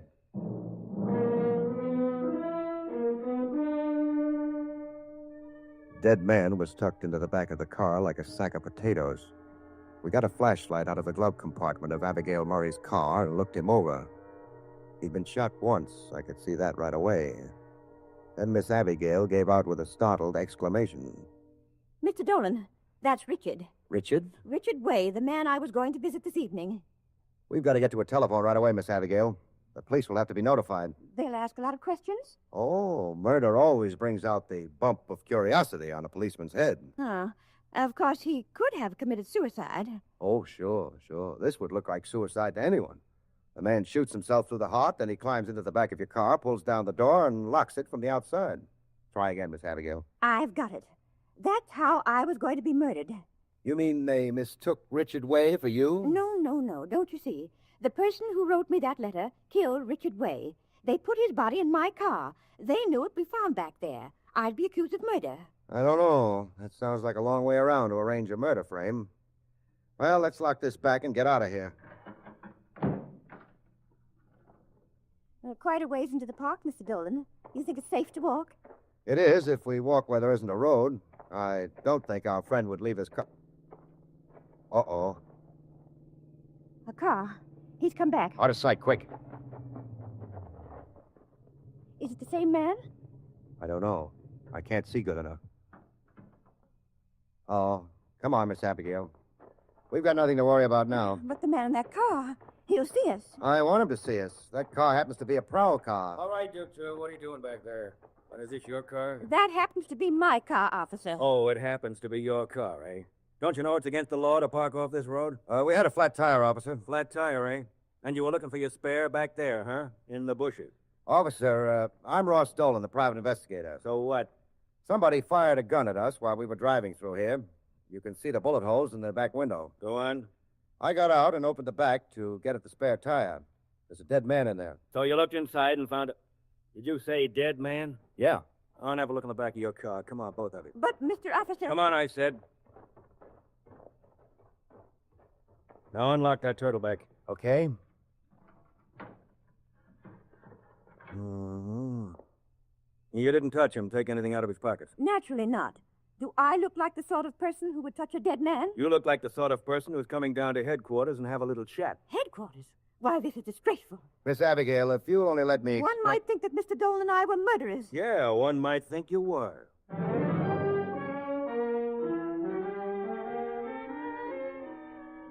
Carter was one of those coldly efficient cops. He had me drive his police car to headquarters while Abigail Murray fumed, fussed, sputtered, and threatened. But it was like knocking down stone fences with a handful of sponges because Carter just sat back with no further comment. When we got to HQ, he herded us into a room for questioning. I shall certainly telegraph the mayor of NOVAK. I've never before been treated in such degrading fashion. Now, don't take it so hard, Miss Abby. All we've got to do is prove that we didn't kill Richard Way, and they'll let us go. But why do we have to prove it?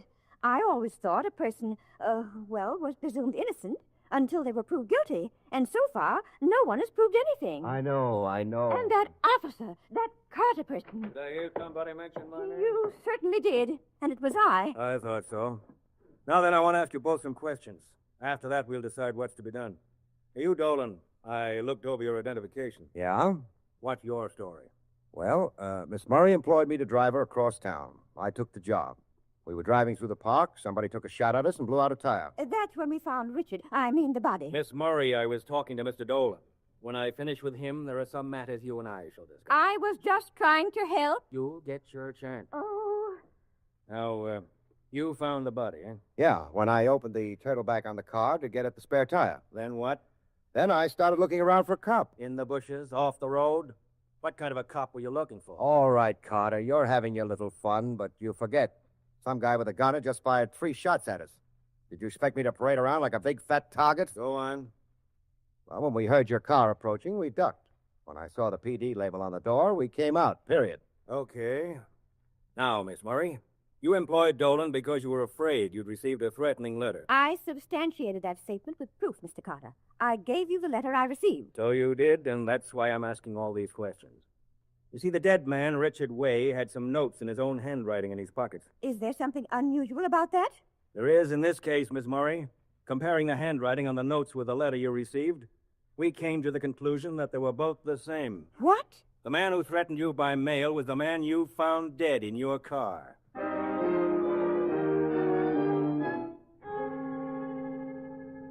There was a lot of similar chit-chat which took place at police headquarters, but Carter finally let us go. He warned us not to leave town, which was a little ridiculous because I have an office here, and Miss Abigail told Carter she wouldn't miss the fun at this point for a carton of eggs. I took her back to the plaza and went home to my apartment, wondering what would happen next. An hour later, it turned out to be a blonde. I'm Say Murray. You're Ross Dolan. And this is pretty late at night. What's on your mind, little lady? Don't little lady me, Dolan. Where's my aunt, Abby? Abby? Oh, you mean Miss Abigail. Yes, I mean Miss Abigail. Where is she? Well, the last I saw of her, she was digging a flannel nightgown out of her telescope bag down at the Plaza Hotel. Get out of the way. I'm going to search your apartment. You're going to what? Move, I said. Now, just a second. You can't come Shut up. busting in Where here. is she? Try my refrigerator. She's probably hiding behind an ice cube. I'm not going to waste time on you, Dolan. I came here to find my aunt.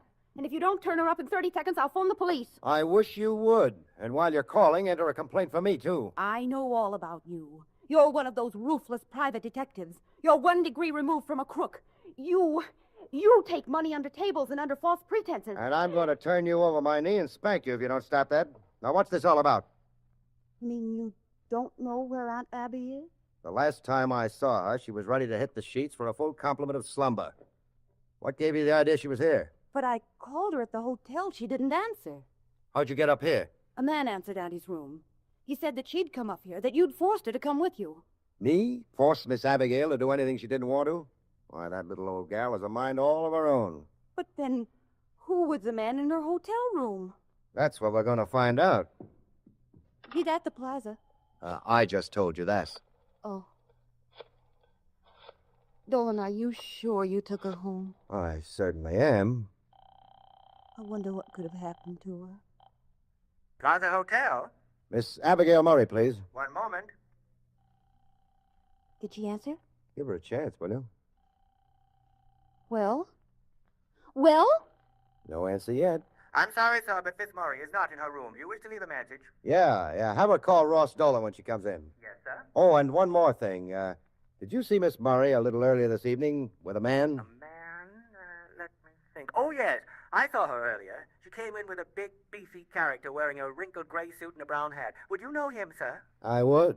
It happens to be me. Oh, no, sir. You mean it was I? It was me, and don't you forget it. He's not there, is she? No, and the clerk doesn't seem to remember her going out.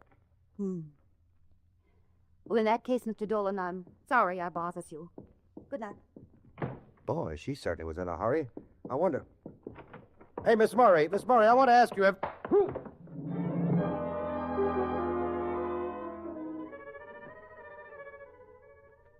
I never did find out what hit me, but from the size of the bump on my noggin when I woke up, I figured it was at least the Santa Fe Chief or a Constellation full speed ahead. The first thing that greeted my sight when I opened my eyes was a pair of black shoes. I let my eyes travel upwards. All right, Dolan, what did you do with her? Do with whom? Abigail Murray. She's disappeared. That's what I like about you, Carter. You always bring out the news when it's a day old. Get on your feet. I want to ask you some questions. You just got no mercy at all. Hey, let me shake the ache out of my gray matter. Well, what happened up here? Somebody slug you? No. I just butted my head against the wall. I do it all the time. Now then, what happened to Abigail Murray? You know as much as I do, Carter. You know about the car disappearing? Her car? Well, you took care of that. I sent the wagon out to pick up the body. They brought in the body, and the garage man sent a truck out after the car. When he got there, it was gone. Well, you got me. This is the first I've heard about that. I called Miss Murray at her hotel. She had gone. No one had seen her leave. Now, Dolan, just what goes on around here? What's the gag? I told you I don't know. I called her, too. Her niece was up here looking for her. Her what? Her niece, Fay Murray. Niece, huh? Well, what's wrong with that? We checked on Abigail Murray at Norwalk, and she hasn't got a father, a mother, no brothers, and no sisters. So obviously she couldn't have a niece. So what are you trying to give me? A little information on what happened after I took Abigail Murray to the Plaza Hotel. I came home, was here an hour when her niece showed up. I'm trying to tell you Abigail Murray doesn't have a niece. So the girl just said she was her niece. Give me a description on the way downtown. I'll get out a call on him. On the way downtown? Where am I going now? We're going to the morgue. I want you to take another look at Richard Way. It couldn't wait for morning, huh? I want you to see that body before it disappears, too. I began to think about a number of things regarding Abigail Murray. Also, Fay Murray, the niece who wasn't a niece. Who was she, and why was she looking for Miss Abigail? Then we pulled up in front of the morgue, got out of the car, and went in. You do take anything out of a dead man's pockets, Dolan? The first thing I learned as a private detective was to leave that strictly alone. Why? I just wondered. In here. Hey, who's the guy over there? You'll find out in due time. Okay, take a look. This the man you found in the back of your car? Yep. Sure? You can make a positive identification? Yep. I remember where the bullet struck. Also his face. Uh-huh. Mr. Way, would you mind stepping this way, please? Yeah. I must be seeing double. This can't be. Well, Dolan, what do you say now? Well, this guy must be the dead man's twin brother. I've never seen such a resemblance before. That's right. This is John Way, Richard Way's twin brother, Ross Dolan. Now, Mr. Way, mind telling me again, when did you see your brother last? About 7 o'clock. He said he had an errand and left the apartment. Did he mention his appointment with Miss Murray? No, he didn't. You have no idea how your brother's body got in the back of Miss Murray's car? None whatsoever. Okay, thanks, Mr. Way. We'll call you if we need you. Thank you. Hey, you want any more from me, Carter? No, just be around where I can find you. Well, I'll be home. Hey, by the way, have you checked the bullet holes in Miss Murray's car to see if they match with the bullet in the dead man? I'd love to, but we haven't found the car yet. Say, when you do, Carter, I've got a little bet for you. Yes? I'll give you 2-to-1, they match.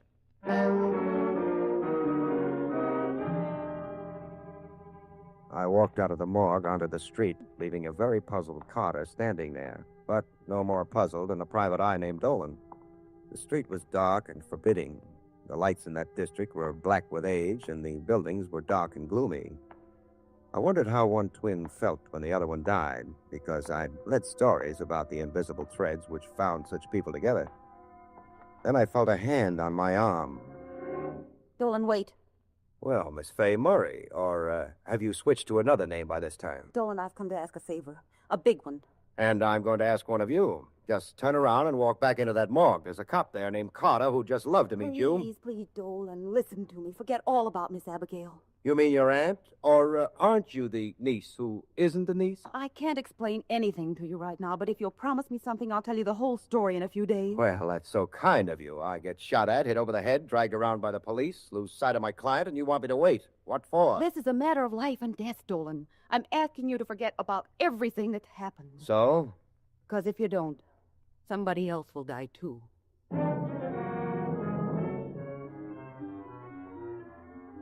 Fay Murray, if she was Fay Murray, had one great trick. She could disappear like nothing I've ever seen before. By the time I opened my mouth to ask another question, she'd melted away like a bonbon on a hot rock. I went down towards a lighted corner, and 10 minutes later was in a taxicab. I retraced the same route I'd taken earlier with Miss Abigail, and when the cab got to the spot where the shooting had occurred, I got out and looked around. But there was nothing to look at, so I got going again. I remembered Miss Abigail mentioning the address of Richard Way. It was 327 Kendall, on the other side of the park. I got out a block away.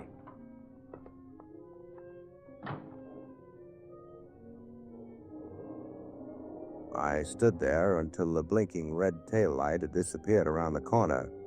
I wanted to be sure no one had followed me. Then I made my way inside the apartment building and got the apartment number off the mailbox. I didn't care to announce my presence, so I took it very easy going up the stairs. The apartment building was as quiet as the grave, and the word grave reminded me of the dead man lying down in the morgue. When I got to the door of the apartment I was looking for, I could hear voices. John Way and Fay Murray, but they were too low to make out. So I looked for another method of getting in on the know. The apartment was one of those two-bedroom and bath affairs with a separate door for the kitchen. I moved inside through the kitchen. The two voices grew in intensity as I moved towards the living room door. John, you promised. Of course I did, my dear. Of course I did. That was to get you back here. But you told me if I got rid of Dolan, you'd take care of everything. You'd let Miss Abigail go. Oh, and so I am, my dear. I am going to take care of everything. You know, I could go to the police. I could tell them the whole story. In your present condition, I hardly think so. In that case, I'll scream. I'll yell as loud as... You little fool, you make one sound and I'll kill you right now.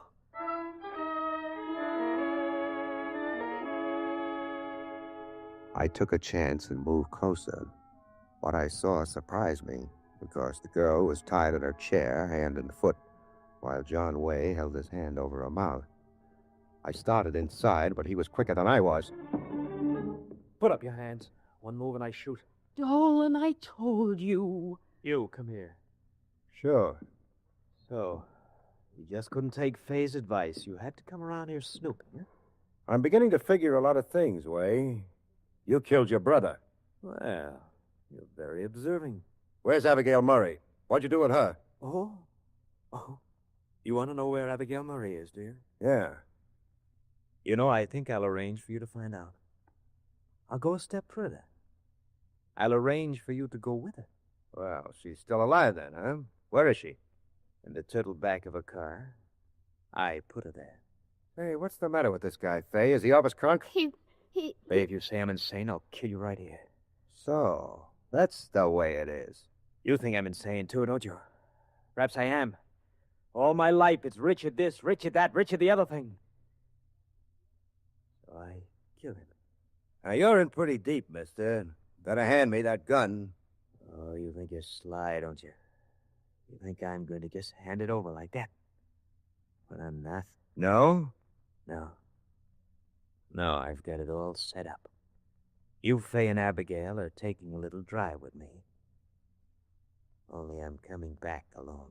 You stole the car, huh? Before the cops came back. Of course. That was very clever of me, don't you think? You answered the phone in Abigail Murray's room when Fay called her, didn't you? Of course. I dropped in to see my old teacher. We were such pals, you know. She always gave me such good marks. Hey, you're quite a clever guy. How'd you get her out of the hotel? Down the back way, servant's entrance. No, it's quite deserted. I arranged that, too. Then you came over and conked me on the head, huh? Yes, after I locked up Miss Abigail in the car. Well, you get around, Mr. Way. You see, I followed Fay. I thought she might do something silly like imploring you. But I prevailed upon her to forget it. Didn't I, my dear? You lied to me. You told me that if I got rid of Dolan, you'd let Miss Abigail go free. Oh, no. No. What I said was that I'd see that Miss Abigail was free. And she shall be. Because one is free when one is dead. What are you going to do? Drive the car in the river. They'll never find it buried in the mud. They won't find us either. Naturally not. You'll be in the car from now on. You, Fay, and Abigail. And what happens when you try to get me out of here? I could start a ruckus. Oh, I have that plan, too. Turn around. What for? I said turn. Okay. Now what happens? I'm going to hit you over the head. Not too hard, but just hard enough to keep you quiet for a while, I guess. No, drop it! You fool! Think you can make me? I think I can.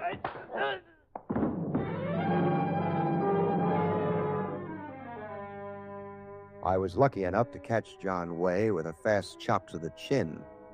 Then I phoned Carter, who came out with a squad and took John Way down to the clink. At his trial, a group of doctors testified that he was violently and incurably insane. Later, I had a meeting with Miss Abigail and, of course, Fay at the Flamingo. My, Mr. Dolan. When I asked you to drive with me that night, I never dreamed that we would become involved in such an adventure. Well, neither did I. What puzzles me is, how did John get hold of my car long enough to put Richard's body in it? Well, he told the doctors at the trial that he saw you take it into a filling station to have it greased.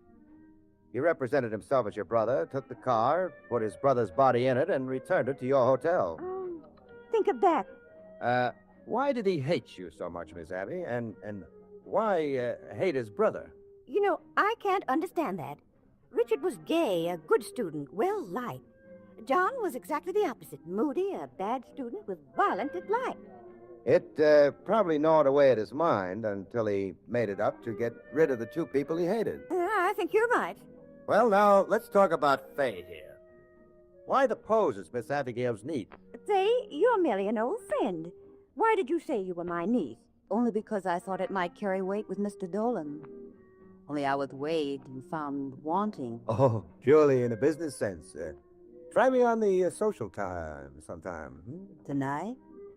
The sooner, the better. And, of course, I'm coming along, too. You know, I've never been to a nightclub. I've never even done the rubber. Now, take it easy, Miss Abby.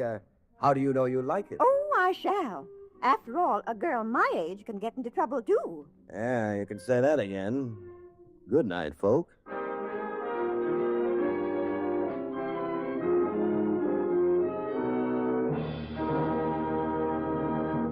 Don't forget to listen again next week, same time, over most of these ABC stations, when you will hear William Gargan say, I deal in crime. I Deal in Crime, starring William Gargan as Ross Dolan, is a special presentation of the American Broadcasting Company. It is written and directed by Ted Hediger. Special music is arranged and conducted by Rudy Schrager.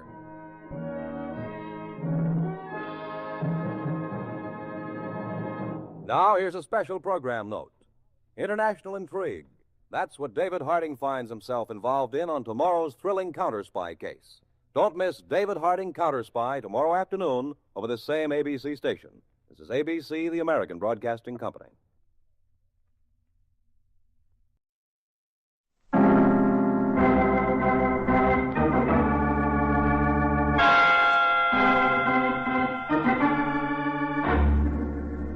My name's Regan.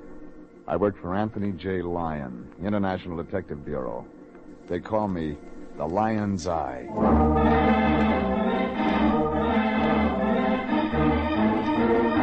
CBS brings you Jeff Regan, Investigator, starring Frank Graham as Regan with Frank Nelson as Anthony J. Lyon. So stand by for mystery, suspense, and adventure in tonight's Jeff Regan story of The Lady by the Fountain.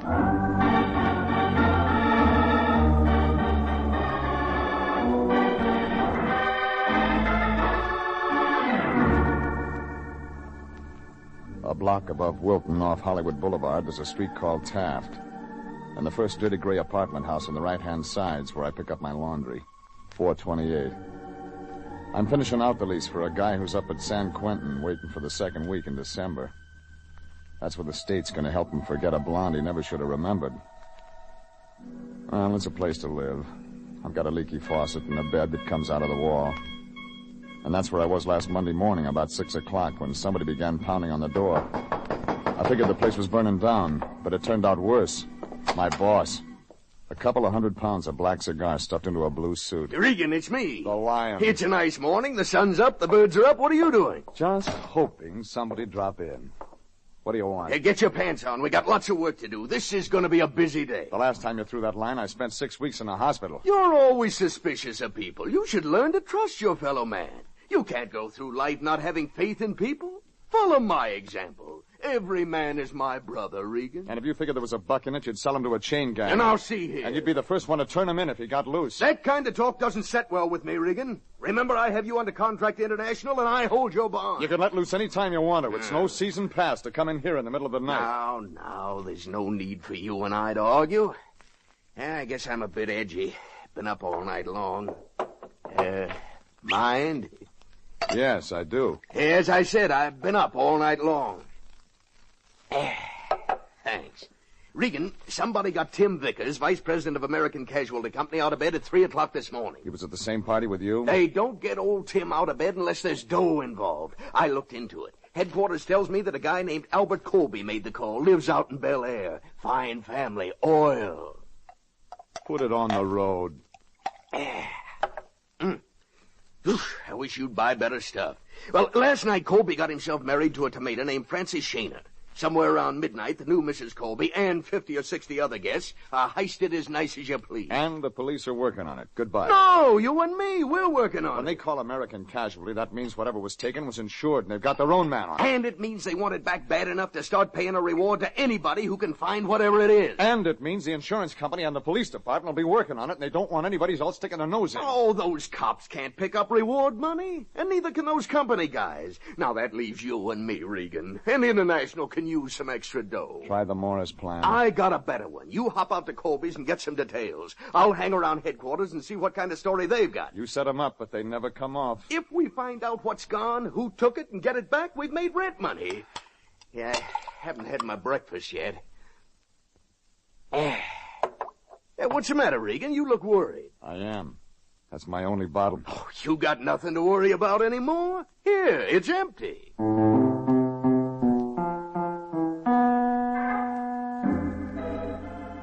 Well, the Lion only got as far as D in the alphabet. That's when they showed him how to spell dollar. And this Colby thing had a dollar sign in front of it as far as the Lion was concerned. And that means it's no use arguing. So I threw on some clothes and drove out to the Colby place. It turned out to be a lot of brick and grill work on top of one of those canyon roads right after you turn off Sunset into Bel Air. When I drove in the gate, I got a feeling somebody better check with London to see if Buckingham was still there. 2 guys in uniform stopped me. I showed them my license. They let me through. I parked in the driveway behind 3 police cars and started looking around for the ladies' entrance. That's when I spotted a tall guy in a brown sport coat sitting on a cement bench right by a fountain. Up close, he looked sad, like an umpire on a rainy day. Yes, what can I do for you? I'm looking for a guy named Colby. Are you from the police? No. Insurance company? No. Well, we don't want any reporters hanging around All right, here. I'm no scribe. Now, can you tell me where I can find Colby? What do you want to see him about? You're him.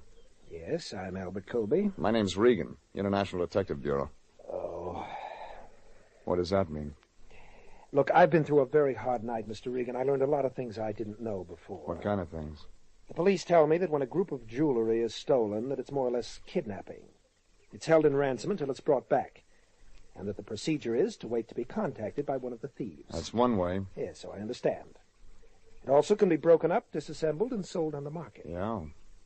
Very interesting and very sound economic structure. I'm surprised at the ingenuity of criminals. A lot of people are. You want to tell me how it happened?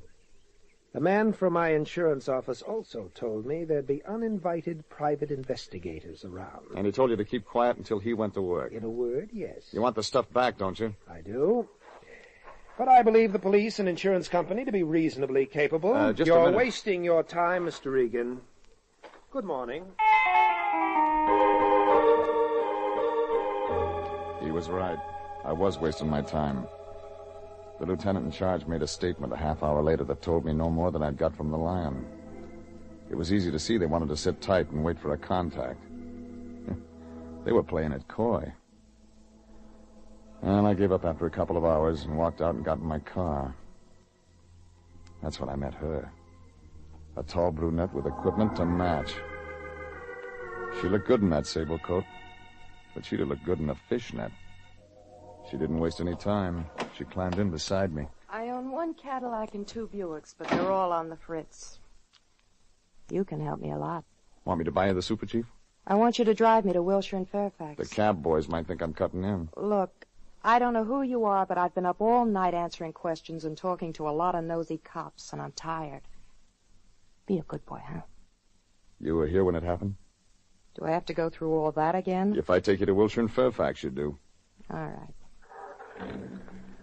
Mind giving me a name? Regan. All right, Regan. I'm Francie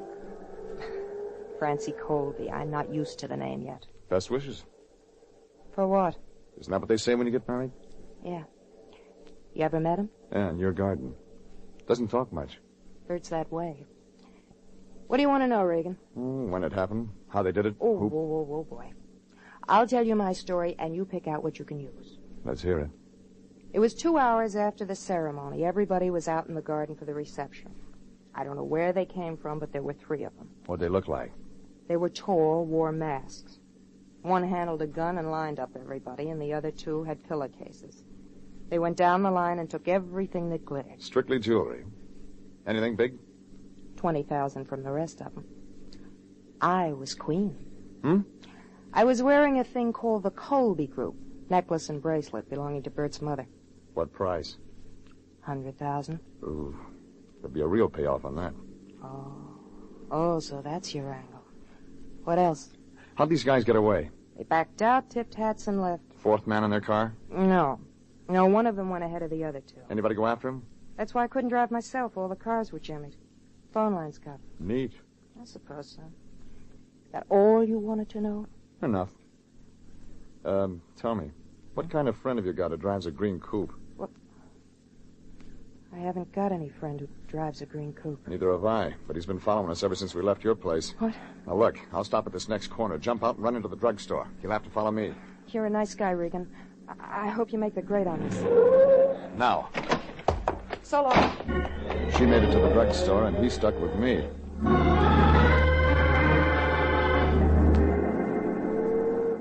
I turned right when I hit Santa Monica Boulevard, and that's when he began playing games.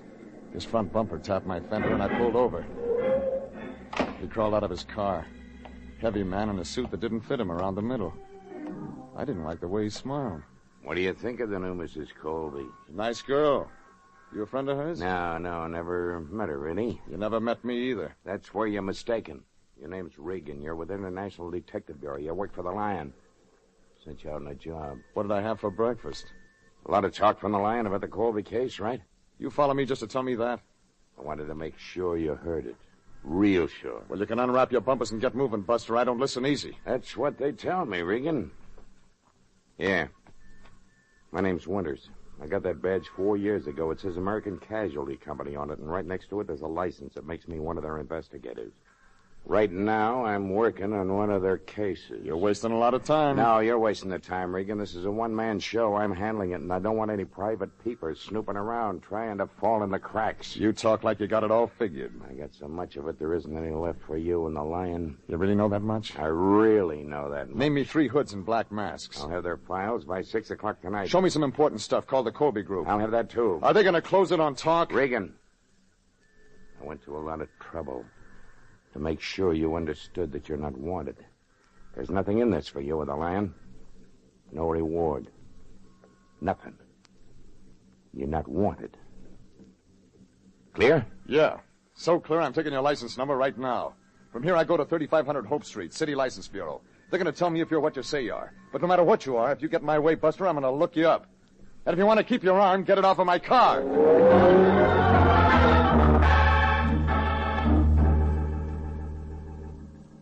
And I checked on him. He was with American Casualty Company, all right. And a phone call at their office told me he'd been put on the Colby thing. So I gave up on that one.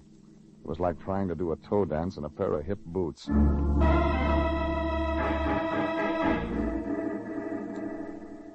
It was about 6 o'clock when I got to the office. The Lion was there. He looked unhappy. like somebody'd fed him a wax sandwich. Where you been? I've been phoning all over town for you. I went to a double feature. I met a guy named Colby and a girl named Colby. They're husband and wife. Well, that's dandy. That's just great. You can forget 'em all. It's finished. We struck out. What do you mean? Know what happened in Chicago this afternoon? Want me to guess? A cop threw a couple of slugs into a bimbo named Mickey McIntyre. The other guy, Swede Swanson, gave up right away. Tie it up. Mickey and Swede were carrying some of the ice they heisted from the Colby place last night. They talked. And the guy Chicago's looking for now is named Pete Florio. Some gumshoe around Chicago's going to tag him, and there goes our reward. Where'd you get all this? Robbery detail here was in on it. So it was over for us 3 hours ago. Any expenses after that are your own. And in the future, Regan, don't spend all day on a thing. Check with me. Shut up. What did you say? He was looking at the same thing I was looking at. The 3 bullet holes across the front of the man who was standing just inside the door. A heavy-set man with a bad smile. He wasn't smiling this time. He was trying to talk. Regan, I got it all, but you'll like it better than me if you...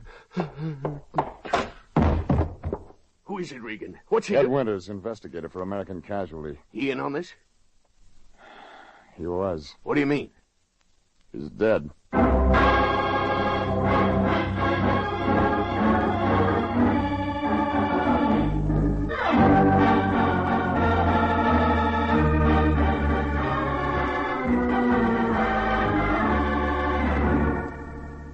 The whole Colby thing looked as phony as an undertaker in a pink derby. Colby and his wife Francie had a lot of conversation, but they didn't say anything. But the insurance investigator, Ed Winters, talked like he had something. Only he didn't get a chance to tell his story. He fell in our front door loaded down with slugs. And it didn't take 20/20 vision to see that all the action wasn't going to be around Chicago, where they picked up 2 of the 3 hoods. The lion didn't waste any time. He locked the door and pulled the shades. Then he turned around to me. His eyes looked like dollar signs. Regan, this is a stroke of luck. We're in business again. You got it wrong. The coroner's office got something to do now. Look, we aren't calling up any office until we find out who killed Winters and why. You're out of your mind. Remember, there's a reward for that Colby stuff, and we can still collect with this insurance company guy out of the way. This is homicide now. Call him. And let some rookie walk into the answer? Not on your life. Regan, somebody here in town's in on this. Big. And you're going to find out who. What about him? He isn't going anywhere. Listen, we're the only ones who know about him. We can keep a secret for a while, and that gives us an advantage. He had a secret. He didn't play it smart. Do you realize what this can mean to us? About 5 years at Folsom. Let me worry about that. Don't you ever give up. Find out who bumped Winters, Regan, and we've won the cup. You'll have to give it back. You cheated. Once the lion smells a loose dollar, there's no sense arguing with him. It's like trying to teach ballet to a herd of elephants. Well, I went through Winters' pockets, found a billfold and a driver's license, some keys. Nothing that'd help.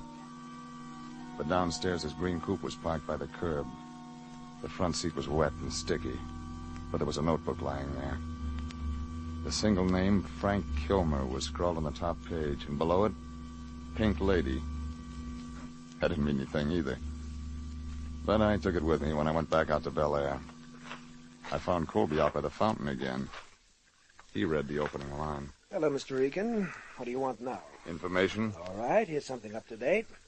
They caught 2 of the 3 men in Chicago this afternoon. I know that much. And the Chicago police expect to arrest the 3rd one, Pete Florio, any minute. And when they arrest Mr. Florio, that will be the end of it. You make it sound easy. Facts are facts, Mr. Regan. There's another version. Hmm? What is that?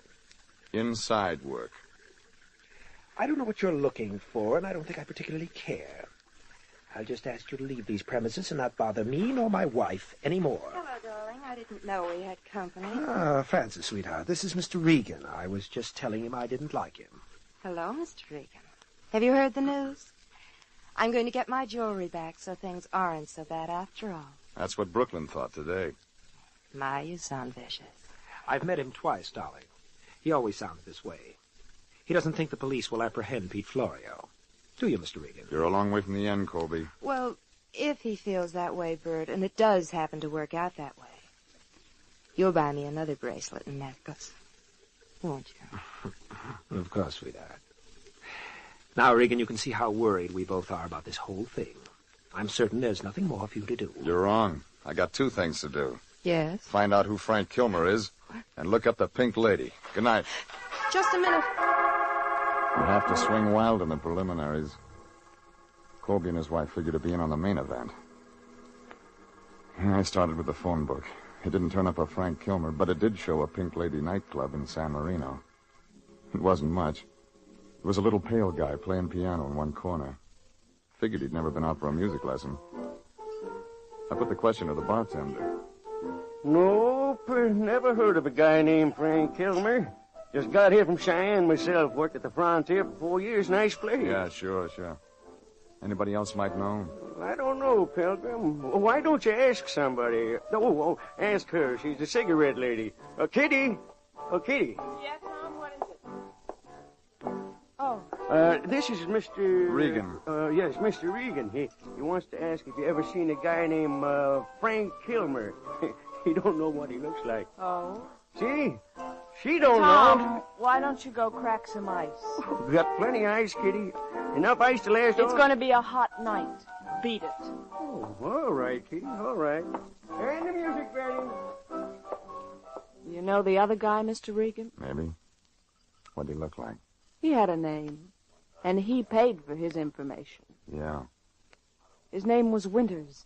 He was around this morning, knocking on my door. What do you want to know? What you want to know? About Frank Kilmer. Oh. Go ahead. I'm listening. Wait a minute.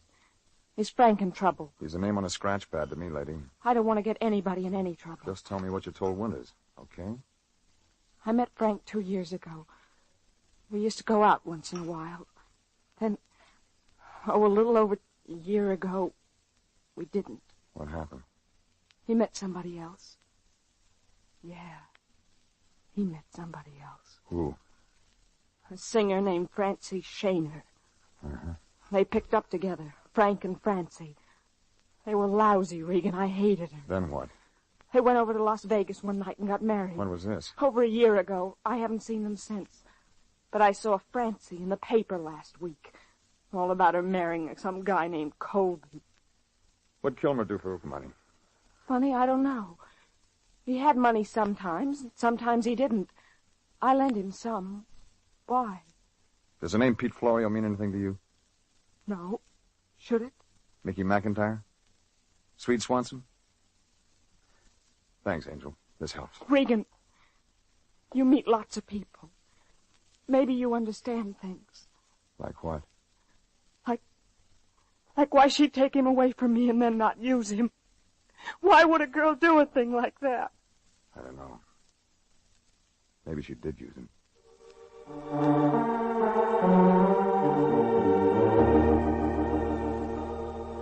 It was beginning to shape up by the time I left her, but I needed more to go on.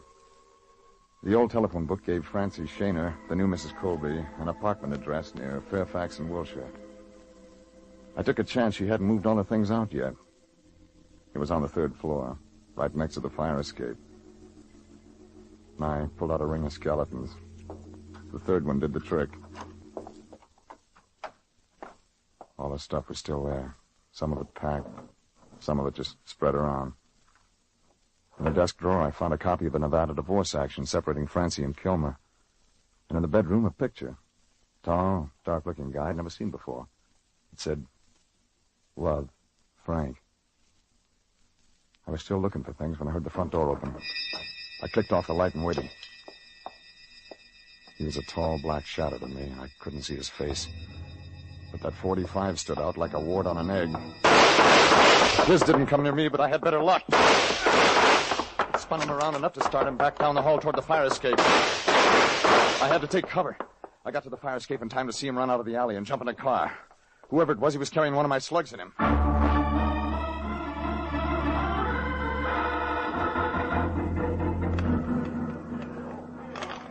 The place was beginning to crawl with people. I went back inside. I figured I'd better check with the lion before I started explaining to the cops.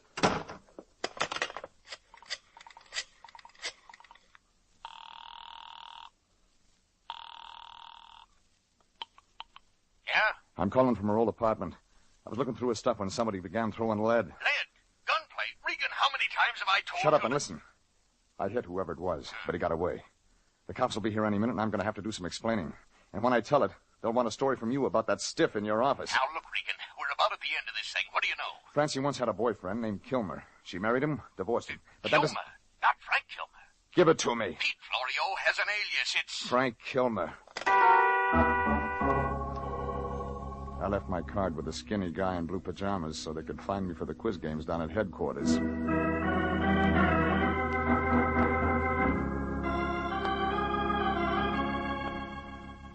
It took me 10 minutes to get out to that house in Bel Air. I parked outside the gate, walked through the garden to the back. Somebody had drained the fountain. Somebody was sitting there. And it wasn't Colby. Regan. It was Francie. And she had a big hurt. Regan. I'll have to get a doctor. Too late for that. Who did it?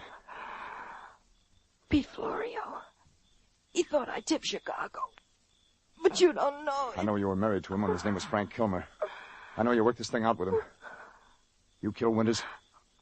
Who's that? This is no time to lie. All I know is Pete and I worked out the heist. I wore the jewels that night so he could get it. Only he didn't take it. He hid it in the fountain here. Yeah, so Pete could come back for it after he straightened out with those other guys in Chicago, huh? Yes. But it didn't work that way. Regan. Where is it? Did Pete...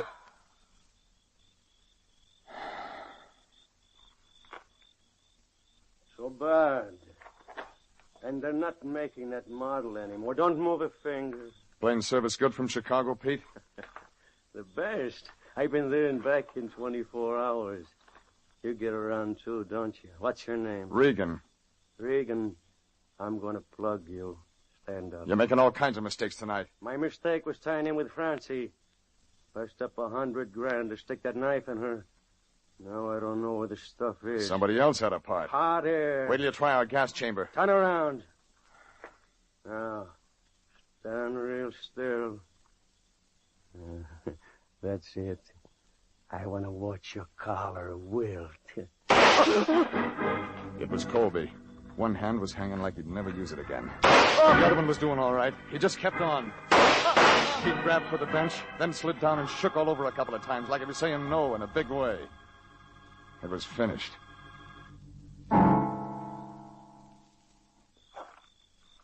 He was going to shoot you, Regan. He was going to kill you. I did right, didn't I? I did right? Yeah, you did fine. You saved the state some expenses. Give me that gun. Yeah, here. Same one you used on Winters? Yes. He came to me for money. He found out the same thing I caught you finding out. That my own wife had planned to steal from me. How did you tip to it? A week before we were married, I saw Florio, or Kilmer, whatever you call him, watching the house. I'd seen his picture in Francie's apartment. I found what they were planning. I listened in on the phone. And you wanted him to get away with it. So you could get the stuff out of the fountain before Florio got back. So you could stick the insurance company for the payment. I didn't think you needed dough that bad. Regan, it wasn't for me. It was for her. All she wanted was money. Now look at her. Regan, all I wanted was her. I didn't care if she stole from me. All I wanted was her.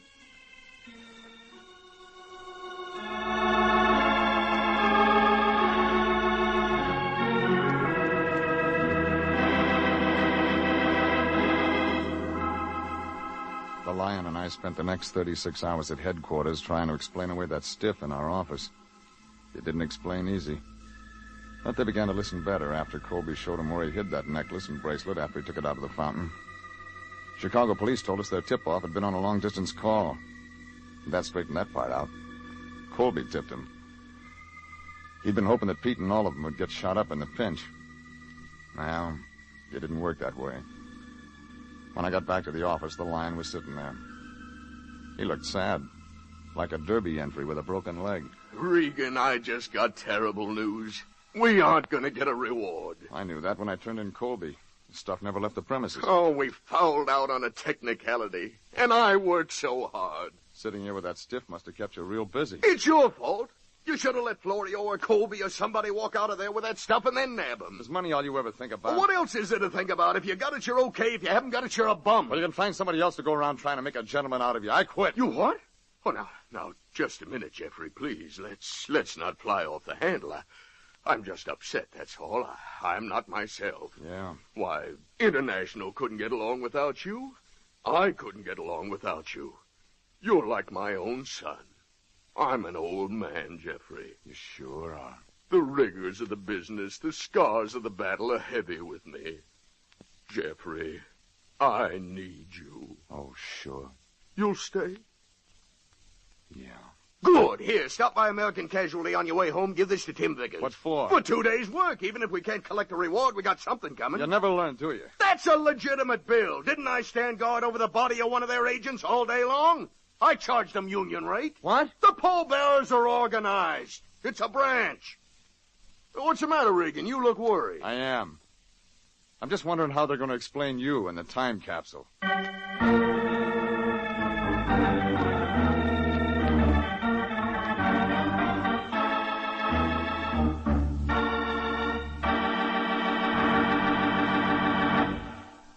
Jeff Regan, Investigator, written by E. Jack Newman, directed by Sterling Tracy, is heard at the same time each week over these same stations. Frank Graham plays the title role. Frank Nelson is Anthony J. Lyon. Original music is by Richard Arant.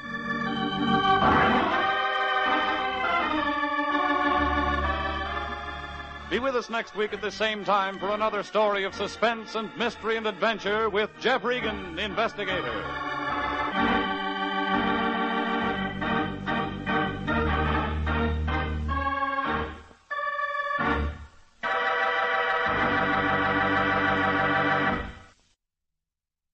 Stay tuned for Black Night. But first, Mary Margaret McBride's guests always have an unusual story to tell, but Mary Jane Meeker, young authoress, told a really unique one on a recent broadcast. Experience taught her that a writer has a hard time trying to sell his own work, so Mary Jane decided to be her own literary agent.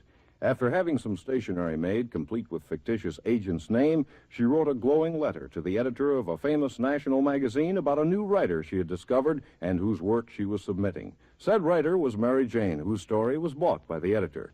Well, that's quite a story behind the story, and to meet more fascinating guests like Mary Jane, hear radio's fabulous First Lady, Mary Margaret, tomorrow over your ABC station. Black Night.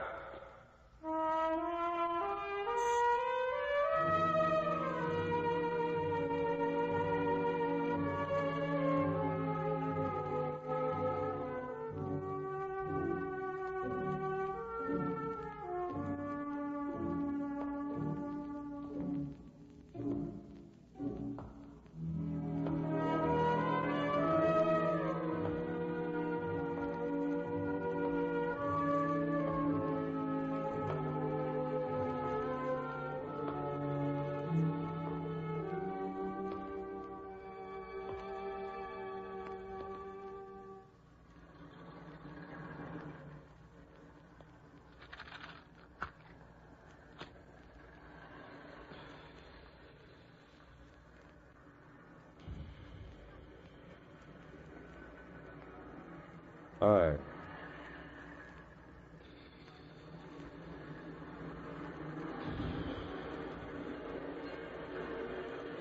Glad you could make it, friend. Because this is the kiss-off. Our last chance for another stroll in the night. The black, watchful night that we've gotten to know a little better. Puts me in mind of something I memorized as a kid. You probably did too. The melancholy days have come, the saddest of the year. The big, bold time of the year when the days seem to be brighter and the nights blacker. The time of harvest, and fulfillment. A couple of months from now, the city will be lashed with the whip of the north winds. The balminess will go out of the lake, and ice will move in. And the whiteness of snow will take over, draped like an ermine wrap thrown carelessly aside. There'll be slush in the streets, the car tracks petrified into dirty gray ice. The windows of stores and homes will be crusted with heavy frost, and kids in apartment buildings will melt a keeping spot with the heels of their young warm palms. Fur coats, real and otherwise, will be wrapped around the bodies of the women who could afford them. And for those who can't, the misshapen sight of too many sweaters, mufflers pulled right around the throat, boots and galoshes, everybody rushing to get inside. And when Christmas comes, Santa Claus on every loop corner, the Salvation Army, State Street, an outdoor-indoor wonderland. Chicago, city of many moods, many people. My city. Want to tag along?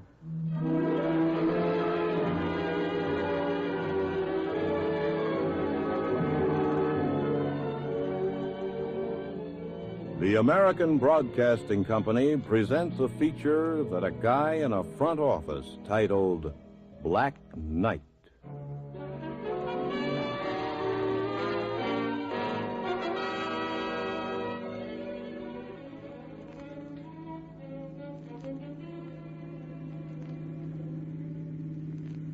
I know we haven't started off in a cab too often, but tonight, hang the expenses.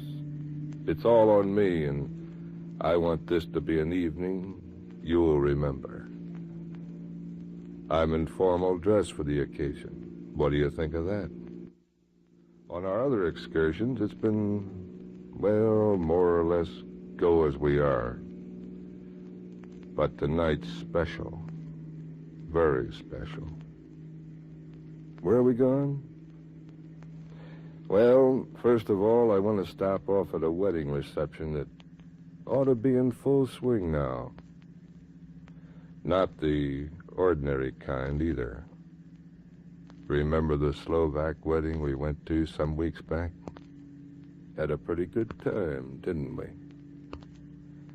Tonight we're heading for another of the same sort, where some of the old world customs are carried over. That's why I thought you might enjoy a stop at this spot on Damon Avenue. Remember when it used to be called Roby Street? Some of the old-timers still call it Roby. In the early days of this town, it used to have still another name, Cornelia. Roby was one of Chicago's pioneers, so the council changed it to Roby to honor him. It was Roby Street for a heck of a long time. And then the council met, and after much haggling, a major decision was reached to once again change the name to honor another early citizen, Father Damon. Yeah, believe it or not, Damon Street, with a lot of tough overtones, is named after a priest. But there's still a lot of merchants and workers who prefer to remember it as Roby. The reception is right around the corner.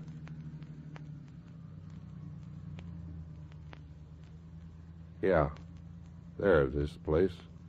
The frame house with the exposed rickety stairs leading up to the front door that's open. Here you are, Mac. Skip the change.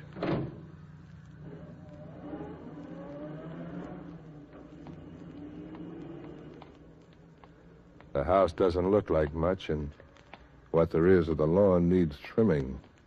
But it's not the house that counts, I always say. It's the people in it. Ooh. I know both the guy and the gal. The guy a little better. Used to work with him back in my newspaper days. Come on. Let's go up.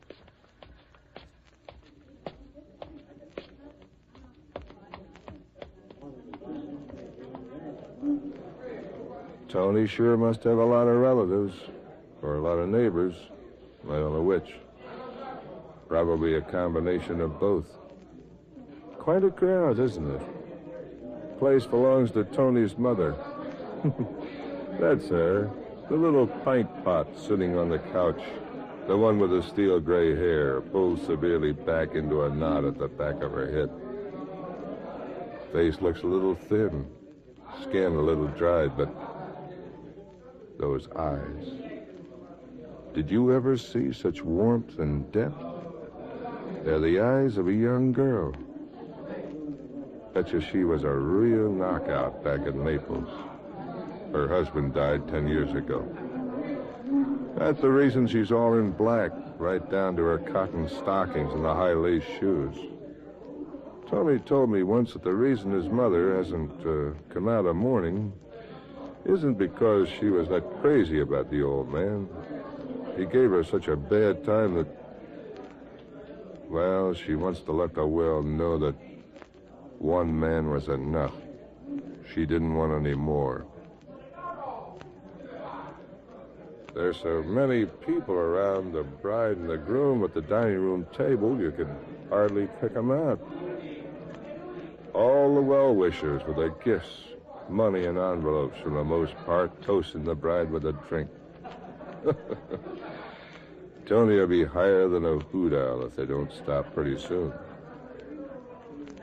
Notice the table? Loaded with all kinds of Italian pastry. Tony's mother made them, all herself. Pretty soon there'll be crusty sandwiches of hot roast beef, lots of wine and liquors. Black coffee for those who want it. Let's see what's happening out in back of the house. The cup still is full, eh?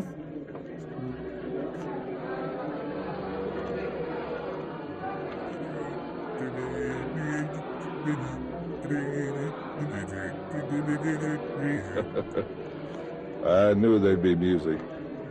Let's stay here in the back porch and listen for a while.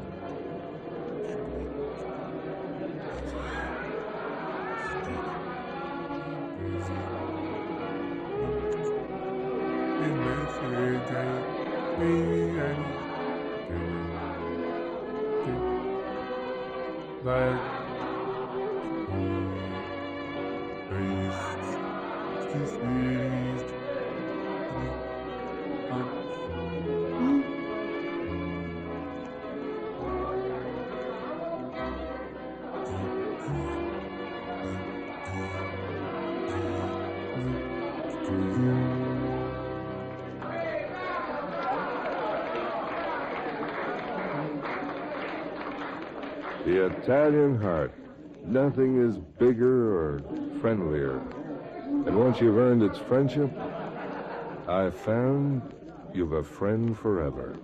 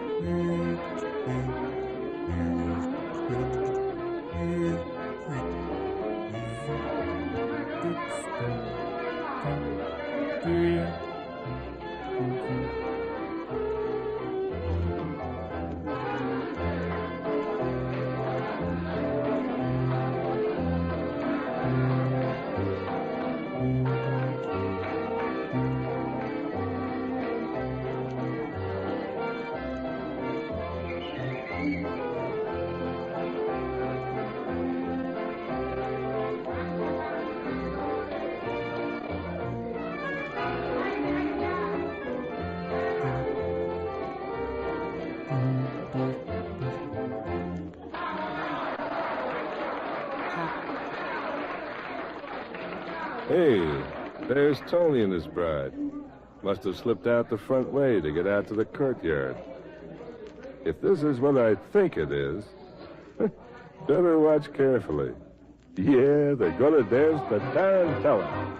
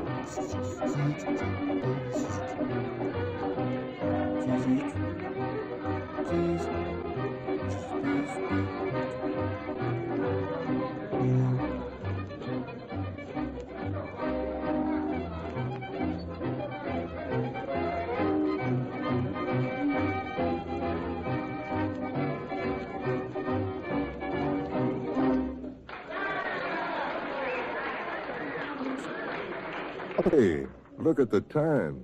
We've got to get back to the loop. I told you I planned a fancy evening. We're going to the Azalea Room. Get us, huh?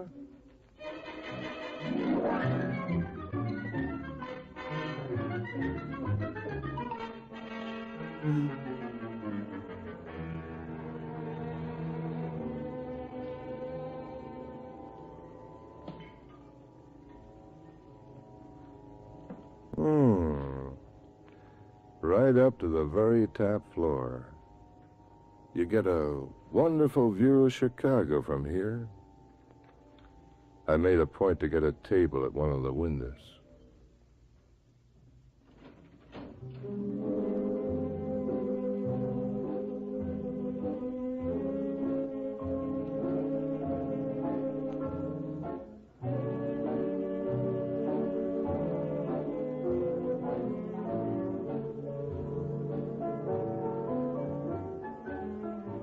Haven't been into this spot in years. Didn't think I'd ever come back. But I'm in a kind of reminiscing mood. Maybe I'll tell you about it after a while. The head waiter doesn't know whether to recognize me or not. Come on.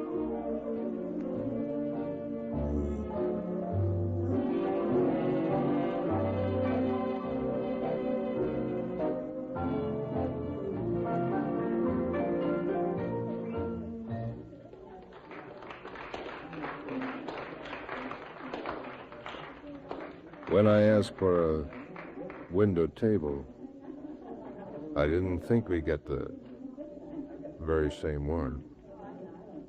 Nice, isn't it? Mellow candlelight spotlighting the white linen, tall, deep red roses and thin silver vials, ladies and gentlemen dressed in best bib and tuckers, and below us, the city.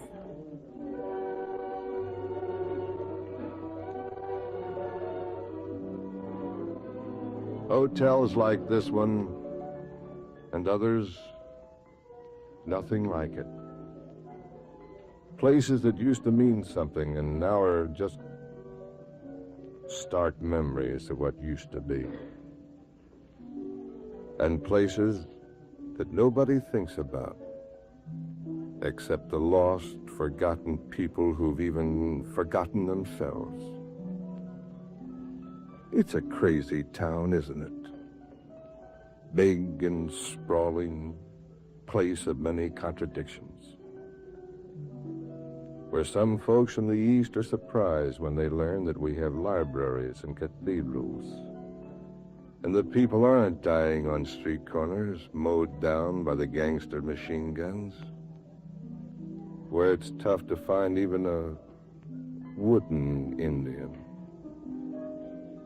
Where you can feel as lonely or wanted as you want. Where you can rub elbows with elements of the famous or be lost in the crowd and the shuffle. where a good hunk of the South Side is known as Brownsville. And some people living north and west associate only the strong smell of the stockyards with it, where men sweat for a living in the steel mills, and their labors light the sky. Here comes the waiter with our drinks.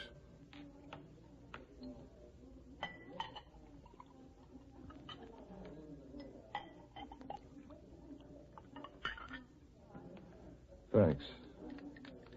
Well, here's to you and me and Chicago.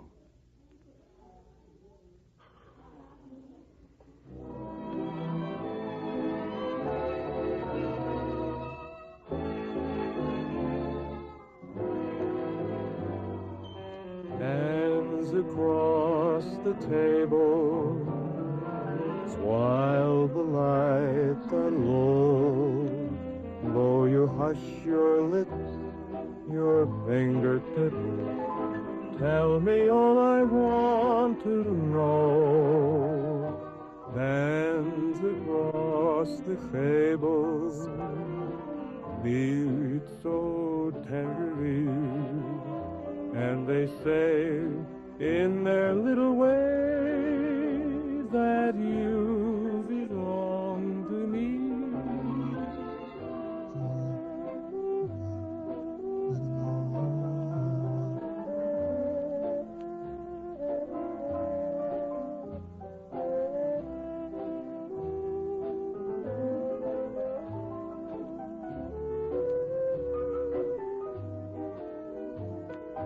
Hands across the table, beat so tenderly, and they say in their little way that you belong to me.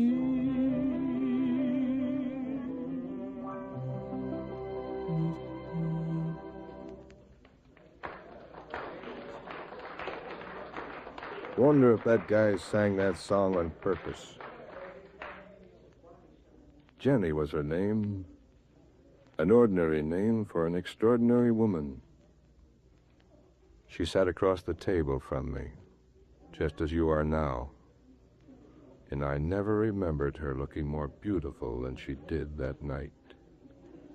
She had a flair for clothes, knew how to wear them well, knew how to make the most of what she had. And believe me, she had plenty. All warm, all woman. The candlelight seemed to seep into her skin, lighting it from inside.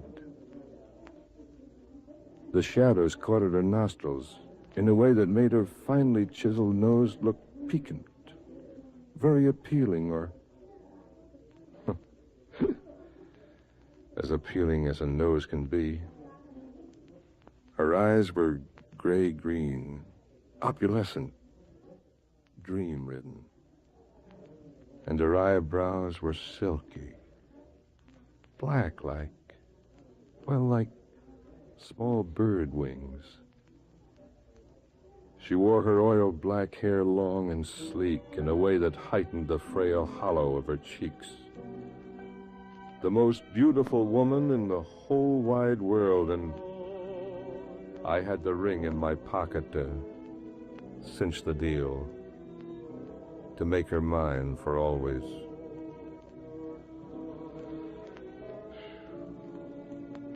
We had drinks and dinner, danced a little, talked a lot. At least I did. The kind of trivia a lover does. And when I led up to the Lohengrin, let's listen to the music, huh? Have another drink. Be brave, young lovers, and follow your star. Be brave and faithful and true.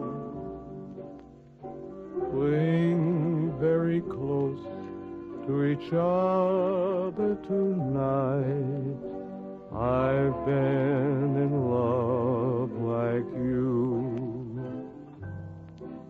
I know how it feels to have wings on your heels and to fly down a street in a trance. You fly down a street and a chance that you'll meet, and you meet not really by chance. Don't cry, young lovers, whatever you do. Don't cry, because I'm alone. All of my memories are happy tonight. I've had a love of my own. I've had a love of my own like yours. I've had a love of my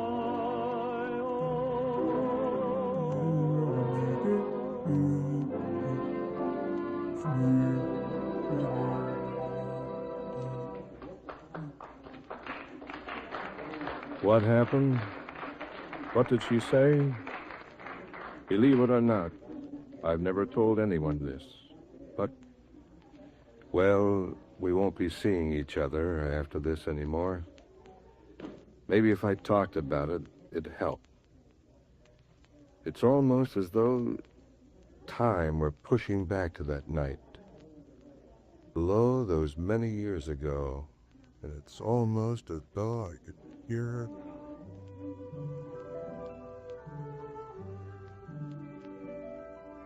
Joe, remember when we first met, and I told you there'd come a time when I'd have something to tell you that would make a big difference between us? Don't, Laya.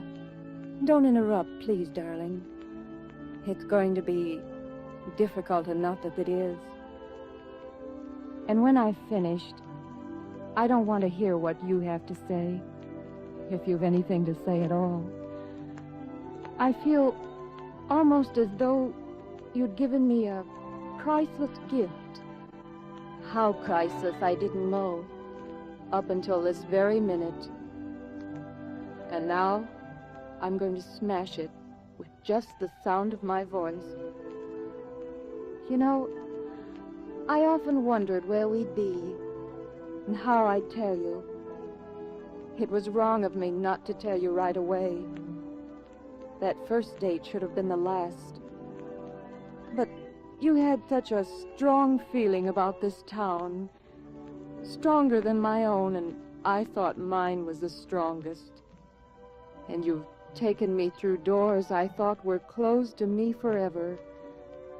You see, Joe, when I was a very young child, I found out this was a white man's world. Ever since college, I've been passing. Please don't say anything, Joe. Please. I've anticipated anything you could say. That we could go away, live anywhere in the world we choose. Perhaps even renounce the race that made me renounce mine. I've never felt smaller, but cheaper than I do right now, Joe. And being the way I am, I'm even more of a coward because I don't want to go back. I've given up my family and now I'm giving up you. My comeuppance, I guess you could call it. Don't get up, please. I don't deserve it. So long, white boy.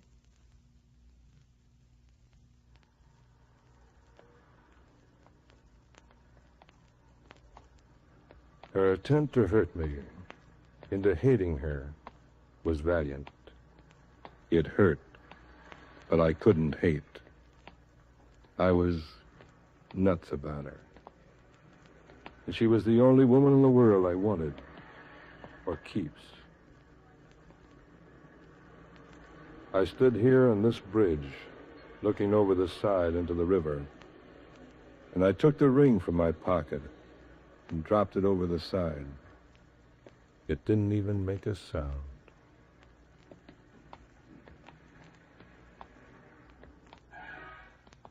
The night air has a chill in it, fresh from the lake. But there's more than the lake-wash breeze.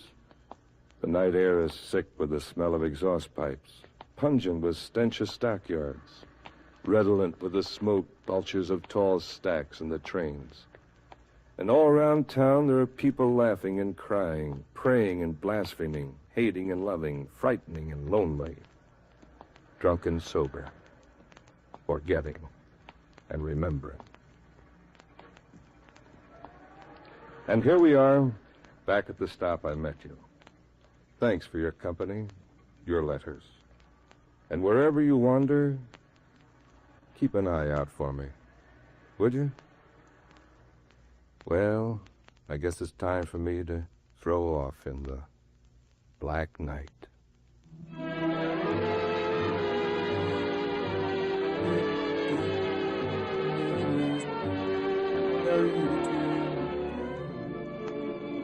Black Night was written by Bob Savage and directed by Lou Perkins. Don Dowd is heard as Joe. Music was under the direction of Rex Maupin and featured the ABC Orchestra. Our soloist was Don Moreland, and Claire Walsh was heard as Jenny.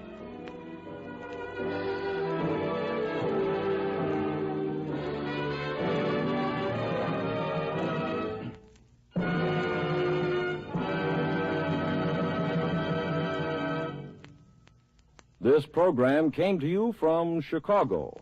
America is sold on ABC, the American Broadcasting Company.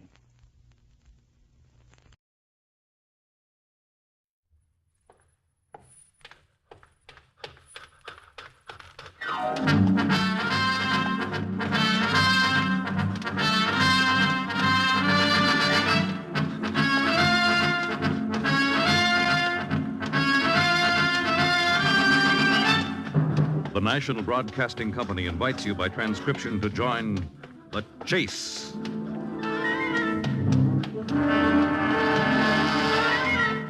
There is always the hunter and the hunted, the pursuer and the pursued.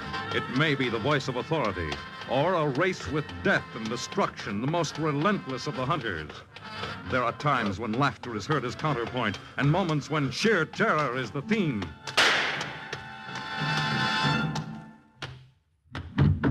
But always there is the chase.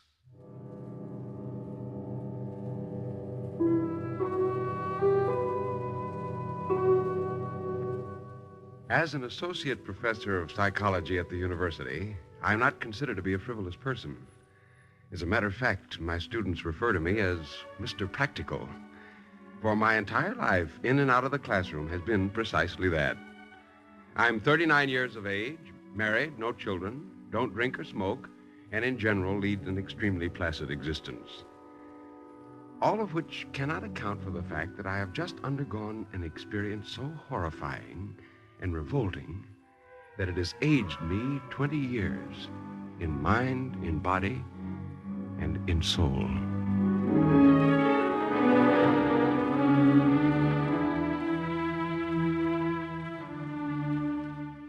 It started on a winter afternoon, right after I'd finished a lecture to my class on the so-called split personality aspects of schizophrenia, a mental ailment that can often have bizarre manifestations.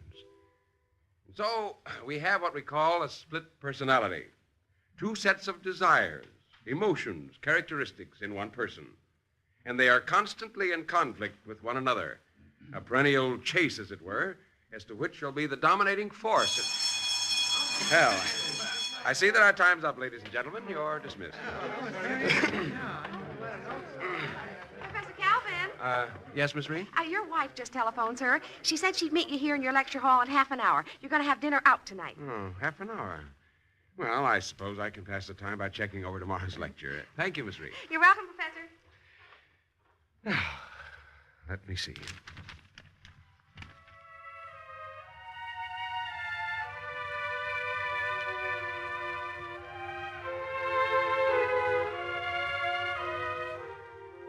I sat down at my desk and began to sort my notes for the following lecture. The subject we were dealing with at the moment was an interesting one to me, and I was always certain that at this particular period I'd have no sleeping students on my hands. The split personality, the idea of one man's character and habits actually changing continually within his own mind, like a modern Dr. Jekyll and Mr. Hyde, was a fascinating topic long before the science of psychiatry named it for what it was. And my students were all ears whenever I broached the subject.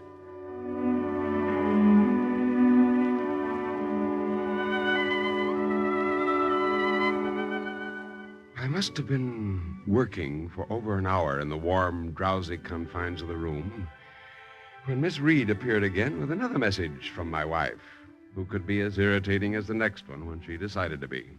Professor Calvin? Yes, Miss Reed? Your wife just called again, sir. She said she's decided to cook dinner after all, and she wants you to go home. Oh, very well. Thank you. I'd better leave directly before she changes her mind once more.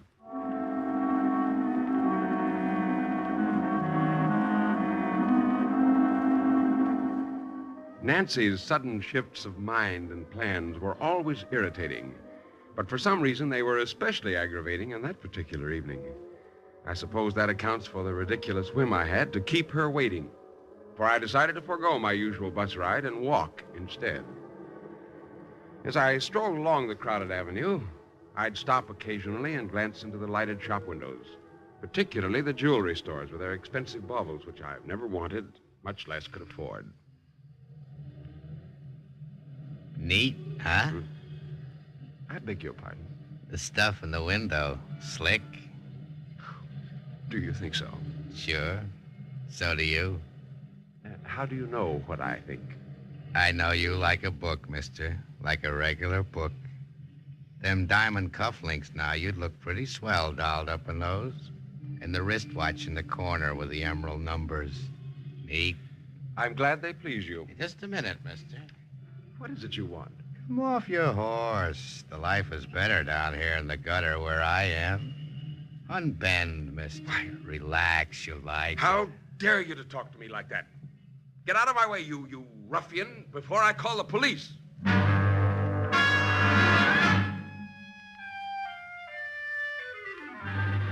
As he stepped to one side, I walked quickly up the street. But I couldn't resist a glance behind me as I reached the corner. He was still standing by the lighted shop window, a hard-looking, unshaved character with a battered face and ragged clothes. And as he saw me turn, he started slowly in my direction.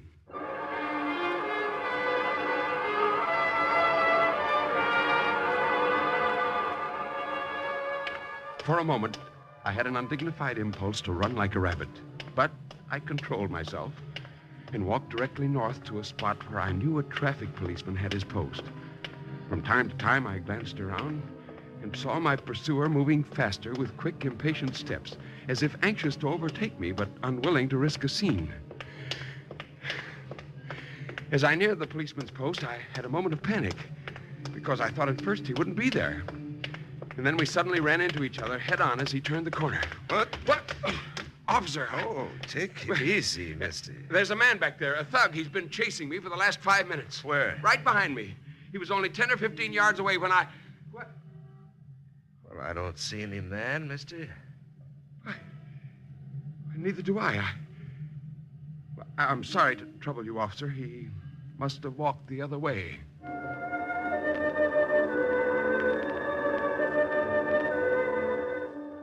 I suppose my behavior was idiotic under the circumstances, and I felt rather sheepish after my pursuer had disappeared. He may have only wanted to beg a quarter from me, and I actually had little to fear on a crowded avenue in the central part of town. These were my thoughts as I made my way home again, and the shops and apartment houses slowly gave way to the more remote suburban dwellings in the modest section Nancy and I had chosen for our own. As I neared my house, I noticed a solitary figure leaning against a lamppost, and I knew immediately exactly who it was. What are you doing here? What took you so long, mister?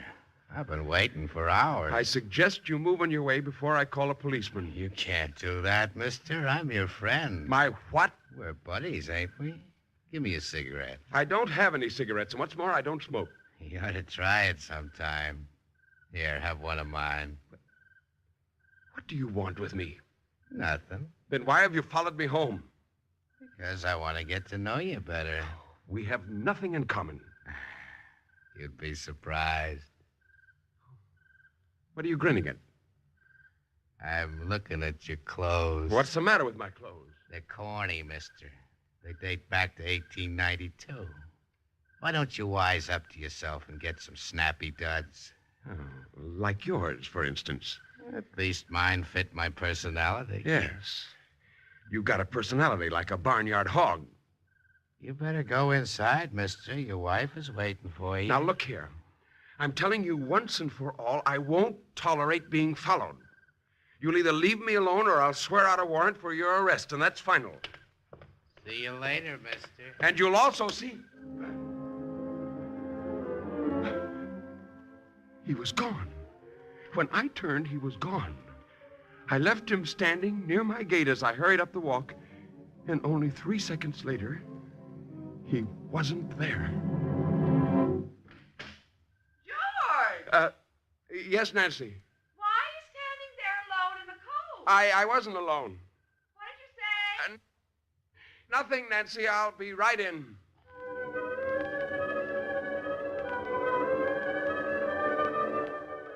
Now, let me say right here that if you think my stubborn follower was a ghost, get it out of your mind immediately. Not that I believe in phantoms. I'm much too practical a man. But even if there were such illusions, I doubt if they'd smoke cigarettes or smell like Bowery sliders. No, my man was real, at least to me. But what he wanted and why he was after me was something else again.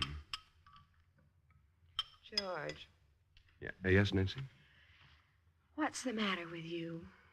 With me? You haven't even touched your dinner. Are you ill, dear? No, I'm not ill. Well, did something go wrong in class today? No, everything's fine. Then what is the trouble, George? Nothing, Nancy, nothing at all.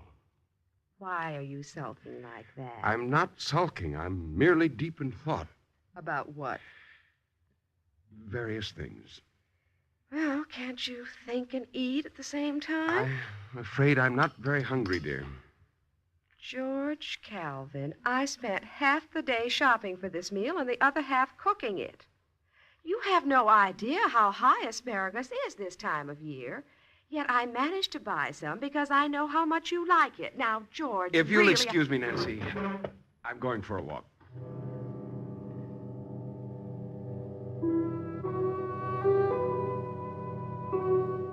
There's nothing wrong with Nancy except the fact that her mind functions in minute circles that only center around such things as asparagus and ripe tomatoes.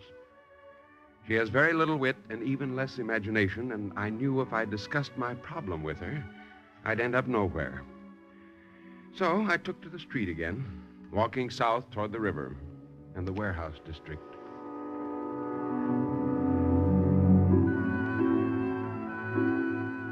Don't ask me why I walked in that direction or why I wasn't afraid. But I suddenly grew bolder, for I'd made up my mind to get to the bottom of this curious situation just as soon as it arose once more. I didn't have long to wait, moreover, before my uninvited bloodhound made his third appearance. Walking, Professor? Yes. I thought I'd get some air. Mind if I walk along with you? You'd only follow me if I object. I've got a proposition I want to make to you, Professor. I think it's one you like. What kind of a proposition? Not here on the street. Let's find a cozy little corner where we can talk. All right, suggest one. See that bar and grill across the street? What about it? It's Charlie's joint. He's got the best beer and booze in town. If you think I'm going to be seen inside a broken-down meeting place for drunks and tramps... Come off it, Professor. You know you always wanted to go in and see what it was like. What? How did you know that? It's true, ain't it? No. All right, no. But you'll meet me there anyway. Meet you there? Order me a Boilermaker and buy one for yourself. A double Boilermaker, Professor, for me and my pal.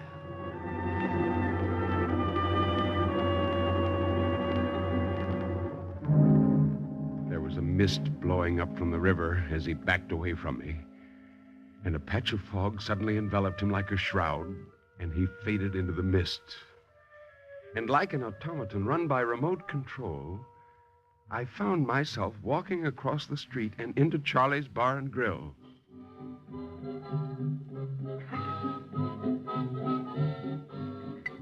What's your pleasure, chump? My pleasure? What'll you have? A Boilermaker. Boilermaker? Yes, a Boilermaker. In fact, I want two of them. The second one's for my friend. Just put them on the counter, barkeep, side by side.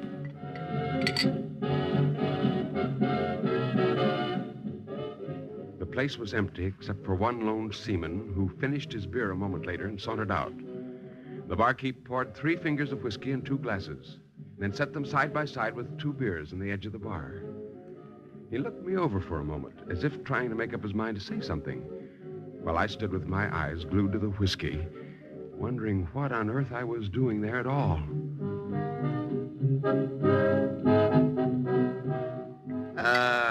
You never been in here before, mister. I know I haven't. Maybe you ought to be home in bed. Now, what do you mean by that remark? No offense, mister, no offense. It's just that you look a little tired and sick, maybe. Are you here to serve drinks or give your customers the dubious benefit of your philosophy? I'm here to serve, mister. Suit yourself. That's telling them, Professor. How did you get in here? I walked in the way you did. Here's mud in your eye. Wait a minute. We came here to talk, not to drink. You said you had a proposition for me. And I have, Professor. How do you know that I'm a professor? I know you like a book. There's something weird about you, something unholy. Why do you keep disappearing like some kind of a wraith?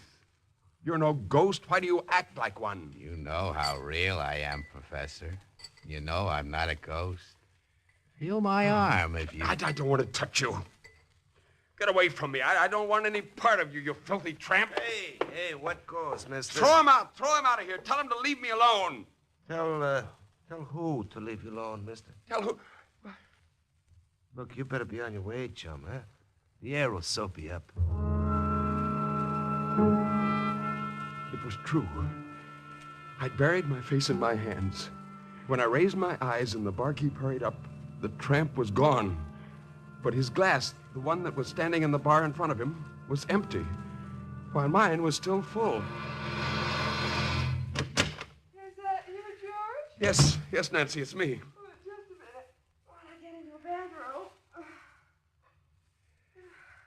Now, where on earth have you been? I took a walk, as I said I would. Until 2 o'clock in the morning? It's 2 o'clock? Yes. I've been worried sick about you. I'm sorry, Nancy. I should think you would be sorry. George, what's the matter with you? You've never behaved this way before. What's gotten into you? I'm beginning to wonder myself. Who have you been seeing, George? Who have I been seeing? How'd you know I've been seeing someone? Because he called. What? He called? On the telephone? You know who I mean? No. Well, you tell me, Nancy. Who was it that called? Well, he wouldn't leave his name, but his language, I've never been so shocked and disgusted in my life. He sounded like a gutter snipe. He said he knew you intimately. Where in heaven's name did you meet a man like that? Oh, then he is real. Oh, thank goodness for that much. What do you mean he is real? What are you talking about? Tell me when he called and what he said, Nancy. It's very important. Well, half of what he said was unintelligible, but he certainly felt he could twist you around his little finger. I think he called about 11. Just after he left me on the street when I went into the bar. What bar? Well, it isn't important. George! George, have you been drinking? Don't be silly. I was in a bar, but I didn't touch my drink. He downed his, though, like the tramp he was. Well, I can forgive him anything now. At least I'm all right. And what do you mean, at least you're all right? Well, I thought for a while that... Oh, let's not talk about it anymore. It's late, Nancy. I've kept you up long enough. Well, you're aware of that much. I'm sorry, dear. Here, a kiss goodnight. George. What? You lied to me. What? You lied. You said you hadn't been drinking, and you have. What do you mean? I can smell the cheap whiskey on your breath. No, Nancy. Oh, George. Say you're joking. If you love me, Nancy, say you've only been joking. George, it isn't as bad as all that. One little drink. Well, you look as if But don't you see? I've never taken a drink in my life, Nancy. And I swear I don't remember taking one tonight. I had to find out the truth once and for all, now that I realized there could still be a chance that... Go to bed, Nancy. I'm going out. You're what? I'm going out, I said. But it's after 2 o'clock. I don't care what time it is. Stop arguing with me and go to bed. George, what's wrong with you? Nothing. But you've never talked to me like that before. Now listen, Nancy. Please do as I say and don't worry. I'll be back shortly, I promise you, but this is important. And one thing more. You mustn't forget this, Nancy. For heaven's sake, please keep it on your mind. Mustn't forget what, George? Don't open that door to anyone but me. Even if somebody says it's me, be sure you hear my voice. But I don't understand. Don't try. Just do as I say, please. Here's my key. I'll leave without one, so I can't get in unless you open that door yourself. George. What? Please tell me what this is all about. I'm terribly worried about you. I'm not so sure I know myself, Nancy. But I intend to find out. Right now.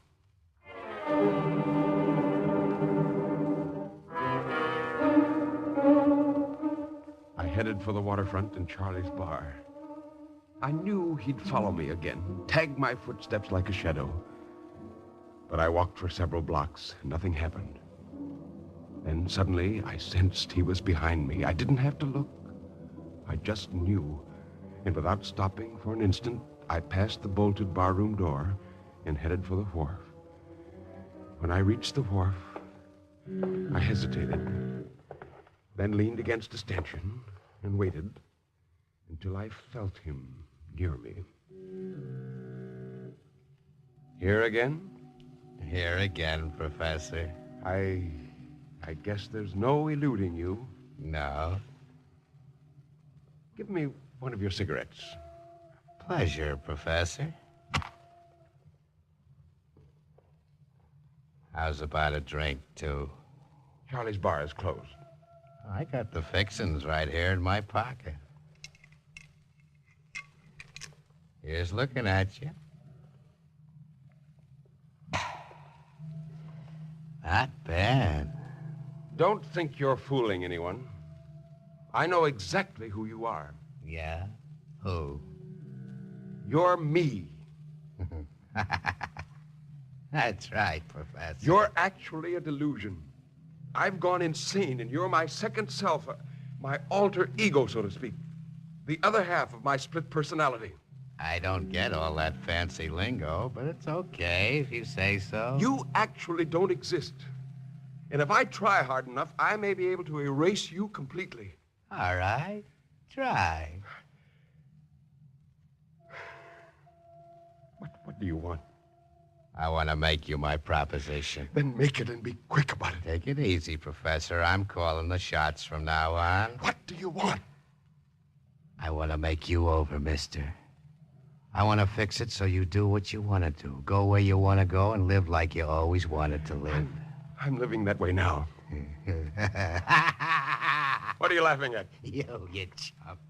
Look at you. You're not a man. You're a hunk of cabbage. You hate your work, you hate your way of living, and most of all, you hate your wife. That's a lie. Don't hand me that, Professor. I'm one guy you can't kid, remember? Why don't you go away and leave me alone? Because we're going to do business together. No! Yeah, you'll listen and you'll like it. Go on. Talk. Your wife's got money, Professor. What money? The 30 grand her grandpa left her 5 years ago. That money's in trust. It can't be touched. She's also got 20 grand in life insurance. What about it? 50 grand, that's a lot of cash, Professor. And when you figure you don't like her anyway. What are you driving at? It'll be the easiest cinch. You open the window and push her out. It'll look like an accident. Remember that spiked railing you put around the garden right underneath your bedroom? If somebody fell on Shut your mouth! Shut up! Do you hear? I was just suggesting. I won't listen to any more of your rotten talk. Don't go yet. Wait.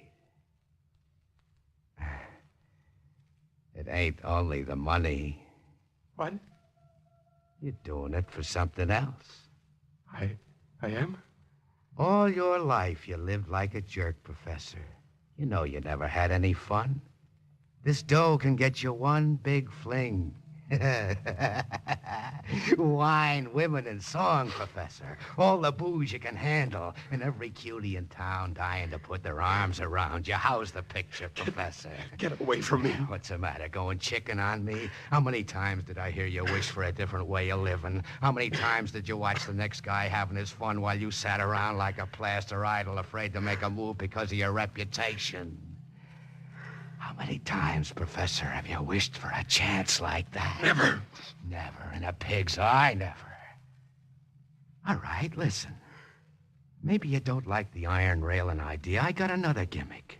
Remember the gun you bought that time you heard there were prowlers in the neighborhood? Be quiet, I tell you. It's still in the desk drawer where you left it. If you shot her, you can say you made a mistake. You can say you thought she was a burglar in the dark. It's happened like that before, and nobody will suspect the story's a phony. After all, why should they suspect you, the hard-working professor who never made a funny move in all his life? And everybody knows how much you love your wife, mister. If you don't get away from here, I'll... You'll what? You ain't got guts enough to spit hard. Get away from me! Get away! I struck out with my fist with all my strength, but there was nothing. Nothing. I started to run like a man possessed until my lungs were burning and I choked for air. And then I was home again, in front of my door. Who is it? It's George, Nancy. Oh, George. Nancy, I have something to tell you. Well, what's happened, George? You're all perspired and out of breath. I've been running. From whom? From what? From myself.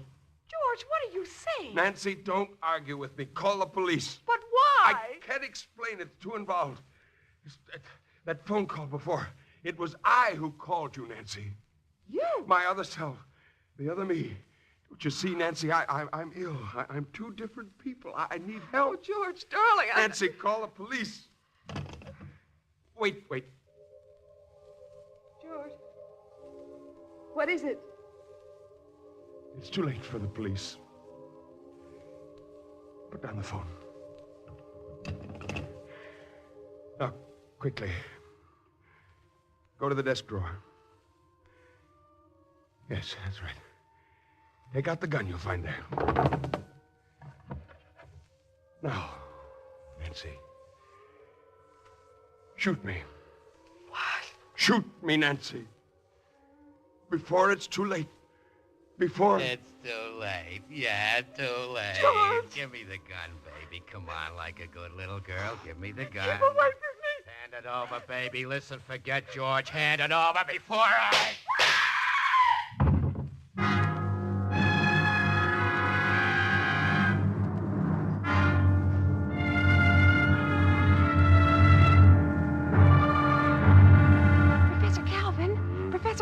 Professor Calvin, wake up. What?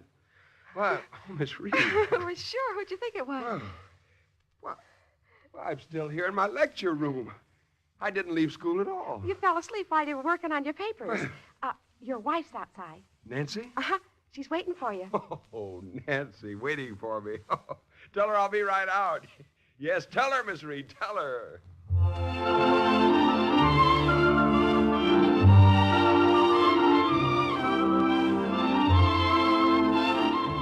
Well, that's all there was to it, except for one minor item. A few minutes later, Nancy and I were walking up the street together, and I was just about to tell her of my dream when she stopped at a jewelry window to admire the display. Aren't those cufflinks beautiful, George? I wish I could afford to buy you a pair just like them. They're very nice. Neat, huh? Nancy. I beg your pardon? The stuff for the window. Slick. Nancy, do you see him? Of course I see him. He's got a nerve breaking into our conversation Well, that's all I want to know. Come on. Oh, George!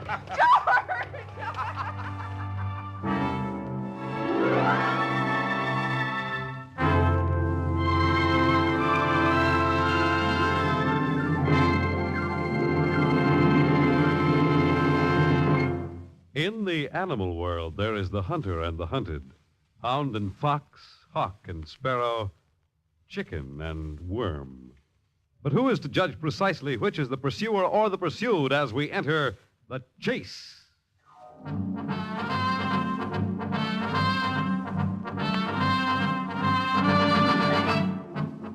The Chase was created and written for the National Broadcasting Company by Lawrence Clee. Featured in tonight's cast were Nelson Olmsted, Ann Petoniak, Ken Lynch, and Larry Haynes. The Chase is directed and transcribed by Fred Way. Fred Collins speaking.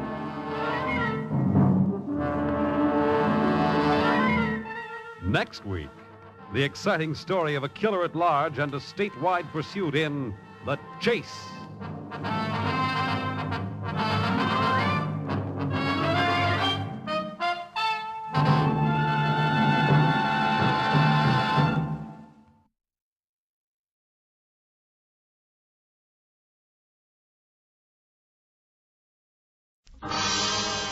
Time now for Rocky Jordan.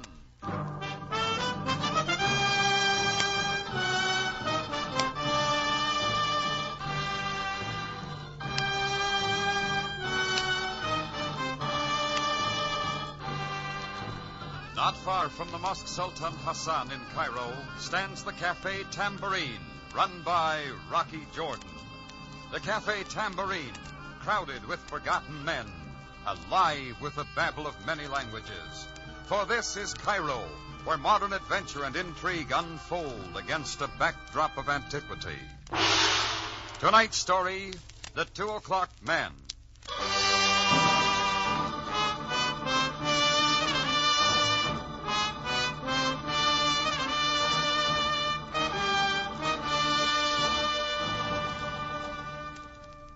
It was around 5 minutes till 2 o'clock in the morning. I was in bed trying to catch up on some sleep when I heard noises out front. I rolled over, ready to forget the whole thing, when the sound became too loud and too familiar. I slipped on a pair of trousers and headed for the bar. It was dark, but not empty. Somebody was playing Halloween out of season. From somewhere behind the bar, I could hear his breathing as he scratched around on my register. I moved around the end of the bar toward the short, panting breaths. Then he saw me and made a dart. You're going no place, buddy. Let me go! Let me go! Sure, buddy, you're going. Out! I hit him, and he crumbled like arches on a fat man. I flipped on the light to see what he looked like. He was small and wiry. He wasn't Egyptian or Arab or European, but he seemed like a mixture of all. He coughed a couple of times and then sat up. His big black eyes stared angrily at me, and I could see that he was very young. You are pig!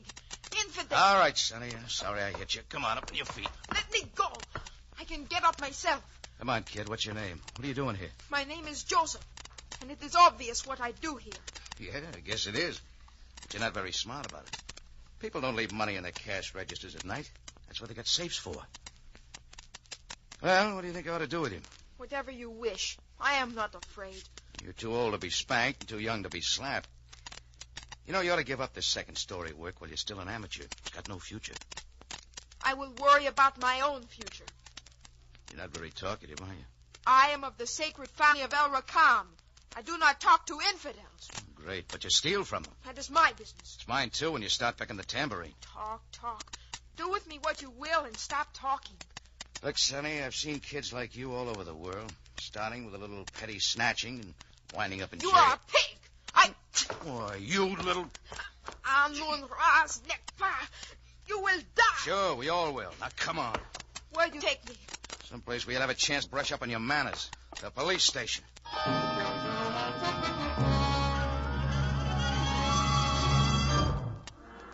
Inside half an hour, we pulled up in front of the Cairo police station and got out.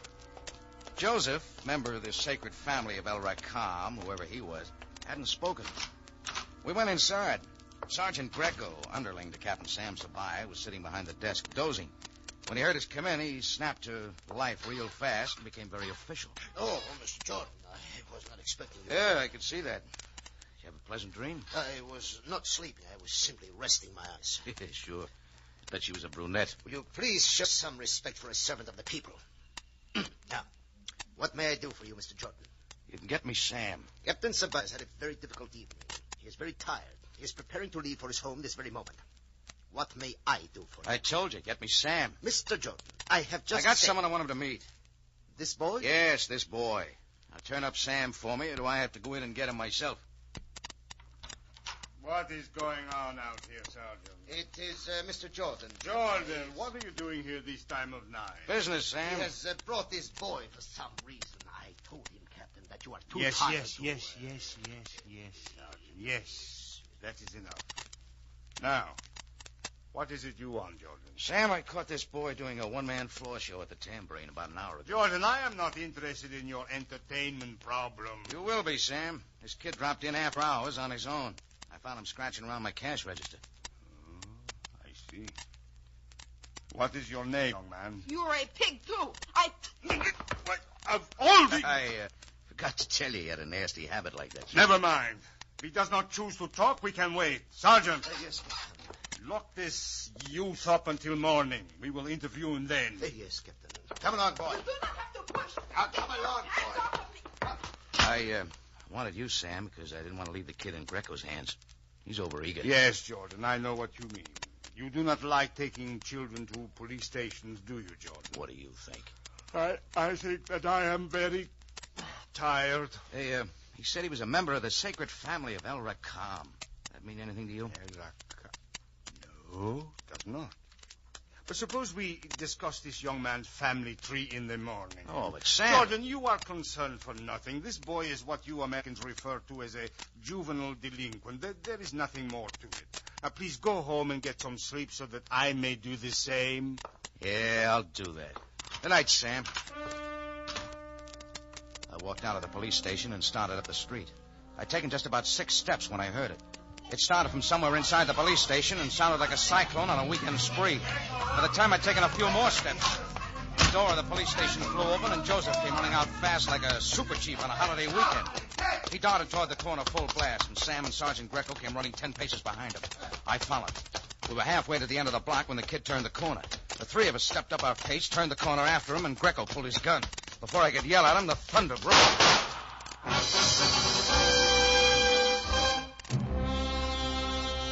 The kid dropped to the sidewalk and was still. When we got to him, Sam bent over to look. Joseph, member of the sacred family of El Racam, was dead. Sergeant, there was no need to shoot. Since when does the Cairo Police Department shoot down kids? But, Captain, I did not shoot the boy. What? I did not shoot him. My gun. All the shells are there. It has not been fired. Let me see that. That's right, Greco. All the bullets are here. There you are.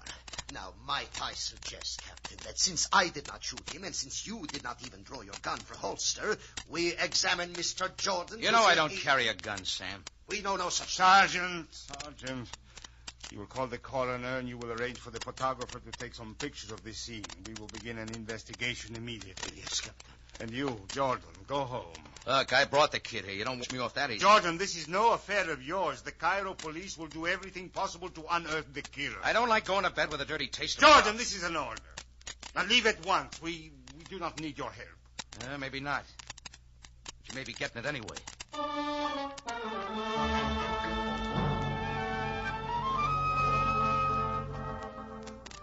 I left, headed back to the Cafe Tambourine, and went to bed.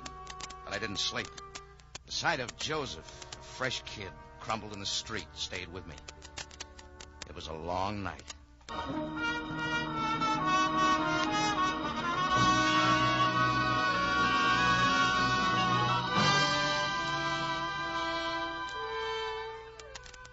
I got up around 9 and had breakfast.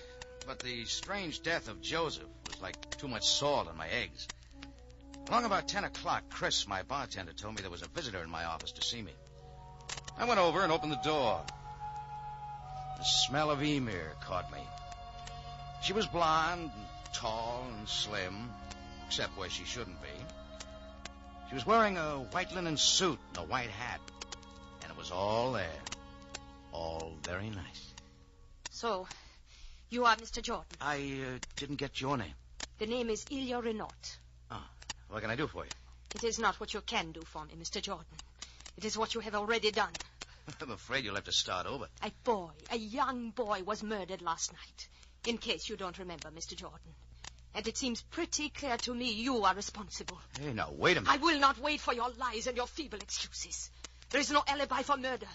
A boy was killed needlessly, and their blood is on your hands. Hey, hold on there. I'll admit I feel at least partially responsible, and the whole thing was pretty unfortunate. Unfortunate? Oh, yes, unfortunate. That is your only answer. Where do you fit into this? Where I fit. Mr. Jordan, that boy, Joseph, was my brother. My half-brother. Oh, I'm sorry, Miss Renault. If you had not taken poor Joseph to jail, if you had What not... if he hadn't broken into my cafe? Have you thought of that? I'll admit the boy was wrong. Joseph was not himself. He was not a bad boy. These past few months, we had grown so far apart. He behaved so strangely. Nevertheless, you are not vindicated in having him murdered. Joseph was not shot by the police. He was not shot by me. He was killed by a person or persons unknown in the official language of the police. And I suppose that makes it all very proper and usual. Look, both the police and I would like very much to know who killed Joseph. Captain Sabine will do everything he can to find the murderer. And you, Mr. Jordan, what about you? What are you doing? Well, Just as I thought, nothing. Except being sorry. Miss Renault, perhaps you have an idea who might have wanted to kill Joseph. No, I have no idea. Joseph and I were never that close. His father divorced my mother many years ago. Joseph's mother was an Egyptian noblewoman. For the past several years, I've been in France. Then I moved back to Cairo to take care of Joseph. Doesn't it seem strange to you that he'd turn to robbery? That he'd break into my cafe at 2 o'clock in the morning? Of course it does. I told you it was not like him. I just cannot understand what made him do it. You're not much help. Then you are going to do something. You really are interested. I sort of have to be, don't I? Oh, thank you, Rocky. Please forgive me for misjudging you, for saying the things I did. You ought to hear what some other people say about me. I'm living at 65 Sharia Nefar. Well, I'll let you know when I get something definite.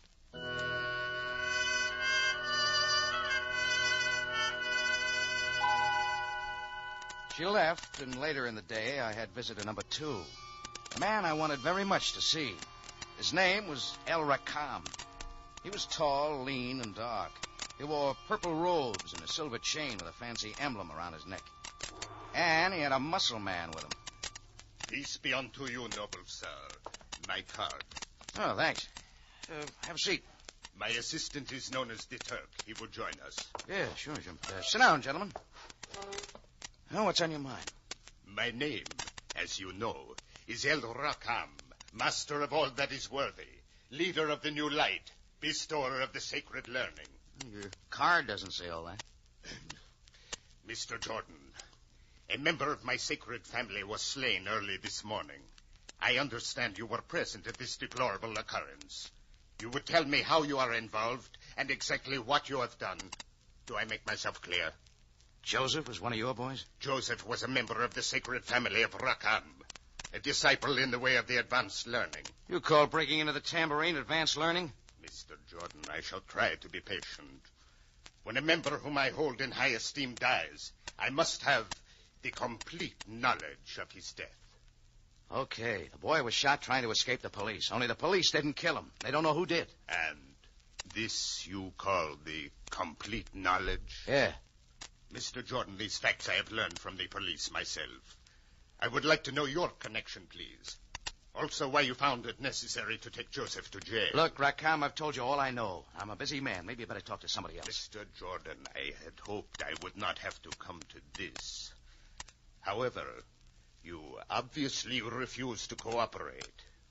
It is the desire of El Rakam and his followers that all matters be settled in peace. Violence is barbarian and uncivilized. Yet you force me to act. When El Rakam acts, the world can fear the repercussions. You're a pretty big man, Rakam, according to you. Far too big to waste your time talking to mere peasants like Rocky Jordan. Mr. Jordan, I hold you responsible for the death of a member of my family. There is no greater crime, and the punishment is quick and certain. Heed well my words. Okay, Rakam, take your words and get out. You're disturbing my customers. As I am Rakam, leader and omnipotent head of the sacred family, as I am this and more, so shall you, Mr. Jordan. So shall you die to avenge the death of Joseph.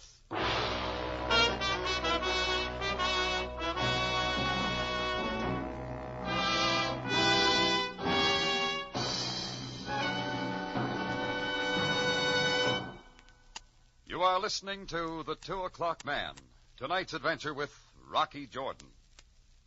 If you like radio mystery, thrilling stories, exciting characters, and the kind of suspense that keeps you absorbed until the final gripping moment, you'll want to spend your radio listening time with CS. Because at the CBS spot on your dial, you'll find that kind of mystery.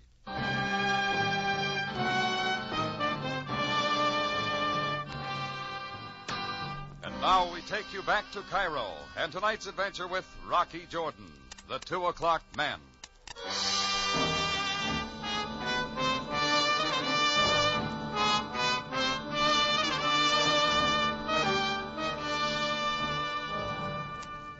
It all began when somebody shot down a kid who I turned over to the police for breaking into my cafe tambourine.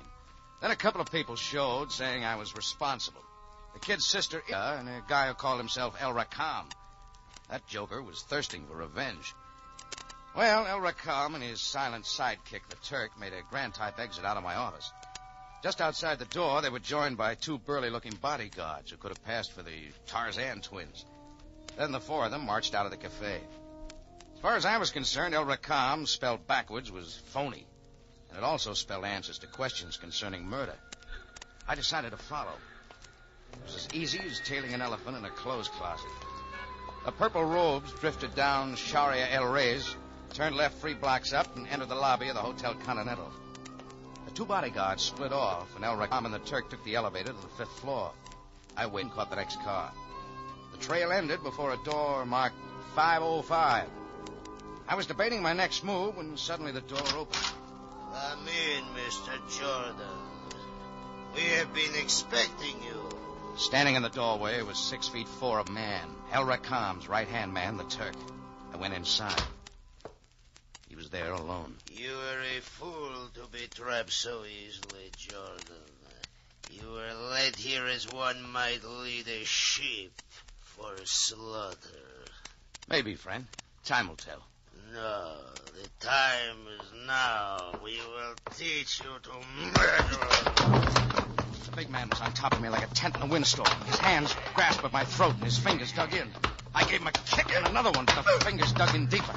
I was seeing red and then blue and then purple. I brought my knee up and caught him in the belt. He rolled back from me. Then a shiny object came flying into the room. Turk doubled up, grabbed at his middle, and pitched forward to the carpet. Everett got suddenly quiet, like visitor's day at the morgue. I bent over him. He was dead. Protruding from his stomach was a knife, an ordinary kitchen knife, but one I'd seen before. It was from the cafe tambourine. It was too perfect, too well set up to stick around. Everything neat and in place for Rocky Jordan to take the rap. It took me 2 minutes to decide where to go next. A guy named Bill Morley, a reporter at the Cairo Record, might be of some help. Inside of 10 minutes, I was sitting across from him at his desk. Nothing but trouble when you walk in here, Rocky. What's up? You know most of the characters in this town, Bill. I need some information about one of them. Yeah? Name's El Rakam, the sacred family of Rakam. You know him? No, I wouldn't touch him with a 10-foot pole. He's dynamite. Oh, why? Look, Rakam arrives in town a couple of months ago. One of the papers gets a front-page interview with him. They play him for all he was worth. And what happened? Rakam slapped $1 million libel suit on him. And he'll probably collect. Oh, doesn't like publicity? Wants no interference at all. Not like the rest of these phonies who do anything to get their photos on a big spread. This guy works in the dark, and he does better that way. That's all you know about him? Well, what he's got isn't a new religion or even vaguely connected with it. It's pure mystic and pure hope. He just talks to the customers and they shell out. They never know what hit them. That good, huh? The 2 o'clock man is darn near perfect. What'd you call him? 2 o'clock man. That's what the papers have labeled him. He holds his meetings in an old temple at 2 o'clock in the morning. Nobody has anything on him? Well, just once. They got a picture of him and a kid during a riot in Alexandria a few months ago. Cop was killed. El Rakam had a gun. That sounds almost too good. What happened to it? Yeah, take a look yourself. You'll see why nothing happened. I see what you mean. Everything about it points to El Rakam. Except he happened to have his back turned. Sure, it's Rakam, all right, but you can't see his face. And no court in the world would count that photo as evidence. What about the kid in the picture? Well, that's Joseph, the kid who was shot the other night. You knew him. Yeah. How about letting me borrow this photo, huh? Just for a day. I'll bring it back. Sure, it's no good to me. Oh, excuse me, Rocky. Sure. Hello? Yeah. What's that? The Turk? Yeah. Yeah. Oh, yeah, I'll be right there. One of our reporters calling in a story. El Rakam's right-hand man, a guy named the Turk, has just been knifed in the Continental Hotel. Really? Yeah, you want to come down with me and take a look? No, I'll buy a paper. Thanks for the photo, Bill. Oh, and by the way, if I should happen to run into the murderer, let you know.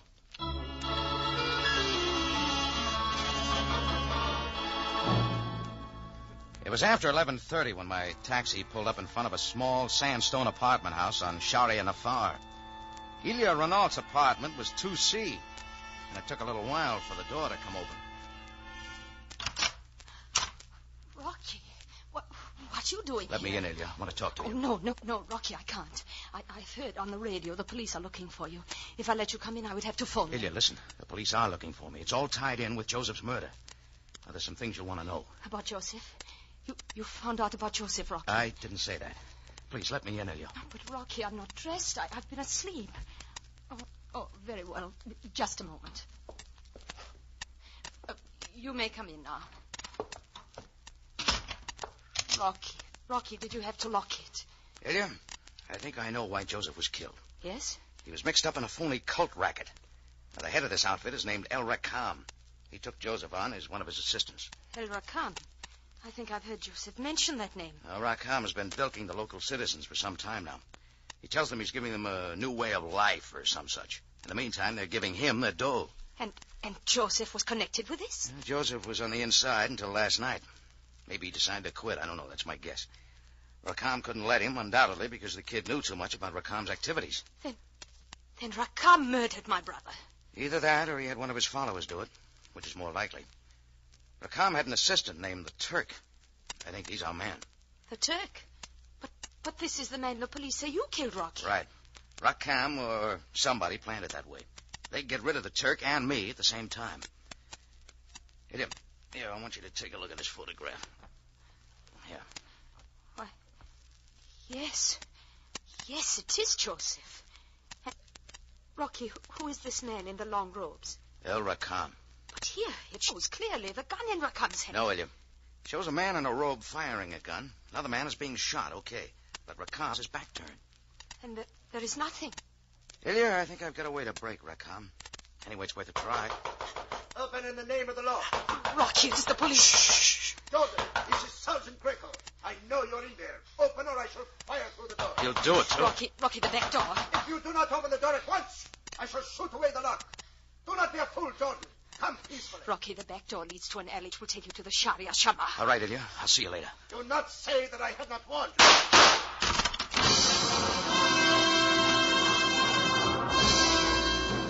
As Greco came through the door, I went out the window and down the alley fast. Greco yelled at me to halt, but I wasn't stopping for anything. I had a date for a showdown with a 2 o'clock man.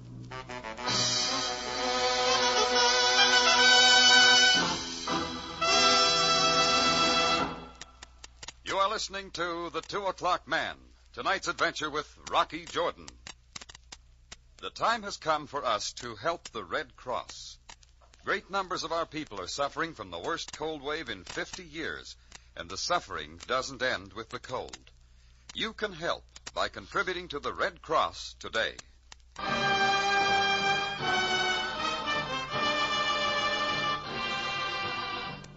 Now we take you back to Cairo and tonight's adventure with Rocky Jordan, the 2 o'clock man.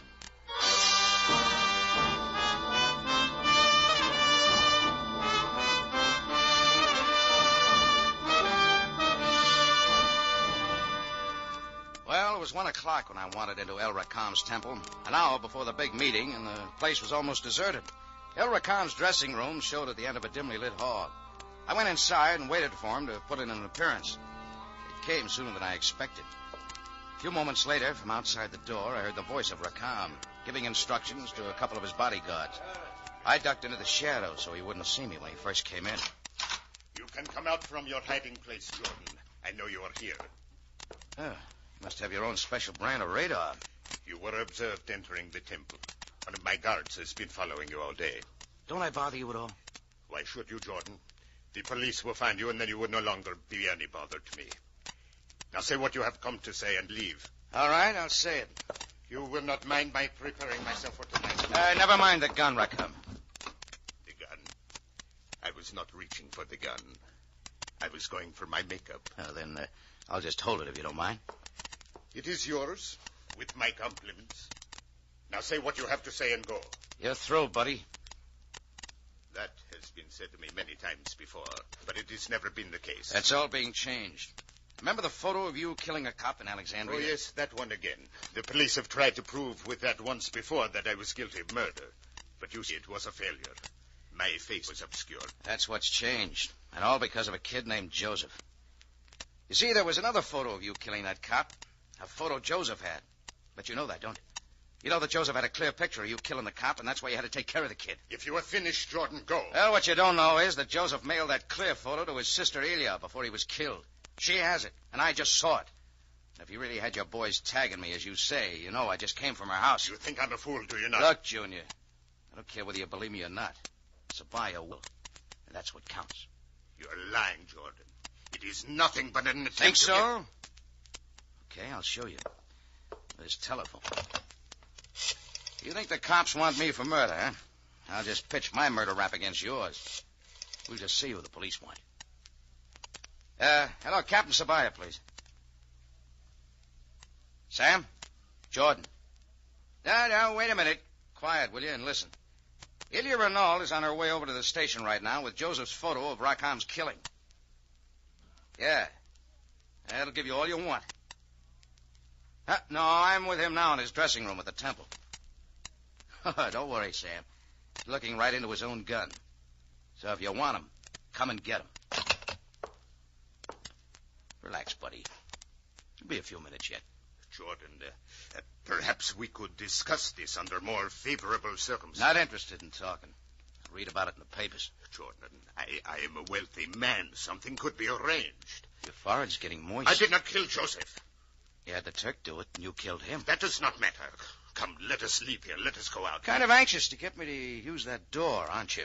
Could it be that you got your boys out there ready to throw a knife into me when I walk out? Jordan, this is not the place to talk. Let us step out. And I'm laying 10 to 1. The first guy out that door winds up with a knife in him. No, you are wrong. Why don't you go out?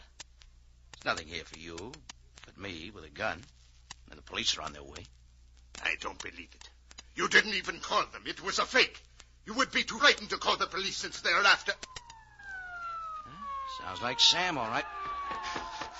The police will never get to El Rakam. No, it is I, El Rakam, your leader, master of the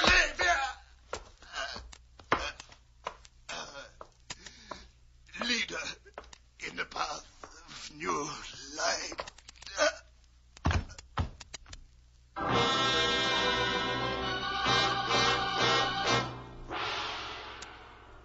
Well, that was it.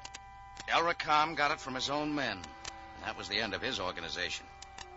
Sabaya showed up in a few moments and rounded up the knife throwers, and everything was cleared up. The Turk killed Joseph on orders. Rakam killed the Turk to set me up, and then his followers took care of him. It was a regular round robin. Sam wanted to know about the photo I told him about on the phone, and when I said it was a gag, he didn't mind. His case was closed. Well, the only unfinished business was Ilya. I went over to her place to tell her how things worked out.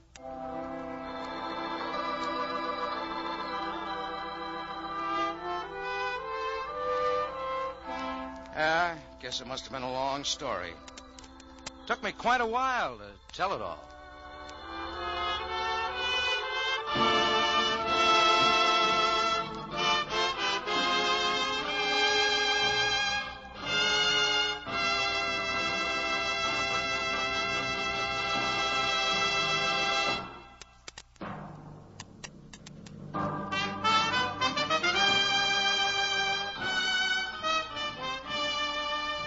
It's CBS, again at this same time next week for another story of adventure and intrigue, when we take you back to Cairo and the Cafe Tambourine, run by Rocky Jordan.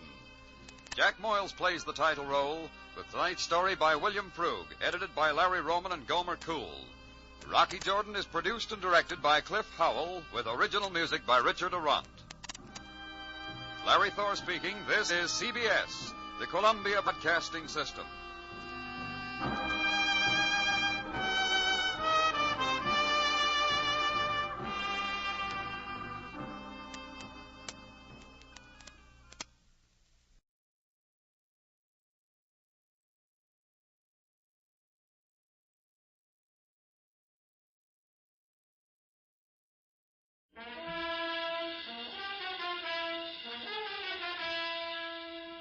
In response to requests representing millions of listening friends, the National Broadcasting Company is pleased indeed to bring you again The Adventures of Sam Spade, Detective.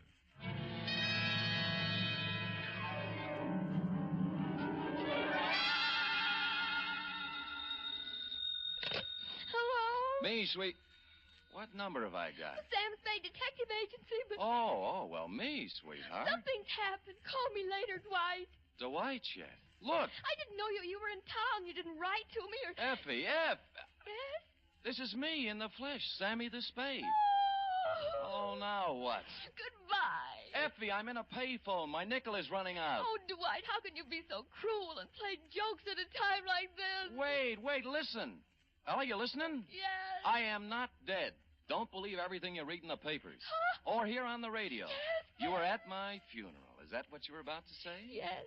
And it was lovely. Don't believe that either. Stay right where you are, sweetheart, because I'll be there, alive and handsomer than ever, with an account of a caper which proves you can kill some of the people part of the time. My exaggerated report on the death of Sam Spade.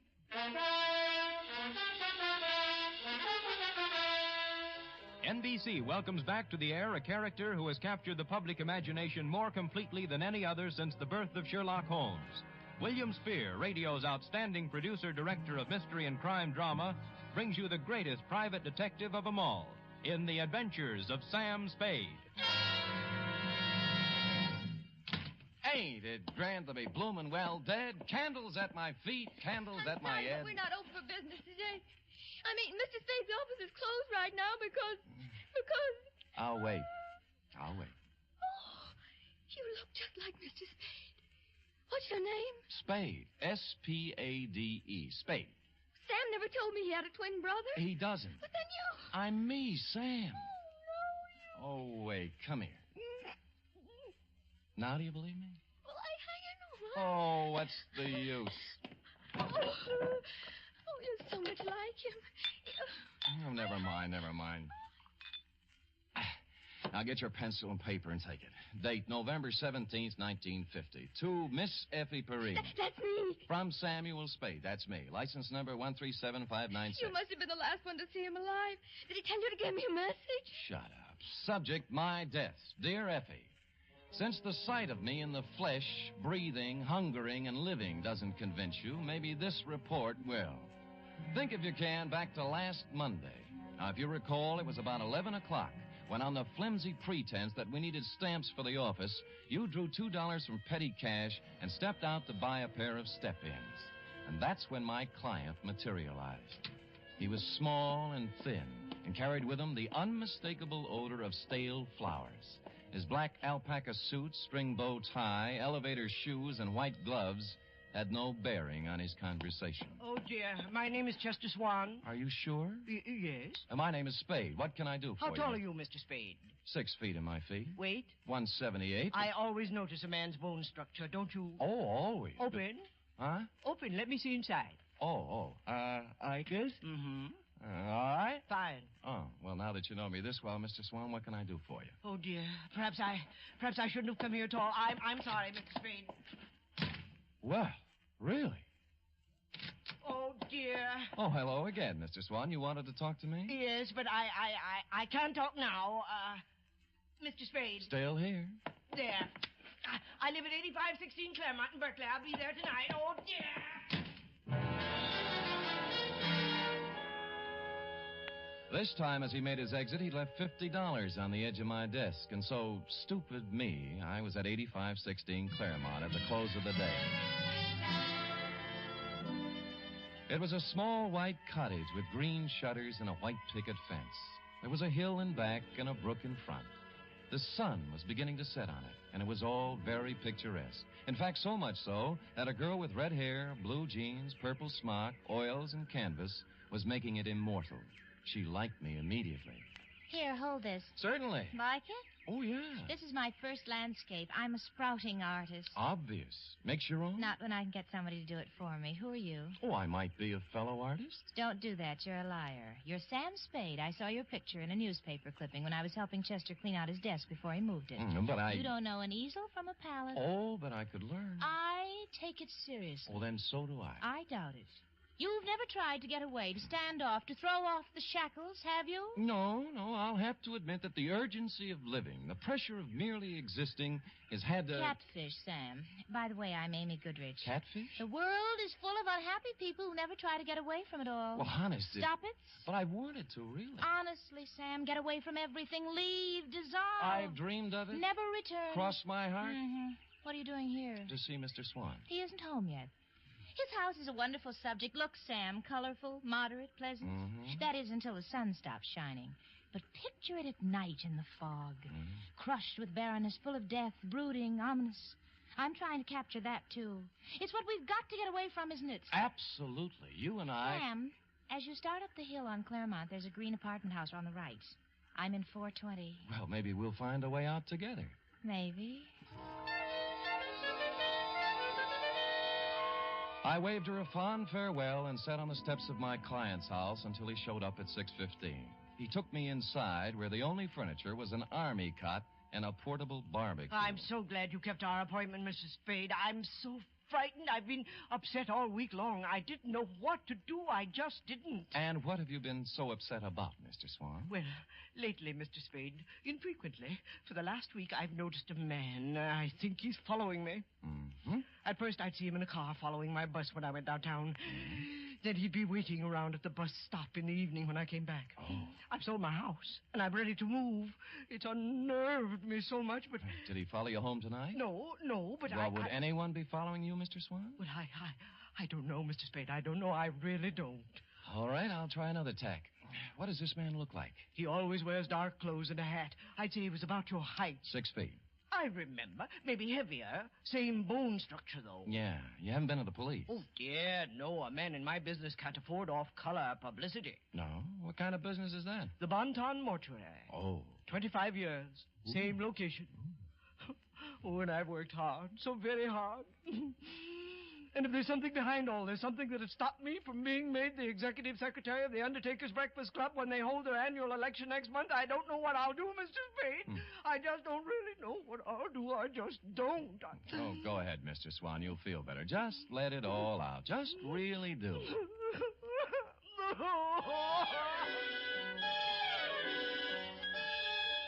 And he did. When he stopped crying, I instructed him to go about his daily habits as always and left, assuring him I'd get to the bottom of it all. I walked down to the corner ostentatiously, which is a neat trick well calculated to throw nefarious observers off the track and lull them into false security. And when the bus showed up 10 minutes later, I got on it, rode 3 blocks, walked back, and took a plant across the street. A clever ruse, as you see, to invite a showdown. 2 hours later, a man about my size in dark clothes appeared over the hill and crept stealthily to the front of my client's cottage. He had his eyes glued to the window when I walked up behind him. Hey, let go of me. Come on, you're going inside. Listen, I'm no peeping Tom. No, you're the bloodhound type. I'm inviting you in for a real sniff at your Oh, no, quarry. you don't. Well, all right, then. I'll go quietly. Okay, that's better. Now we'll just walk on. The kick he landed on me wasn't according to Queensberry. I couldn't move for 3 or 4 minutes, and by that time he disappeared. When I recovered my faculties, I reported the incident to my client, who cried himself to sleep. After I bolted him in for the night, I stopped on my way down the hill at apartment 420 in the little green apartment house. She was still wearing the blue jeans and the purple smock, and she still had the same ideas. Come in, Sam. You said you were serious about getting away from it all, and a whole day has passed. It was that pressure of living. I'm here to apologize. You are not, but go ahead. I'm sorry, Angel. I love to be fooled, Sam. You're forgiven. How's the painting coming? The one of Swan's cottage. Slow. Fog is always tough. Looks nice, though. How long you been on it? 3 weeks all told. Well, then you've had a pretty good plant on the house, haven't you? Ever notice a tall, broad-shouldered guy in a dark suit casing the place? Tall, broad-shouldered. Pretty much like me. Could anybody be pretty much like you, Sam? No, you're right. Sam, is there something wrong? No. Well, then don't stand there doing nothing. Do something. Who, me?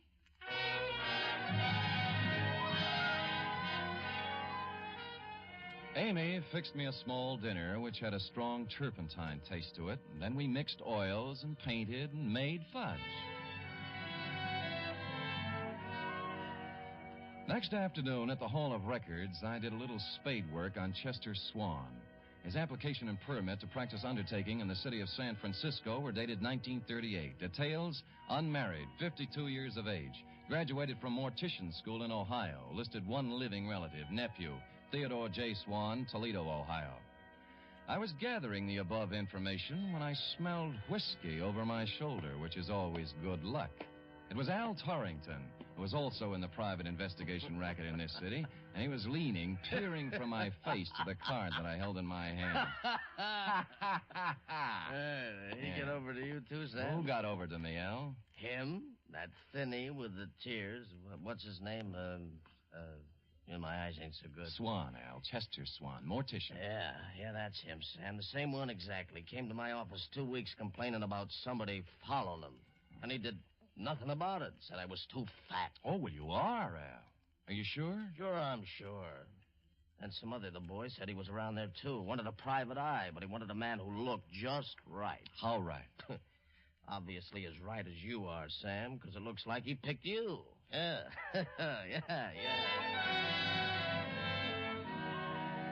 Yes, F, it did look like he picked me. And I thought that over, and I didn't like it. And I called my client at home to tell him he was fired, but he didn't give me a chance. Oh, dear, I'm so glad you called, Mr. Spade. I really am. I called for a reason, Mr. Swan. I'm resigning this case. Oh, dear, Mr. Spade, you can't do that. You really can't. I don't think you've been quite honest with me, Mr. Swan. Oh, dear. Tears will get you nowhere. I made a routine check on your reasons for hiring me, and they don't quite fit with the reasons you gave. They really just don't quite, Mr. Swan. It's no game, Mr. Spade. Believe me. He's back tonight. Right now, he's standing beneath the lamppost outside my window, and I'm frightened to death.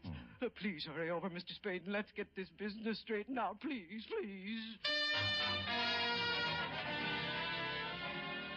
And stupid me. I went over.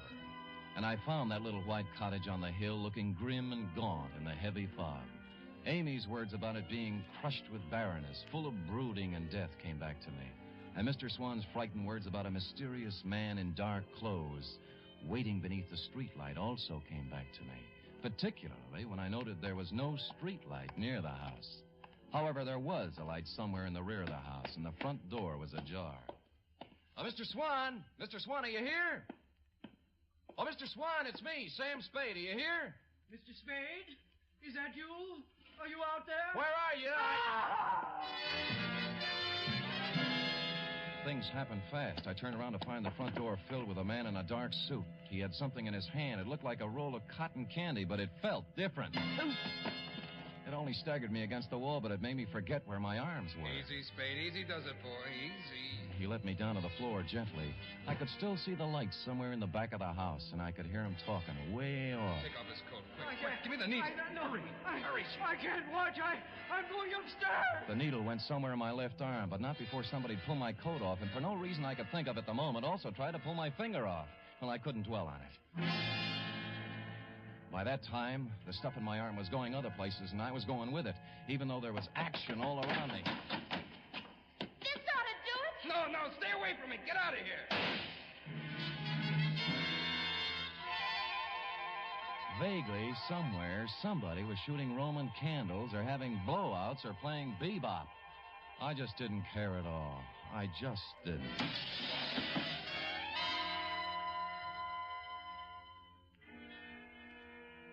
The first thing I saw was sunlight. It was the kind you see in a picture. It was a picture of a little white cottage with green shutters. You guessed it. I was in Amy's apartment, where we made fudge together. I got to my feet somehow. Right here. I've had it there for 2 days. We'll have to figure out the best thing to do with him, though. I knew the best thing to do with me. There was a fire escape in a window. I got out there and I weaved against the wall. He's gone. He's gone. What do you mean he's gone? He couldn't have gotten away with that load he was carrying. I don't know. He was unconscious when I left. Well, don't just stand there. We've got to do something. There might be trouble. Now, let's get going. I didn't wait to find out what they were going to do. I made my way down the fire escape and started walking for the street, and that's when I noticed my shoes didn't fit me anymore. They weren't mine. And neither was the gray flannel suit with the label marked Tidkeys. Neither was the blue shirt. While I was at it, the ring on my finger engraved Emerson High 1936 wasn't mine either. My new belt buckle had a big letter T on it, which is not my initial. It really isn't. And I didn't have any use for the eyeglasses in my coat pocket either.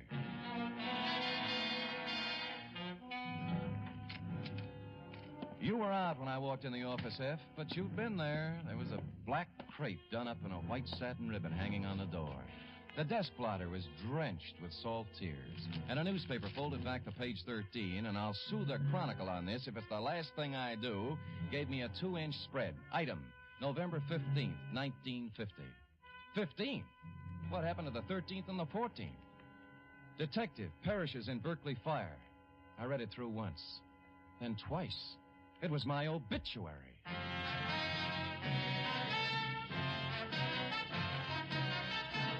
You are listening to the first in a new series of adventures involving radio's most famous detective, Sam Spade.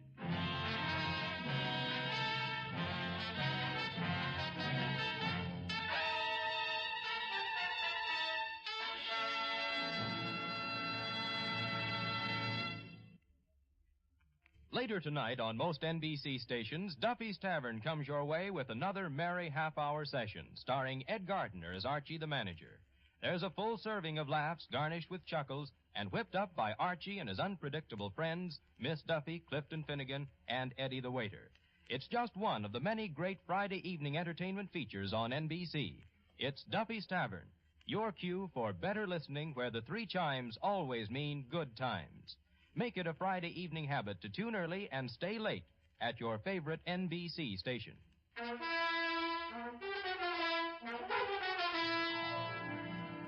And now back to Caper Over My Dead Body, tonight's adventure with Sam Spade.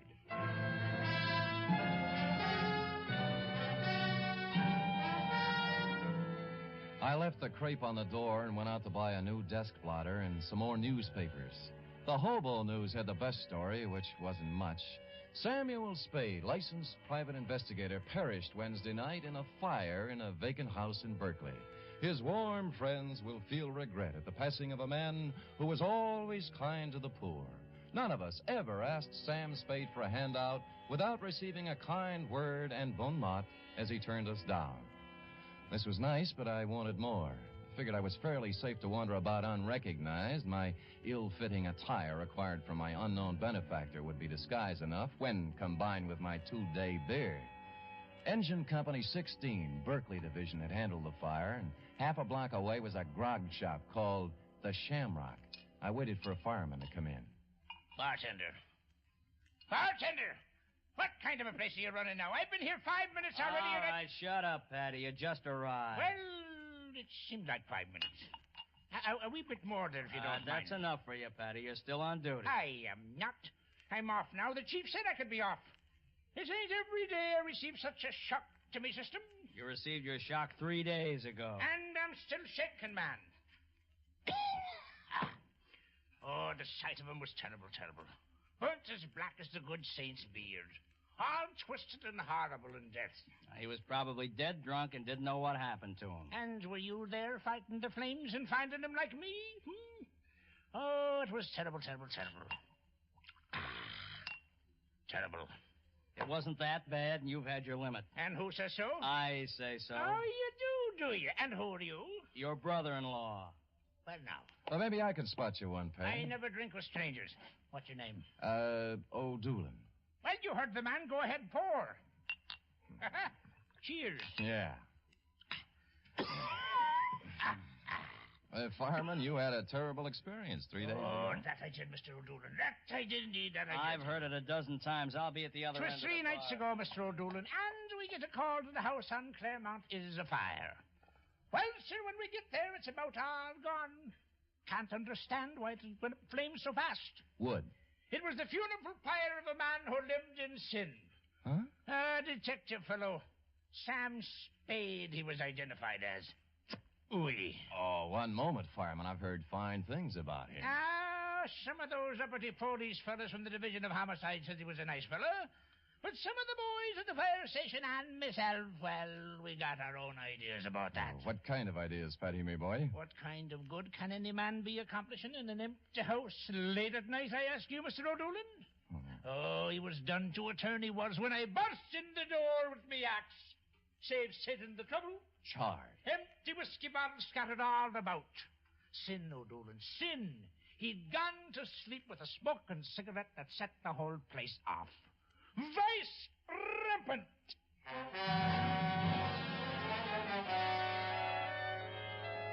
From there, I went downtown to a telegraph office where I sent a wire to Toledo on a long chance. And while I was waiting for an answer on a not-so-long chance, I slunk into the Bon Ton funeral parlor to pay my respects to the departed. I stood in the back of that dimly lit chapel and scanned the scene. 3 of the boys from Homicide were there, blowing their noses. 2 chorus girls I thought had long since forgotten me were there in black, deep V-necks. My insurance man was there, looking awful worried. 1 Chronicle reporter with photographer, and a shoe-shine boy from our building, and the bailiff from the courthouse, just to mention a few I could make out. And you were there, Effie, up front near a closed casket. I made out a bower of flowers from robbery detail. It said, "Goodbye, Sam." Maxie from the city morgue was the only one who looked at ease. All right. Does anyone wish to, you, miss? Many called him Shamus, but I called him friend. On this, his last caper,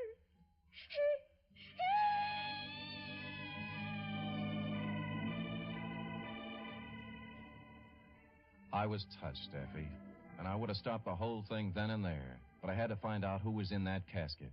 I reeled out the front door with tears in my eyes and slid around to the back door and into Chester Swan's private office. And there I made a phone call and got an answer to my telegram, which caused me to make another call to his bank. By that time, most of it was right in place. A search through his desk revealed nothing, and a safe standing in the corner the same. But then my answer walked right in the door.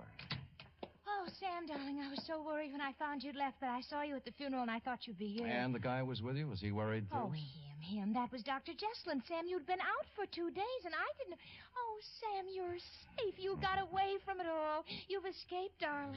Yeah. They're burying me right now. I'm dead. It's so wonderful, Sam. Only one thing. Where do you fit? The caper. I was supposed to burn up in that fire, and what was left was supposed to look enough like Theodore J. Swan, class of 1936, Toledo, Ohio, to let beneficiary Chester Swan collect a nice pile of insurance money. Sam, what are you talking about? Who's Theodore J.? What did you say? Chester's only living relative. They're burying him right now. Somebody lost his caper. You want to tell me? Darling, I was at the house the night of the fire, working on my foggy picture. You didn't see me when you went in, and later on you didn't come out. And I went over... And I was on the floor, and a man was bending over me. He changed clothes with you, Sam, and I screamed, and he pulled out a gun, and I hit him with a hoe. And I drug you out on the lawn. And then what happened? I put you in my car and took you home. I was going to phone the police, but I decided it was something you were working on, and I went back to the house, and it was burning, and you knew the man you'd hit on the head was in there. Believe me, Sam, I didn't know the house was going to burn down. I wouldn't kill anybody, Sam.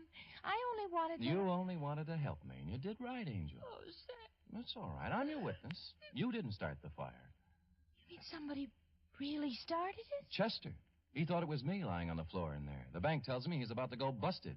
He figured this one out with his nephew to scare up some insurance, though. I'm about the same size. Hold me, Sam. Hold me. It's been horrible. This is the kind of thing I was trying to paint. Now I'm smack dab up against it, and I'm sick. I'm scared. Easy, easy. Sam, you're really dead. There's our way out, Sam. Just leave now. Let it go the way it is. They all think you're dead. Oh, dear. Huh? But we know different, don't we, Mr. Spade? He was holding a Navy Colt revolver in front of him with both hands. I couldn't make up my mind to rush him and count on his bad aim or stand still and be a perfect target while I tried to talk him out of it. Either way, he was a crazy man with a gun. He was getting ready to use it. Sam, he's going to kill us. Mr. Quiet, Spade, Amy. because my nephew was stupid enough to wear your watch and your suit when he exchanged clothes with you, I'm going to lose the Bon Ton. And that puts you in quite a spot, doesn't it, Mr. Swan? Until a moment ago, yes, but now... Mr. Spade, the newspapers all say you're dead. The death certificate says the same thing. All of your friends are following your casket and my nephew's corpse to the cemetery at this very moment. Everybody expects you to be dead, Mr. Spade. Thanks to you, Mr. Swan. But now, nobody'd miss you if I killed you. I'd miss you, Sam. But I'd have to kill you, too. Oh. Did you notice you're still wearing Theodore's clothes, even his ring? Why, Mr. Spade, I could kill you and put you in a fire somewhere and collect my insurance on Theodore now, couldn't I? No. Why, that's a terrible thing to think. Huh? Oh, you're not reasoning properly, Chester. You really aren't. How would you explain Amy? You just said you'd have to kill her. And what about the coroner's office? You know how they are. But if I... But and really... don't forget the medical examiner's got something to say, too. Not to mention the fact that you'd have to really burn me up to cover up the bullet hole. And furthermore, Chester, when you shoot me, if you happen to hit a rib and chip off some bone, they'd know I was shot before, and then homicide would be in on it. Oh, no, stop. Nothing works for me. I'm a failure. Oh, go ahead, Mr. Swan. Let it all out. You'll feel better.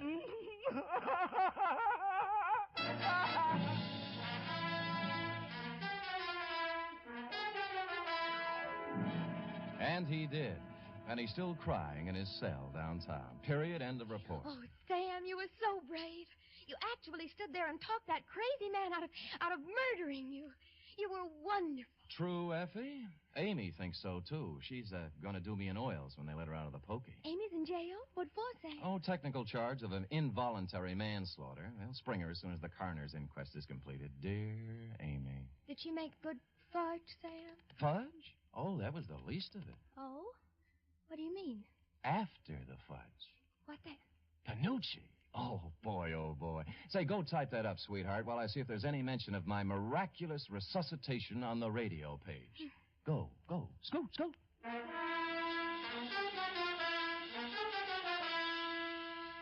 There certainly is a mention of Sam Spade on the radio page for Friday. Sam Spade is one more in the list of great shows to join up in NBC's Parade of the Stars. Have you heard The Big Show? This Sunday, The Big Show comes your way once again on NBC. Listen to just a few of the star names who will be appearing this week. Bob Hope, Jimmy Durante, Perry Como, Jose Ferrer, Mindy Carson, Eddie Cantor, Meredith Wilson and his orchestra, and many, many more. And, of course, your MC once again will be the lady who invented the snappy retort, Tallulah Bankhead. Yes, it's The Big Show. It's big in music, big in drama, and big in comedy. Be sure to hear The Big Show Sunday.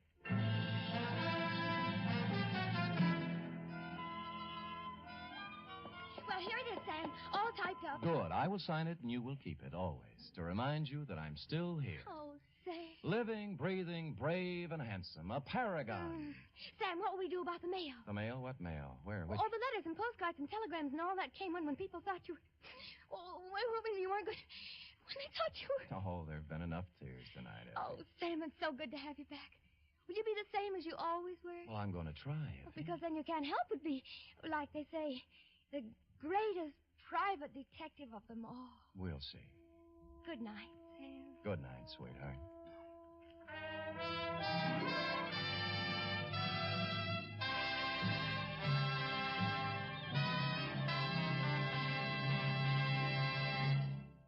The Adventures of Sam Spade are produced, edited, and directed by William Spear. Sam Spade was played by Stephen Dunn. Lorene Tuttle is Effie. Script for tonight's adventure by E. Jack Newman. Musical scoring by Lud Gluskin, conducted by Frank Worth.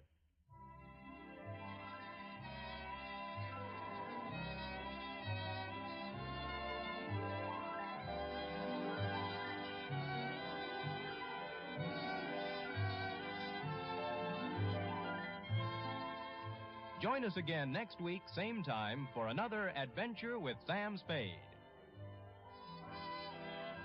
Hear the magnificent Montague, then visit Duffy's Tavern on NBC.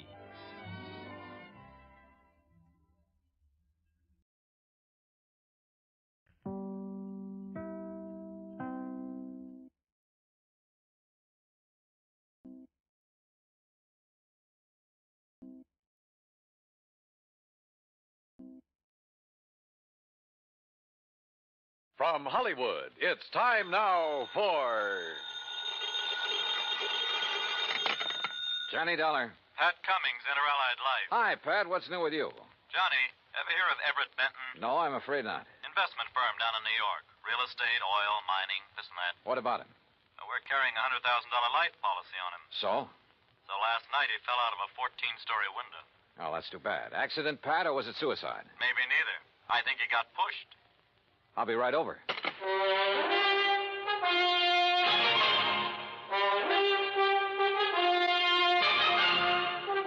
Bob Bailey in the exciting adventures of the man with the action-packed expense account. America's fabulous freelance insurance investigator. Yours truly, Johnny Dollar.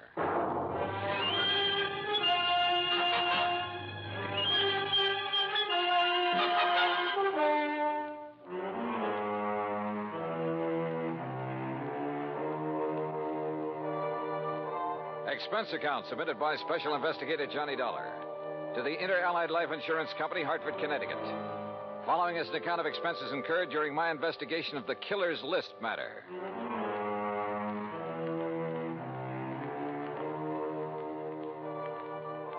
Expense account item 1, $1.20 for a taxi from my apartment to the offices of Inter-Allied. Pat Cummings looked worried and got straight to the point. I don't know, Johnny. Maybe Benton wasn't pushed out that window.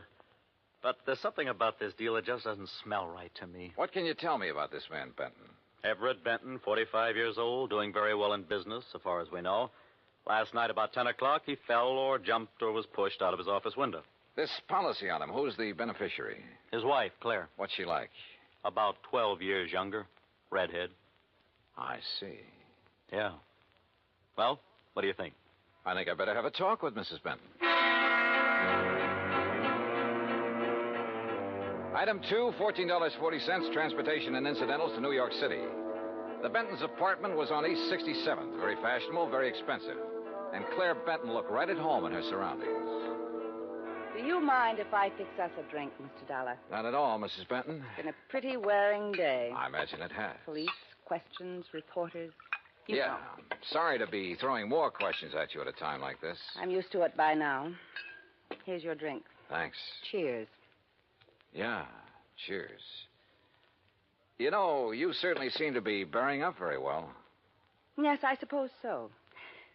Mr. Dollar, I think it would save time and embarrassment if we had a few things understood. Such as? You've heard of the ideal marriage. Well, Everett's and mine was not it. Oh. Naturally, I'm very sorry he did what he did, but... Well, we weren't exactly happy together. I take it you think he committed suicide, Mrs. Benton. Is there any doubt about that? Apparently not, in your mind. None at all. If it was suicide, why did he do it? I wouldn't know. Everett hadn't confided in me for some time. We haven't been very close recently. Oh, Mrs. Benton, just suppose it wasn't suicide. Everett had no enemies that I knew of. I see. About the insurance policy. Yes, about the insurance policy, Mr. Dollar. $100,000, isn't it? That's right. When you get ready to file a claim. I intend to in the morning. I see. Oh, and one other thing. It just so happens that I have an alibi for last evening. Oh? And it's the nicest kind of alibi there is, Mr. Dollar. What do you mean? It's airtight. And that was Claire Benton. Very calm and collected. And incidentally, anxious to collect. I thought her over all the way to the office of Detective Lieutenant Tovich of Homicide. That's item 3, $1.60 cab fare. Yeah, I talked to her, Johnny. She's a hard one to figure out. What do you think, Tovich? Did he jump or get pushed? You got any ideas? How about financial troubles? He was in the investment business. Have you looked into that? According to his lawyer, his affairs are in good shape. Oh, he'd made his share of poor investments over the years. Wildcat oil leases, stuff like that. But in general, he was doing okay. He was worth a lot of dough, Johnny. Okay, let's assume he was pushed out that window. What was he doing in his office at 10 p.m.? I've wondered about that, too. Any indication anybody was with him? No. The night watchman was in another part of the building when Benton came in. Let himself in with his own key. There could have been somebody else with him, all right. But who? Claire Benton says she has an alibi. Yeah. Don't know as I care for it much, but I haven't been able to break it down. Who is her alibi? Larry Santis. Santis. Runs a supper club over in the East 50s. Yeah. The Ace of Clubs, he calls it. Larry Santis. Thanks, Tovich.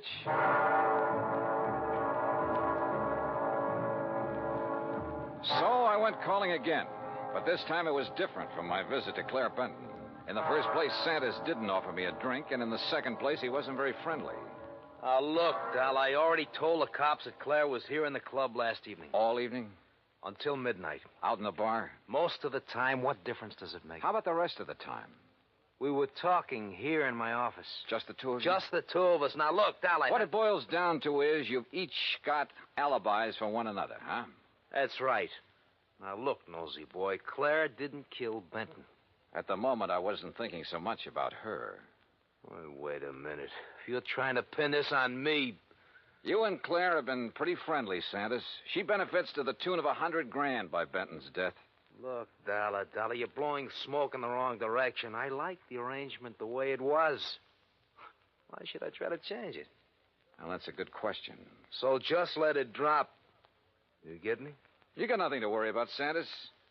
If you've got nothing to hide. I don't want this kind of publicity. It's bad for my business. You know what's wrong with you, Dollar? You got nose trouble. Yeah, occupational disease. You better just get over it. Sometimes it turns out to be fatal. Act 2 of yours truly, Johnny Dollar, in a moment. And now, Act 2 of yours truly, Johnny Dollar, and the Killer's List Matter.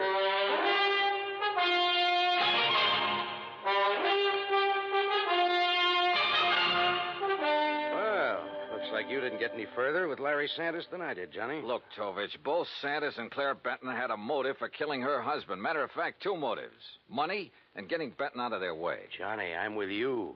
But we're not even sure yet it was murder. We do have something that indicates somebody might have been in Benton's office with him, though. Yeah, what is it? We found a cigarette butt in one of the ashtrays. Different brand than Benton smoked. Could it have been left there during the day? Janitor says he cleans out the ashtrays about 7 in the evening. Of course, he could have overlooked one. So I don't know whether it means anything or not. Oh, excuse me. Yeah. Homicide, Tovich. Oh? Where? Okay, I'll be right over. Well, Johnny, looks like we've got ourselves a little epidemic. What do you mean? Ever hear of a guy named Arthur Mayfield, promoter? No, what about him? They just found him in an alley, dead. Wait a minute. Don't tell me. Yeah. Fell out of a 10th floor hotel room.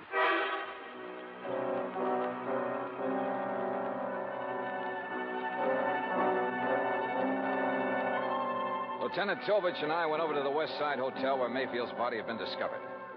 There was nothing in his room to indicate anyone had been there with him. As a matter of fact, there was nothing, period. Item 4, $1.80 cab fare to Claire Benton's apartment. Mr. Dollar, I really don't see the point of this. I've told you twice that I did not know this Arthur Mayfield. Did you ever hear your husband mention his name? I've never heard the name until now. From you. Mrs. Benton, mind telling me where you were last night around midnight? I take it that's when Mayfield died. Approximately. I suppose you have an alibi. You suppose correctly. You know something? I wouldn't be at all surprised if you were about to tell me you were with Larry Santis again. You know something, Mr. Dollar? That's exactly where I was last night. I know, Tovich. I know it could be just a coincidence that two guys fall or jump or get shoved out of windows within 24 hours. But I got a hunch there's some kind of connection between them. Could be, Johnny, but so far we haven't been able to find it. Well, how about their past? The armed forces, maybe? I've already checked that out. The answer's no. Could they have been involved in any sort of business deal? I asked Benton's attorney about that. He's checking through all of his papers. He's promised to call me. And you haven't been able to find any organization they both belong to, any situation in which they could have been thrown together? Not so far. Unless they served on a jury together, something like that. Well, don't laugh. That could be it. And they might have convicted somebody who took this way of getting revenge. Yeah, I'll check it out and call you if we find a connection. But don't count on it, Johnny. Don't count on anything.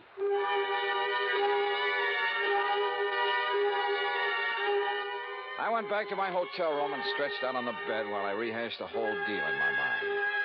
I thought about Claire Benton and Larry Santis. I didn't trust either of them. But as Tovich had pointed out, it was another thing to prove it. Okay, coming. Yeah? Mr. Dollar? That's right. You're investigating the murders of Benton and Mayfield? Well, I don't think they've been officially described as murders. No, but they are, Mr. Dollar. I'm certain of it. Who are you? My name is Alvin Whiting. I have some information that may be of value to you. May I come in? Come in. Thank you. If you don't mind, I'd like to look out the window a minute. You're being followed? I don't know, but it wouldn't surprise me. What is this information you have, Mr. Whiting? A couple of years ago, 3 men got together and bought an oil lease from a man named Tom Nolan. Did you ever hear of it? No. Well, he was a very eccentric man, hot-tempered, violent. He needed the money badly, so he sold the lease, which then was little better than worthless. Benton and Mayfield were in that deal together. I see. But I still don't understand what that has to do with their murders. I'm convinced their killer is Tom Nolan, getting revenge on them in his own warped way. Revenge? For buying a worthless oil lease from him? Last week, oil was discovered on that property, a lot of it. The property is now worth millions. I think that Nolan, with his twisted way of looking at things, probably feels that he was cheated out of that property. You're suggesting that this Nolan isn't quite all there, huh? Exactly. That's exactly what I mean. What's your connection with all this, Mr. Whiting? I'll tell you what my connection is, Mr. Dollar. I was in on the deal with Benton and Mayfield. I was the third man. So, you see, if my suspicions are correct, if Nolan is the killer, then I'm the next man on his list.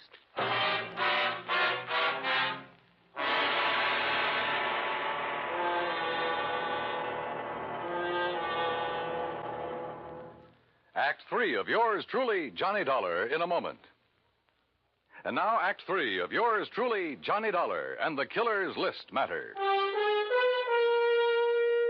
I took Alvin Whiting down to Lieutenant Tovich's office, and he told his story again. I could see that Tovich felt the same way I did, that at last we were getting someplace. Matter of fact, Johnny, I was about to call you. Benton's lawyer just turned up the lease agreement linking Benton, Mayfield, and Mr. Whiting here. Question is, where's Tom Nolan? I don't think I'll draw an easy breath until he's been found and arrested. We have a bulletin out on him, Mr. Whiting. One thing we found out, about a year ago, he served time for assault and battery. Oh? Mr. Whiting, I'd suggest you take every precaution until we pick up Nolan. Don't worry, Lieutenant. I propose to remain in my apartment until you apprehend him. I'll post a man in the building to look after you. Thank you, sir. Homicide, Tovich. Oh? What's the address? Right. Thank you. We've located the little hotel where Nolan's been staying. Come on, Johnny.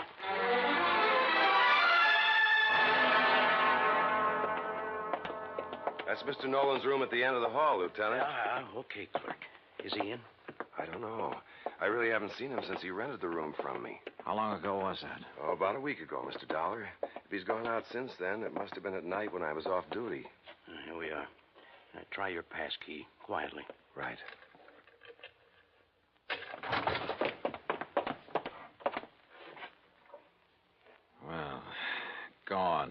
Bag and baggage. Yeah. Room's been used recently, though. Hey, in this ashtray, cigarette butt. Same brand we found in Benton's office. Doesn't prove anything, but it might tie in. Yeah, Tom Nolan could be our boy, but where is he? You say he rented the room from you, clerk. What did he look like? Oh, middle-aged, as I remember. Bushy hair, sort of a wild look to him. Fits the general description Alvin Whiting furnished us. And the mugshot I pulled out of the files. Well, all we can do now is rig a stakeout for him here, and then wait. Lieutenant Tovich posted a couple of men in Nolan's room, and we went back to headquarters. While he was getting out another bulletin, I went through Nolan's record. Assault and battery, resisting arrest. There was no doubt he was a violent sort of guy. And with the indication Whiting had given us that Nolan was a little unbalanced, the weird revenge motive might fit. Then something in the records caught my eye. I went back to the office of Larry Santos at a supper club.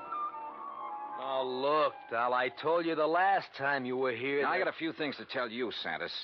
The two murder victims, Mayfield and Benton, went in on a business deal with a man named Alvin Whiting. All right, so what? They bought an oil lease from Tom Nolan. All of a sudden last week, that lease got real valuable.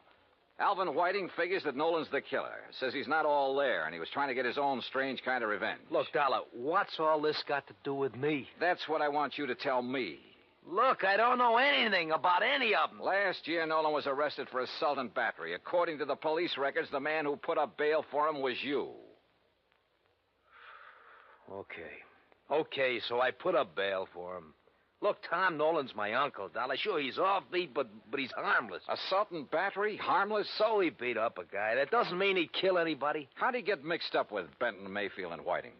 Well, he was broke.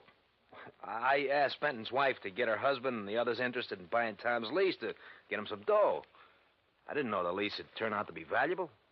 After Nolan got out of jail, he left town, moved to Coopersville. That's upstate. Yeah? Well, he's had a room right here in the city for the last week.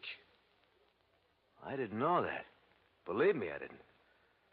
Look, I haven't heard from him for 6 months. That's the truth. Dollar, I've told you all I know.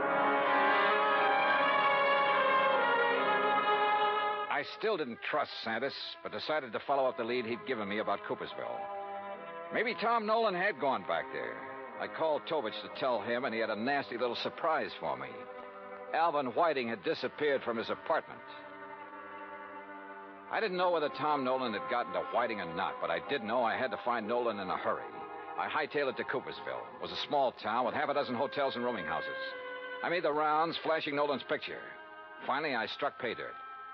Why, yes, I recognize that picture. That's Tom, all right. But he told me his last name was Niles. You say he roomed here, Mrs. Carr? Yes, kept to himself mostly, but he didn't make no trouble for anybody as far as I could see. Moved in here about, 6 months ago. Around the end of September it was. And then last week he left us. Sure, he probably found out they'd struck oil and moved into the city. You don't understand, Mr. Dollar. When I say he left us, I mean that last week Tom Niles died. And there I was. But all of a sudden, the deal started adding up in my mind. It was after dark when I got to the graveyard, and my flashlight picked out the simple headstone. Tom Niles. Yeah, Tom Nolan.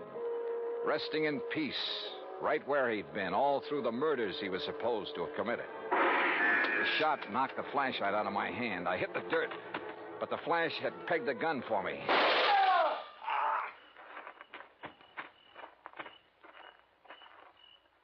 Well, Alvin Whiting.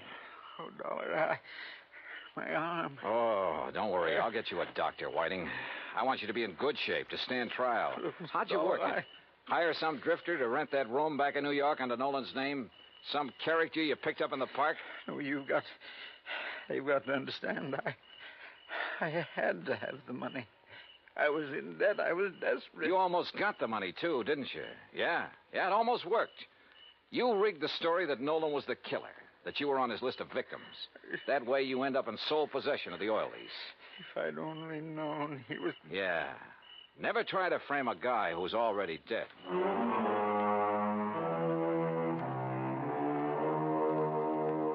Expense account total $146.50. Remarks? I turned Whiting over to the police, and he made a full statement. Yeah, his motive was money. He was in the hole, gambling debts and bills, high cost of living, you might say.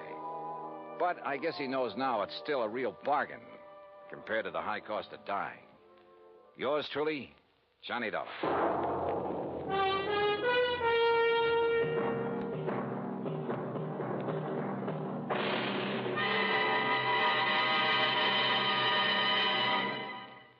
Our star will return in just a moment. Now, here is our star to tell you about next week's story. Next week, Dame Nature takes a hand and helps me solve a crime. Join us, won't you? Yours truly, Johnny Dollar.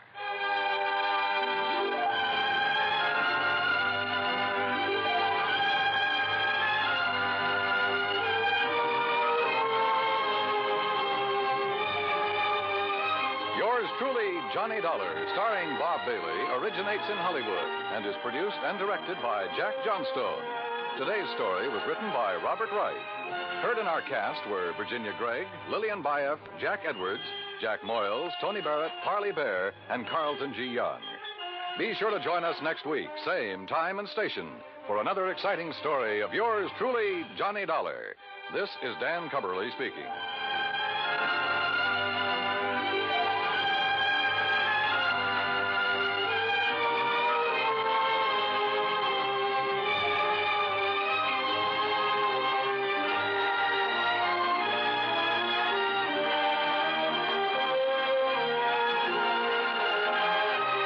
This is the United States Armed Forces Radio and Television Service.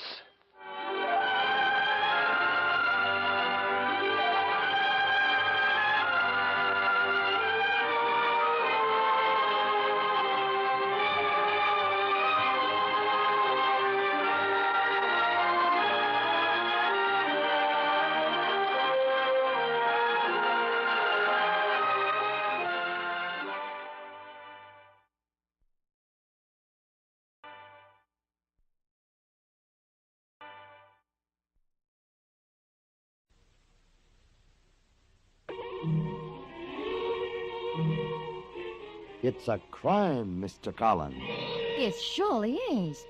After all, how would you feel if someone called your husband a coward and you began to believe it yourself? Yes, it's Gail Collins here, wife of the famous detective. And in a moment, I'll be back to set the stage for our puzzling crime.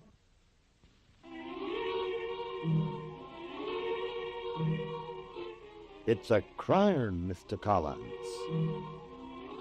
Now, let me get this straight, Gail. You mean someone actually called Greg a coward? They surely did, Jack. And what happened when they picked themselves up off the floor? When Greg picked himself up off the floor, they were sure he was a coward. Oh, no, I think you better start the story. I'm confused already, and it hasn't even begun. All right, Jack. Well, you see, we were having a quiet night at home playing Scrabble. You learn a lot about a man's character playing Scrabble. The trouble with me is, in this game, is that all the words I can think of have nothing to do with Scrabble. What do they have to do with? Girls. How could a game like this make you think of girls? Why not? Everything else does. Nuts. Okay, if you don't believe me. Nuts is a word I can use in the game. So can a monkey. So let's put it to one side. Gosh, here we are with one free night, and we waste hours of it playing a game. I mean, a game like this. Now, when I was a lad, two young people didn't sit on the sofa making up words. I know. You sat on the sofa and made up. You got the idea. Now, all you need is the hand of a master to show you how. There was another game we used to play in my youth called Interruptions. Half the population got infected with it and never recovered. Greg, it might be customers.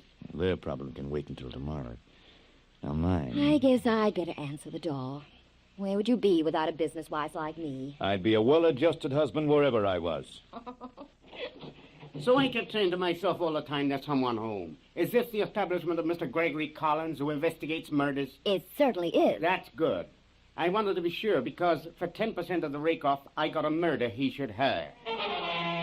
And that's how we met, Mr. Nathan Platter. And for Platter, you can read chatter, because if there's one thing Nathan can do, it was talk. But for Greg and me, it was fascinating chatter. I know what you're going to say, Mr. Collins, before you even open your mouth. You're going to say, Nathan Platter, what do you want? Am I right? Okay, so I'll tell you why I'm here. My boy, they put him under arrest for murder in handcuffs. For murder. So now you want to know if he's guilty. Well, I'll tell you, and I'll tell the world. Mr. Platter, I can only follow dialogue that moves at the speed of sound. How's that again? Just slow it down. Just answer some questions, huh? Isn't that what I'm here for? Mr. Platter, who is supposed to have murdered whom? My boy. You mean your son's committed murder? If he has, his mother's keeping it from me. Then who is your boy, Mr. Platter? My boy is Nigel Manderson. I guess you know the name? Nigel Madison, the film star? Sure, the film star. I'm his agent. Now they've arrested him for murder. Who's he supposed to have murdered? A writer. Just my luck I don't happen to be this writer's agent, too. Should that happen, I would be in trouble. Well, just tell us the writer's name, Mr. Platter. Stephen Novak.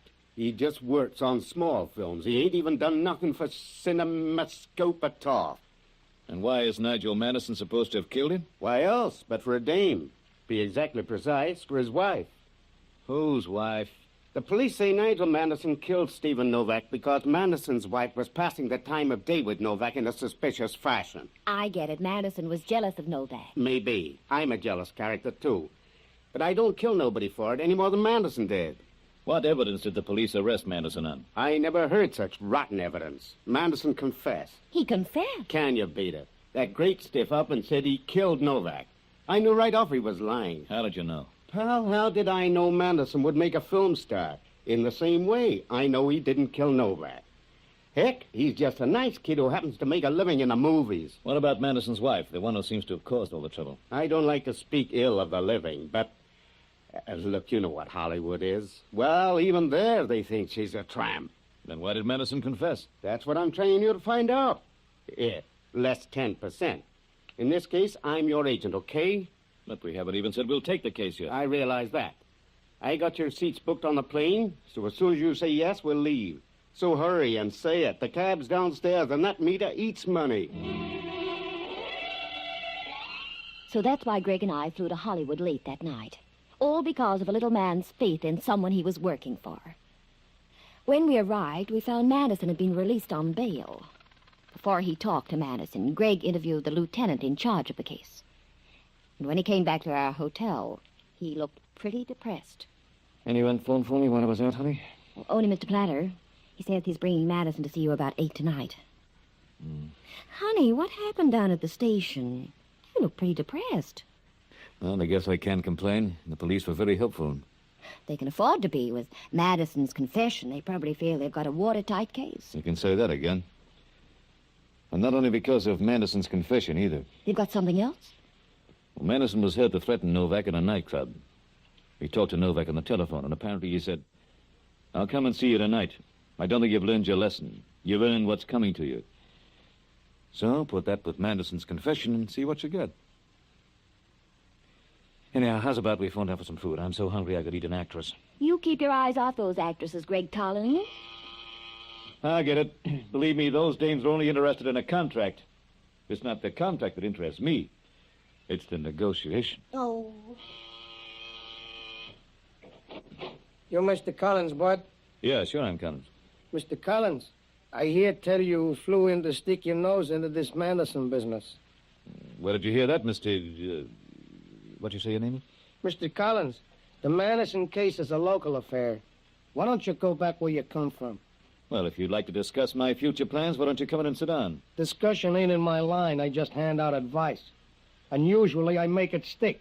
Like this. Greg! Stay where you are, lady. When your old man wakes up, tell him to grab the next plane out of here. Nothing but nothing could persuade Greg to stay more than being knocked down by that hulking man. But if that was any indication, the case was going to be a lot more interesting than we thought. So keep your ears pinned, friends. We'll be back in a moment with more of our story. Greg spent the rest of the evening eating ravioli and holding a damp cloth to an eye that turned rapidly blue. But there was a quiet grin on his face, so I knew he was beginning to enjoy himself. Well, about 8:30, Nathan Platter arrived with his boy, Nigel Madison. And right from the beginning, we could see Madison wasn't interested. Don't get me wrong, Mr. Collins. I'm grateful to you for coming all this way to help me. But I don't need a private detective. I need a good lawyer who'll keep me out of the gas chamber. Nicky, don't talk like that. They can't send you to a gas chamber. Where else will they send me? An Academy of Dramatic Art? No, rather the gas chamber than that. Mr. Manderson, would you mind if I took you over the story you told to the police? There are some points in it that interest me. I've told this story so often I can recite it. I had an argument with Novak. On the telephone? That's right, on the telephone in a nightclub. And someone overheard the conversation. Well, apparently you said, I'll come and see you tonight. I don't think you've learned your lesson. You've learned what's coming to you, right? Yes, that's right. Yes, I'd been drinking a little, and when the waiter told me Novak was on the phone, I lost my head. Novak phoned you? Yes, that's right. He phoned me. Well, then what? I went to his apartment and shot him. Then I drove away. What happened to the gun? I threw it away. Where? Well, how do I know? I just killed a man. I didn't pay any attention where I threw it. Well, why throw it away when you're going to confess anyhow? Well, I wasn't going to confess then. Well, you see, later on, I began to realize what I'd done. I lost my nerve or something. I got frightened. And confessed because you were frightened? Not because I was frightened, but because... Oh, what's the use of hanging around waiting to be arrested? The police would have found me in the end. But the gun, the one you just tossed away, it's never been found. Okay, so talk to the police. It's their job now. Mr. Manderson, where's your wife?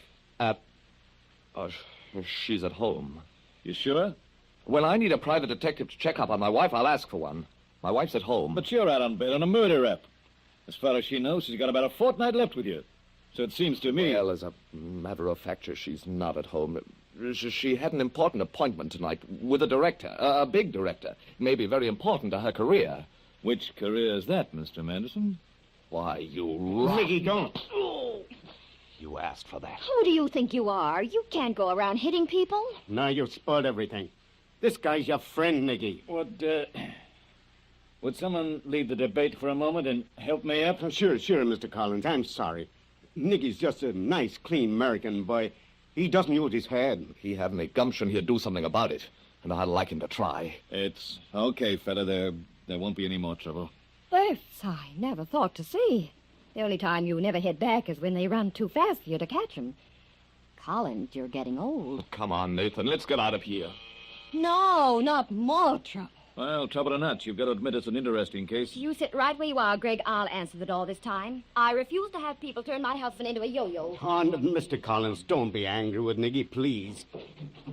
Oh, good evening. If you're looking for Gregory Collins, you'll have to leave your monkey wrench at the door. I beg your pardon. Let me handle this, Julie. You're Mrs. Collins? Yes. But don't stand out there. Come right in. Nigel. Oh, Nigel. Darling, why didn't you tell me where you were going? Hello, Julie. I've been so worried about you. I started to call all over town for you. Call or crawl? You're Mrs. Manderson, I take it. Yes, I am. And I'm going to stand by Nigel, whatever happens. In the gas chamber? Well, now, we found the boy, Julie, so let's get out of here. We're sorry to have troubled you, Collins. What was your name again, Buster? I didn't catch it. I didn't throw it. But if you must know, my name is Howard, Levis Howard. I'm standing by the Mandersons in their time of trouble. And so many people standing beside me, I'm beginning to feel a little crowded. I've got about a fortnight left, and I want to spend some of the time with my wife. Julie, let's get out of here, honey. Let's go home or any place we can be alone for a while. All right, Nigel. All right. And I earned the right to be with you for a little while. Darling, don't. We're going now. Let me drive you young people home. You keep away from us. Take up the mortgage when the payments fall due. Come on, Julie. Nicky, when will... Call me sometime, Nathan. About a month from now. You can see how it is, Levis. I'm coming, Nigel. Wait for me. I'm coming. Poor kids. Those poor little kids. That's the way it goes, I guess. Well, I'll be running along now, too. I just wish there was something I could do. Mr. Howard, you brought Julie Manderson here tonight. That's right. Somehow that interests me. Why should it? Megan told me he was going to get you here, so I assumed this is where we'd find Nigel. Who else knew I was coming to Hollywood, Nathan? No one, I guess. I told Levis because he's directing Nigel's new film. Did you tell anyone about me, Mr. Howard? I don't gossip about my stars. I told no one. Now I come to think of it, I might have... Too late, pal. You said it. I owe you this. I guess I know exactly how Greg felt when he hung one on Levis Howard. After all, people had been hitting him all night. The only thing I didn't know was why he did it. And Howard wanted too. Only he wanted at the top of his voice. I'll sue you to every court in the country, Collins, for assault, for battery. I'll throw the book at you. I can get you a good lawyer. Oh, Mr. Howard, let me get you a drink. The fact is, people have been hitting Greg all night, and, well, I guess he's got a slight touch of concussion. Greg, have you got a slight touch of concussion? My brain is working at its normal speed. I slugged Howard because he had it coming to him, and he knows why. Keep talking. This is all going to come out in court. You're telling me it is. But not the court you think, pal. Howard, you and Nathan here were the only two people who knew I was in Hollywood. And yet a great lug came here earlier this evening, told me to get out of town, and slugged me. I told you it was just possible. I mentioned the fact to someone at the studio. That was an afterthought. You told the truth. Then you realized you'd made a mistake. Pardon me for asking the obvious question, but why should Mr. Howard hire such an egg to slug you? Pardon me if I give the obvious answer. Mrs. Manderson. That's libel. I'll sue you. Every court in the land, I know. Stu, where does it get you to sue? Collins, I'm sure you're a smart operator, but not in this town. You don't know the natives. How don't I know the natives? When a husband and wife go out together 6 times running, there's a divorce on the way. So when you look on the other side of the coin, when a lady like Mrs. Manderson and a director like Mr. Howard go around a little, on the other hand, maybe I don't know the natives. Nathan, you know where Mrs. Manderson and her husband would head for? They got a house in Beverly Hills. Who hasn't? We're going to pay him a visit. But you heard what Nicky said. He wants to be alone. Maybe he does. But right now he can't, because he's got to answer some more questions. You looking for another bust in the eye? Grab your hat, Howard. We're taking a little ride. I'll be darned if I'm going to take orders I'm sorry, Buster, but I haven't got the time. You're coming with us if I have to frog march you every step of the way. I got a car outside. No need to walk. So you've resorted to kidnap, have you? All right, then, all right, but you'll pay for this, all of you. By the time this evening ends, it's going to cost someone a pile of dough. If we don't get out to Manderson's joint in a hurry, we're going to lose more than dough. You and I are both going to lose a client. Now, Howard, start walking.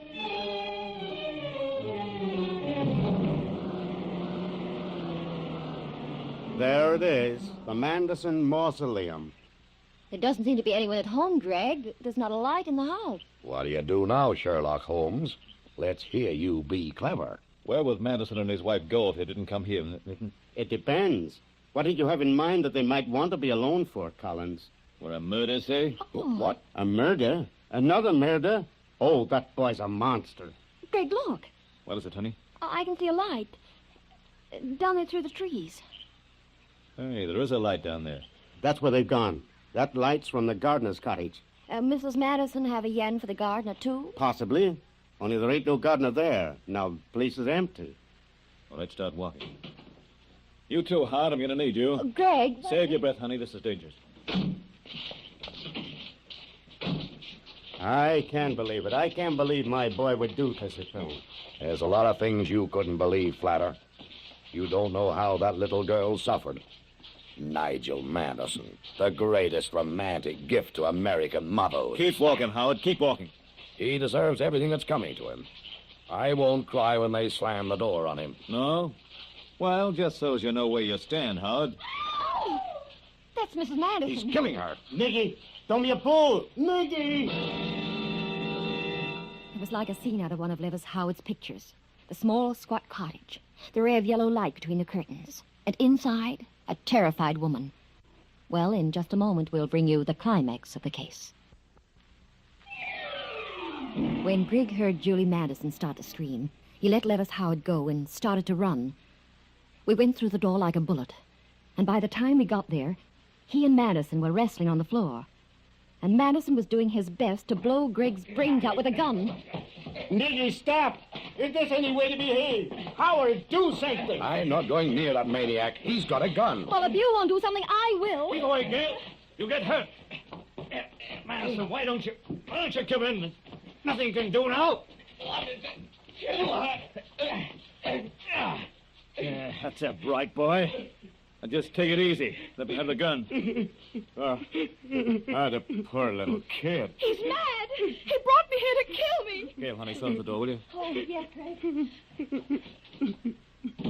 Julie, why did you come here with him? I didn't know he was so bad. I thought he just wanted to be with me. And instead of that... Instead of that, he wanted to kill you, Mrs. Manderson. I was going to kill myself, too. I was going to kill us both. You don't have to worry about killing her, Mr. Medicine. The state will take care of that. The state? No, you mustn't say anything. The state, you say? What goes on here? He didn't kill Stephen Novak at all.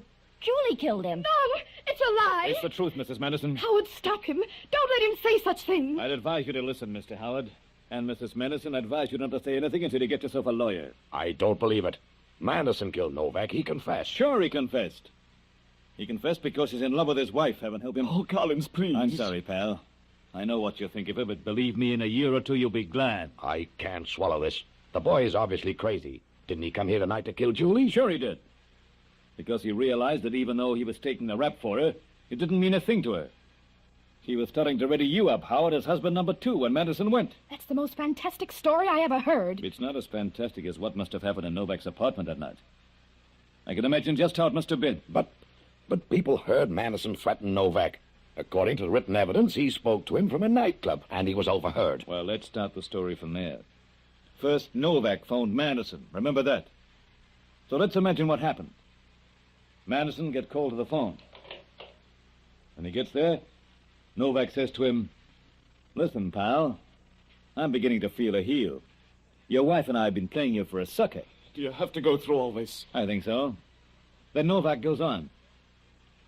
"I can't go on with it, Madison. She won't even play it straight with me. She's in my apartment now. You better come and get her. Take her out of my hair. She's causing me too much trouble." Then he must have said something like, "Don't get me wrong. I love her. But I can't take any more of this, so come and get her." And then Manderson spoke. According to the written evidence, he said, "I'll come to your apartment. I don't think you've learned your lesson." That's what I did say. Why do you keep saying written evidence? Because I figure what he said was, "I'll come to your apartment. I don't think. You've learned your lesson. You've learned everything that's coming to you. In other words, I've been through this. Now you go through it." Then I figure Manderson went home. Later, Julie phoned him and asked him to come to Novak's apartment. When Manderson got there, Novak was dead because Julie had shot him. You think you're smart. You think you're a detective. You're a dumb ox. I can make a guess. Novak was the one guy in her life who wouldn't let her walk over him. He told her to beat it, which was a bad mistake. Greg, I don't see why she'd kill him. You loved Novak, didn't you, Mrs. Medicine? You couldn't play it straight, but you loved him. You don't have much control of any kind, do you, Mrs. Medicine? Oh, leave me alone. So when Novak told you to beat it, you couldn't take it. He was basically an honest man. You loved him, you wanted to keep him. But he didn't want you anymore, so you killed him. He asked for it. Called me all kinds of names. He wouldn't believe I loved him. He told me I didn't know what love is. I tried to put my arms around him, but he pushed me away. He said he'd never see me again. Never. So I shot him, because he would have fallen in love with someone else, and I wouldn't have that. He was mine, whatever I did. He was mine, do you hear? Mine!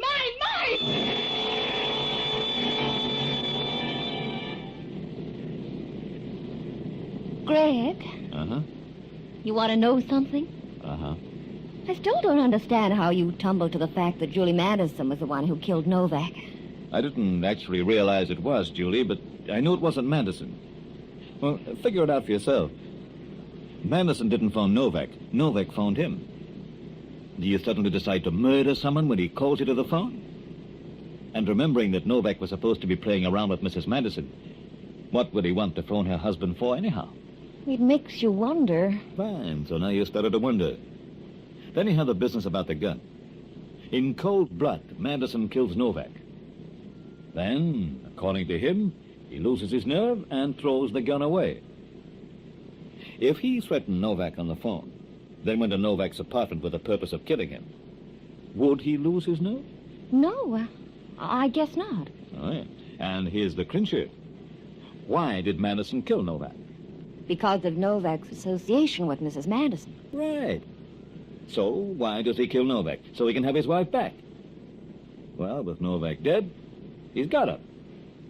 Would he then go and confess and lose her again? Oh, it doesn't add up. Gosh, you're right. It doesn't add up. You know, you're really a very clever guy. Yes, I know. And I know a lot about fellas and dames. That helps, too. I feel sorry for that girl. Me, too, but that's the way it goes. I mean, I don't think I could get to like her, but, well, I feel sorry for her. Yeah, it takes all kinds to make a world. Greg, do you think you could fall for a girl like that? Oh, yeah, sure. I love crazy, mixed-up people. She was all of that. You know, in my own way, I'm a bit crazy and mixed up, too. I thought you might like to know, because if you like crazy, mixed-up women, well, that's me. Yeah, the mixture's just right, honey. Greg. I don't think I would bother to shoot the man I love. If I did, I'd have no one to play Scrabble with.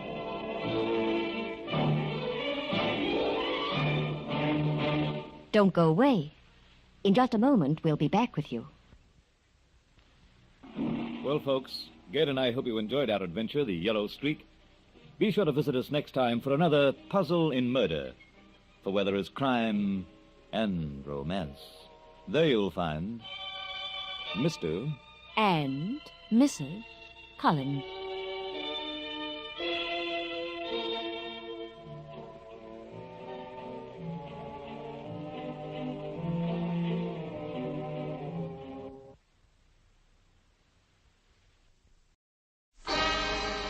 Time now for Rocky Jordan.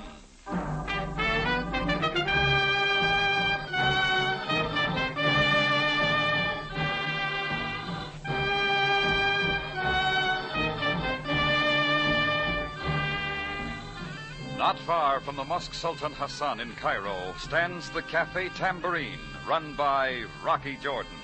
The Cafe Tambourine, crowded with forgotten men, alive with the babble of many languages.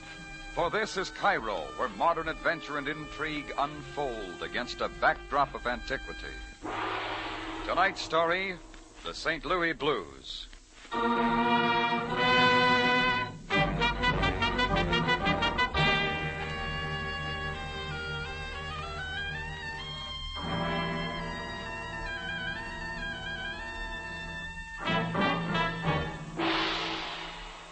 I was trying to wake up over a second cup of coffee in my Cafe Tambourine, glancing through the morning paper.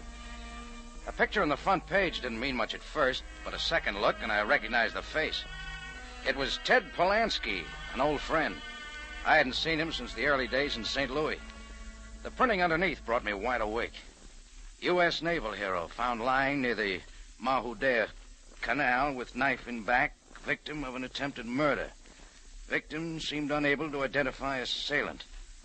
No relatives or friends to be found. Polanski was taken to the Cairo General Hospital. Well, maybe I was just curious, or maybe I wanted to recall old times. Anyhow, I went to the hospital right away to see Polanski. The nurse showed me into a hot little room that had an overhead fan. I found Polanski's bed behind a screen. Hello, Ted. Rocky Jordan, remember me? I remember you. It's been a long time, Ted. All right, it's been a long time. What about it? Well, I'm just sorry you didn't look me up when you came to Cairo. I'd have warned you they play rough with knives around here. I don't need your help. You or the cops or anybody else. What do you want with me? Well, not a thing, Ted. Then leave me alone. Listen, Ted, I know my way around Cairo a little. I don't know what this is all about, but somebody tried to kill you. Maybe if you told me... Why don't you mind your own business? I've got nothing to tell you. Okay, if you don't want to. Am I asking you why you left St. Louis? We'll skip that. Then shut up about me. Just leave me alone. Get out of here. That suits me fine, Polanski. Don't bother to come back.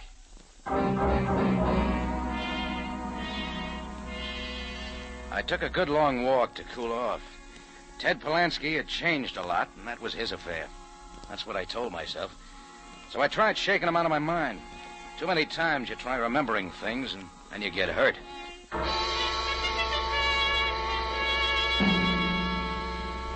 I was behind the bar at the Tambourine early that afternoon when I had a visitor.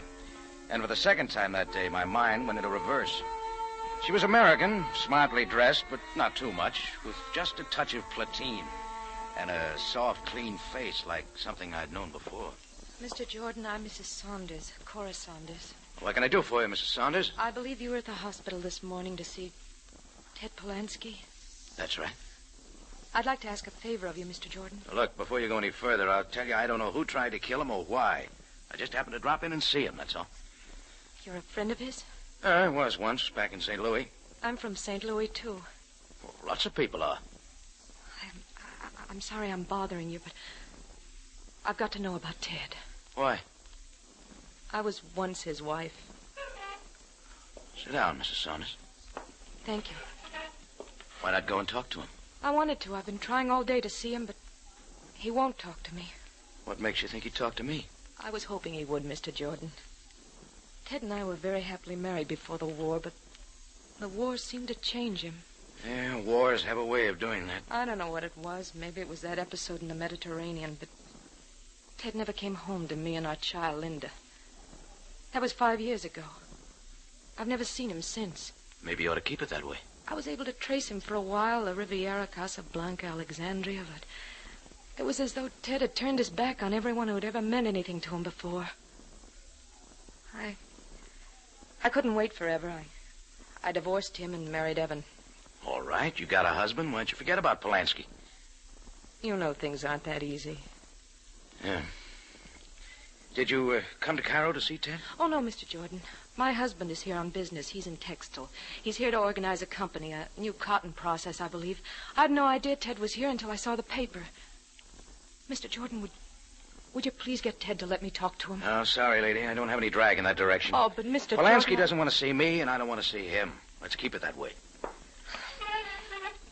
Please, think it over, Mr. Jordan. I'll be back later this evening. I'm certain that what I'm trying to do is best. Well, I watched Cora leave and tried to wash the thing out of my mind. But somehow I kept thinking of Polanski and kept wondering what would make a guy foul up his life. Trading a sweet little number like Cora and a kid for a knife in the back. Well, my day had been ruined already, so I knocked off and went over to the U.S. Embassy to ask the naval attaché a few questions. Well, there's plenty here in the files about Polanski. Not that I have to look it up. You mean he's been in Cairo before?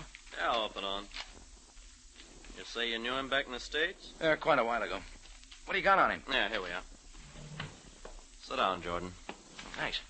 Now, let's see. Theodore Robert Polanski, Lieutenant Junior Grade. Decorated March 7th, 1945. Heroism over and above the call of duty. Delayed parachute jump from burning reconnaissance plane to save valuable photographs which enabled Allies to advance on a broad front at minimum loss of life. Anything wrong with that? For a guy like Polanski, yes. Got too loaded down with medals. He cracked up under the strain. I still don't get it. Well, look at it this way, Jordan. Polanski's just a nice guy from the Middle West with a wife and kid. He goes off to war and suddenly he's a hero. Headlines everywhere, big shots hanging ribbons on him, dames with soft shoulders falling all over him. Went Hollywood, you might say. Well, that's the way we figured it. He began to like it too much, so now he's a celebrity. Couldn't he be forced to go back home? We tried. But when a guy gets that big, he can pull strings. Oh, his wife almost drove us nuts for a while. But she's lucky to be rid of him. He's gone from bad to worse, knocking around in scrapes with the police, women, and now they find him on the streets with a knife in his back. Yeah, that brings me up to date. You got any idea why someone would try to kill him? I don't follow him that closely. Well, thanks. I'll be seeing you. Well, I left the U.S. Navy going through a racing form of some sort and went out into the street. One of the big questions the naval attaché couldn't answer. Why the knife in Polanski's back? I was working on that, walking up the Sharia Nauru, scouting for a taxi, when a shiny red car with plenty of chrome pulled up to the curb. The back door opened, just a little. Step over, Jordan. I knew the native in front with a gun was covering for the voice that came at me from the back seat. The voice must have had a face, but I couldn't see it. All I saw was a shoe wearing spats and a hand filing fingernails. Been keeping busy, Jordan? With my business? Maybe I don't like your business. Forget it, then. Wait, Jordan. We going somewhere? That all depends. Well, let me know when you decide. That's up to you, Jordan. You've been having a lot of conversations today. I know a lot of people. Like Ted Polanski? Maybe. You had quite a talk with him at the hospital. All sorts of questions. He's an old friend. Polanski's got no friends. I'm way ahead of you. What did he tell you? Nothing. Let's keep it that way. He don't want you talking to him. Neither do I. About what? Keep away from him, Jordan. Stop asking people questions that don't concern you. If I don't? You know what'll happen. Come here, Jordan. Little closer. Yeah? Here's a sample. He gave the door a quick shove right into my face. I went backing down like a kingpin in a bowling alley. My breath was gone, and for a second I couldn't move. When I got my eyes open again, there were a million sleek red cars pulling away from the curb. Cars that finally narrowed to one and roared down the street and out of sight. I knew right then and there, Ted Pulansky was a hot article.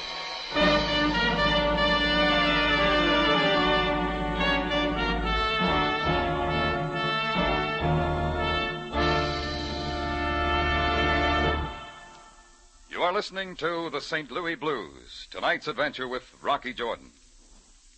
The day of miracles is not done, and one way to work miracles today without leaving your home is to contribute to your Red Cross. Your contribution will go out doing the yeoman's service to your fellow humans that you would like to do yourself but cannot. Your contribution will perform miracles of aid for the homeless, the wounded, the hungry. Send your contribution out today to work miracles.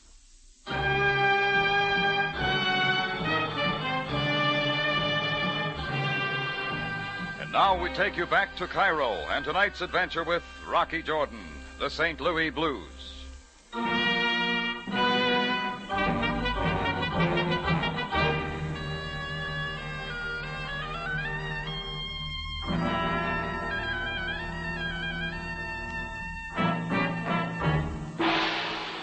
When I learned an old St. Louis friend named Ted Pulansky turned up in the hospital after a knifing, he didn't want to see me or anybody else, including his former wife. That was the end of the line for me, till a man with a homemade manicure and spats moved in and warned me to lay off Pulansky. Advice like that just doesn't sit well with me. I was back at the tambourine patching up my face when Chris told me I had company. When I came down, I spotted him at one of the tables. Slightly bald, friendly face. Before he introduced himself, I knew who he was. Cora's husband, Evan Saunders, St. Louis. Mr. Jordan, being frank about my personal affairs isn't easy for me. Well, then maybe we can just have a drink. Why, yes, of course, thank you. Straight, if you don't mind. Couple straight, Chris. Mr. Jordan, you'll pardon me if I come right to the point. First, I'd better tell you that your wife was here ahead of you. Yes, I know. That's why I'm here. Cora keeps nothing from me. She tell you why? About Ted Pulansky. Mr. Jordan, I don't want Cora to see that man. She seems to have ideas of her own. Oh, thanks, Chris. Set him down. Then you must understand. Cora's gone through too much already. Waiting all those months. Look, if you're worried about Pulansky, you can forget it. No, it's Cora, Mr. Jordan. I've always known that she was never quite able to close the chapter. Never quite sure. She thinks a lot of you. But it's not the same, and I know. I was well aware that she married me, not out of love, but because she needed a home for herself and her child. It was all right for me, Mr. Jordan. I loved her deeply enough for both of us, and we've had a good life. I'm not arguing. Now I found it necessary to come to Cairo on business, organizing a new corporation, Revolutionary Cotton Process. Yes, she told me that, too. And now we run across that man again, stirring up all those old memories. I know you're an old friend of Pulansky's, and that you've talked to both him and Cora, and I'll not stand for any meddling. Hey, now, wait a minute. Mr. Jordan, I'll not stand by and allow you to bring them two together again. He has no right to her.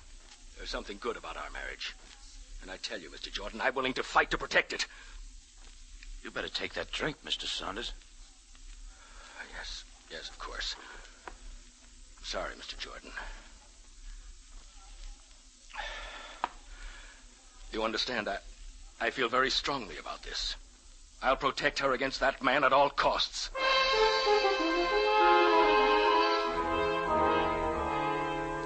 After I got rid of Evan Saunders, I broke my rule and had another straight one during business hours. The more I thought about it, the more I thought Saunders had a point. So I was off again on my way to the Cairo hospital. This time I didn't wait for the nurse to show me in. I got to Pulansky's bed and drew aside the screen. I told you not to come back, Rocky. Maybe I didn't hear you. I've been talking to some people, Ted. One of them is Cora.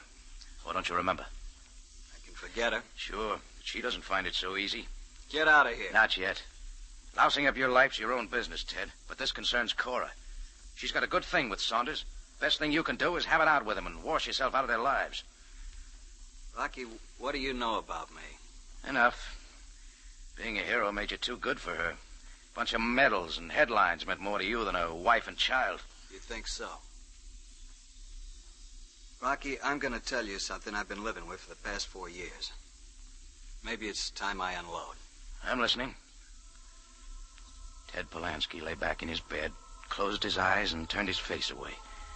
Finally, he started talking. You despise me, Rocky, but not as much as I despise myself. But believe me, I've always loved Cora. That's why I could never go back to her. You see, I'm not a hero. I never was. It's not the way the papers got it. Sure. Heard the same story every time somebody pinned a medal on me. I risked my life to save top-drawer photographic information from a burning plane. Delayed parachute jump.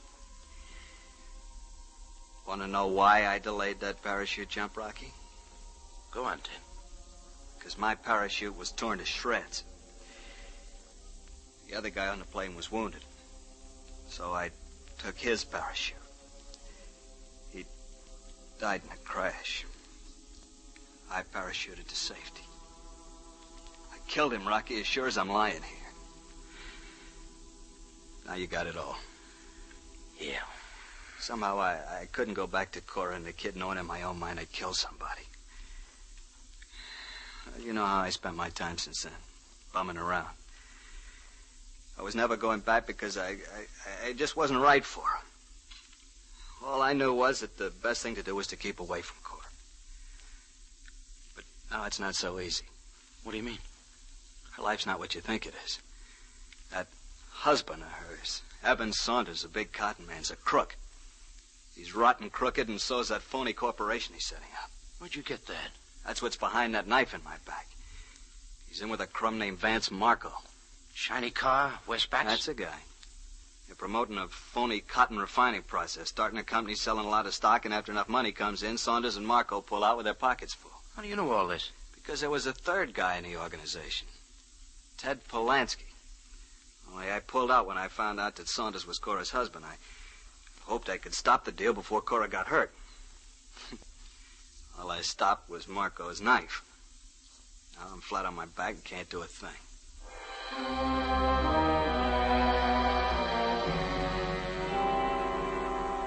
But there wasn't anything to keep Rocky Jordan from doing something. I wasn't flat on my back, yet. So I started out spoiling for trouble. And I didn't mind when a native started tagging me after I left the hospital. It was the same one who had covered me with a gun in Marco's car earlier that day. So I let him follow for a while. I took him down a dark side street a couple of blocks. Then I suddenly doubled back and he ducked into a doorway. This was a good time to let him make his move, so I kept coming. I reached the doorway. There was the flash of a knife, but I wasn't there. I had him by the wrist, twisting it back. I killed the kid, my flanker. Drop that knife or I'll slap your brains against this wall. Come on, drop it. There now. Let's talk. No. Let me go. That the knife you used on Polansky? No, I do not know what you mean. Polansky knows. He got a good look at you. He told you? Yeah, everything. Well, but it was an order. Sure, Vance Marco's order. He sent you to get me, too? Effendi, Where do I find Marco? I cannot tell. Think real hard. Come on. Yes, the Athens Hotel, Sharia Rakib. Yeah, it's better. But, Effendi, what will I do? Marco, never mind. Where you're going, you'll get all the protection you need. I dragged him back down to the square and turned him over to a cop, along with a message to Captain Sam Sabaya. Then I was on my way to the Athens Hotel. Vance Marco had a big suite on the 4th floor front. I was about to knock when the door opened. Marco was inside with a couple of his men, and coming out was Evan Saunders. Well, Mr. Jordan, I didn't expect to see you here. Oh, I'll bet you didn't, Saunders. Mr. Marco, it's been a pleasure. I'll see you in my suite at the National Hotel tomorrow morning. Goodbye, Mr. Saunders. Goodbye. Goodbye, Mr. Jordan. Yeah. I still don't like your face, Jordan. You did your best to change it. I was just giving you a friendly tip. It didn't take, did it? I forget easy. You got a couple of muscles for help. Want to try again? Maybe I will. What's on your mind, Jordan? Great big deal, Marco. With a lot of little investors pouring their money into a phony corporation. Either one of you guys know what Jordan's talking about? Got it, Marco. Polanski told me everything.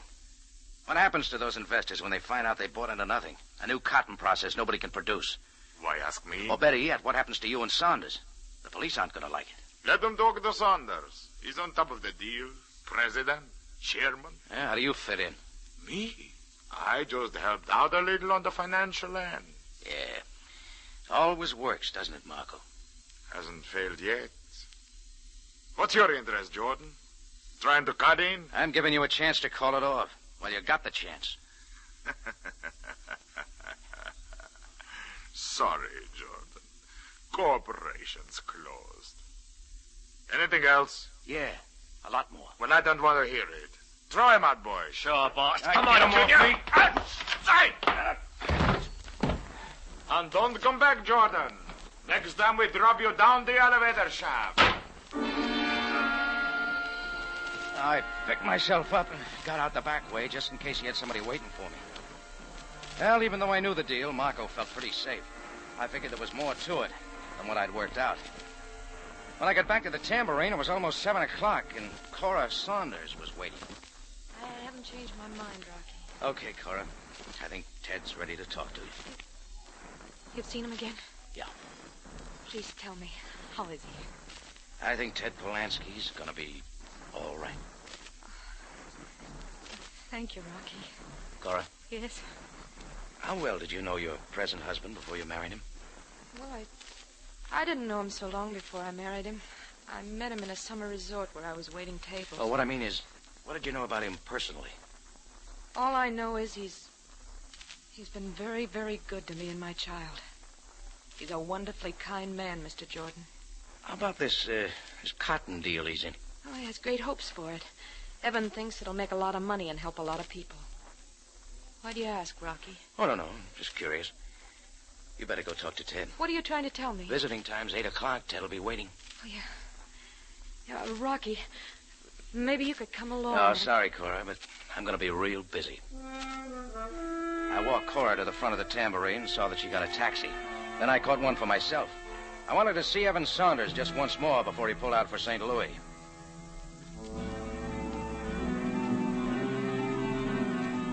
At the National Hotel, I got Saunders' room number and went on up without being announced. I found his door open. Saunders was there, pacing the floor. Oh, Mr. Jordan, come in. Yeah, that's my plan, Saunders. Where is Cora? Where's my wife, Mr. Jordan? You're real worried about Cora. Don't evade my question, Mr. Jordan. She went back to your cafe this evening. I have her message. She tell you where she was going from there? That's what I'm asking you. I demand to know where my wife is. Where she is at this minute, I don't know. But in another hour, she'll be at the Cairo General Hospital, talking to Ted Polanski. Mr. Jordan, I told you I don't want her to see that now man. Now tell me why. I explained that to you. I made it perfectly clear. He's hurt Cora enough. Any other reason, Saunders? Isn't that enough? Try it my way. You don't want her to talk to Polanski because you're afraid of what he might tell her. Why he got that knife in his back, for instance. What happened to him has nothing to do Got with it, what... Saunders. Happens Polanski told me everything. What did he tell you? Everything. The phony corporation you and Marco was setting up. How he moved in to spike the deal before Cora got wind of it. So you had to get rid of him. Mr. Jordan, I don't understand what you're talking about. I think you do. Didn't you wonder what I was doing at Marco's place a while ago? Certainly not. Why should I? He admitted the whole deal. The investors have been taken for every cent they put into your crooked racket. I don't believe Marco said any such thing. Ask him. Get me Mr. Vance Marco at the Athens Hotel. I'll wait. Yes? Yes? Yes, thank you. Vance Marco just checked out of the Athens Hotel. No forwarding address. Looks like you're on the griddle, buddy. Mr. Jordan, I'm not a swindler. I've been taken in by Marco just like... That's a pretty good act. It's not an act. I'm innocent and I can prove it.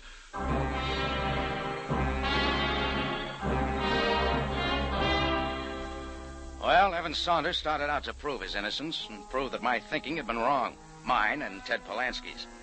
He made another phone call, and then we went over to a building on Ibrahim Pasha Square.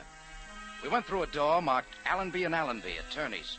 Allenby, number 1, was there waiting, and Saunders told him the whole story. I say, this is a beastly affair, Mr. Saunders, beastly. I brought Mr. Jordan here, Mr. Allenby, to prove that I couldn't possibly have profited by the venture. Well, under the circumstances, perhaps it's wise. I have a folder here. It's, oh, yes. Here you are, Mr. Jordan. This is a duplicate, of course. The original has been filed. Just give me the quick once-over, Mr. Allenby. What's it all about? Well, with this document, Mr. Evan Saunders hereby assigns and grants all funds and income from his share of the Cotton Processing Corporation to charitable organizations. The Association for the United Nations, the International wait a minute. And what? Saunders was to receive nothing from the corporation? Oh, absolutely nothing. Mr. Jordan, I hope you're convinced now that I was acting in good faith. Mr. Saunders could have had no possible motive for promoting a crooked venture such as this. Just a second, Allenby. Yes? Why didn't you know it was a phony? You're the attorney. Oh, not for the corporation, Mr. Jordan. Vance Marco had that all set up with his own men. And he set it up very well. I was made president. My name was put on everything. And I'm left holding the bag. Right, Allenby? Yeah, frankly, you are in a bit of a pickle, Mr. Saunders. Your reputation will suffer and all that. No, I'll not have that. I'll repay every cent to the investors out of my own pocket. Clear up this mess as soon as possible. Well, that sort of makes things look a little different. Forget it, Jordan. We all make mistakes. Going, Mr. Jordan? Yeah. I got some clearing up of my own to do.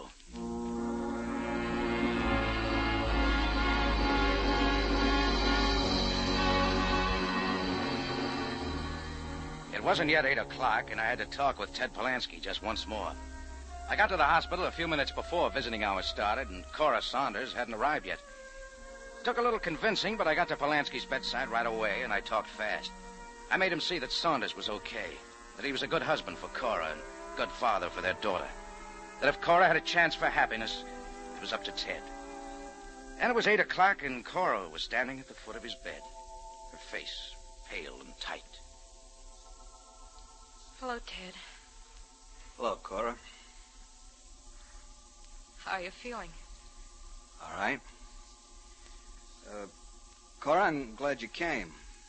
There's some things we can clear up. I'll wait outside. No, Rocky. That's not necessary. This won't take long.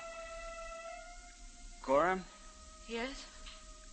I want you to know I'm glad you married Saunders. Oh, but Ted... The thing that bothered me was that I left you flat with no one to take care of you. Take care of me?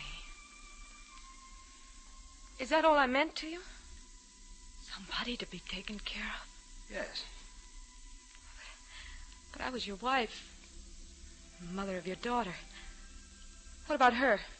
I'm sorry, Cora. The child was just a weight around my neck, too. I stopped loving you long ago. Going away to war was just a good excuse for getting away. After it was over, I just couldn't go back to you. Well, I guess there isn't much you can do when there's no love left. I'm just sorry it took so long for me to find this out. Well, now you know. I never felt so good as when I left you in St. Louis. Thanks, Ted. Thanks for what? I never realized until this moment how fortunate for me it was that you did leave. I see now how lucky I was to find a man like Evan. He's a strong man and an honest one. And he loves me and our child like you never could.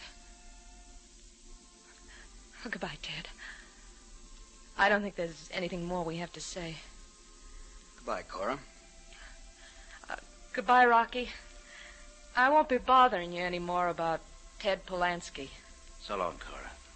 Have a nice trip back to St. Louis.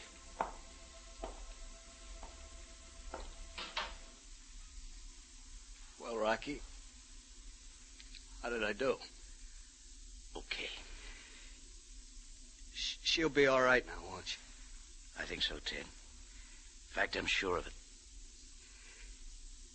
Thanks, Rocky.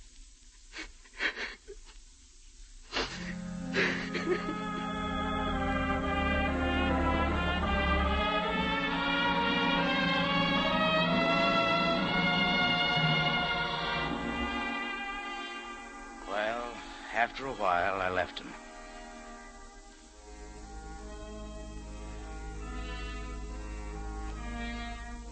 Later that night, I found out that Marco had been picked up boarding a plane at the Cairo airport. There wasn't much they could do to him about the phony cotton deal. He kept his nose pretty clean. But his knife man had talked. So they salted Marco away for the attempted murder of Ted Polanski.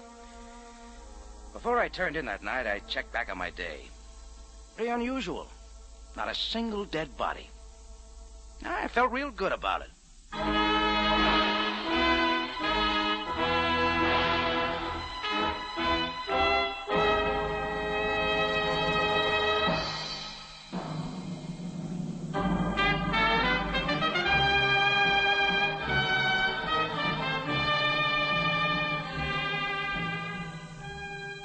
It's CBS again at this same time next week for another story of adventure and intrigue when we take you back to Cairo and the Cafe Tambourine run by Rocky Jordan.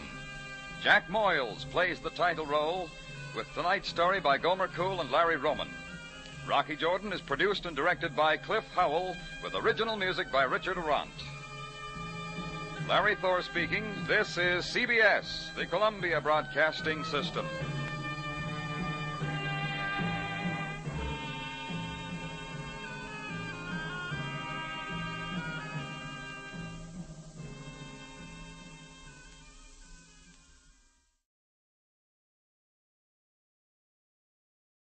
From Hollywood, it's time now for... Johnny Dollar.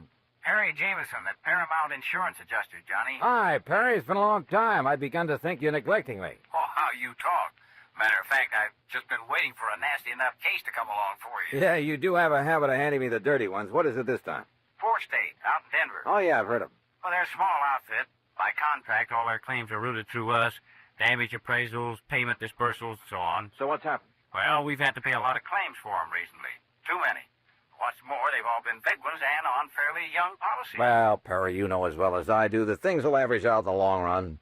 Unless something's wrong. 60,000 on one policy, 35,000 on another, 70,000, and a cool 150,000 on one just last week.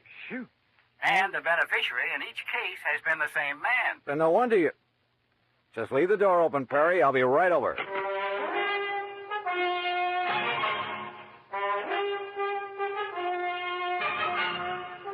Bob Bailey in the exciting adventures of the man with the action-packed expense account. America's fabulous freelance insurance investigator. Yours truly, Johnny Dollar.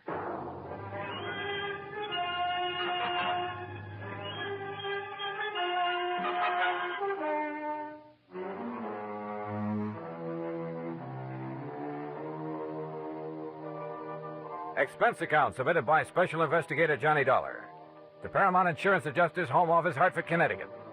Following is an account of expenses incurred during my investigation of the Denver dispersal matter.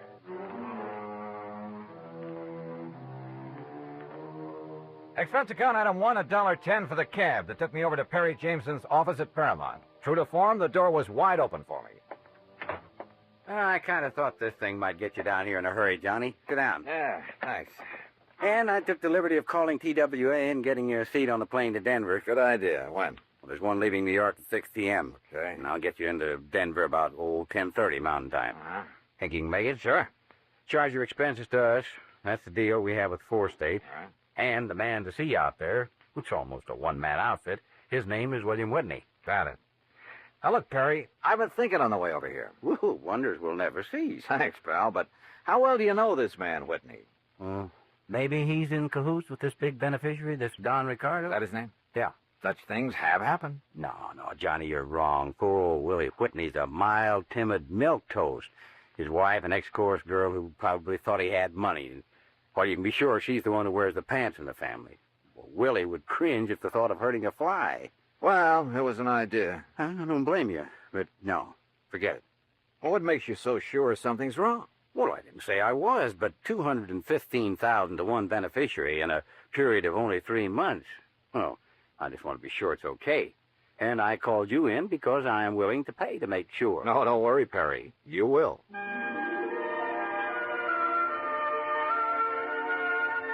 Expense account item 2, $141 even, plane fare and incidentals, Hartford to New York to Denver. Originally Indian country, the mile-high city is now a maze of oil refineries, steel companies, grain mills, chemical and manufacturing plants. A huge downtown shopping area and beautiful tree-studded residential sections. No wonder it's one of the big insurance centers. Item 3, $2 even for a cab into town where I park myself at the world-famous Brown Palace Hotel. Item 4, 10 cents phone call to an old newspaper pal from back east who is now working on the Denver Post. Pete Packard. Johnny Dollar, Pete Packard. Okay, what's the story? Johnny Dollar, well, hey, how are you, Keith? Great. You gonna be here long? We gotta get together. Where you staying? The Brown Palace. Look, you want us to dig up a couple of dates? We'll go out on the town. Remember the last time we tied one on together? Oh, are you kidding? I had such a headache the next morning and it hasn't left me yet. Well, Hey, look, listen. Keith, I get away from the desk at 2 a.m. No, you look. Huh? I'm out here on a job, insurance investigation. Did you ever hear of a man named Don Ricardo? You know Don Ricardo? No. What do you know about him? Well, They say, now mind you, I don't know for sure, Eve, but don't forget I did a hitch on the Chicago Sun-Times a few years back. What's that got to do with Don Ricardo? It was back in the days of the Capone mob. Oh. And Don Ricardo, well, mind you, nobody was ever able to pin anything on him. Yeah, I see what you mean. Where does he live, Pete? 20 to 30 miles east, the other side of Golden, a little place called Millville. Uh-huh. Now, mind you, Keith, I don't want to really say anything against him. I mean, if I don't seem to be really telling you anything about it... Pete, I think you've told me plenty. Well, now listen, Keith. Thanks, and I'll be talking to you.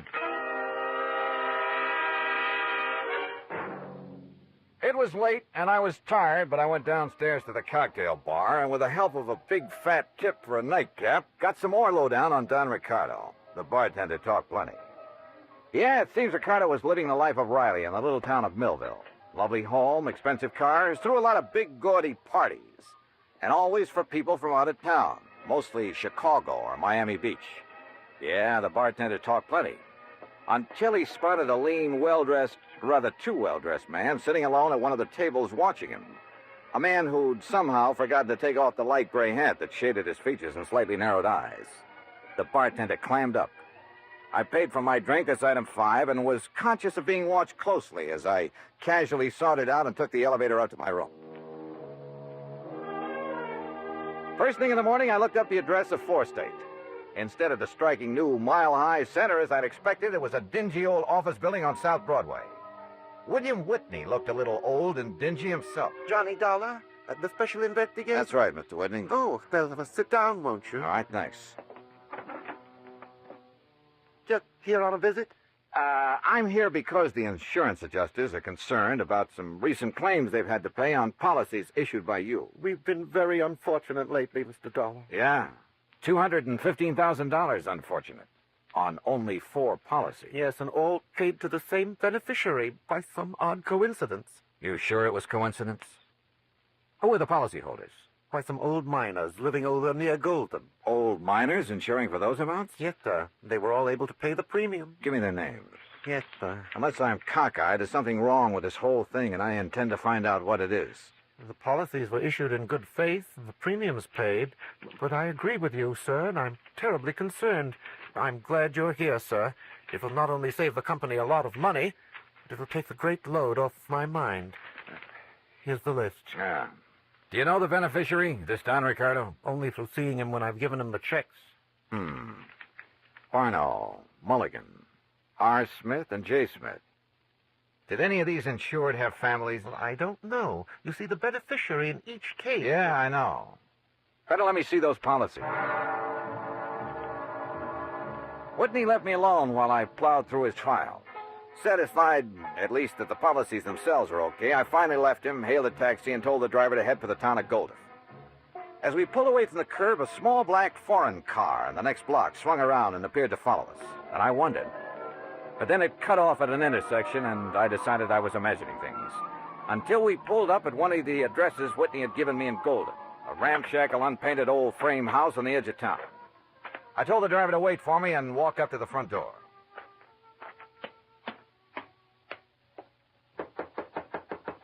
Hey, look to me like that house is empty, mister. You sure you give me the right address? Yeah, this is the address, all right. But I guess the... Huh? Hey, that door open by itself? I don't know. Hello? Hello? Anybody? No! Mister!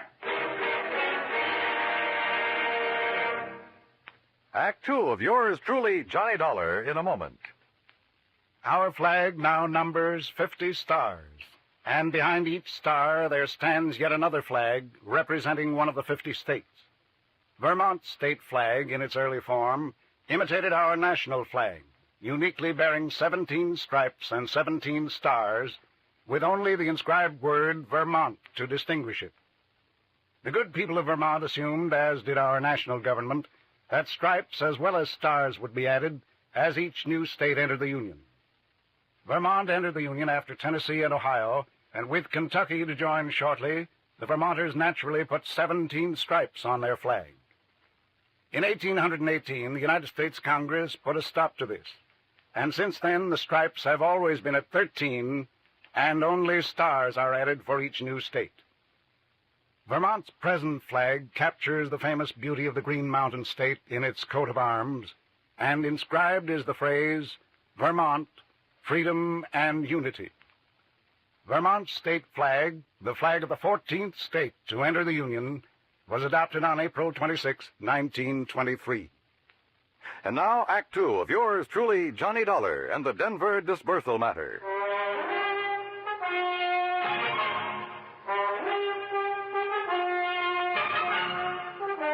The old house at the edge of Golden, Colorado looked empty, but I knocked anyway. You sure you give me the right address, mister? Yeah, driver, this is the address, all right. But I guess that... Huh? Hey, that door open by itself? I don't know. Hello? Hello? Anybody? Oh. Mister, go back. Get away from this open door. But you're hurt. Your neck, you're bleeding to death. Stay down. Barely nicked me. I'm all right. Holy cow. I thought you was a goner. Here, let me help you. You will need help if you don't stay out of his line of fire. Well, who was it? You see anybody? Hey, listen. Yeah, that's a car pulling away from the back. Get a look at it. Well, I can't tell. That dusty side road back there. Looks like a little one, though. Foreign car? Too far away now. I can't tell. But it's black. All right, come on. We're getting back into your cab. Yeah, I'll get you to a doctor. No, I'm okay. You know where Millville is? Sure, a few miles east. It's an old mine. Come on. You know where Don Ricardo lives? For sure, You want to go there? Does he own a small black foreign car? Yeah, real expensive job. I've seen him in town. But, mister, Come on, because I'll lay odds he's the one who fired those shots. You mind if I drop you off a few blocks away from his place?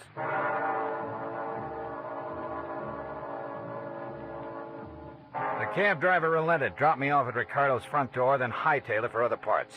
It was a nice home, very modern, seemingly out of place in what had once been a prosperous mining center, but was now a little more than a ghost town. Yes? Mr. Ricardo?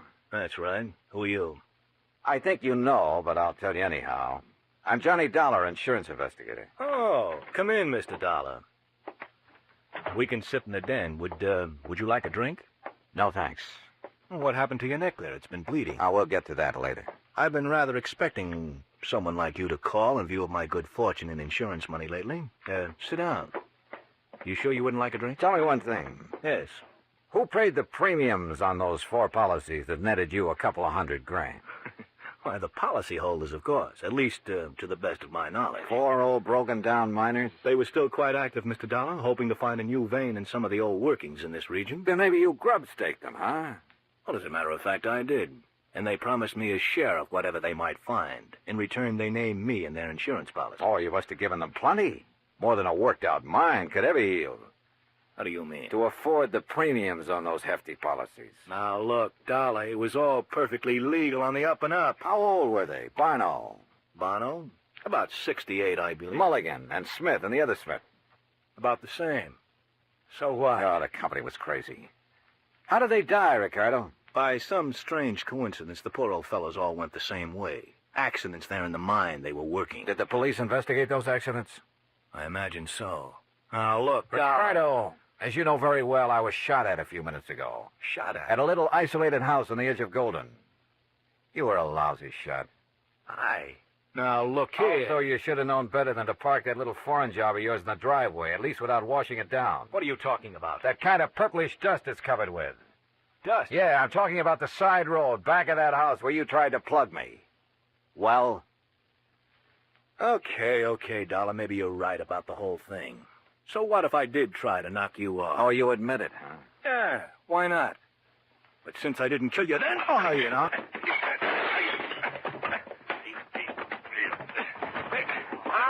All right. Put him up. Face the wall, Ricardo. Hands off of me. Come on, get your hands. Officer, I've never seen a prettier uniform in my life. What is this? We've been waiting a long time to nail you, Ricardo. Get him out of here, boys. All right, take it easy. Pete! So help me, Keith, I knew if anybody would bring Ricardo out in the open, you would. You mean to say... Yeah, I figured I'd better bring these state police out here. Oh, Pete, you're a doll. Now let you and me go out and tear the town apart, huh? Later. After I finish this job.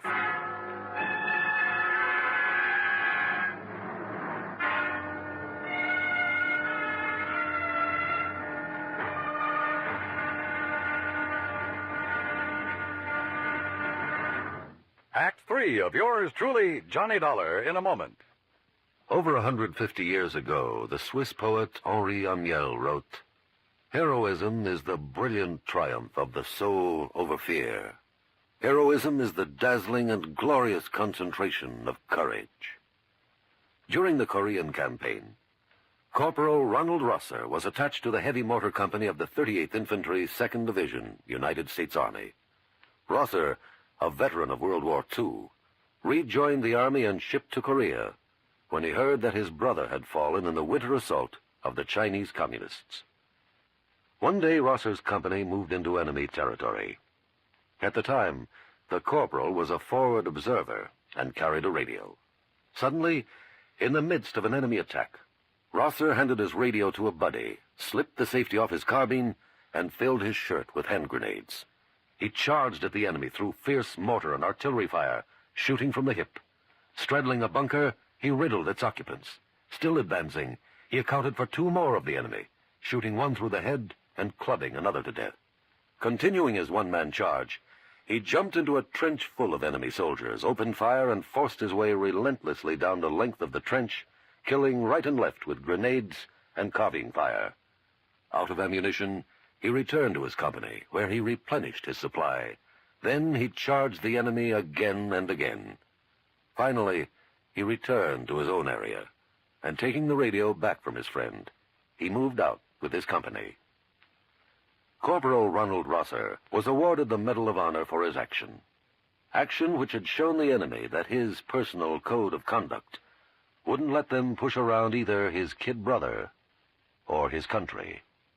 And now, Act 3 of yours truly, Johnny Dollar, and the Denver disbursal matter. It took hours, even with Pete Packard's help, and he finally had to go back to his job at the Denver Post. But there in Don Ricardo's house, carefully hidden away under a drawer lining and a sideboard, I found what I was looking for, a handful of canceled checks. It was well after dark when I appropriated one of Ricardo's fancy cars and drove back to Denver, to a little house at the south end of town, not far from the office of 4 State Insurance Company.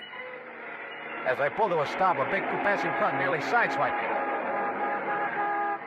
Good. It covered the sound of my stopping there. As unobtrusively as possible, I walked up to the front door of the place. Even above the sound of passing traffic, I could hear voices, loud ones, coming from somewhere in the rear of the building. Cautiously, I edged my way around the side to where I could see the lighted window of a bedroom. I heard you. Only why don't you tell me why? Stop asking questions. Get the thing back. Make sure it's only enough to put in the car, but traveling light and fast. All right, Willie. All right already. Boy, you're bosskier than Don ever was when you want to be. Forget Don Ricardo and collect your stuff. If it wasn't for me, you'd still be working in one of his nightclubs in Chicago. Lucky you never talked this way down to that insurance officer. Don't stop that. I thought we was going to stay in Denver until you made a lot of dough at the insurance racket, huh? I left this happy domestic scene to walk slowly back to the front door. Yep. My original hunch at the office in Hartford had been right. What's that? Somebody at the front door. Well, why don't you go answer it? Huh, Willie? Oh, Mr. Dollar. That's right. Oh, My, I'm glad you're here, sir. Well, you look upset, Mr. Whitney. I am, sir. I am terribly upset. Handbags, they're in the hall? Yes. Going somewhere? Hit that Don Ricardo. Oh? I thought you didn't really know him. I didn't. Oh, if only I'd done it before. I'd never have issued those policies naming him as beneficiary. Done what, Mr. Whitney? Investigated that Ricardo. But I did, after you left me this morning. He's a gangster. An ex-gangster, Mr. Dollar. No. Yes. I'd suddenly realized that in your investigation you'd investigate him, and he'd think I'd had you investigate him. He'd think I was trying to make trouble for him.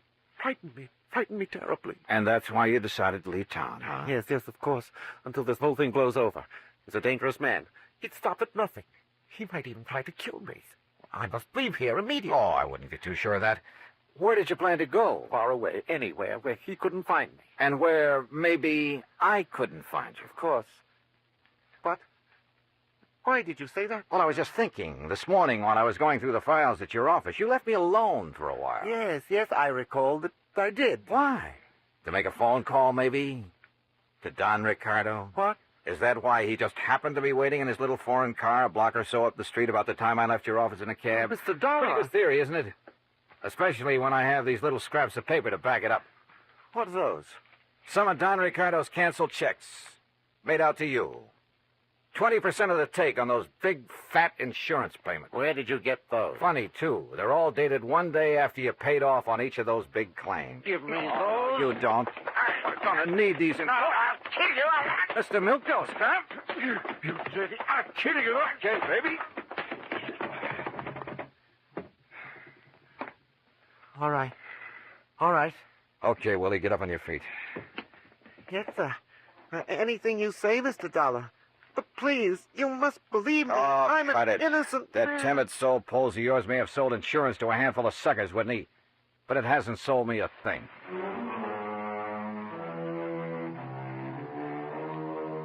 Oh, I suppose you find them in every trade. That still doesn't justify their even being alive, though. Fortunately, in the insurance business, they never get away with it for long. Even a team like Whitney and Ricardo. I wonder if they're sharing the same cell. Expense account, item 6, $10 to the doctor who sewed up my neck. Item 7, $84 for a night on the town with Pete Packard. Strangely enough, I still have a bit of a headache from it. Expense account total, including a little gift to that taxi driver, incidentals and transportation back to Hartford, $391.80. Yours truly, Johnny Dollar.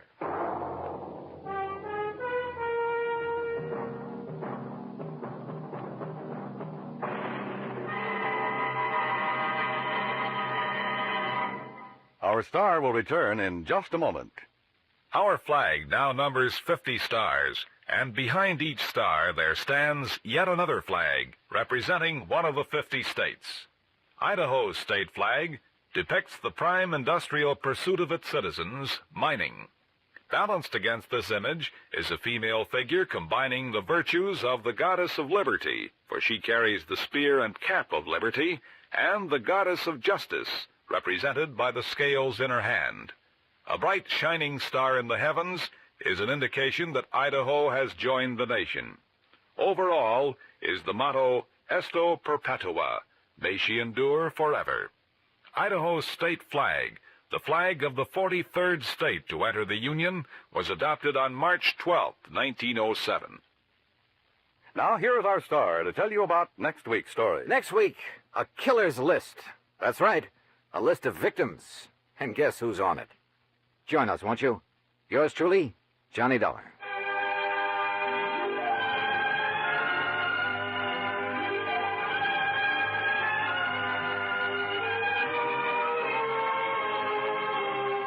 Yours truly, Johnny Dollar, starring Bob Bailey, originates in Hollywood and is produced and directed by Jack Johnstone, who also wrote today's story.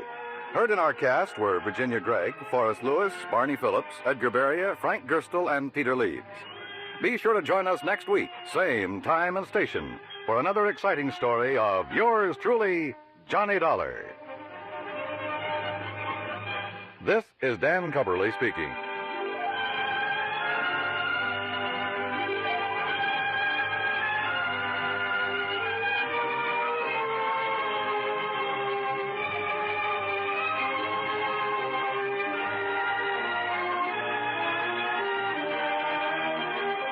This is the United States Armed Forces Radio and Television Service.